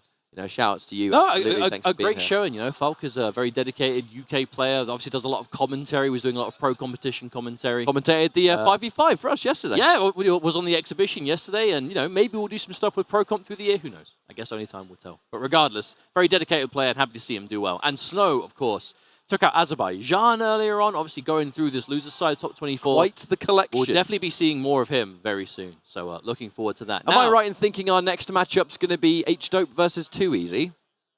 It looks like it might. I think it might be Gur, actually, not too easy. I'm not sure. I'll have to wait and see. I'm stupid. I must have misread the bracket. I think so, because I literally saw them sit down as you said it, and I was like, I love how I said I'm stupid, and you went, I think so. I mean, you assume correctly. You're onto something. Regardless, we started the block looking at K-Top in the lower bracket, and now we go to H-Dope, so the other twin from Greece. Gameplay-wise, don't expect many things different, though, if they're both playing Tanya. Yeah, they definitely have a similar approach to the game overall. Like, in this game, very peculiar for them to play the exact same character, but they are. You know, they're both going, really dedicating mainly to that Tanya Goro. I know they definitely are the kind of players to have other characters up their sleeve, especially K-Top, but I think for H-Dope, it might actually just be the Tanya in this game. For the first time ever, I've never seen him play. The Tanya fits H-Dope's style, I think, quite well. Yeah, just so you know, it's H-Dope versus Gur, so you were wrong. Sorry to be the bearer of bad news. But it is H-Dope and Gur, I'm heartbroken. Which means oh that, no, I get to see Gur play. Yeah, you're getting confused because it's Too Easy and Euphoring who are playing, I believe. So that is it. You had it confused. That is it.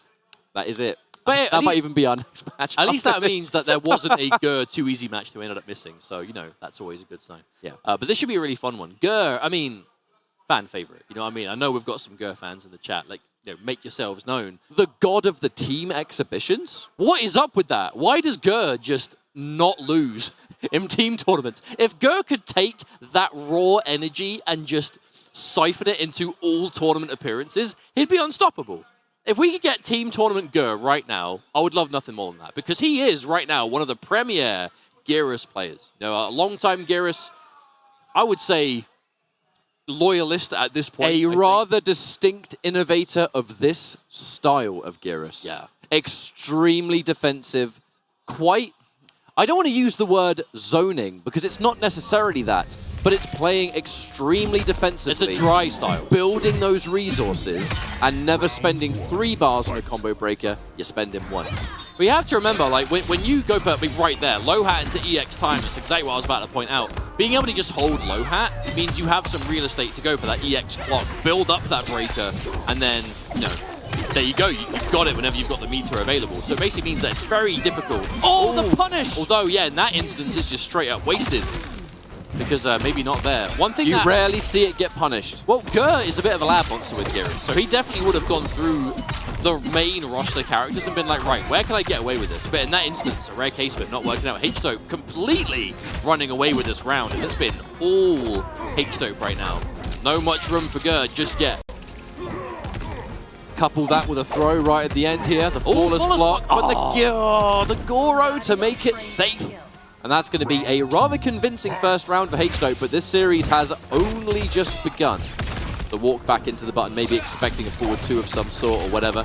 The knockdown, we're building up into those hourglasses once more. The more hourglasses Gur builds, the more dangerous he becomes. That he can save himself from all that combo damage. He can snap his fingers and hit you from full screen. I mean, there's very little he can't do in that situation. But you have to... Oh, the trade. Ouch! So cheeky. All right, we cash out. Keep it nice and simple. Come on, grab again. Oh, we went for a forbidden third. You know why? Because we got a breaker. But I love the way Geras, or Gur does that with Geras, I should say. Because if you play around always having that 1-bar break, never mind.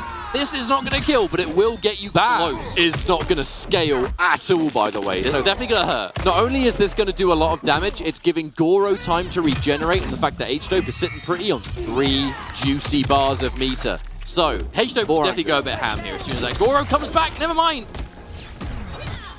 Oh, God, it's the EX version of the projectile. That one is deceptive. At the last minute, Gur must have tried to flawless block or something like that. I mean, it's a mid. I think that's all you can do in that scenario, right? There was no bar left to get the last breath saving, and I think, yeah, flawless blocking that mid projectile was maybe the only thing that would keep you alive. But one thing I do love about the way that Gur is playing Geras, though, is because Gur always has that breaker ready. Although right there, H-Dope is actually punishing it with the raw reversal, the you know, the kind of spin kicks, because it's going over low hat. So normally Gur wants to just hold the low hat, get, you know, the activation, use that first bar you start with to get the breaker. H-Dope is calling it out, because normally low hat stops you from going in and punishing him, but she's going right over it. And H-Dope has caught it every time, another time. And that is not the first time we've seen it. Now, I remind you, H-Dope versus Desarted, he was doing the same thing.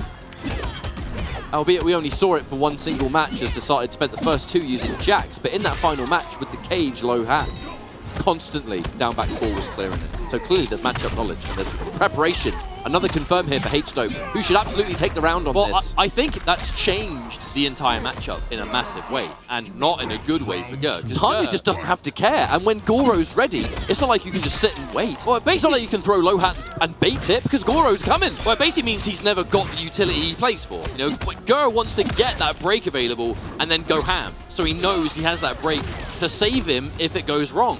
He can't stack it. He can't find a free way. Because every time he goes for it, H-Dope is just going straight over. And that's very much changed matchup. But now Ger slowing it down instead. Oh, and there it is. A free breaker. Well, I say free. Cheaper. This time waits to make sure he's got the space to get it stocked.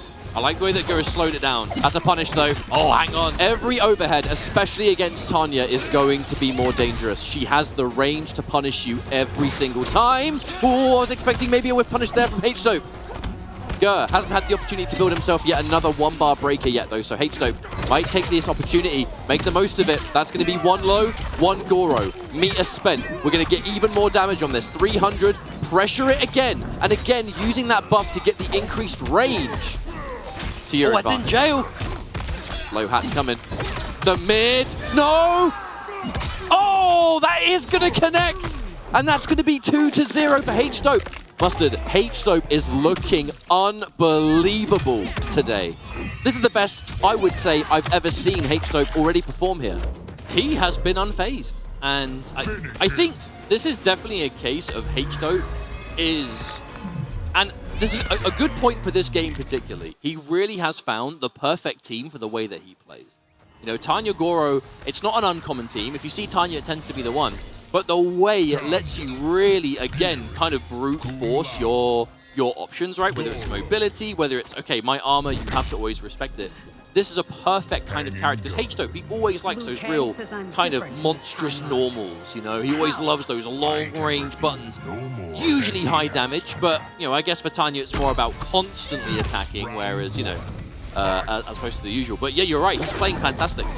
There's just, as you said, there's just not as much room to set things up. But if there is one player in this top 24 you do not count out, even when 2 games down, it is Ger. Experience has taught us that. He is legitimately the clutch king of the NRS community right now. He just has it. Obviously, you know, was on the receiving end of some pretty nasty chokes at ECT, but is the kind of player who can shake that off, learn from those instances, and then bring it back at the next major. And this is that next major. Now, in this instance, let's not forget, right at the start of this round, Ger already built those hourglasses. So a lot of this potential, a lot of this reckless offense, maybe might see an overhead at some point. It is a lot safer than you'd think. However, H-Dope, not in control now. Ger able to establish much more of a ranged game. And this is something he's going to do. If he has a solid life lead here, it's going to be Sand Pillar, it's going to be Sweep. Oh, no, hang on a minute. 1-bar break, my friend. He built that at the start of the round. But you're going to, I don't know. I feel like it was still maybe an unnecessary risk. Because now you don't have it, you don't have a normal break either, because it still costs you a bar, and 1 hit into Fatal Blow wins. I actually don't know if I agree with that. Low hat, plus frames. Oh, No, he was already in the air. He was already in the air. Okay, good. Ger manages to find it. Not to sound biased, but I was really worried Ger might have made a horrible mistake. Had Ger not been in the air by the time wherever he got hit out of was, I think it might have been the overhead or something, there's no way he would have survived that round. Whatever he committed to kept him safer than otherwise. Now, we break again. We reset the neutral. Oh, not quite enough. Oh no, that's a full combo.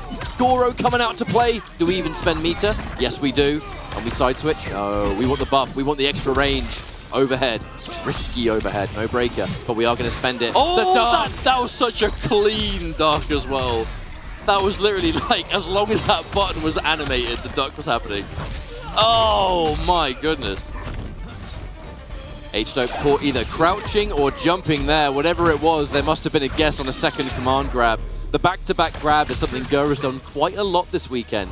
However, Ger, I know that you know that I know situation. and now gets a pretty convincing return game on the board. I did whatever say it was that Gur was count this thinking player about. out. You cannot do it. Whatever it was Gur was thinking about in character select has worked. Whether it was don't overcommit so much, less emphasis on constantly trying to set things up, or more low-hat zoning. We actually saw a bit of zoning from him in this match.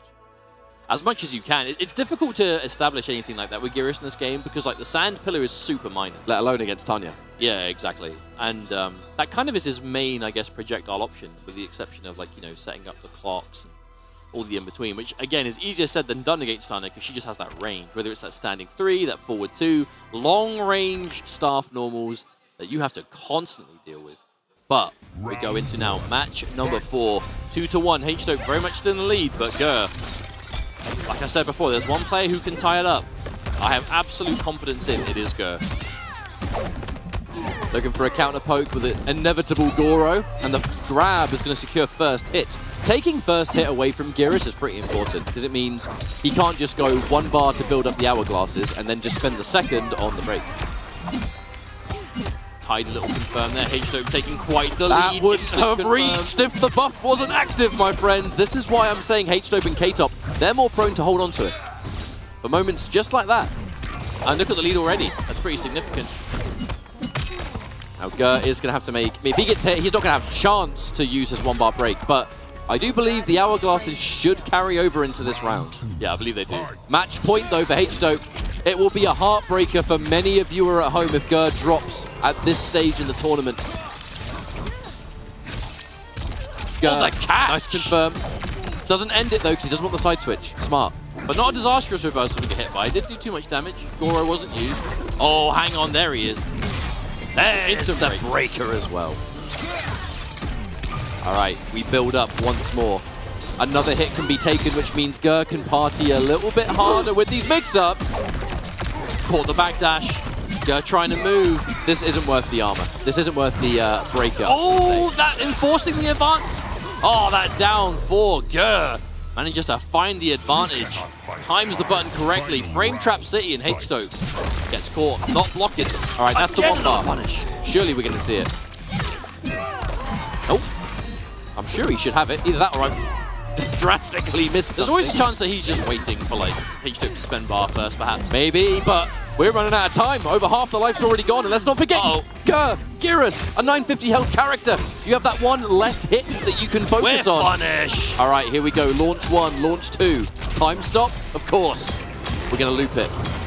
Do we want it? Keep it simple. End it in command grab.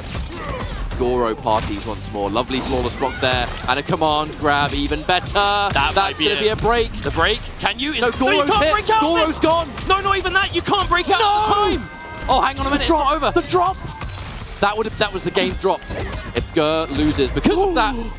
Oh, he my lives. goodness. He lives and he stays alive. If Gur... Oh, the stress on Gur's face right now. If Gur lost because he missed the final hit, he will be gutted because that's not the first time something like that's happened but to him. That's crazy because so H-Dope couldn't break immediately because Goro got hit. And then when you're stunned by that kind of temporal freeze, you can't break in that form of hit stun. So the damage is all good. Like that was... I mean, was there enough damage to kill out the grab? Because the grab dropped, but you probably could have broken the grab, right? There was 1% of H-Dope's health left. No, but anything would have done. But H-Dope had break, so if you would have been able to break the grab out of the time stun, right? So I feel like there would have been a break. I can't remember if you can break the command grab raw. Well, because the command grab hits as you fall out of. So probably, regardless, it matters not. It's already in the past. We're going into game 5. This is it. Last match for one of these players. This is loser's bracket, folks. This is it. H-Dope with 2 dominant wins at the very start of this series, and Gur has just been clawing his way back into it. And we have brought ourselves to a final game with Gur taking the lead in terms of health at the very least. All right, that's a punish. No, that's a missed punish. That's the kind of thing you don't want to be seeing in game 5. No. Music again, Gur has been so good at finding that down 4. Such a good poke. There it is. Give me my health back, please. And I'd like to return to full screen.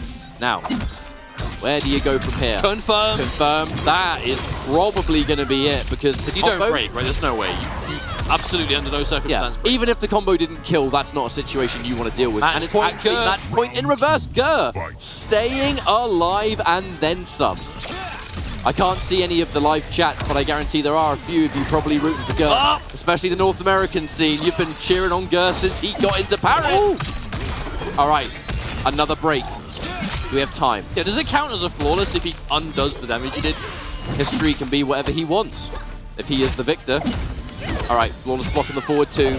Doesn't have to worry. The counter poke with the armor. The threat of the Goro, even if it misses. All right, let the whole string go. Boom! Hourglass build. Another one.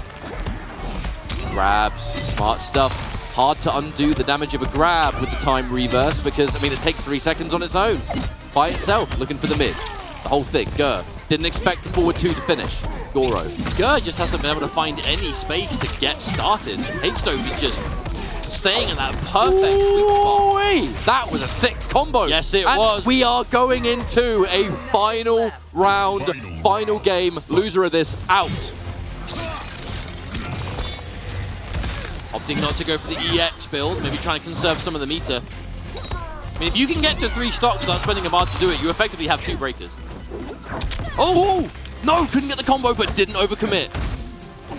Oh, the quick micro backdash, but no commitment from that range as well. Pretty much safe. The max range overhead being so hard to punish, but H-Dope finds a hit regardless. The wake up the low low post this time. Overhead again! Punish! There's the time reverse. Was waiting for it. Okay, this time goes to the stock. H-Dope does not try and whiff punish. And there's still a bar of meter here for Gur. If you hit Gur, there is a combo breaker for 1 bar with his name on it. You have to be ready. But and you know, Goro, full Goro usage, plenty of bar. This is so neck and neck. This is so even right now. Oh! Trade! A trade that's good for H-Dope because that's a full combo. A trade! Back to back. Here comes the throw. Both players just about to hit a combo breaker. The question is, will they have the chance? No, that won't work. It doesn't work. That's blocked. No! The punish! The break! No, did Goro get hit? No, he's a. See the break. Oh, I can't take it! That drill had me nervous! Chip damage guaranteed there! And it will be Gur at the final moment taking it over H-Dope, but what a close match that was. That might be one of the best sets of the day. I don't think there's a might be about it. That's easily one of the best matches. And didn't I tell you? Didn't I tell you if there is one player you under no circumstances count out when down 2 games, it is Gur. Never. East Coast, USA. Never. Damn. Coach Steve is out there popping off somewhere. Yeah. I can sense it. I can feel it. There's just a vibration on the floor, and that's got to be one thing. The boys. Damn, well played though from Gur. I want Gur to make top 8 so bad in this tournament. He is working so hard. After the full reverse, like the reverse OCV and Team World versus Team USA exhibition, bringing it back, clawing it back from the jaws of defeat against H-Dope. Look at this, 2-0 up. That was and it was a good 2 games too. That was a powerful performance from H-Dope. And of course, let's not forget, huge shouts to H-Dope. Absolutely. This was a phenomenal showing this weekend. And really just one minuscule step away from sending Gur out in the top 24 before we hit top 8 territory. That would have been one hell of an accomplishment, but it wasn't that H-Dope played bad. It was definitely not. It was that Gur, once again, just shifted into that next Gur gear. awakening.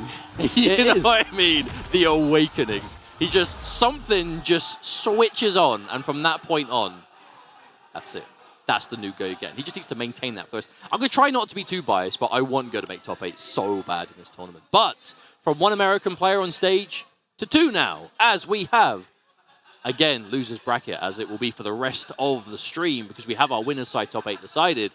It is going to be Too Easy versus the stream debut of Euphoring. Another player from North America who's made the trip out, who we haven't actually seen at all. Couldn't take part in the exhibition, because I don't think he arrived until it was already over. And basically hasn't been on stream today as far as I'm aware, but a very solid player from North America. A shame to see a USA team kill happening on stream, but you know, when you're this far in the bracket, it's going to happen. There is no avoiding it. And again, it's loser's side. There's only so much you can do. Now, Euphoring, someone that in the final stages of Mortal Kombat 11 really started to enter his element. It was later down the line, so I think if you... Terminator. if you weren't really watching a lot of MK11 by the end, you might not have really known much about U4ing, but this player is talented. And I didn't even know they were here until yesterday. Like, late yesterday. But I'm glad they've made the trip. Only one of them can move forward, though. Too Easy or U4ing. I don't even know who U4ing is playing in this game. Guess we'll find out soon I enough. haven't seen them play yet. Now, they are doing their button checks right now. Just to remind you lovely folks at home, this is UFA, Ultimate Fighting Arena 2023. This is part of the Mortal Kombat 1 Pro Competition season of 23-24, where we are at our 1 EU offline stop, where there are points up for grabs for the leaderboard, which is going to eventually get players qualified to attend the final combat later in 2024. And really just trying to get these players locked in nice and early. Now, we are almost, I think, yeah, is this Darius? Is it just me, or is it not surprising at all that U4ing plays Reiko Darius? Yeah, I was thinking the same thing, to be honest. It definitely seems like a U4ing pick. And I told you again, the moment Tremor becomes tournament legal, those Reiko Darius players are going to swap. Tremor is the one. Hey, we've already got one Reiko in top 8, thanks to Agstar. We're going to get another one? Who knows? Possibly. We're about to find out as now Too Easy versus U4ing. Johnny Cage versus Reiko. We're starting off already. First special move of the game, throwing stars. That's just the Reiko thing. Establish the command grab early. The earlier you can hit a command grab, the more regular you can bring Darius back and try and do it again. It's one hell of a cooldown to manage, but you can. I mean, we've already seen how dangerous this team can be. Of course, Rewind getting top 8 winners at ECT. Reiko Darius is a team that has stood the test of competitive MK1. Now, of course, Too Easy on that Johnny Cage we'll be seeing all the way through the day. Nice catch, Easy confirms. Into the corner, no, drop combo. Oh, but the worst kind of drop, the punishable on drop. Oh, the extension with the Darius. Because we called in Darius nice and early in the round, by the end of the first round, or we back. He's back, and he's ready again. All of that happened because of a drop combo, you hate to see it. That's the worst way to lose a round. However, as a competitive player, the easiest thing to understand and rectify. Yeah, if it's just execution, it's just a case of don't drop it next time. Yeah, easier said than done, I'm sure, but hey, at least you can see the issue right there and then. U4ing pretty meter dry right now, but looking to spend it as soon as he can on those EX stars. Nice air-to-air. Once again, here we go. That's the setup you want. Ooh, couldn't chase it down, but U4ing does get out of the corner at least. That's a win for U4ing. Doesn't get punished and escapes the corner situation. Jumps into a low hat. No, Too Easy. Leaving quite a lot of damage on the table, I will say. No punish again. A lot of stuff has just been left on the table for Too Easy so far. However, not going to result in losing the round. So the mistakes made, at least they were made in the round you won. Could always be worse. Now, EX stars. That's not the way you want to start a round eating that for breakfast. However, a hit confirmed from that mid. Too Easy. Upper hand and the chance to pressure in the corner. All right, the mid. One more mid. Oh, waits for the down one and takes the command grab. We're getting a full combo, and that's going to hurt so much more versus Johnny Cage. 950 health. Big jump in. Oh, hello. I don't know about U4ing jumping themselves into the corner, but still has the lead. Oh, big neutral jump with the anti-air. Wow, okay. Nice pickup, but didn't commit to a special in case. That's a weird conversion. Oh, overcommits and a fatal blow. Easy punished. Which is now going to give U4ing that first game. Too Easy. Had some real momentum there and just maybe too much momentum. Maybe got ahead of himself. I feel like that's far from the first time we've seen like Reiko's 1-2 into fatal blow today. Because obviously it happened on the match that we were commentating earlier, where I thought it was just like a misconfirm, but it turns out we saw it later on when Agstar was playing against BGY. 1-2 on block into fatal blow. I actually think it is a tick grab. And it does it off a lot of buttons, because the players around here were talking about it. It does actually work in a lot of those situations. It is just a straight up read of doing it on the ground, or if you think you're going to jump, you hold up. But if it's on hit, it will always combo. So it's actually, if you have it available, it's really scary on hit or block. U4ing up 1-0 now. However, first blood back in the corner already, though. I feel I spent most of the set so far in this right-hand corner. That's exactly where Too Easy wants you. Oh my god, the magnet grip of Reiko. pulling you in. And we're going to get good damage there for another command grab. The management of the Darius has just been really impressive so far. Kind of need to be able to manage it because of how long it's down when you miss it. It's like you really can't afford to use it wrong. Drop combo. And there's that EX parry. Oh, we're going straight into Fatal Blow. This ain't going to kill, but you have to look at the situation afterwards. It's not going to kill, but I'm going to have Meter, I'm going to have full Kung Lao, and I'm Johnny Cage. I mean, my chance to win this round, even now, pretty high. But Euphoring, there is an opening. Not so much of an opening now, we just ate that low hat. That did lower your chances quite significantly, but first round in the second game, too easy. Need to keep that momentum rolling. Reminder, folks, this is loser's bracket for the rest of the stream. It's all elimination matches. And many players have traveled a great distance to be here. Just not me. For one. Yeah, for one. I'll take that. All right. Mid pressure. Oh, oh no, again. Too easy as not the first time I've seen go for those kind of like on the spot pickups, but just choose not to commit at the end, I think. The problem is if you commit to a special and it drops, you're probably just going to die for it. When you've got this much of a lead, it's not a risk worth taking. All right. Oh, massive wake up standing one from Euphoring, finds the space. Definitely one of those more desperation of, look, I don't have any meter, so I'm going to just try and delay my wake up, mess up your timing. Did kind of work, but there's just so much work to do. Too much of a mountain to climb for that game alone. But that's going to tie us up one game apiece, too easy. Taking game 2 here for UFA. We are trying to find out what the final top 8 is going to be. We have 4 players already locked in on the winner's side. Only 4 more players can make it in for tomorrow's actual finals day. Right, are we going for a swap? It was Reiko first. Different cameo, maybe? Or is it Darius? No, it is Darius was working. We were able to fight hard with the Darius. And just while you're watching this, folks, if you do want to get more involved in all things competitive, Mortal Kombat, NRS Esports on social media. Check it out with the hashtag #ProCompetition. All of the information, not just for UFA, the top 8 and all the times and everything else will be found there. But future events, this is one of a few pro We are still early days in the pro competition, right? There's ECT, now UFA. And they're just the first 2. There's plenty more to go. Trying to start things off strong with another command grab. However, that's now too easy. Whether it's just maybe a pattern here or just getting a gut feeling, too easy is becoming wise to these command grabs on their own. Lao cameo, knocked down in the corner. Continue. Wait, we're sliding out here. Oh, no, the punish! That was a lovely pickup from Too Easy, but perhaps a little bit overzealous with the taunt end to try and build up that star power before he gets the instant punish on it, but Too Easy still alive. Actually, but not gonna have it here. That's gonna hurt because we're going into after Fatal Blow again. This is gonna do massive damage, even more so because again, 950 health. This might actually be it. I mean, it is Reiko's Fatal Blow. Surely not.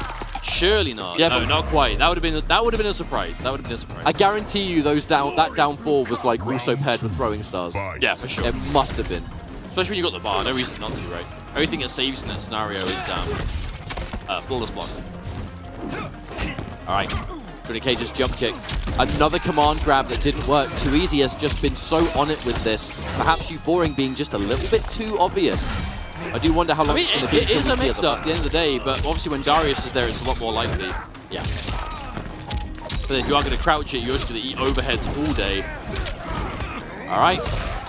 Now, I think a confirm into Darius even on hit now is going to kill. So now whether it's grab or... Oh, never mind. There's a whiff punish from Too Easy. This won't kill, but it'll be a decent setup potential. Oh, not enough. Okay, meaty down 1. That is going to be enough. Look at that screen positioning. Too Easy doesn't quite have Euphoring against the corner yet. We are close, but one of the big things about Reiko being able to fight back in these instances is the range of some of his pokes. That down 4 of Reiko's is so good. Amazing at just saying, get off. Maybe not so much against Cage, because I know the advancing forward 3, 7 frames really fast. You see that attempted anti-cross-up from Euphoring, but that is Johnny Cage jump kicks. There's only so much anti-airing you can do against it. Another whiffed command grab. I was very nervous when I saw that, but didn't work out. Takes a turn. Doesn't quite get the dash in for the overhead, so that's going to miss completely. Back 3. Nice. Launch. Okay. The meaty! Too Easy must have expected command grab, and it was only a matter of time until that mid was going to come out. That was a counter hit, so Too Easy was pressing something. Low poke. Even more. Oh!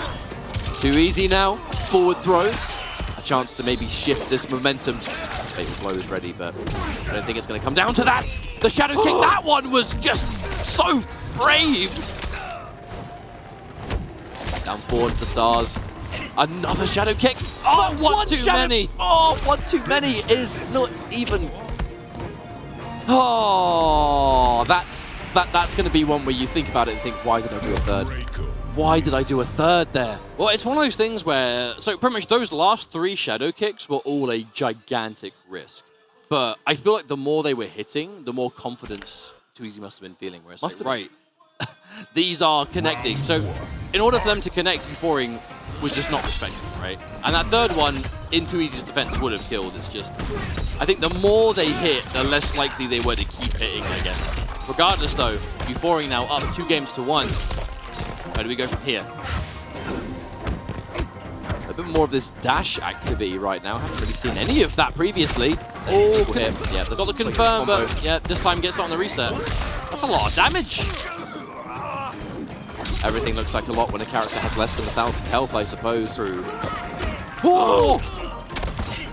Brave attempt. That's not the first time we've seen Too Easy be hit going for that. I think he really wants star power in this matchup, but easier said than done finding it. Especially when the stars exist. Right, Shadow Kick. Creating that brick wall. Premature defense before Cage inevitably just gets in there and parties hard. Fatal Blow on both sides. He is an aggressive character. Just a matter of time before he eventually finds his way in. Nice catch with the launch. Rising star to finish. Too Easy now. A round away from tying things up. We're definitely getting towards more Game 5 territory. Now we're getting deeper into this bracket. And thankfully, because we ended in the Rising Star, we could still taunt. So star power is technically available for Too Easy. Euphoric still going for those anti-airs despite being jump kicked out of them a lot. But I think that says a lot about the confidence of the timings anti-air. Because if you can, you know, it's good positioning, good damage, but very difficult against that Johnny jump kick. Hit confirm on the mid. Euphoric keeping that damage meterless. We want to save it maybe for this next round, because if we win this round, Darius, worth spending. And there's no way we break that. No way. Too Easy's going to wisely hold on to those resources. We got full star power, full bar. Kung Lao, match point down. We got to make this count. Woo! These Shadow Kicks are making me feel a certain way. I mean, Too Easy does have a break, but you don't really want to spend it on a Shadow Kick that big. It's how much damage is a Shadow Kick going to do, right? But at the same time, the more Shadow Kicks you hit, the more you're deterring Euphoric from going for these stars. Punish! That's a big punish, actually. Even with the Lao, star power drops it, but we still have star power.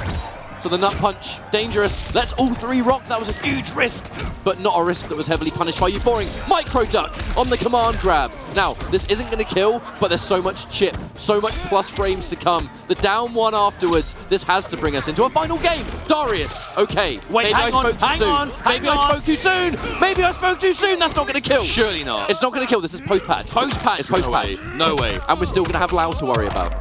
But we have 2 bars for last breath. By the time this Fatal Blow's done, there it is. 2nd bar. We can tank 2 hits. Which, incidentally, is low hat, Shadow Kick. Oh, he did it! He did it again! Too Easy is fearless with the Shadow Kick. I cannot believe he actually did that! But it worked. More of them have hit than have been blocked or ducked. So that is why we're seeing it. This is classic example of terrible idea on paper, but what's happening in the matches is making it work. You know what I mean? Like, at the end of the day, you can't play by the book all the time. Just because you could die for it doesn't mean you will. And Too Easy is making that call out over and over and over again. And to be fair, it did just win the game, did it not? It absolutely did. Now, I'm looking at Euphoric's face, and I'm seeing uncertainty on a character change. We'll see. You're betting your entire tournament on this. Smoke? And who? Serena. I mean, Euphoric always has played a good, tidy handful of characters, so the change definitely isn't. But you just need to be positive. This is the right choice. No, didn't believe. Wasn't 100% convinced. I mean, this is the time to decide. This is lower bracket. pro competition major event. One game left to take. Difficult decision to make, especially if you play multiple characters. The thing is, the way you lost that last game had nothing to do with Reiko. Guidance and discipline. If you blocked that shadow kick, we'd be talking about how you won right now. Indeed. You know? The Reiko is doing more than enough work, and so is the Darius. So this is definitely more of a personal, this is you versus Too Easy. What you're doing is working, just try and get that final win, right? I mean, it was close. All right, neutral duck though. Too Easy, riding that momentum off of a risky decision that absolutely paid off in the last game, and is just looking to steamroll in this round. 2 hits, the low hat connects. Ooh, reaching for the slide. Again! There's a lot of like occasional low blocks, but then the slide is hitting anyway. It's unusual, maybe a bit too greedy on that command grab. The down 1 now, match point for Too Easy. Euphoring went for a few mids earlier, Meaty, in the same situation. They worked, and then he's just stopped doing it. Well, right back I feel to like grab. it's more that it's those situations where you hit a poke and you like micro dash up. So it's like, that is the time to go for it. And that's where we're seeing Too Easy kind of go for the micro duck, things like that. Parry! Johnny Cage, baby! Oh, unfortunate drop! All right. That is damage right there. Saving the Darius, though. It's not going to give us enough to win the round, so keep it. And there's the Meaty. We're starting to open up that final layer as we are entering final game, final round again. Too Easy is sitting on Breaker, though. That's quite an advantage to have in this situation, especially when Darius is there. If you trade Darius attempt for Breaker, that's good for you as a Johnny player, because Darius is going to be gone for a long time. By the time Darius is back, you've probably got like 4 low hats. But you also know that's why Too Easy, no reason to break. Don't break the small anti-air combo if Darius hasn't been used. We'll there break he is. this, I'm sure. Probably break now. Yep, there it is. Waits for the Darius. That was really smart from Too Easy. Down on life, but up in cameo. Now there is a chance, looking at the life Too Easy Darius has. he's only just started coming back. Yep, because when you break with the cameo, it counts as hitting them. They are on their cooldown. And I don't think we're going to see Darius at all for the rest of this match, unless it goes really close. However, the back 3! Surely not enough. Does that kill? Does that kill? No! Missed the DDT! The low hat and the last chance. Oh, the flawless block! Too Easy. This is your last lifeline. No! That was not meant to happen. That was a shadow kick. That was 100% a shadow kick. I somehow don't think Too Easy wanted full screen forward 4, where shadow kick is back forward 4, and has been happening a lot. Regardless, though, that clutch from Euphoring, not to overextend, played it safe. And the thing is that last round was so well played from Too Easy as well. Especially like the management of the break, when to do it. Because when Darius is there, like we were saying before, when Darius is out of play, you're basically fighting vanilla Reiko for the rest of the round. And in that instance, absolutely. That was a good set. Another game 5. That was a hard-fought matchup right there. And one that's ultimately going to result in Euphoring moving on by the skin of his teeth. We're still in there. And there's still more matches for him to play. Now our next matchup, we'll have a quick consult on the bracket at some point, and we'll look. I can see Boki stepping up to the plate. Who his opponent's going to be, I guess we'll wait and see. So we're going to see more of that Kung Lao in due time. But this is where everything's getting serious. You know, this is where there's no more room to make mistakes. You can't lose a match and have that match be the reason a set didn't go your way. You're out of this tournament, and the one chance Europe had at the offline pro competition qualifier, you don't want to be out of that tournament. So that actually does it for that first. So losers round 1 out of pools is now finished with that match. That now means we have 8 matches left to decide who is going to be exactly the loser side top 8 qualifiers. We have Law Corridor and Boki, which is our next match. Then it's MK Azerbaijan versus King Gambler, Foxy Grandpa versus Snow, and then Gur versus Euphoring. So another North American team kill coming up later on in the next group of matches. And then the winner of those matches have to play everyone that just lost in winners. So we definitely have some serious competition left lined up in this UFA 2023. And what a tournament hit has been so far. I mean, I feel like as we set up this next matchup as well, because we can have Boki and Law Corridor stepping up to the plate. Something we haven't talked about today in regards to actual pro competition is the various stuff you can get your hands on, most of which being a merch line. There's quite a lot of options, actually. And I think if you want to support, with the pro competition, You can see before you there various designs, and you can see right before you at wbshop.com where to go and pick up some of it. Of course, you can rep your favorite MK fandom with this official Mortal Kombat 1 merchandise at wbshop.com. And do remember, it is still the Black Friday sale where you can buy Mortal Kombat 1 as in the game for 30% off on all platforms right now. So if you like what you see, if you're tuning into this pro competition, you're like, hey, this game looks pretty cool, I want to try it. Well, you can do that at 30% off.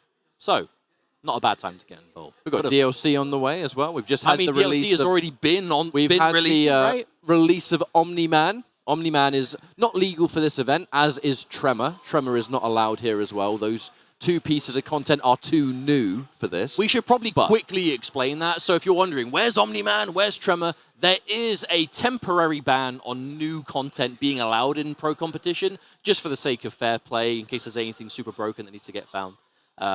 Which, you know, and that few weeks window kind of helps mitigate that. So I believe the next pro comp event onwards, they're going to be legal. But UFA, they came out a little bit too soon. Well, by the time we have South America, it would be well within the threshold. Well, it is sometime in 2024 is the South American event. So I would imagine so. But regardless, thank you everyone for tuning in so far. This has been a fantastic stream and will continue to be so as we have plenty of matches left to go. But we are going to take a quick 5-minute break. So we will see you very soon. Don't go anywhere because MK1 Pro Competition will be right back.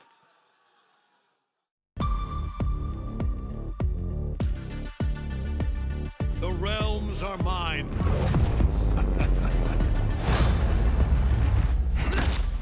Think, what good would your death accomplish?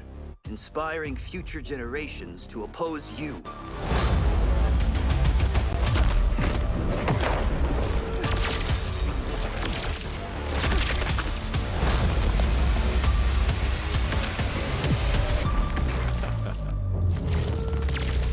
Fight.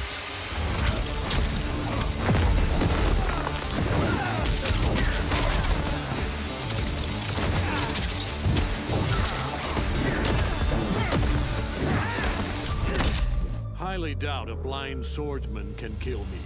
Sento and I are more than meets the eye.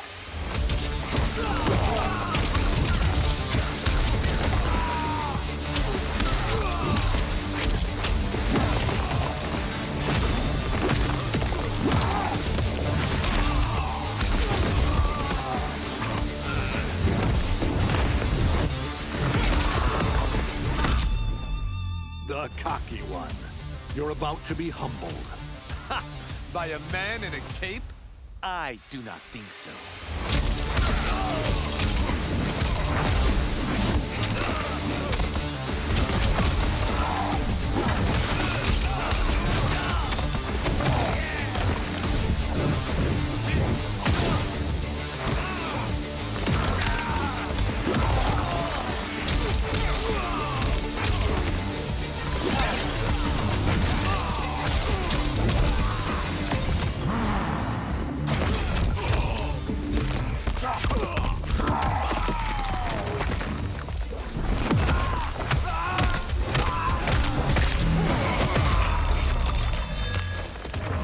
Finish him.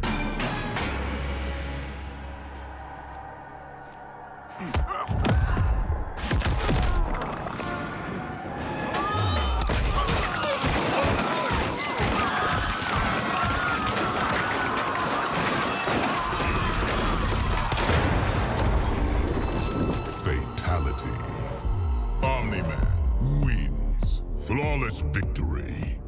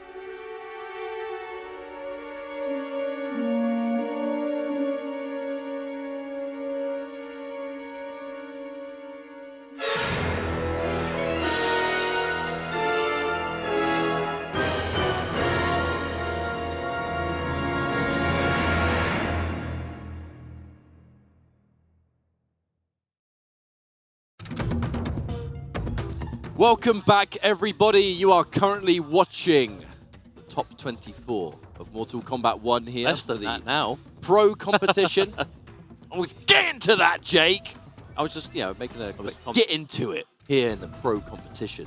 Where, my name is Ketchup and this is Mustard. We're here in Paris for UFA 2023. We had some really good matches. Yep. We had Gur make it really close 3-2.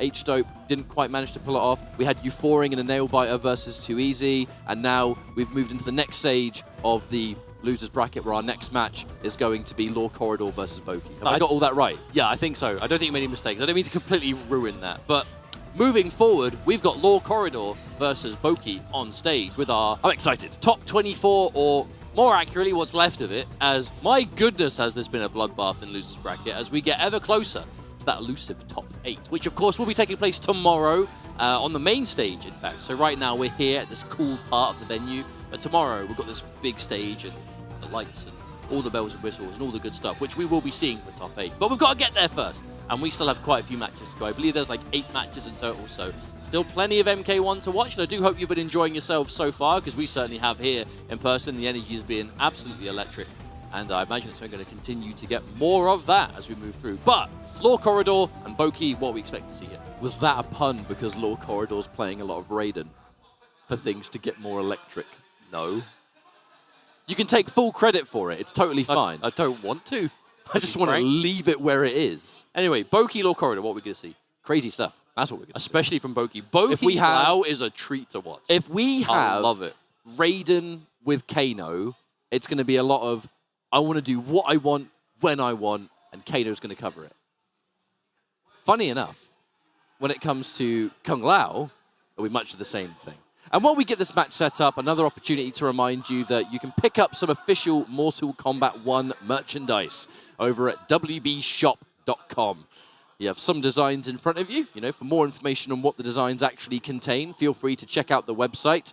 And currently there is a Black Friday sale where you can purchase Mortal Kombat 1 for 30% off.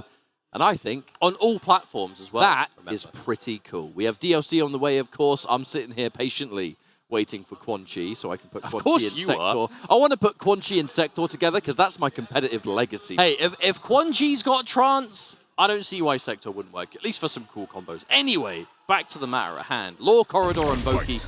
Law Corridor really has made quite the wave in the offline scene over the last few appearances in offline tournaments, playing that Raiden Kano. Boki, Kung Lao specialist through and through. And of course, Goro. Not only is Goro seen to be the best for Kung Lao, the way that Boki plays Lao, and has always played Lao, is like a bit of an animal, to be honest. Like real aggressive. What he wants when he wants. Even if Goro wasn't the absolute best pairing for Lao, it would still be the best pairing for Boki. Yeah, like, that is just the way he plays. It just works so fantastically well for him. However, Law Corridor currently with the lead, and the advance there covered by Kano Knives, giving me a full combo. Now, Meaty Kano, gonna allow for a jump in. Oh, I like that. Lovely, lovely use of overhead. So, round one for Law Corridor. And you may look at that and think, oh, there's not much meter there. A couple of Storm Cells with the Kano assist. Oh, we'll sort that right out. Corner carry. Overhead, Law Corridor. Keeping it clean. The challenge, of course. There's the escape. Always waiting for it. We're about to see Kano back, ready to party.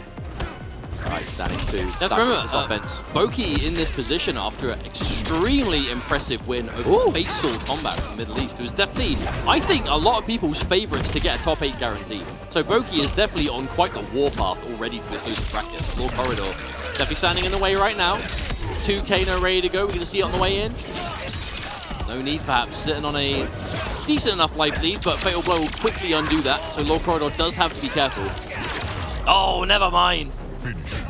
Boki perhaps trying a flawless block, just mistiming it, I imagine. Bit of a strange first game there for Boki. I think there's definitely that element of just putting up like a defensive style, whether it's going to be buttons, whether it's going to be a charged projectile. That's going to take a little bit of time here for Boki to get more familiar with. That would have been such a nice catch if that hat combo from that Goro punch. No, but it's one of the things where, I think you said it before, it's the way that Raiden can stop you from just going in general, right? It's like Boki, the way Boki plays is I'm going to get in and you're going to have to deal with it, because I'm going in and I'm going to go crazy. Whereas Raiden Kano, all you need is a poke and you're stopping. You know, you find anything into Storm Cell, into Bull, any kind of string whatsoever, as long as you don't leave a gap, you're going to be completely safe. More than one occasion, by the way, Boki's just ending his combos with Lao in just a basic 1-2-1. He's not going for the enders. I think there's really an element of trying to keep the opponent at close range, especially Raiden. Doesn't have to constantly work the way in. Yeah, the second you end a combo that sends Raiden to full screen, that's kind of where he wants to be with this team, because Kano's going to cover his advance. However, the air-to-air, 1-2-1. Oh, we're cashing out now. We won that round, and we're going to take it. Boki now, 1 round up here on Law Corridor.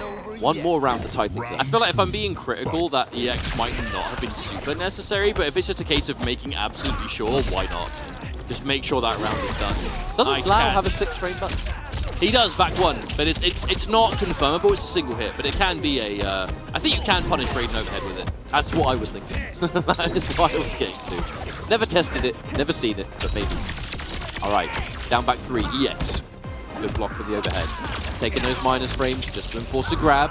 You know, it's certainly better than nothing. Oh, looks in for the dash in, the forward 2, whiffing complete that dive kick, blows it up.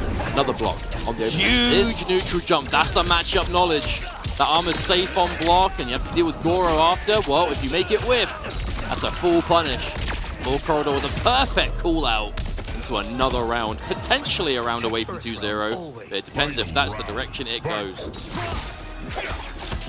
More of this knife. The cover. This neutral jump has been the bane of Boki's existence. Both games, this neutral jump on a read has been a pretty substantial reward. Now, there's the overhead. Looking to pressure in a little bit more. EX down back 3, Kano coming in. Interruption here, though. Oh, wow. Another overhead. They add up by the end of it, and that's going to be yet another to add to the tally of already good damage that has been dealt. Kano to keep things absolutely safe. Pressure on the side of Raiden. We finally go. Drop. That is an unfortunate combo drop right there. And now Boki 1 game away from being eliminated from UFA. So again, that worst kind of drop though, right? Punishable on drop. Into game loss, no less. Definitely a disastrous drop for Boki, but quite the mountain to climb to bring the set back. I think Law Corridor looking extremely confident. Very calm, very collected. And definitely experienced on Raiden at this point. I know he was a Johnny player vanilla and has kind of moved over for this newer patch. But even then, that's already a good, like, what, 2 or 3 weeks at least? Plenty of time to get nicely acquainted with something new. Especially if that is Raiden Kano. There's just something about EU, or, you know, many of the countries that would go and compete somewhere like UFA. There's just something about this absolute belief in Raiden Kano where it has become, for me, one of the more popular pairings I've seen, period. I would say Raiden's probably been the most common competitive character across both pro competition majors so far. ECT, there was more Raiden than anything else by a significant amount. And I would say it's arguably been the same here, especially if we count off-stream matches. But I guess that's just the mark of a strong character, I suppose. This airtime of Law Corridor is, you can see how annoying this is to defend against. And the knives, the forward 2 pickup, and that is going to bring Law Corridor on a match point. Voki looking just a little bit lost here, I must say. Law Corridor is just not letting him play at the range that Lao Goro needs to be at. He is just permanently either playing, you know, come chase me, you can't, or at a range where armor is just dangerous to go for. Another drop. The execution just has not been on Voki's side. And this has really reminded me of sometimes this happens in a match. You can play amazing all day. Voki just sent Faisal out of the tournament for crying out loud. But in this set, execution just hasn't been quite there. There's been some crucial drops, some weird situations, and sometimes it just is like that. It just happens. I like going for the shocker as an anti-air as well, because it's so active. It's going to cover, like, you know, dive kick, empty jump, actual jump normal. Law Corridor is just playing so clean. But Voki is in the driver's seat in this round for now. However, a confirm. Oh, what was that? I think that was meant to be a forward 3-4, but only a standing 4 came out. Maybe. Either way, anything into Fatal Blow will kill, so Voki has to be careful. Here we go again. Kano time. I must say, there hasn't... Oh! No, couldn't find anything from it. Gets the low into Goro for good measure. And Voki staying alive with what could have been quite a shaky end to that round. But manages to stabilize it. Massive dive kick. Even more so that Kano just took a beating. This means that there's going to be one less Storm Cell to deal with, although about now it's going to come back, so that luxury is now gone. And speaking of which, here we go. Down 1 into the EX version. That's going to result in a full combo. I'm going to go into Kano for even more. Pick it up, keep it nice and consistent. Spend a bar on the launch. Bring us to about half the work done already. Down 4, spend even more meter on this. And from this point, it's scary times for Voki right now. Ooh, Goro. Hello. Goodbye. Just sitting here and waiting. Wait out the clock. You got a life lead. Oh, wow, okay. Good block on the overhead. Oh, counter hit. Wait, that's it! Voki gets the game? Wow, Law Corridor. Caught going for something as a reversal, but it wasn't Electric Fly. It looked like he tried to EX down back 3. Yeah? Yeah, it looked like he might have just felt, because it's so fast on startup. Sometimes Raiden players really feel safe just letting it rip at that range, but that meaty from Voki was too real. No, Voki did keep it together. That was some airtight timing at the very end. And now, immediately a hit. This could be a swing of momentum. Maybe.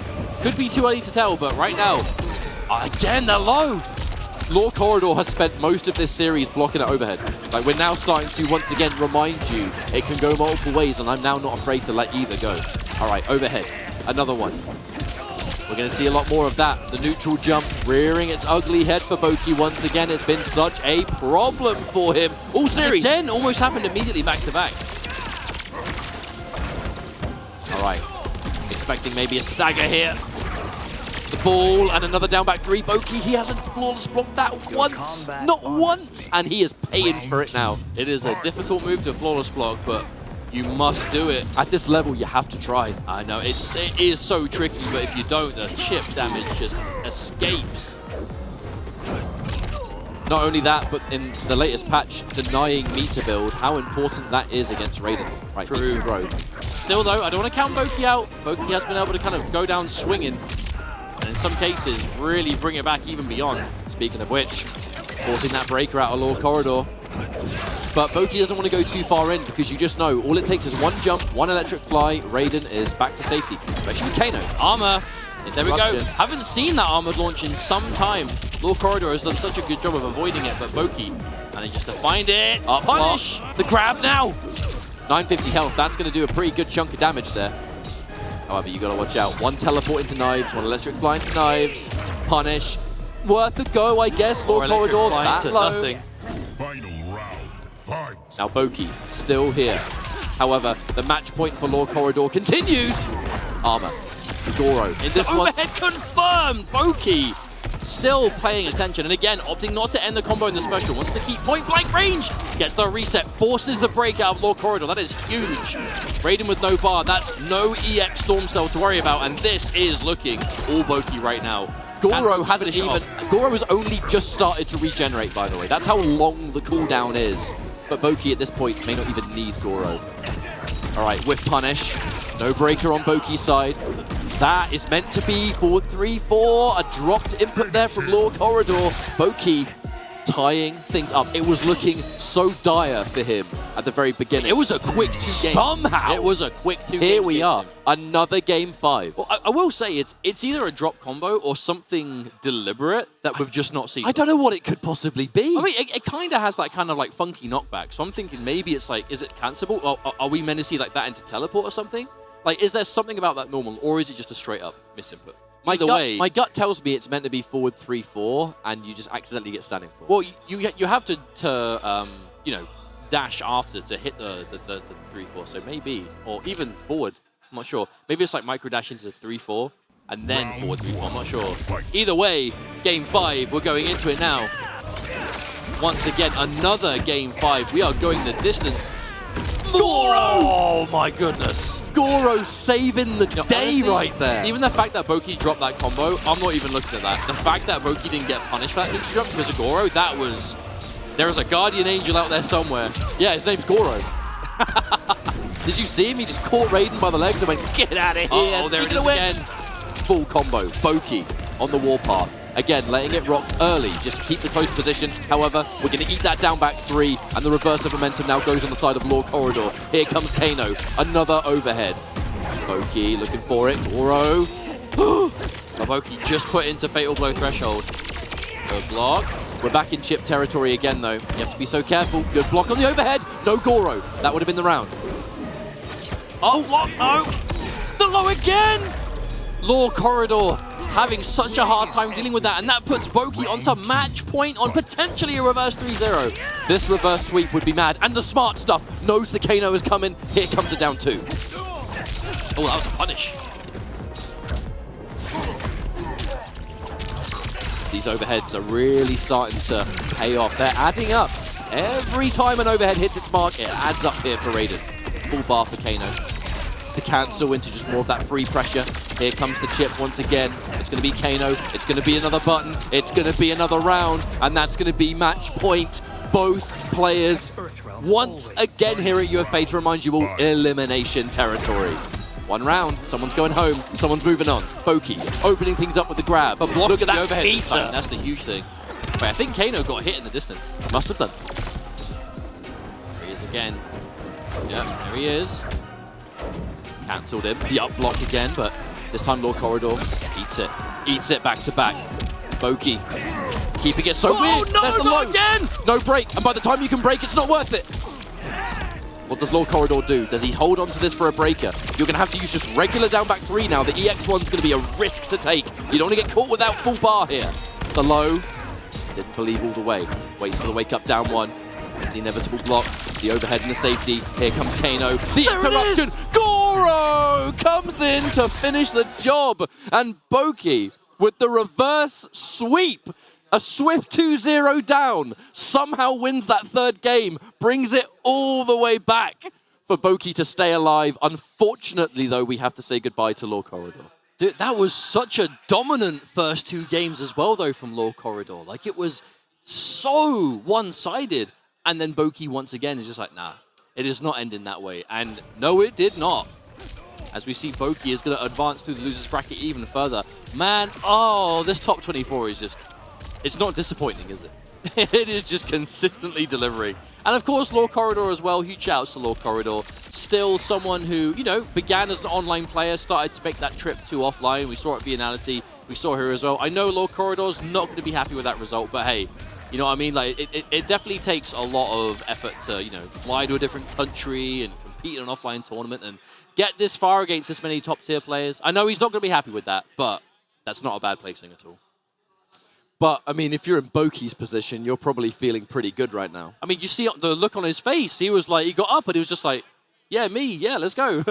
It's almost like in disbelief, but... Boki has been an absolute animal with Lau for, God, at this point, almost 10 years. Yes, almost MKX, 10 years. MKX to now, so what, 2015 to, yeah, 8 years. So it's been a good old time. So we can look at our next match. It's going to be, King Gambler versus Azerbaijan. Yeah, not bad. sounds like the kind of match we're getting here. As, again, we're getting very near the end now.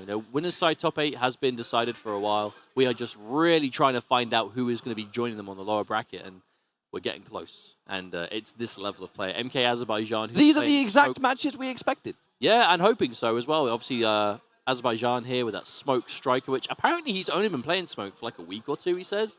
And it's the Striker is that kind of real secret sauce that he's been looking for. And I know obviously Smoke Striker is quite common these days for Smoke players, but generally speaking, he has been looking at... There's like, I'm not going to say it on commentary because he has been kind of keeping it close to his chest, but there's one specific kind of tech that he's been looking to do with Striker, which is a big part as to why he's playing the team to begin with.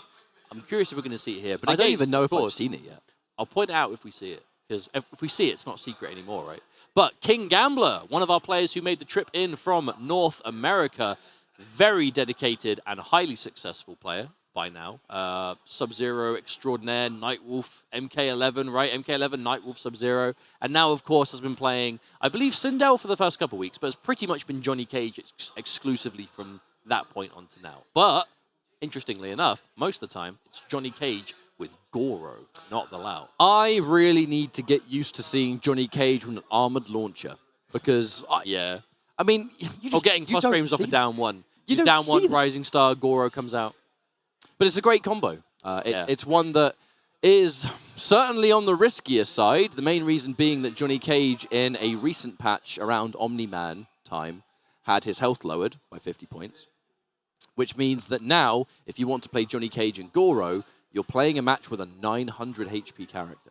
So you're taking in this game, risk. that kind of is a big deal. Yeah, absolutely it is. Because even with the patch reducing the damage output of certain characters, you're still in a position where you can get two-touched.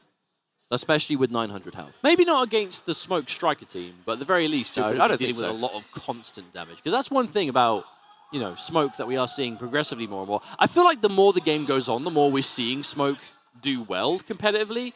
And I can't help but wonder, is that a case of just the character being an effective tournament character in general, right? Because we're seeing a lot of overheads just be straight up blocked, right? Like the low overhead element isn't really effective, but at the same time, the invisibility, the movement, the confirms, the trickiness with the cancels, the cameos that cover it. Now, obviously, Striker being, I would say, the main one we're beginning to see with Smoke now. But I think it's just a mix of all together, perhaps, making Smoke more and more common as we go straight into this match. Here's the thing, mate. You look at this team, and yeah, offline, you can block Smoke's overhead low pretty reliably and easily. He's invisible.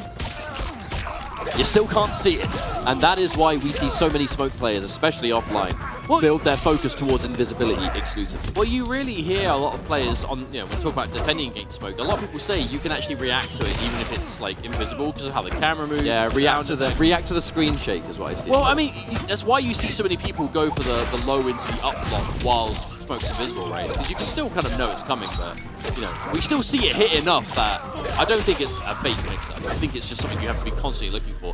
As we see Azerbaijan sealing a clean round number 1 with tiny damage. Smoke definitely doesn't tickle in this game. No, absolutely. And a solid start here for Azerbaijan.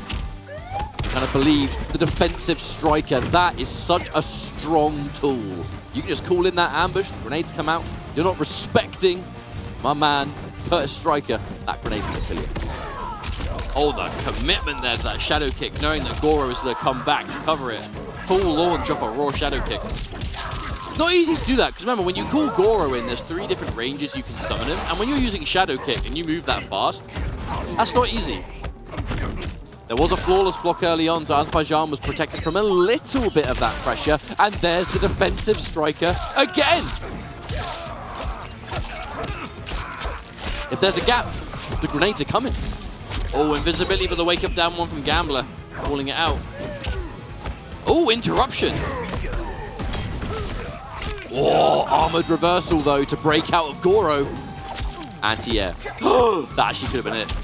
That's a punish. Oh, Goro! That was so cheeky. Gambler goes for the taunt and covers him with Goro to stop the punish. Oh, that is an assist right there. Covering the overhead just a little bit, but a good block from Gambler. The dark, and that was EX spent, so there's no breaker. This whole combo is going to be free damage. Probably ended invisibility again, right? Yeah, Striker's back. So we're probably going to meaty, call in Striker for something here.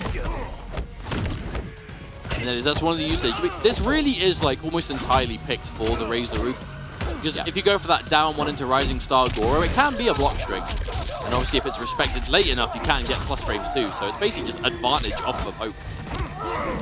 Still though, Gambler, this offense looking very clean. Takes the lead now. Having to show respect to the Striker for obvious reasons. There's the free invisibility. Looking for that first hit. Oh, bit of a side switch! But the breaker. Breaker's available. Gambler, not going to get punished hard on that. That could have been disastrous. Both players have to be very careful with this. There's the defensive Striker. The down one is going to do it though, because down one, Rising Star Goro, it's looking like a pretty quintessential part of King Gambler's play right now. And that's a hard-fought game. One for King Gambler. Oh, that forbidden Johnny Cage jump kick. Name a better jump kick. You can't. Well, it's not even just how good the jump kick is itself. It's the fact that like forward one is such an amazing button picking up from it too. So not only is it hard to deal with, when he does hit it, and he will hit it, his reward is massive. That low poke there to interrupt. More of the invisibility action. Oh, it's going to be the overhead. And Smoke's combos, they do take quite a while, especially if you end it in the air grab. In this case now, by the time it's done, Striker is almost completely back. Hold the reaction, do it again. Wonderful interrupt there from Gambler. Just acknowledging that there's probably going to be a cancel, even if I can't see it. So I'm going to challenge it with a button press. 2-1-2. Yeah, didn't react. That actually might be the round. That might be it. No, drops the combo. Massive plus frames though. Oh, and no flawless block means Chip City. Gambler takes another round on the board. Round 2. Fight. All right, Gambler really sort of keeping that pure momentum in play. 2-1-4, yep, pressure. Goro just to keep me nice and safe. 2-1-2 or whatever that is destroying Striker up close. You're moving so far forward that he's getting punched before he can even throw a single grenade. But I feel like this entire match has just been Gambler having the corner and Azerbaijan just having to deal with it. More of that staggered pressure, +3. 1-1. Oh, don't think that was intentional. But as long as you're not punished. Ow! Speaking of which, you had to say it. Oh, that was a cheeky taunt, but it does give Gambler hype activation. I do wonder what Goro with hype activation is saying. Is there anything punish there? There's the punish. Oh no, didn't get the cancel. A lot of damage left on the table. All these pokes, the respect. Gambler constantly keeping one eye on that cooldown. Is Striker going to happen? If so, I have to be careful. Now, invisibility. Block pressure, a low poke. Oh! Could have been something. Messes up the cancel, but who cares? We hit it by accident. We'll take those. Overhead. The low now. Chip. Grenades! And Azerbaijan with the round on the board. Needs to tie things up here, otherwise that's a 2-0 for King Gambler. And that Johnny Cage Goro. Early on the grab. It's going to whiff. Gambler has looked consistent at respecting the grenade, but right now it's just all offense. It does not matter. Ending in the corner, decent damage. Now, Azerbaijan's his defense on the low overheads off those Johnny strings has been a lot better. There's the grenade. One moment too many of overcommitment from Gambler. Ain't dropping those cancels either. We were going to get big damage if there wasn't a combo breaker. We're going to use that second grenade. Low. Didn't believe though. Didn't believe. At this point, I don't even think it's hitting because it's a low. I think Gambler's been so good at reacting, it's still an advancing button, that smoke forward 3. It's more like it's being used as a mid right now. Oh, cover break and the combo to follow. That was clean as a whistle for Gambler. Johnny Cage saying, where you going? Get back down. Well, you do find that Smoke's reversal is, I don't think it's too much to say, not great in terms of like, you know, comparing to other reversals in the game. It's very slow, easy to armor break. Not a huge reward for what it is. But I guess that's just the downside considering his offense is built the way it is, right? You know, complete invisibility, overhead low, combos for days, damage all over the place. So it does make sense. But when you're facing down a character like Johnny Cage, who's obviously looking to just stay in your face the entire time, it's easier said than done getting rid of him. Yes. Yes, it is. But this could be our final match with Azerbaijan. Has a lot of work to bring this one in the reverse sweep. And King Gambler, who is just laying that pressure on thick. So much of it has just purely been Rising Star Goro. That's all we've seen from him. There's been no need for an armored reversal. There's no projectiles to react to. There's no sort of apprehensive way in. There's the invisibility. That's going to be some damage. It's not going to result in a full combo, sadly, and I think really that's what Azerbaijan's going to be looking for to bring it back. Unfortunately, Gambler going to miss the Goro there, but won't matter too much. Advantage, there it is, counter hit confirmed. When you want to press out of Johnny Cage's 1-1, it's a scary game to play. We're now almost 3 bars in. Goro will be ready by the time this match restarts. And that end of round taunt built star power. This is looking all resources for Gambler. Yes, it did. And from there, Gambler has a lot of potential utility to just secure the rest of this series, as now 1 bar's going to get spent here just for damage. But that does mean, should Gambler land an opening, goes in. The knee meets the striker grenade, not a trade you want to take here if you're in Gambler's shoes. Invisibility. 4 of the cancels, down 1 Rising Star. We still have star power, we still have 3 bars of meter, and Azerbaijan is not out of the woods! No break, hang on, this won't kill, but it is going to be real close. That's really bad for Azerbaijan. That is really bad. We are going to have full striker, however... Wait, that doesn't kill, right? Surely not. I don't think so. No way, no way. But we have star power and Goro. Oh, he missed! Goro missed completely! Oh, and the punish! That 6-frame down 1 coming through for Johnny Cage, as King Gambler is going to advance to the lower bracket 3-0. You know, I love the way that Gambler was doing, like, because I know it's not uncommon to see him go for like the down 1 Rising Star Goro to kind of basically get advantage off a poke. But against Smoke, where he's in your face so much, and if he goes for cancels on block, if he goes invisible, and you're just looking for something to occupy the space in case he's there, turning that into advantage, especially when you're Johnny Cage, that is so scary. And well played supremely from King Gambler. Sad to see Azerbaijan lose. Of course, Azerbaijan definitely a favorite of the EU scene, or I should say just international scene, I guess I should say in general. But King Gambler didn't travel all that way for nothing. Has definitely been looking for this result. Especially you have to remember, the only reason King Gambler is in loser's bracket is a very close, hard-fought 3-2 in the winner's side that went to Kommunity. And that was off-stream, unfortunately, but it was so close, that match. So Gambler is definitely not here to mess around. He wants to get back through, wants to get that top 8, get those points, make that trip worth it. Because, I mean, I imagine we'll see Gambler, especially at the, most likely the South America. That's the wild thing, though, is that wasn't even for top 8. There's 1 match left. Indeed, indeed. We're going through, we've got a couple more. But it is better for points territory, at the very least. Remember, it is. It's a leaderboard of points. First place gets, I think it's like 400 points, a lot of points.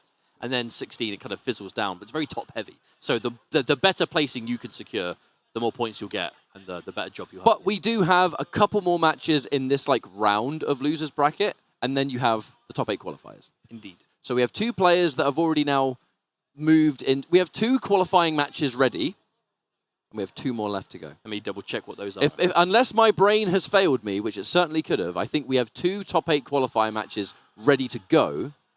And we're now in the process of figuring out the final 2. You are correct. We have Aso Damatsa versus Boki. That will be for losers top 8. And now King Gambler versus Video Games Yo for top 8 as well. And that means, so we now have Foxy Grandpa versus Snow. Winner of this will fight Makaran for top 8. And then Gur and Euphoring, the winner of that match, will face Josh TQ. So still all to play for. But before we get to that point, we have to get through Foxy Grandpa versus Snow. So Snow, that French Melina Lao player that we've been seeing throughout the tournament today, looking very solid indeed. And Foxy Grandpa needs no introduction. Anyone that's been following the NetherRealm scene, even remotely for the last 10 years, probably has heard this name. even if you're just browsing it on Twitch. You know, you with could probably Foxy, quote the soundboards. I bet there's a million commands going on right now. But it's the sisters, Kitana, Melina. Let's go. You know, Foxy's the main person that goes into Twitch chats and tournaments, and whenever there is a Melina, he'll say, this player just needs to flawless block 1-2. They would change the whole gameplay flawless block 1-2. That's true. Now is his time to prove it. Indeed. However, scoring a really decent damage combo here on Snow to open things up. I'll be honest, it's pretty mad how consistent Foxy is with that combo. That combo is not easy. Really? That like Katana mid-screen afterwards, like double dash, standing 2 lift into jump. Like, it's tricky. It's definitely harder than your average combo, that much is for sure. Well, Foxy going to be establishing that range. However, against Melina, you're always going to have that in your mind, especially with the enforcement of low hat. Melina wants to get in. Oh, with punish. She wants to get in. There is low hat into teleport, low hat into bull roll. Straight up, you know, almost seemingly random specials, but the player doing it, they're making that assumption you're going to throw something out.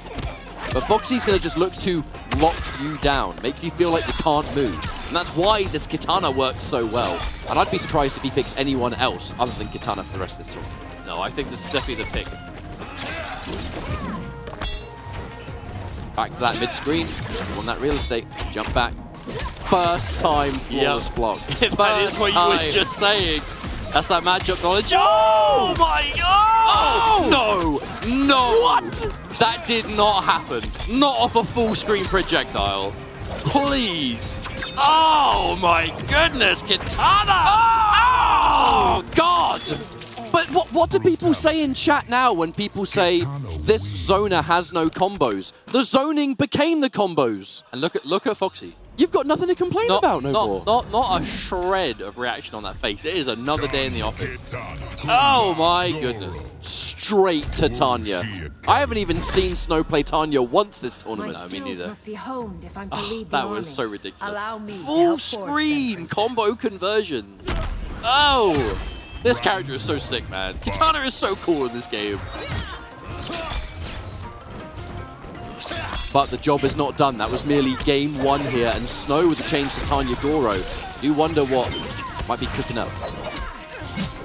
Yeah, out of range of standing 3, always looking for it. Tanya players. It's such an amazing button. Vulnerable to crouches, of course, but the grab. Here comes Kung Lao. Okay, forward throw. Now again, we know that Tanya can go over the low hat, but she's not going to go through projectile without spending bar.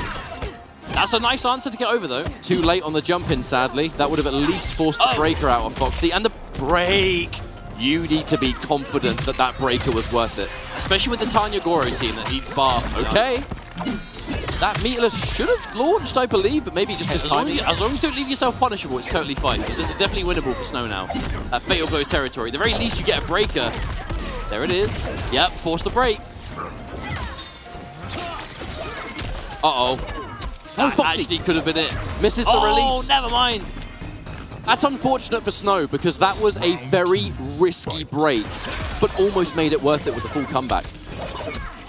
I mean, that's why, no, given the fact that Snow went for the break and then immediately got momentum, it was like, no, I know how I'm getting back into this game. It just wasn't it until the very end, unfortunately. Down back 4 did a wonderful job of just completely bypassing that wind bomb. The standing 3, a little bit of damage, looking for a bit more, especially with that buff active. Tanya carrying more momentum with her forward movement, resulting in increased range.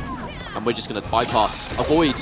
Why deal with it? No, but I will say, out of all the katanas I've seen, I really feel like Foxy has the best use of Square Wave in the air. You know what I mean? If you're using it particularly for mobility, no one just gets away with it the way that Foxy does, right? Has a perfect range, the perfect time to just go, right, I'm just going to whiff this, get a full screen, and now you're dealing with it again. Snow chasing down forces a second break out of Foxy. Oh no! Oh, 182 for that too! Foxy, and remember, you have to time that by letting go of the low hat at the right time to combo from the projectile as well. It also depends on the distance. Yeah, it is a tricky confirm, but Foxy has been consistent. A decent attempt from Snow, though, in that second game. This Tanya pick definitely looking like it's definitely worthwhile. I think it's just a question of meter management, because the problem is you are going to be chasing. You know, there's no avoiding it. If you're fighting this team, you are going to be chasing after Katana for most of the game. Now, Tanya chases pretty damn good as long as you've got Goro ready. An unfortunate jump kick to just eat like that as the first hit now goes to your opponent. Tanya, one less bar, one less armor with 2 Goros. He's pretty much got to break it already, by the way. Like, this team builds so much meter, but gets over the wind bomb. That's good. Okay, now you got the corner too. Dash in, the mid, and the hit confirmed. Snow caught pressing something. I don't know what it was, but it ate the back 2 for breakfast. Looking for the down 2 to pick up. That is a fan you do not want to take in these circumstances. The standing 3 is going to whiff, and Foxy will now be having an eye on that. You risk the round on a single standing 3 in this position. Forward 2, the pressure begins, the jump back. This one's going to chase it down, but I've got a breaker. Rare footage of seeing it punished, but even then, breaker ready. Into immediate hit though. This could be a huge opportunity for Snow, especially with that fatal blow ready, but gets completely underneath it, and Foxy finds the hit for match point for this 3-0 potentially. Snow needs to pull out something really impressive at this point. That is a great start using the teleport off that buff. Drops the combo! No. You're now not only going to match damage, Foxy's about to do more. This combo now, the jump in. You're considerably far down. You have 950. Foxy doesn't. And Katana, she doesn't tickle with her damage. And the Kung Lao is almost completely regenerated. I mean, she's hitting mid-300s by herself. That pretty much is the higher threshold of Tanya's damage. So it's going to be hard to keep up with it, especially when you've got this much of a life. Needs to come back. Yep, had to block it. Had to intentionally drop the combo to not get launched. And Foxy has another breaker. This is bad news. So does Snow, but can you even get the chance to use it here? What do you do? Gets away with it. Goro misses completely. Never mind. 2 brutalities in 3 matches. Foxy bringing the people what they want. Sadly, that will be Snow eliminated from UFA. Foxy will now move on to face Makaran for top 8 losers side shortly. That was quite the showing though. Foxy, you know, knocked down to loser's side by MK Javier early in winner's side. And again, to remind you how that set went, again, it was off stream. We didn't see it, but it was Foxy went Ashra against, obviously, you know, MK Javier's Scorpion Striker exclusively, who is winner's top 8, by the way. So we have a guaranteed Scorpion on winner's side in UFA, which is pretty sick. If anyone in the world's going to pull that off, it's Javier. I mean, I'll say before, I don't want to, you know, I don't want to discredit other Scorpion players, but I genuinely think MK Javier is the best Scorpion right now. But, you know, against Foxy, Foxy went Ashra at the beginning, lost 2 games, went Katana, won a game, and then lost. So, as it currently stands, you know, Foxy's in losers, but it's not because of Katana. If anything, it's because he wasn't playing Katana. But then opted to go for a different. But that's always been the Foxy style, right? Foxy has always played the very specific characters that he wants, and he will be confident in those picks, regardless of what other people think. And I think, you know, for some players, their own opinion on who they should play is always going to be, you know, the final word. Like, no, I think this is a right idea, and if it works out, great. If not, sometimes it doesn't. And obviously for Foxy, historically, it has worked for him more than it has not. But of course, we'll be seeing him later on in this block as we see if he can... I believe he has to fight Makaran for top 8 now. He does, yeah. But we are moving on to, once again, another North America versus North America matchup with Euphorion facing off against Gur. Now, I don't know how to call this one. I know I'm not supposed to be biased on commentary, but I am a little bit, because I want Gur to win and get top 8 so bad. With how Gur has been playing in this tournament, in the exhibition yesterday. And to be honest, just because Gur is a really nice guy, I want to see him do it. I want to see him pull this off, and I'm hoping that he can. I heard someone say to him on the Friday, "You're way too nice for the way you play this game." Yeah, I can see that. That's where his malice exists. It's all in Geras. Maybe the nicety is a facade. Maybe he's like setting you up to be like, he hey, hates you, and he wants to crush your dreams. Indeed. But again... I don't believe it. I don't think that's... It goes back to the way that he plays the Geras, right? Because it will be Geras with Gur. I'd be very surprised if we ever see him play anything else in, dare I say, the entirety of this game. But, you know, he more than anyone else I've seen, lives and dies by that 1-bar break. You know, if he can go for that, stocking the clocks, getting it ready. Obviously, we know he only really goes for the snap if it's in the moment the right thing, or if he's going for a combo that's going to kill. Most of the time when he's got it ready, he's going to save it for the break, which, you know, he has the knowledge, he's labbed the game, he knows when he can get away with it and, you know, when he can be punished for it. But because he builds around it so much, he knows he has that breaker ready most of the time. he will spend a lot of the time taking massive risks, going for command grabs that he can get punished for, throwing out unsafe overheads, because if you punish him, he's just going to undo it anyway. And then as soon as he's undone it and sent you full screen, he's going to throw low hat, he's going to hold it, and he's going to spend a bar to get another one. And he does that non-stop. The only time we didn't see it that much in the last set was because he was against H-Dope, who was playing a character that's very good at stopping it. But this time, I mean, Euphoring, assuming we see the Reiko again, but Euphoring did consider other characters, so I do wonder who we're going to see. Hovered over, the problem with going anyone with Darius against that style of Geras, though, is because the second you spend Darius, he's going to rewind. And you've got to wait Darius out again. Something I noticed yesterday in the exhibition was that when I saw Darius, and I actually, granted, it was only one match because we only had time for a single match. I played one match against Ger earlier. I was playing sub Darius. Darius's cooldown being as long as it is, I think Darius in general has a hard time against Geras like this, game plan-wise. Because if Geras is constantly building up a one-bar breaker, if you spend all of those resources just to hit him one time and he just rewinds it, he's got his stuff back and you've now got no cameo for however long it takes for them to come back. And with Reiko, it's not like you can spend Darius and then when the half bar comes back, oh, I can use that still. You got to He relies on the full thing. Yeah, there's no other move Reiko's using there. It's always just the full one. Now, it looks like we are going to be seeing that match. Now, is it Darius or is it a different cameo? It is the Darius. Okay, now I'm going to be really, really watching how many times we see the Darius. I don't know if it's going to work. I genuinely don't know if it works. On paper, the way Ger plays should counter you, but obviously, you know, that's just one thing. I wonder how it's going to work in actual gameplay. Here we go.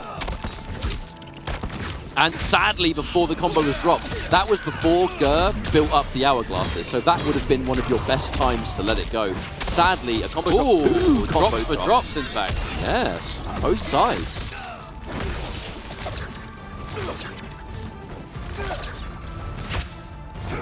However, I would certainly say that this circumstance favors Ger at the moment. Too far away to punish the overhead. Boring doesn't commit to a button, would know that would have been a death sentence. You'd get trip guarded all day, every day. All right, overhead again. There it is. Now the hourglasses are back. So if Darius hits you here, it ain't going to mean nothing. I mean, he still needs the meter to do it, so, you know, he has to build that bar first. But the question is, will we get the chance with punish clean? Don't really care too much about the side switch. Nice little bit of damage to finish the combo off. By the time you might get hit, that meter could be built. Unless Euphoring hits a raw command grab here, because the meter got spent on the EX throwing stars. Full launch here. Side switch. Clean. Cheeky. The bar. And let's not forget, those hourglasses are still stocked. We can stun if we want. In this case, we just end it. The command grab. Oh ho! A risky wake up. One that pays off here for Euphoring. Overhead again. So many. Those overheads become so much less risky when you have the combo break. Because there it is. Oh, hang on a minute. Yeah. So if you're close enough, you do get stunned by it. It's only in those instances that you're point blank, though. Like, there's a reason we don't see that all the time. I think it's because Geras was, like, back to the wall. Maybe. Either way, though. The snap. Yo, Geras snaps his fingers at the exact same time that Lau does that cool thing with his hat. He kind of puts his hand along it. That's pretty sick. Here's the question now. Euphoring against Too Easy almost swapped away, but didn't. Honestly, I don't think it's a Reiko thing. I think it's a Darius thing. Hovering over smoke, hovering over a bit of rain. I haven't seen Euphoring play this game much, so I genuinely don't really know who he plays. Who's it going to be? Smoke. It was the Serena, hovering over the Serena beforehand, so we are going to see that once more. Future depends on yours. What must I do, Geras? We're going to put it into the Serena. Only one game has been played so far, though. Ger up 1. Euphoring. More time to see if the Serena's going to do the job, but really was considering it against Too Easy. All right, and there we go. Confirm now into the double knives assist, and we're going to get fantastic damage. Not too shabby, and that's going to be free invisibility.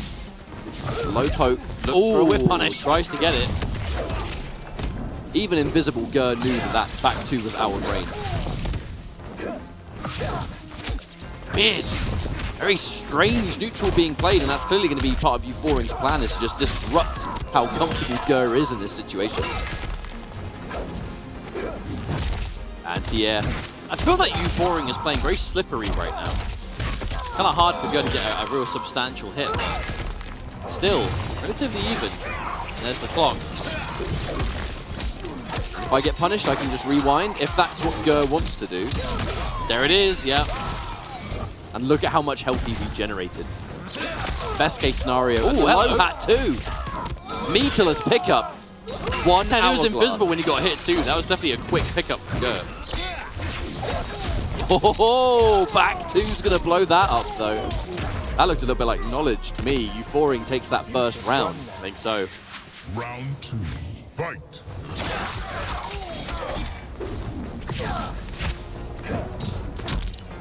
Down one. The eternal turn stealer.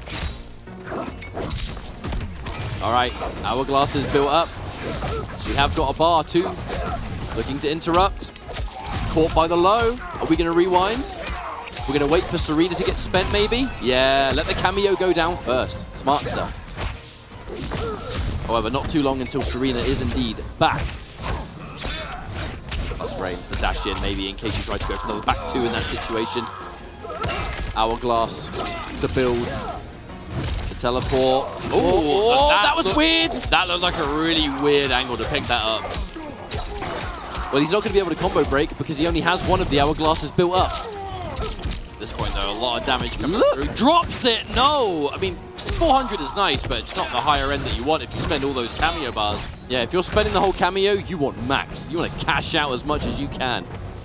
Euphoring. The smoke has been a lot better. Wait, the patience, and the punishment there from Gur. 3 bars of meter, by the way. Oh, we have to break. That's got to feel bad as a Geras player when you have to spend 3 bars on a breaker. However, this should be a meterless finish. Nothing else would have been reliable ender, but that one will be, and it's going to give Gur the opportunity to win this round, keep the fatal blow if we need it. As we now go into final round of this second game. Overhead, that just clipped on its own. Now, damage or the setup, what we doing? All right, EX invisibility, the wake up there from Gur that just wants to shut it down immediately. The plus frames, respected, messes it up. Gur messes up the punish. That would have been even just a 1-2 grab or whatever the input was. Would have been better than nothing here. As now Euphoring opens it up, spends a second Serena. If Gur has no ability to break this, we just have to get as much as we can. Now what do you do against the invisibility? There's the punish! Gur got the standing one, but nothing committed. Turns into low instead. I want to say this is winnable for Gur, honestly. Oh, no, the drop! That turns the chances down, though. I mean, with Fatal Blow, maybe... Oh, hang on! No way! Goes to the setup instead. Good block on the low overhead. Oh, the catch! There's no way. Gur found the hit! That was back-to-back swing in the mid. And confirmed both times. I like how Gur opted to not go for the Fatal Blow on the first hit. So if Gur didn't go for it, it probably wouldn't have killed. So opted to go for the low hat instead, play the safer game, keep it going. Damn, I'm not gonna lie, I thought that was Euphoring's game. It was looking really good for him. Like it, but yeah, I agree with you. Not spending the Fatal Blow there was so smart because we're at least ending at a closer range where we can kind of just let that momentum roll. The Fatal Blow would have sent us right back to full screen and it would have been advantage Euphoring. There would have been something extra you could do. Back to Reiko. Who do we pair it with? Darius. All right, we're going in still with that Darius. And we're betting it all on this classic Reiko pairing. Euphoring. Losing this match, you're out. And Gur will advance. But Gur is a very motivated man at the moment, especially off the momentum built from the reverse sweep versus Team World in that 5v5 yesterday night. Taking full advantage of this lower bracket situation. The reverse sweep against H-Dope, which was way too close to call. I mean, this guy's on a rampage right now. I mean, it was probably the greatest comeback we've seen, second only maybe to the Boki comeback, honestly. They were both fantastic, weren't they? I mean, Gur's just, he's got it in him. And now he's obviously the 2-0 up. Ooh!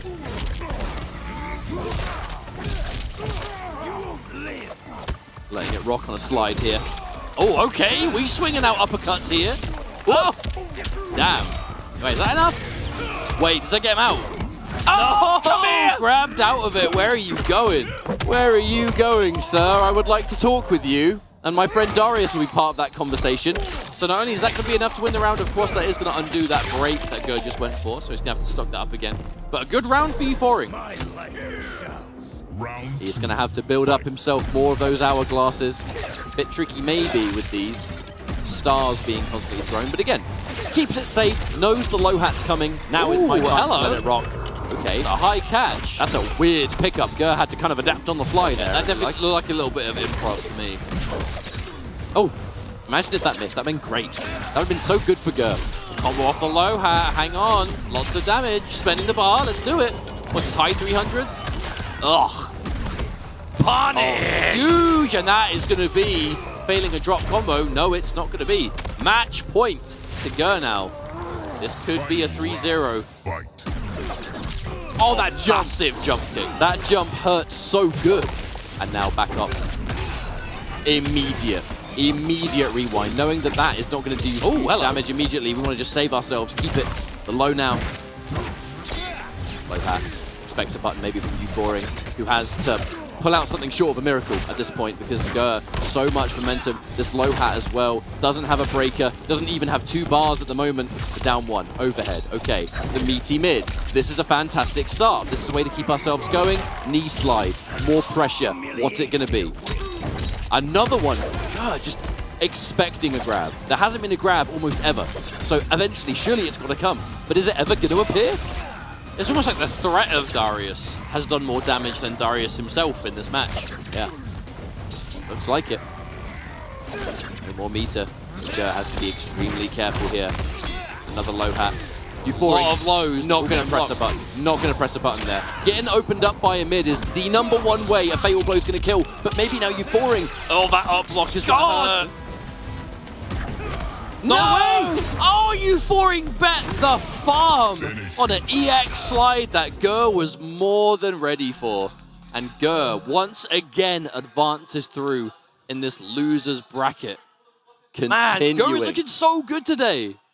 This loser's bracket run is impressive to begin with, but we're not finished. Gur has one more match to get into top 8. I believe it's against Josh TQ. I think so too. I think that's the matchup. But that should actually mean that our 4 losers qualifying matches for top 8 are now decided. We know what they're going to be. It's the juicy finishes now. Yeah, indeed. So, as we look through these instant replays, once again, powered by Mountain Dew. Huge thanks to Mountain Dew for their massive support in sponsoring the Pro Competition this year. So huge thanks to them. But as we look through these highlights, we can say that our last 4 matches of the stream are going to be all for loser side top 8. We will have Aso de Matza versus Boki, Video Games Yo versus King Gambler, Makaran versus a Foxy Grandpa, and Josh TQ now coming up against Gur after that 3-0 win over Euphoring. So there's some pretty cool things to take away from this. So VGY versus Gambler, and then Josh versus Gur. That's UK versus US, two separate matches. And of course, VGY and Josh, they're brothers. So they're kind of both having to fight off against the North Americans left in the bracket. And then of course, Makaran, Foxy, that's an EU classic, and Aso de Matza and Boki, that's a MKX? Was it MKX or... No, Aso de Matza was more Injustice 2 onwards, right? Yeah, more of an MK11 thing, I would think. Yeah, I think so. But either way, they're guaranteed to be fantastic matches. While we wait for our next match to get rolling, let's remind everyone at home that Mortal Kombat 1 has official merch that you can purchase. It's a good time to do it right now, especially with this holiday season upon us.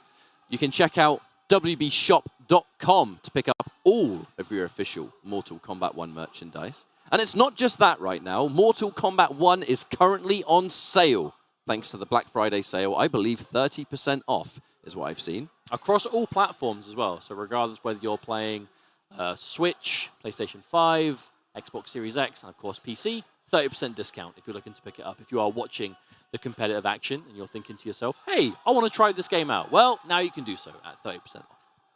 I have just been told that it's time for us to go for a 10-minute break. We've just talked about the matches, we've talked about the players. You already know that you don't want to miss it. You want to find out if the EU heads make it through or if North America get into that top 8 in the final stretch. Don't My go name anywhere. is Ketchup, Mustard. See you in a bit. 10 minutes. We'll be back with more Mortal Kombat. What more do you want?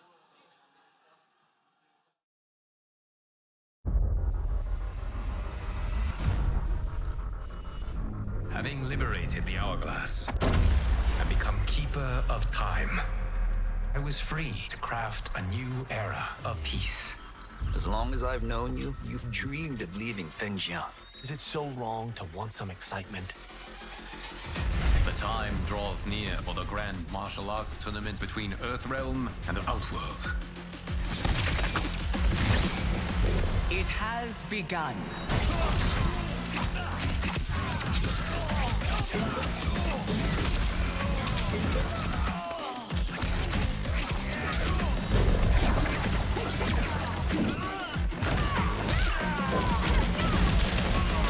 You are woefully unprepared, Earthrealmer. This will be your last battlefield.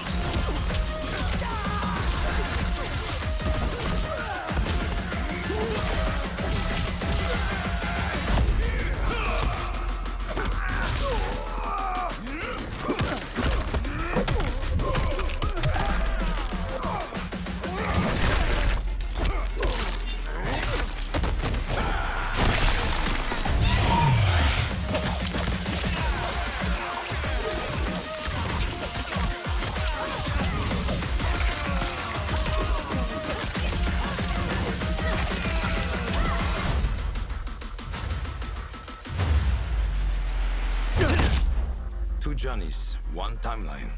Man, this has mega hit written all over it.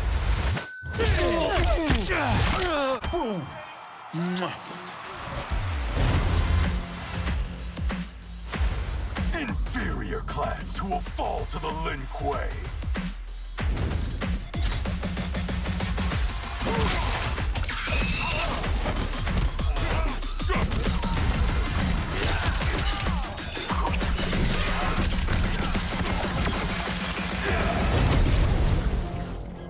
There will be spoils in this war. Let us win it first, brother.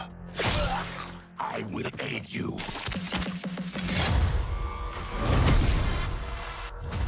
If you fight tomorrow, the symptoms of your disease could manifest. Kitana will take your place. There are already whispers she should replace me as your heir. Your race can shapeshift.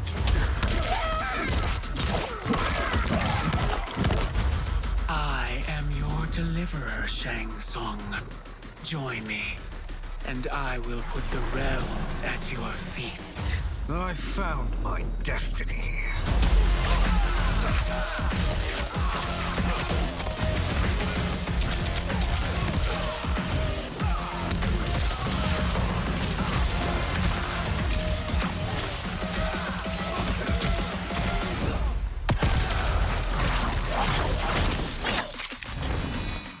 The threat you pose ends today.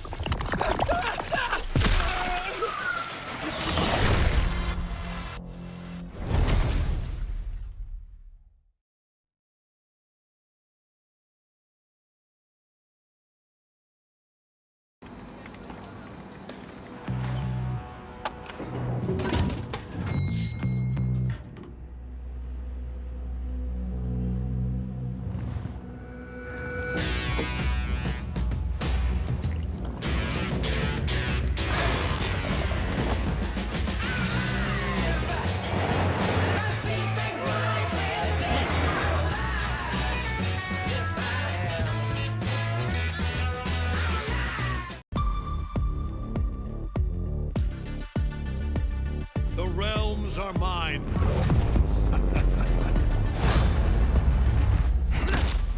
Think, what good would your death accomplish? Inspiring future generations to oppose you.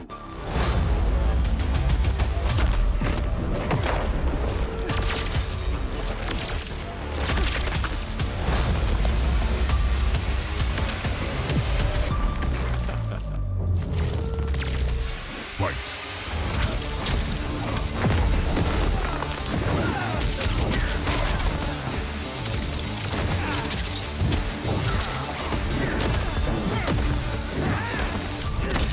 Highly doubt a blind swordsman can kill me. Sento and I are more than meets the eye.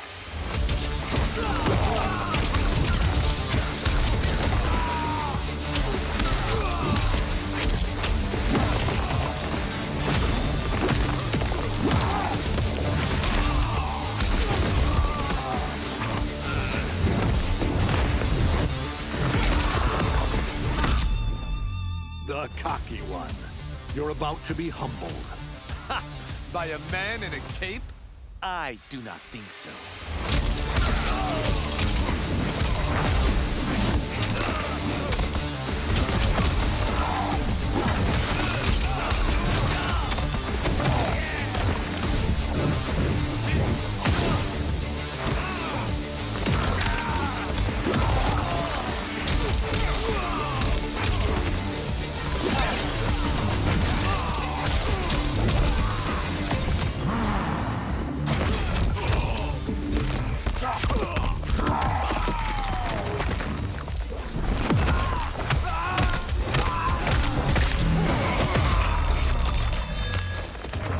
Finish him.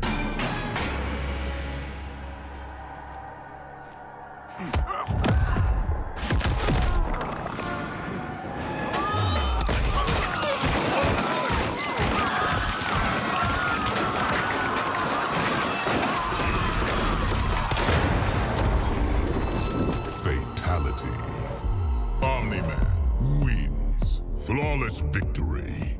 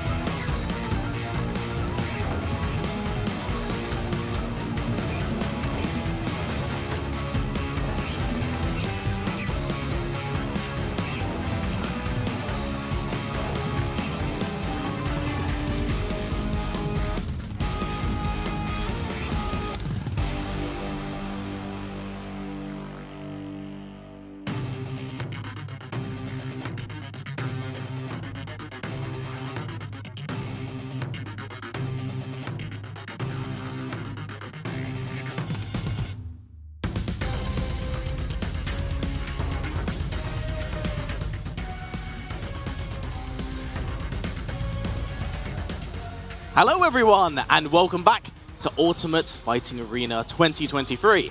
I'm History Behind Warrior, joined by Razor on commentary for round 3 of Losers Finals that will determine the final people that will make top 8 tomorrow.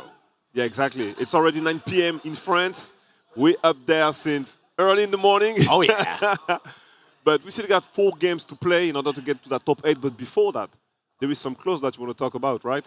Yes, of course. Currently, with it being Black Friday, that means there is a lot going on with the Mortal Kombat store. As you can see, pick up some of your merchandise here at WBshop.com. It's currently 30% off, and as someone who has shamelessly bought lots of Mortal Kombat merchandise, including the shirt I'm actually wearing under this, it's really, really lovely stuff. You definitely don't want to miss out on this. It's quality. And the funny thing is that a lot of the designs that you actually see there, they're actually also on displays. Oh, okay. For real? Yep. So, beautiful coexistence right there. What going on at UFA right now. But with that said, we do have some, we have some really, really big matchups. And I'm so excited for this. I'm partially rooting for Asa because he's using my controller, and that means I kind of pseudo make it into the top 16. He has to win now. He has to win. He has to. But in saying that, on the other side of the fence is someone who has surprised quite a lot of people with the destruction. He's just like torn right through the competition. Yo, that's crazy. He's still there. He still got it. I mean, as you might say, like he said himself, he doesn't play the game that much. It was the same for MK11. But he still can't get that far in tournaments every time, top 16 or top 8 at least. Boki made it all the way from Austria. He's also one of the best players in Europe out there. He's an OG as well. So it's cool to see the battle of the OG for that top 8 loser side place. And one thing I do want to actually point out, since we're talking about Boki, was actually his previous match. He was playing against Law Corridor, unbelievably clutch reverse Frio. Yeah, he made that comeback, right? Insane. So I would imagine he's probably riding the somewhat momentum of that into this game, because it has been a little bit of a while for Asa the Massa. But again, Asa the Massa, a very well-known player in his own right. I would expect him to adapt very quickly on the fly here. But yeah, man's doing good right now with the dive kick. Nice projectile, but he got it! Move screen special traveling, man. This traveling move, they're way too good. You can block that stuff in the neutral game. Yes, that's the thing, right? When it's point blank, and then you also have to deal with the Goro. It's like, okay, I blocked, I can finally punish. Oh, what do you mean it's not? But he got it this time, right? Get it. I believe that Goro got it. Yeah, I think Goro hit Goro. It messed up the special move, right? Yes, interesting trade. But that does mean that Asa, Boki is going to take the first game. I believe Asa needed to clean up his act a little bit more, but definitely seeing signs of brilliance. Used the armor. Oh my god, broke it. Broke the armor all over again, but he did it anyway. Goro is that guy. You can just spam any single special move with an armor and just use him after that. Yes, and Asa the Massa just choosing to continuously stagger right now, crumble the defense, get optimal damage, and what's this, 25% with the corner? He's almost gone. Yes. Ooh, I came down to the last hit. Chip damage was free. Lao is in the corner. Honestly, 1-1 right now. Oh, crushing projectile as well. Honestly, with how these two are playing, I feel like this is going to be a momentum-based match. Especially with... It has to. Yep. He's going to get the plus frames off that. Choose a challenger, of course. Very safe armored reversal. Oh, gotta watch out. I've been seeing Boki catch people of that all day today. And put him back in the corner. What's next now? Nice forward throw. He's got the overhead, the low, double hit. Nope. Empty jump, nothing. Okay, nice one. Nice counter poke from Osajima. Stack of beautiful blocks. That was something that Law Corridor kept getting caught with earlier today, so it's good to see Asa the Massa actually be very aware of that one, keep an eye on it. But this is a one-touch death sort of territory right now. Bro, and ooh, dropped it unfortunately. Oh, crushes the armor. Beautiful catch. Nice, work his way out. Gonna use the plus frames. Oh, punches Goro. Doesn't want him back into fray. Oh, no, with punishing. There it is. I was expecting a dive kick as a whiff finish, but he didn't land it, you know? Yeah, no, that's the crazy thing about... Was maybe scared? Yeah, but Boki's just kind of been playing very simplistic. He hasn't chosen to overextend or go for anything a little bit too risque, per se. Well, I mean, whenever he does. Yeah, exactly. It's Goro, right? Because usually Boki is very crazy about that gameplay, you know? It's about that life. He just go straight into his opponent, landing dive kick and stuff like that. But yeah, he's playing pretty safe now. He wants that top 8. But currently, we do actually have H-Dope on stage, currently coaching Asamasa. Also, someone who does play a lot of Tanya himself, Tanya Goro, funny enough. Yeah, exactly. He made a great placement at Finality, I believe. Yeah, was top 8 for Finality. Yep, made yeah, top 8 Finality. Exactly. So maybe played it. So Messi will get something new in store for us. Yep, and oh, there's the overhead. Didn't use it the entire first game, so he could guarantee it in the second one. I respect that. I respect that. Conditioning. Interesting. The game point just in front of you. I mean, fair enough, you're going to hold on to it, but oh man, it's a lot of damage, 34%. Again, there it it's is. free. Yeah, so does have to be a little bit careful, because mind you, he has been caught by a few times. Ooh, gets the Gross just a little bit too early, but doesn't matter. That's still a win on the board. And as I told you, there is no Goro, so you just go for the overhead. If there is Go, you can use the low. So you do have the low starter, and it's way better for it. Yeah, so you mean variety is the spice of life, my friend. Versal at the moment, just playing a bit more of a space-based game. Oh, nice read. After Massa, going to push him into the corner. Definitely want to start bullying with that chip damage. We need that chip damage to go down. But he's already out just like that with a jump out. Yep, one simple jump is all it takes. Oh, whoa, there's so much happening right now. One more. Sweet. I told you one more. Again. No entire, low starter. There it yes, is. Goro. Corner 2 work. Whip goes for the overhead. Ooh, was looking for a full conversion there. Yeah, that's the Massa. Definitely looking to bring things back as well. And yep. Massa still very much so in this fight right now. He brought it back to 1-1, but yeah, the meter is gone now, so Boki has a slight advantage. Great blocks from Asa the Massa. Kind of just doing very, very small stuff at the moment. But uh-oh, opens up Boki. Playing. The spacing game is really working to his benefit right now. Oh, second hit did whiff right there. Low again. Yeah, this 50-50 is really good. Just watch the cameo, mate. Oh, catches him out the sky. Gets a big jump in. They're going to have to respect this. Oh, goes for the armor. I think that caught Boki's Goro as well. Uh-oh, yep, no conversion. Goro ain't there and available. The reversal game, I mean. And fatal blow. Going to close things out. And he's back to 1-1. Yes. I mean, that reminds me of some MKX Day 1 games.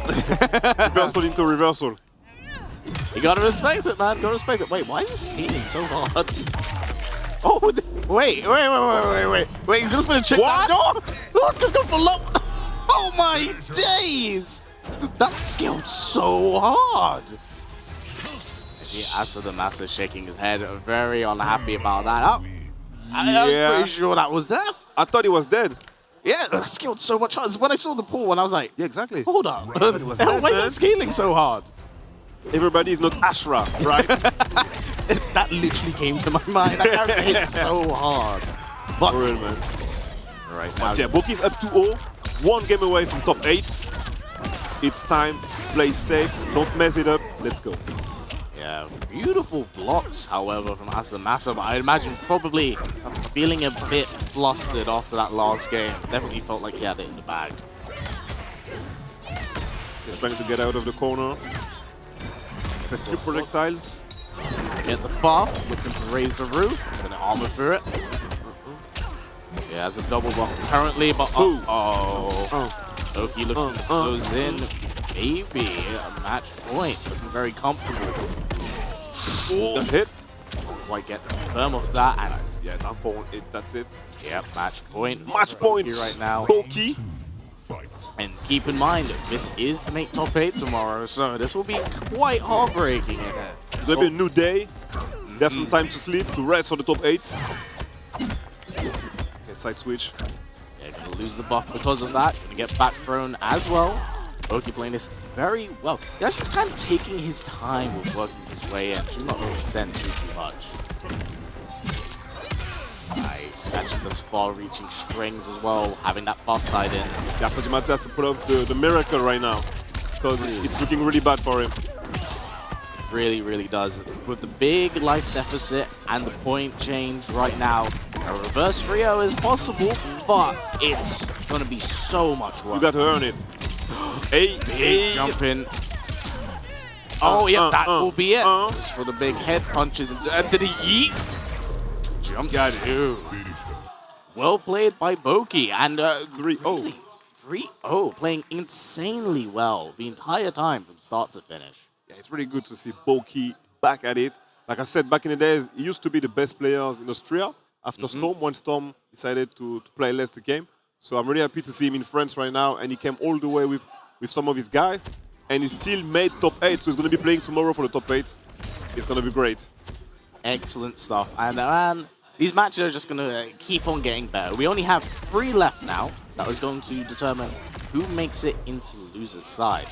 But in saying that, let's quickly go over the clips that we actually just saw or had with him. Like, Boki seemed to be in control of the majority of the pace of the match. And whilst the first game was extremely back and forth between Asso and Boki, it just seemed like Boki had the extra edge. And whenever Asso wanted to twist things up, Boki would just start bullying him, start going for the low, start going for the overhead, mix things up with Goro from time to time. And it can be a lot. It's going to be a lot, you know. I thought that it would be more a close game, you know, like 3-1 or 3-2. But Boki really wanted that top 8, I believe, and he made it. Like, he made it worked out against Tanya. He might know the matchup, you know. He played it really good, really safe. And that comeback after the fatal blow was crazy, you know. That was insane. I thought he was dead after this one, but he just woke up, jumped, and he got him. You know? Yep. So. Man decided to hold North, knowing full well, because that's the master, he loves that armor. If there's anything, he loves that armor. And because of that, the over-reliance on it had it so it was very readable, and eventually it did come to bite him. But I was not expecting the fatal blow to scale that much. Hard. Nah. That hard. I really wasn't expecting that. But talking about the next fight, we've got one of the best fights happening tonight, probably UK versus USA. It's going to be VGY versus King Gambler. Yes, now these two go quite far back with butting each other's heads all the way within MK11. But of course, new game, new era. A lot of changes can be applied, but I'm very interested to see VGY's kind of approach to this, because I believe historically, when these two have clashed, I think Gambler actually might have more wins over VGY. I don't have the counts, so I can't say. But like you said, it's a new game. So we have to take the MK1 counts. Yeah, the MK1 counts. The MK1 counts. And I believe it's the first time for King Gambler in Europe, because back in the days when we had the Injustice 2 World Tour, he didn't come in. And for MK11, he didn't make it to Finality, I believe. This is his first time overseas at an international tournament himself.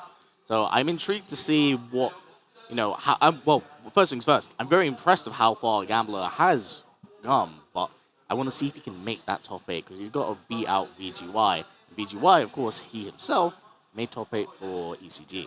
Yeah, he made top 8 for ECT. He made top 8 in 2019 for MK11 at Ultimate Fighting Arena.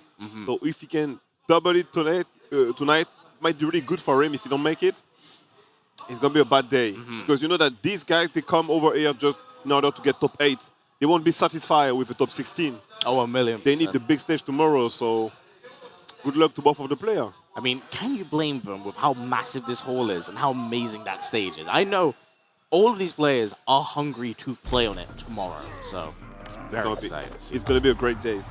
4 top 8 tomorrow. MK1 is one of them, and it's going to be dope. Oh, interesting. VGY choosing to go with the Darius Shao team. Why not? This has been a team I have seen him be labbing through time. Oh, no. He tried to shout the egg meter in front of him. Yeah, don't do that. Don't do that, bro. 50-50 time. It's low. 2. He is going to bop him on the head with back 3-2. Good blocks. Going to raise the roof. Just for the throw. Going to have the corner to work with. Somewhere where Gambler has, honest to God, just thrived this entire game with this character. Yeah, he has to, but he's in the corner now, and that's the position he wants to be against King Gambler and Johnny Cage, because he's got the pressure, the safe starter, and all the plus frames. They're going to get kicked in the corner. Throw tech. 2-1. Going to grab again. Now, something I've noticed with Gambler, he loves the forward in the corner. Raise the move again. Going to keep staggering VGY, not letting him take his turn back, but finally does. Throws him in the corner. What's it going to be? Oh, micro dash forward. Another back throw. Hey. Don't know if I entirely agree with the decision, considering how hard he's trying to get out of it. Oh, misses with the Goro. He messed up the Goro. Yeah, he messed it up. Goro was a bit too far, so there is no way to make it safe at that distance. But anyway, VGY takes the first round. Let's see what King Gambler can bring back in this one. Yeah, it's still a very interesting choice to go with that of the Darius. We haven't actually seen Darius use very much at all. Oh, speak of the devil. Big axe, we don't see him that much. Axstar used to play Darius actually, but he dropped him for Striker, so. Nice one. Yeah, catch him. Gets the forward throw to work with. Whoop. Yeah, not a lot of big damage or big combos currently going on right now for VGY, but these just small little hits are all adding up. Oh, big axe loss. Oh, whiff on the throw. Get him with the overhead. Hey. It's gonna be, goes for the low time. Oh, there it is. And that's it. Hooks him. Yep, that's the first game. Pretty convincing. Comfortable in there. Playing well in neutral game. The spacing is good. Very, very comfortable in this matchup, he seems. And I mean, as we brought up earlier on, there have been so many Johnny Cages online like the last month or something. So again, it comes down to not just character. Ooh, he just poked Goro out the sky. It's not just character familiarity, but player familiarity. Nice. Get the back throw again. Back throw. Yeah, Gambler definitely looking to just go in that corner, smother the opponent. Oh! That forward throw. That's cross down. He just came out of the corner just like that. Now we got him with the river throw, back throw. Yeah, push things to the middle of the screen right now. Currently just waiting to see what Gambler is able to do. Gambler is waiting for an opening maybe. Whiff finish. Yeah, VGY is patiently waiting for Gambler with a big punish time. And this has to be amazing for them. Definitely. Yep. Oh, gonna get the Darius kick as well. Big swing, slam the axe back down. Get on it. Oh, that's a nice. Almost 44. Oh. Raise the roof again, but again right through that. Good. All out by VGY. All the good decision is doing really well right now. If he keeps playing, that's why he's not losing anytime soon. Playing very, very formidable. You gotta see how this all comes. Notice how VGY is actually mixing up his throw game. He's not trying to keep him in the corner, just kind of throwing him back and forth, throwing him off it. Oh, big back two into the 1-2-2 into the knee. Slam it back down. Oh, time to guess 50-50, goes for the low. Back three. Ooh, interrupts it. Woo! With the overhead. Yeah, the EX parry is way too good, man. And the corner carry is now down in the corner.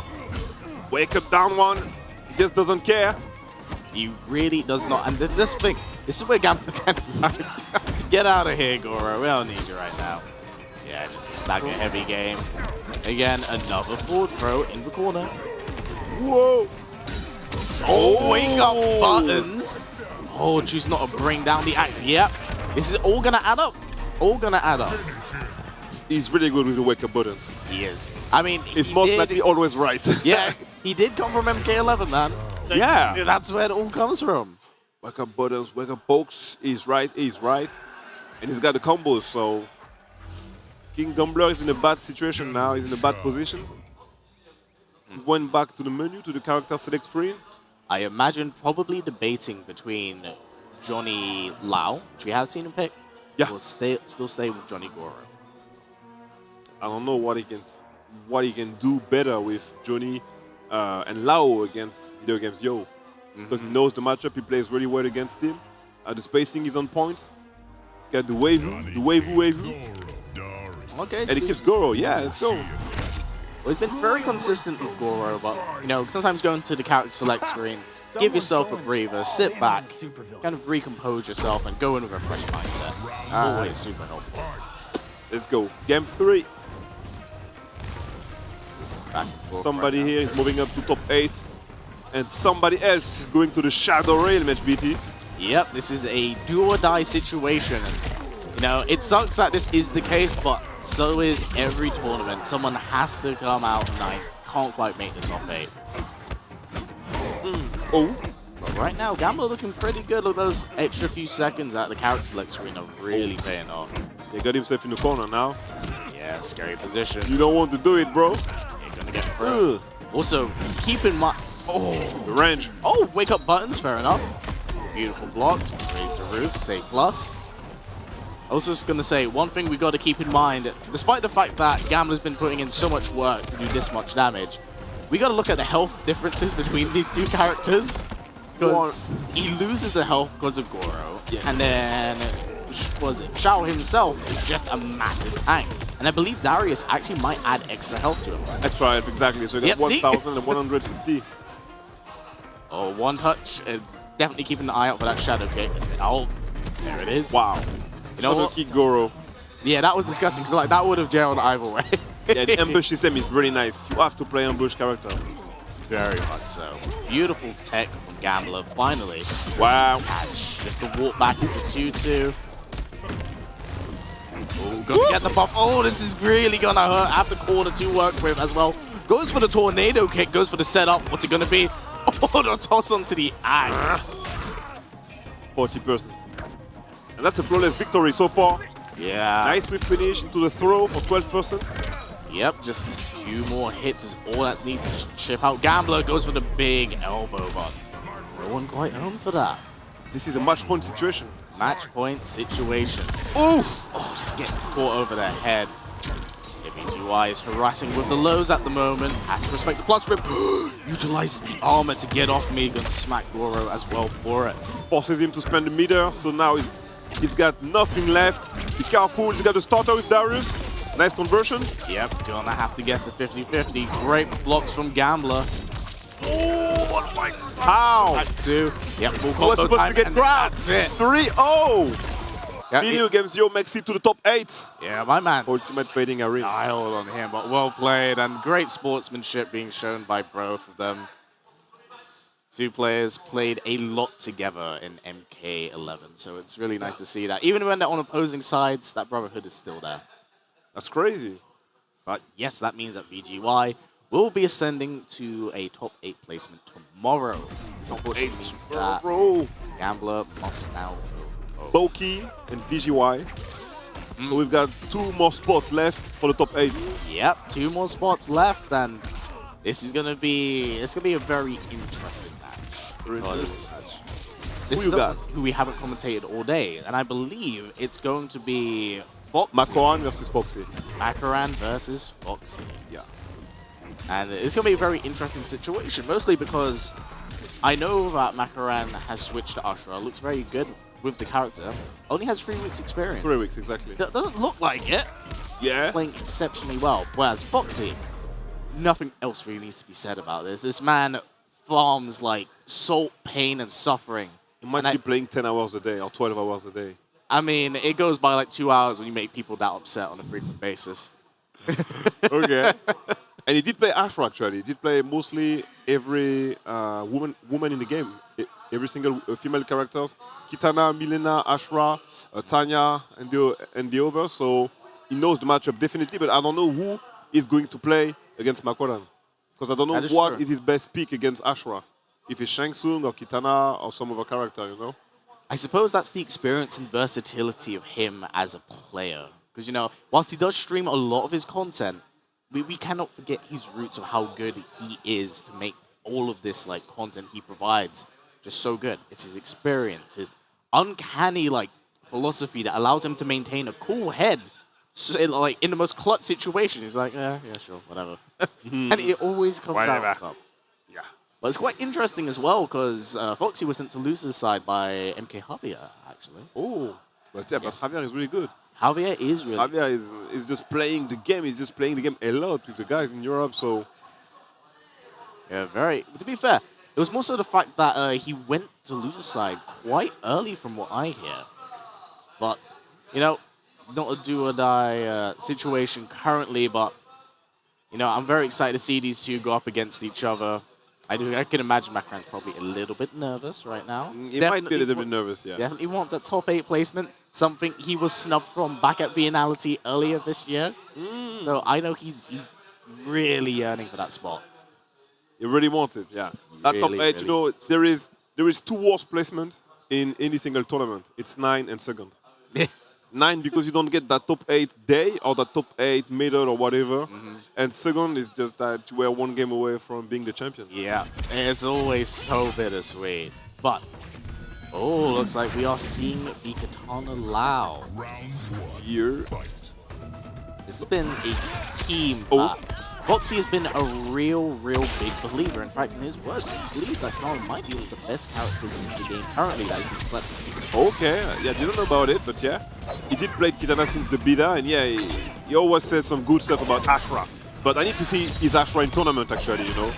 Absolutely. Beside of the streams. My guy. Nice. Oh, what a good... So he does have a full punish for that. Makaran has to be careful. He can't throw that out as often as he did. Very slowing down the gameplay a little bit. Yeah, catch out goes for the bomb. It's gonna be a zoning war, actually. Like Foxy is just, if I can win this fight full screen, I'm gonna do it. Yeah. I'm just gonna do it. And I love that with Foxy. Makaran whiffs the grab. He's just come to do what you want to do. I'm gonna grab you. I'll show you how to do it. Okay, there's Puff got a great zoning with Lao. For the bomb self, just in case she goes for the ghost dash. There it is.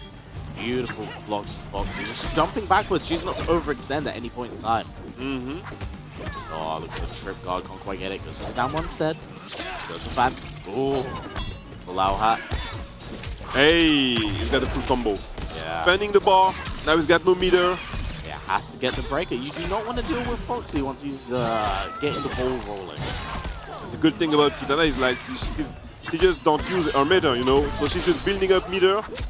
He did use it, and once you get a combo on him, he can just break it anytime.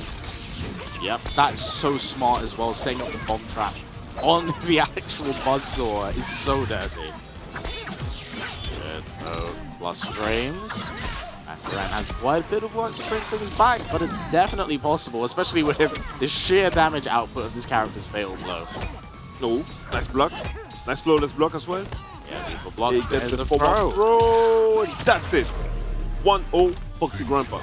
Yeah, Foxy looking very comfortable in this matchup, having a really strong optimal way of punishing Makaran once he goes for that upward swing. Because of course, usually when it comes to these sorts of characters that do that, the jump down free be kind of hard to deal with. So let's see. Yep, locked into Ashura once again. But Sarina. Gonna switch to Sarina. Yes, Sarina. I'm really happy to see her because she was that way to go cameo day one. Then people started dropping her when they found out about Cyrax and then Lao. But I do believe that she's still really good. She's still really good. I feel like she might be seen to many as like a beginner-friendly character, but there's no denying it. Even as a beginner-friendly character, she's super good. Has meter drain, has the ability to extend combos, standard projectile, does have her own wake-up option as well. It's -3 on block. There is a lot of stuff to do. I ran into some guys in the Combat League who was playing the meter drain specialty with Smoke, and it was really good. Like, I did never had the combo breaker in any single fight. Yep, because anytime you really get caught in the middle of a combo and they bring you down with the knife, they have that there. So much. However, we got to see Makaran make the most of it, but Foxy get that breaker really early on. Just wanted to keep Makaran out. Very simple. In my mind, I would imagine, knowing Foxy, he's probably kind of approaching this matchup very similar how he used to play Deadshot. Yeah. But overextend, just let the person come in. We'll just get a little bit impatient, which tends to be the Foxy special. Yeah, it's hard. Yeah, it's really hard. Like I said, playing zoning is not easy. Playing against zoning is not easy as well, you know? Yes. It requires a very disciplined mindset, and one that I would say, like, a lot of people, you really need to go into perspective, being like, patient and waiting on the opponent. You have to be as receptive and reactive. Oh, and you get it wrong, yeah. You have to go through the whole stage to get him, and if you drop your chance, you have to go all the way through the whole stage. Which is exactly And that's really hard. Yeah, it's exactly what Foxy's been doing. Anytime Makaran backs him up to a corner, just square wave right out of there. We start the process. Good block. Foxy at the moment. Gonna get the full combo conversion. 34%. Gonna go for low hat. Bomb self as well. Oh. Bomb spy just in time. Gonna get another forward throw, send a full screen. Let's go for the zoning station again. Yeah, really good blocks from Macran. Know when to let go of it. Want to maximize that health. But Really nice raid from Foxy. Really big call out. Really big call out. Definitely has Macran probably second guessing his options to work his way in. Just gonna poke it out. Nice dark. Nice bit of damage, not too much, mind you, but at the moment. Yeah, Makonan was ready. He had the conversion, they dropped it. Unfortunate. Very scary situation. Gonna get the throw. Things definitely looking better for Makaran right now, but oh dear. Yep. No, he blocked it. Just in time and takes a round. Yeah, yeah. It's pretty slow, but I thought that it was just GG's, you know. 100%. They absolutely caught me off guard there. Definitely must be a bit of a confidence boost for Makaran right now. Looking quite strong in this matchup. Foxy getting closed in on quite a fair bit. Struggling to work his way back out from Makaran. Yep, there it is. Clipped once again. Full combo conversion, but forces the breakout Foxy. He's got the life lead now. Ooh, nice conversion. He dropped it. Yep, get boxed on the head. Another one. Yep, one more conversion is all that is needed for this. And Makaran puts a game on the board for himself, bringing things around. Yeah, 1-1. Like, the comeback was really great. And the fact that he didn't get hit by the fatal blow saved this game. It really did. Well, if there's anything that Foxy does, just recompose, rethink, analyze again. Whereas I want to see how Makaran will be receptive to any changes that Foxy has now. Now he's just straight up hard zoning. Goes low, gets the armor reversal. Nice. Ooh. Nice play from Foxy that time. Hey. Weird optimal at 34 damage, going for bomb setup. And it starts. A lot of confidence being shown by Foxy right now. It seems like Sarina was a great choice against Kitana. Definitely seems much more favorable. Kind of contest with the Katana projectile game. She has to be careful now. Ooh. They're near the corner. Yeah, a lot of just moving in and out, just weaving. Another throw from Makaran. These are adding up pretty quickly, I must say, but Makaran, they're being caught from doing that once more. Another game on the board for Foxy. Let's go. Got the low out outside. Projectile for the zoning. That's still full screen. This spacing was great. Nice throw. Shoot. Gonna have the throw once again. These throws are all definitely stacking up in time, but Foxy's very content with just hard zoning. Just want to stay out, but I say that. Gets caught, unfortunately dropped the combo, didn't quite have the timing for it. Get full combo conversion himself. Makaran has to hold this, only having 2 bars of meter. Oh, nice damage. Very nice. It's 35 apiece, mind you. Nice, gets the trade, has a way to work himself in now due to the nature of his ranks. Nice cancel. Oh, bro! The offense was perfect. Oh dear, gets caught in the trap. Full combo conversion. It won't be death, but this is a lot. This all does eventually add up. Again, there goes the trap. Makaran cannot afford to stumble into that and walk straight into low hats. 2-1. Into low hats. 2-1 to Foxy Grandpa right now. Foxy Grandpa is doing the job, man. He wants that top 8 tomorrow. He wants that top 8 money. Yeah, so top 8 energy, man. But now we're back at the character select. Will we see a character switch? I don't think so. Like, he's playing super good with Ashra, so I think he is. There is no reason to. I think the switch to Serena has been super beneficial. But not sure if I entirely. I don't know. I really think that he's really in there right now. He's really in the zone in the fight. So changing character right now, I don't know if it's a good idea because he's playing good. He's playing just that Fox is playing better right now. Yes, but he's playing really good. Projectile. Yeah, this is just going to be a straight up projectile war between the two right now. The Warzone war. Let's go. There's the hat. Low. There's the hat. There is the fan. Here is the light. Whoop. The square wave. Nice and tire, man. interesting trade right there. Actually, more in favor of Macaran and Foxy. Oh, he's still in there. Nice spacing from Makoran. Yeah, he gets right through it with a teeny bit of a life lead at the moment as well. I'd say you get him in the corner now, but he's already out. He's already outside. It's like Raiden. He can just get out of the corner for free. Yep, the square wave is so good for just kind of working around those sorts of issues. I think it makes it extremely strong. Any character that has a get out of the corner move, just... It's crazy good. It's so obnoxious to deal with, but understandably so. It's like you work so hard to push the Zona into the corners, then work it, but then to just have a way to get out of it. Foxy. He was walking back all the way to the end of the screen, but now he's walking forward. Nice back throw. Oh, we've got the fatal blow on both sides. I literally lost track of which one belonged to which. Boy. There it is. Boy. Again, and beautiful spacing. Foxy on match point. Match point for Foxy Grandpa.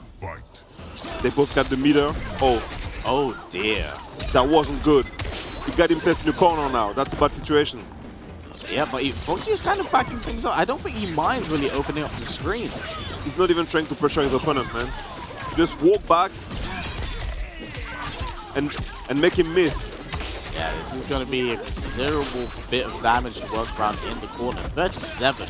One hit is all it's going to take Foxy right now to remove Macaran from this corner.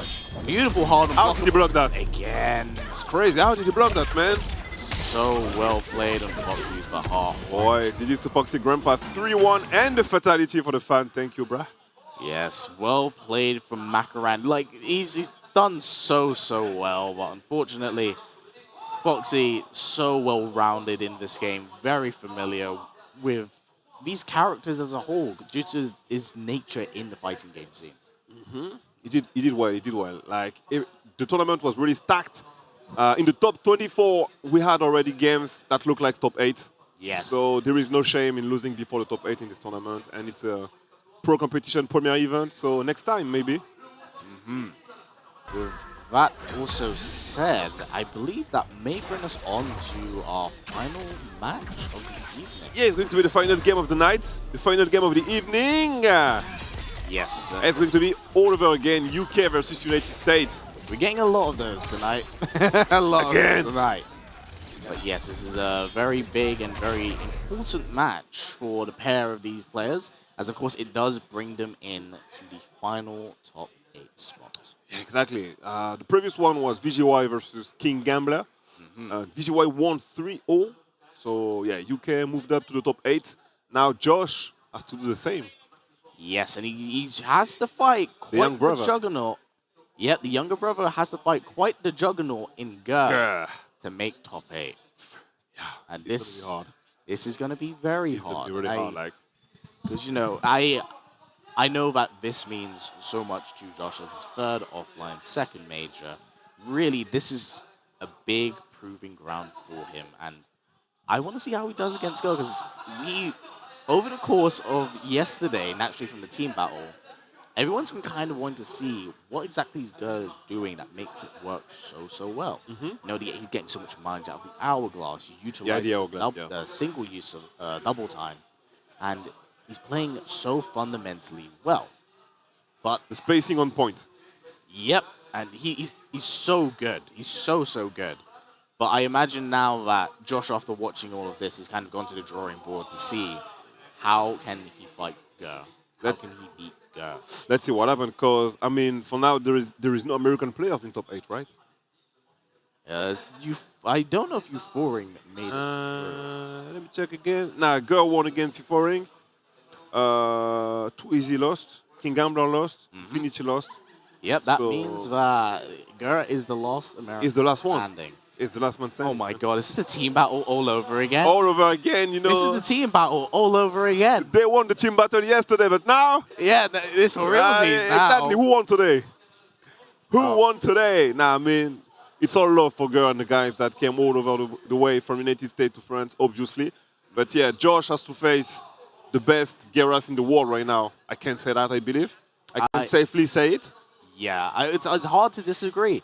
Ger has really kind of brought so many eyes to this character just for the utilization of Lao Hat and the different routes and ways he can kind of enforce his game plan. And I think after kind of seeing the whole what he can do with the hourglass, everyone's like, yo, what, how's this? What? How is this working? This is crazy. Yep.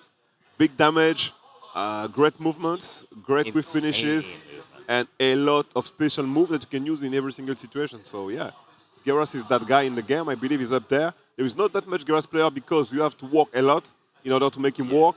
So, and that's cool that way. But yeah, I'm really happy to see Geras in France for that. And we've got ourselves a game, bro. It's going to be Geras versus Liu Kang. That's the final set of the day. Yep, and I definitely had a feeling this was the case. You know, Josh has been playing with this team for quite a while and got a lot of mileage out of it. There's the big leg. Something you'll notice with Gur, once he starts getting the hourglasses locked in place, he will start going for the big leg, knowing full well that he has that as a way out and an avenue. Goes for the sweep. That stuff is so good, man. Goes Malvin, goes for the accidental up block. That may have been a jump in. Yeah. Raw come and grab. Yeah. Oh, there is lane wake up. Gonna go for a nice optimal damage. Yeah.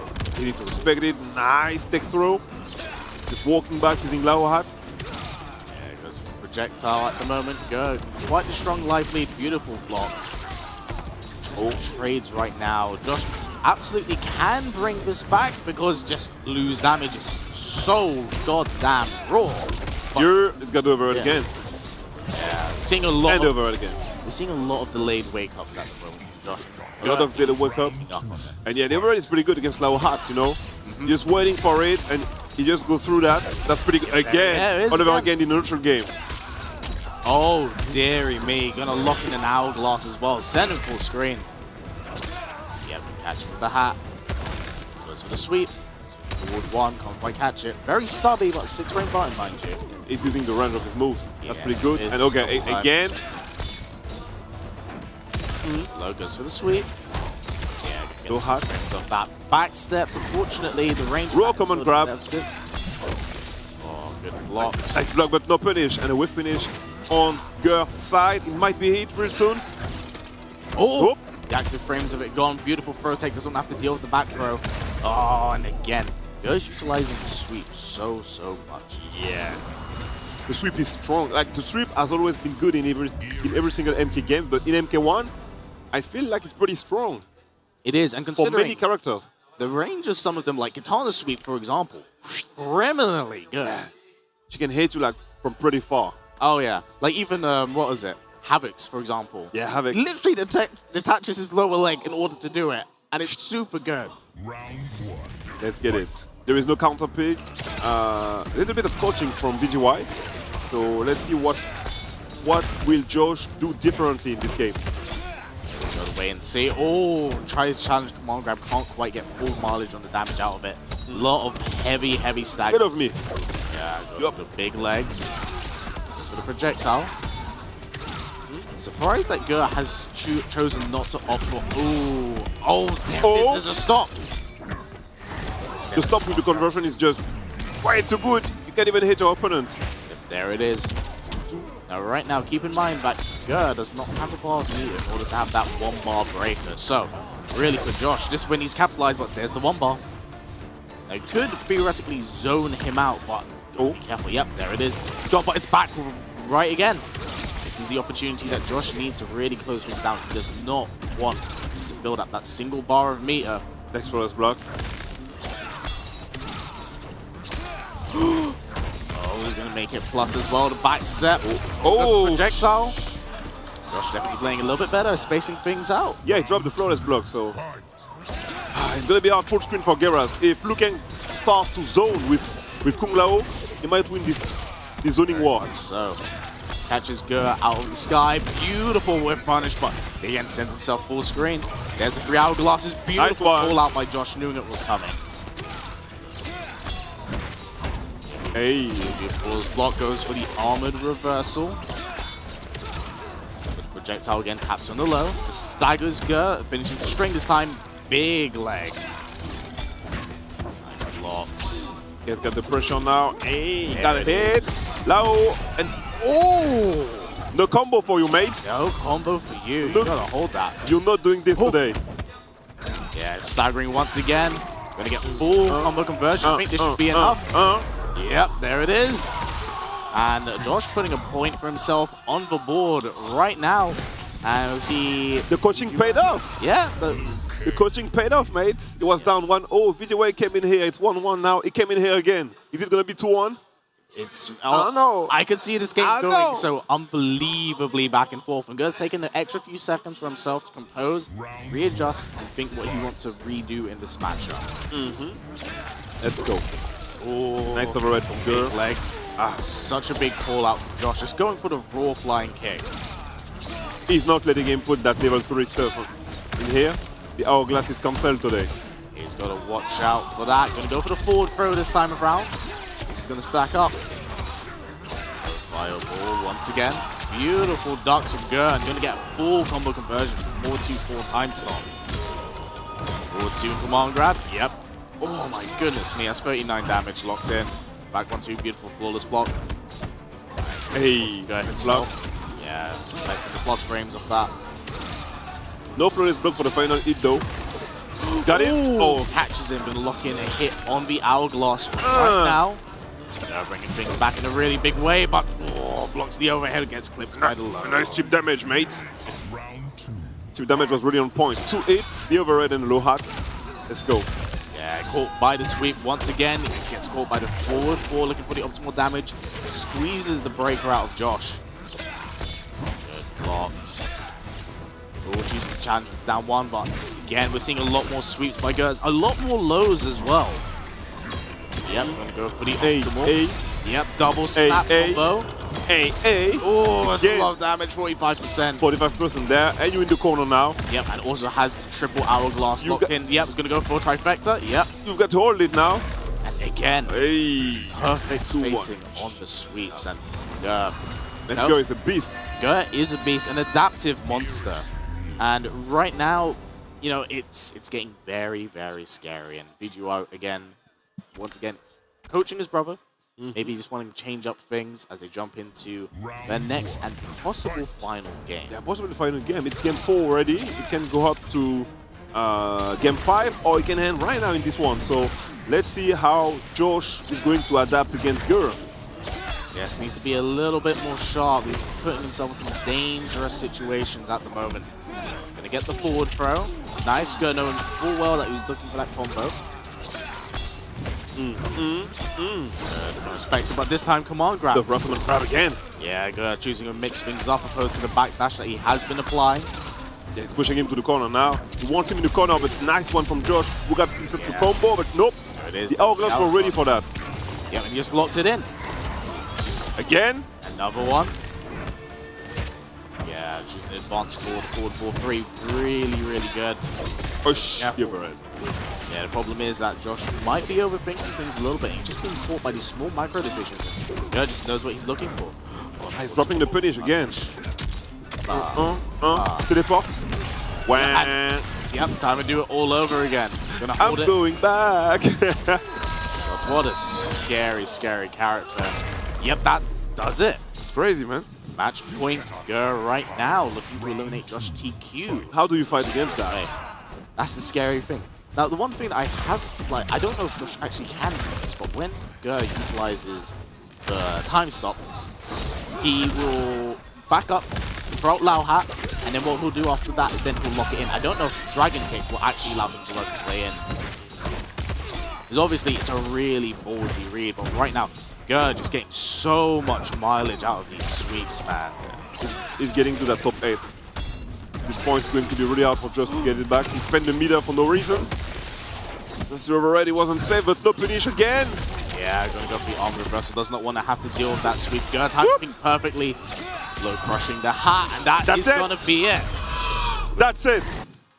Gur made it happy of making his to the top 8 for Ultimate Fighting Arena, and he's going to be the only American player left for tomorrow. Yeah, making it in, but Josh TQ played extremely well. Extremely well, yeah. Especially for his 3rd offline tournament. I know tournament nerves are still a thing for him, but he's still young. He still made those mistakes, but he still played very, very well from start to finish. Yeah, he played well. It was that finality. He played well as well. He did good today. There is still some stuff that he can learn from the player over here. He can free play tonight. He can play tomorrow as well. But yeah, let's talk about the top 8 bracket. We need to put it on screen, I believe, so we can talk to you about it. No, it's not now. Yeah, it is. It is now. Sorry, my bad. So here is the fight for tomorrow, late morning in France. So you might stay up if you do live in the United States. Akstar versus MK Khafir.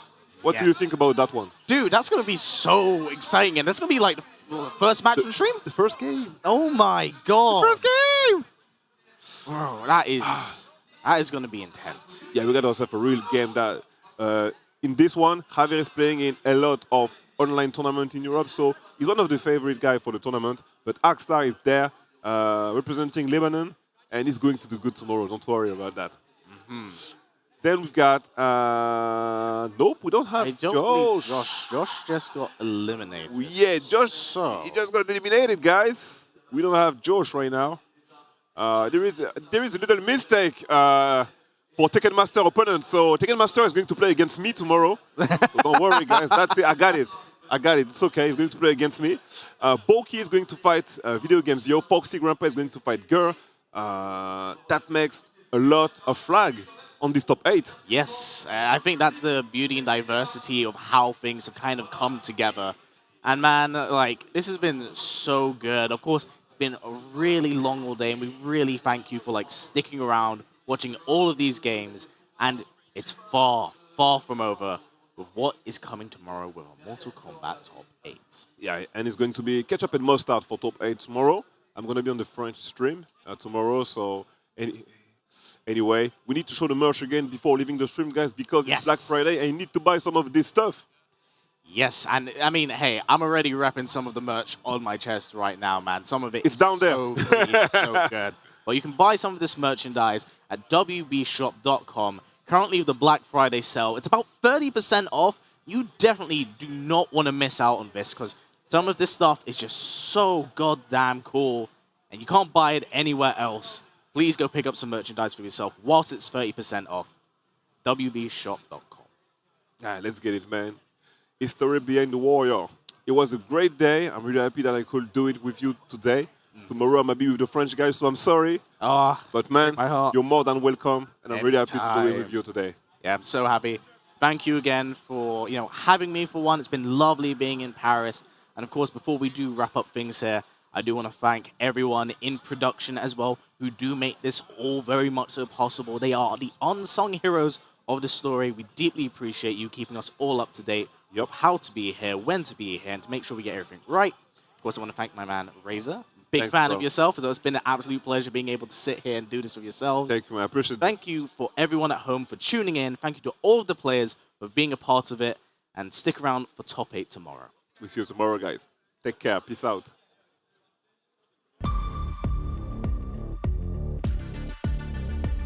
The realms are mine.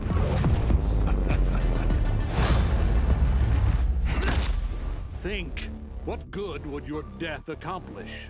Inspiring future generations to oppose you.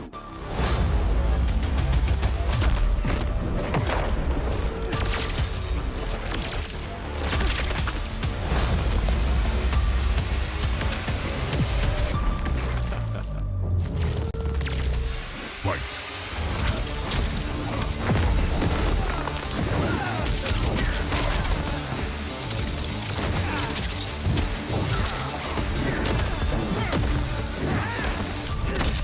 Highly doubt a blind swordsman can kill me. Sento and I are more than meets the eye.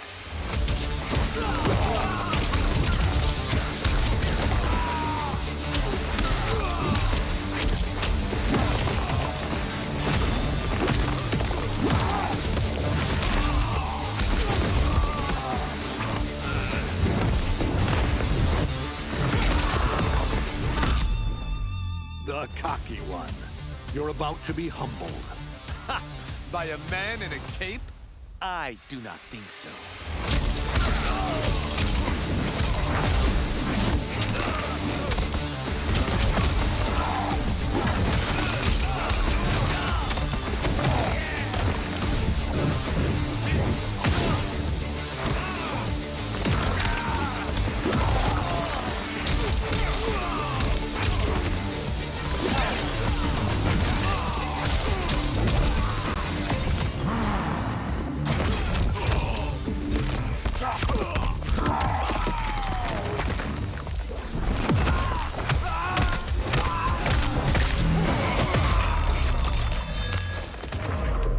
Finish him.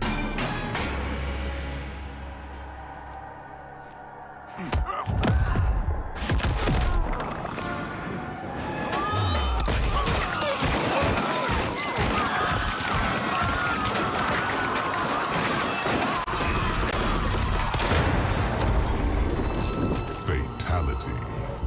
Omni-Man wins. Flawless victory.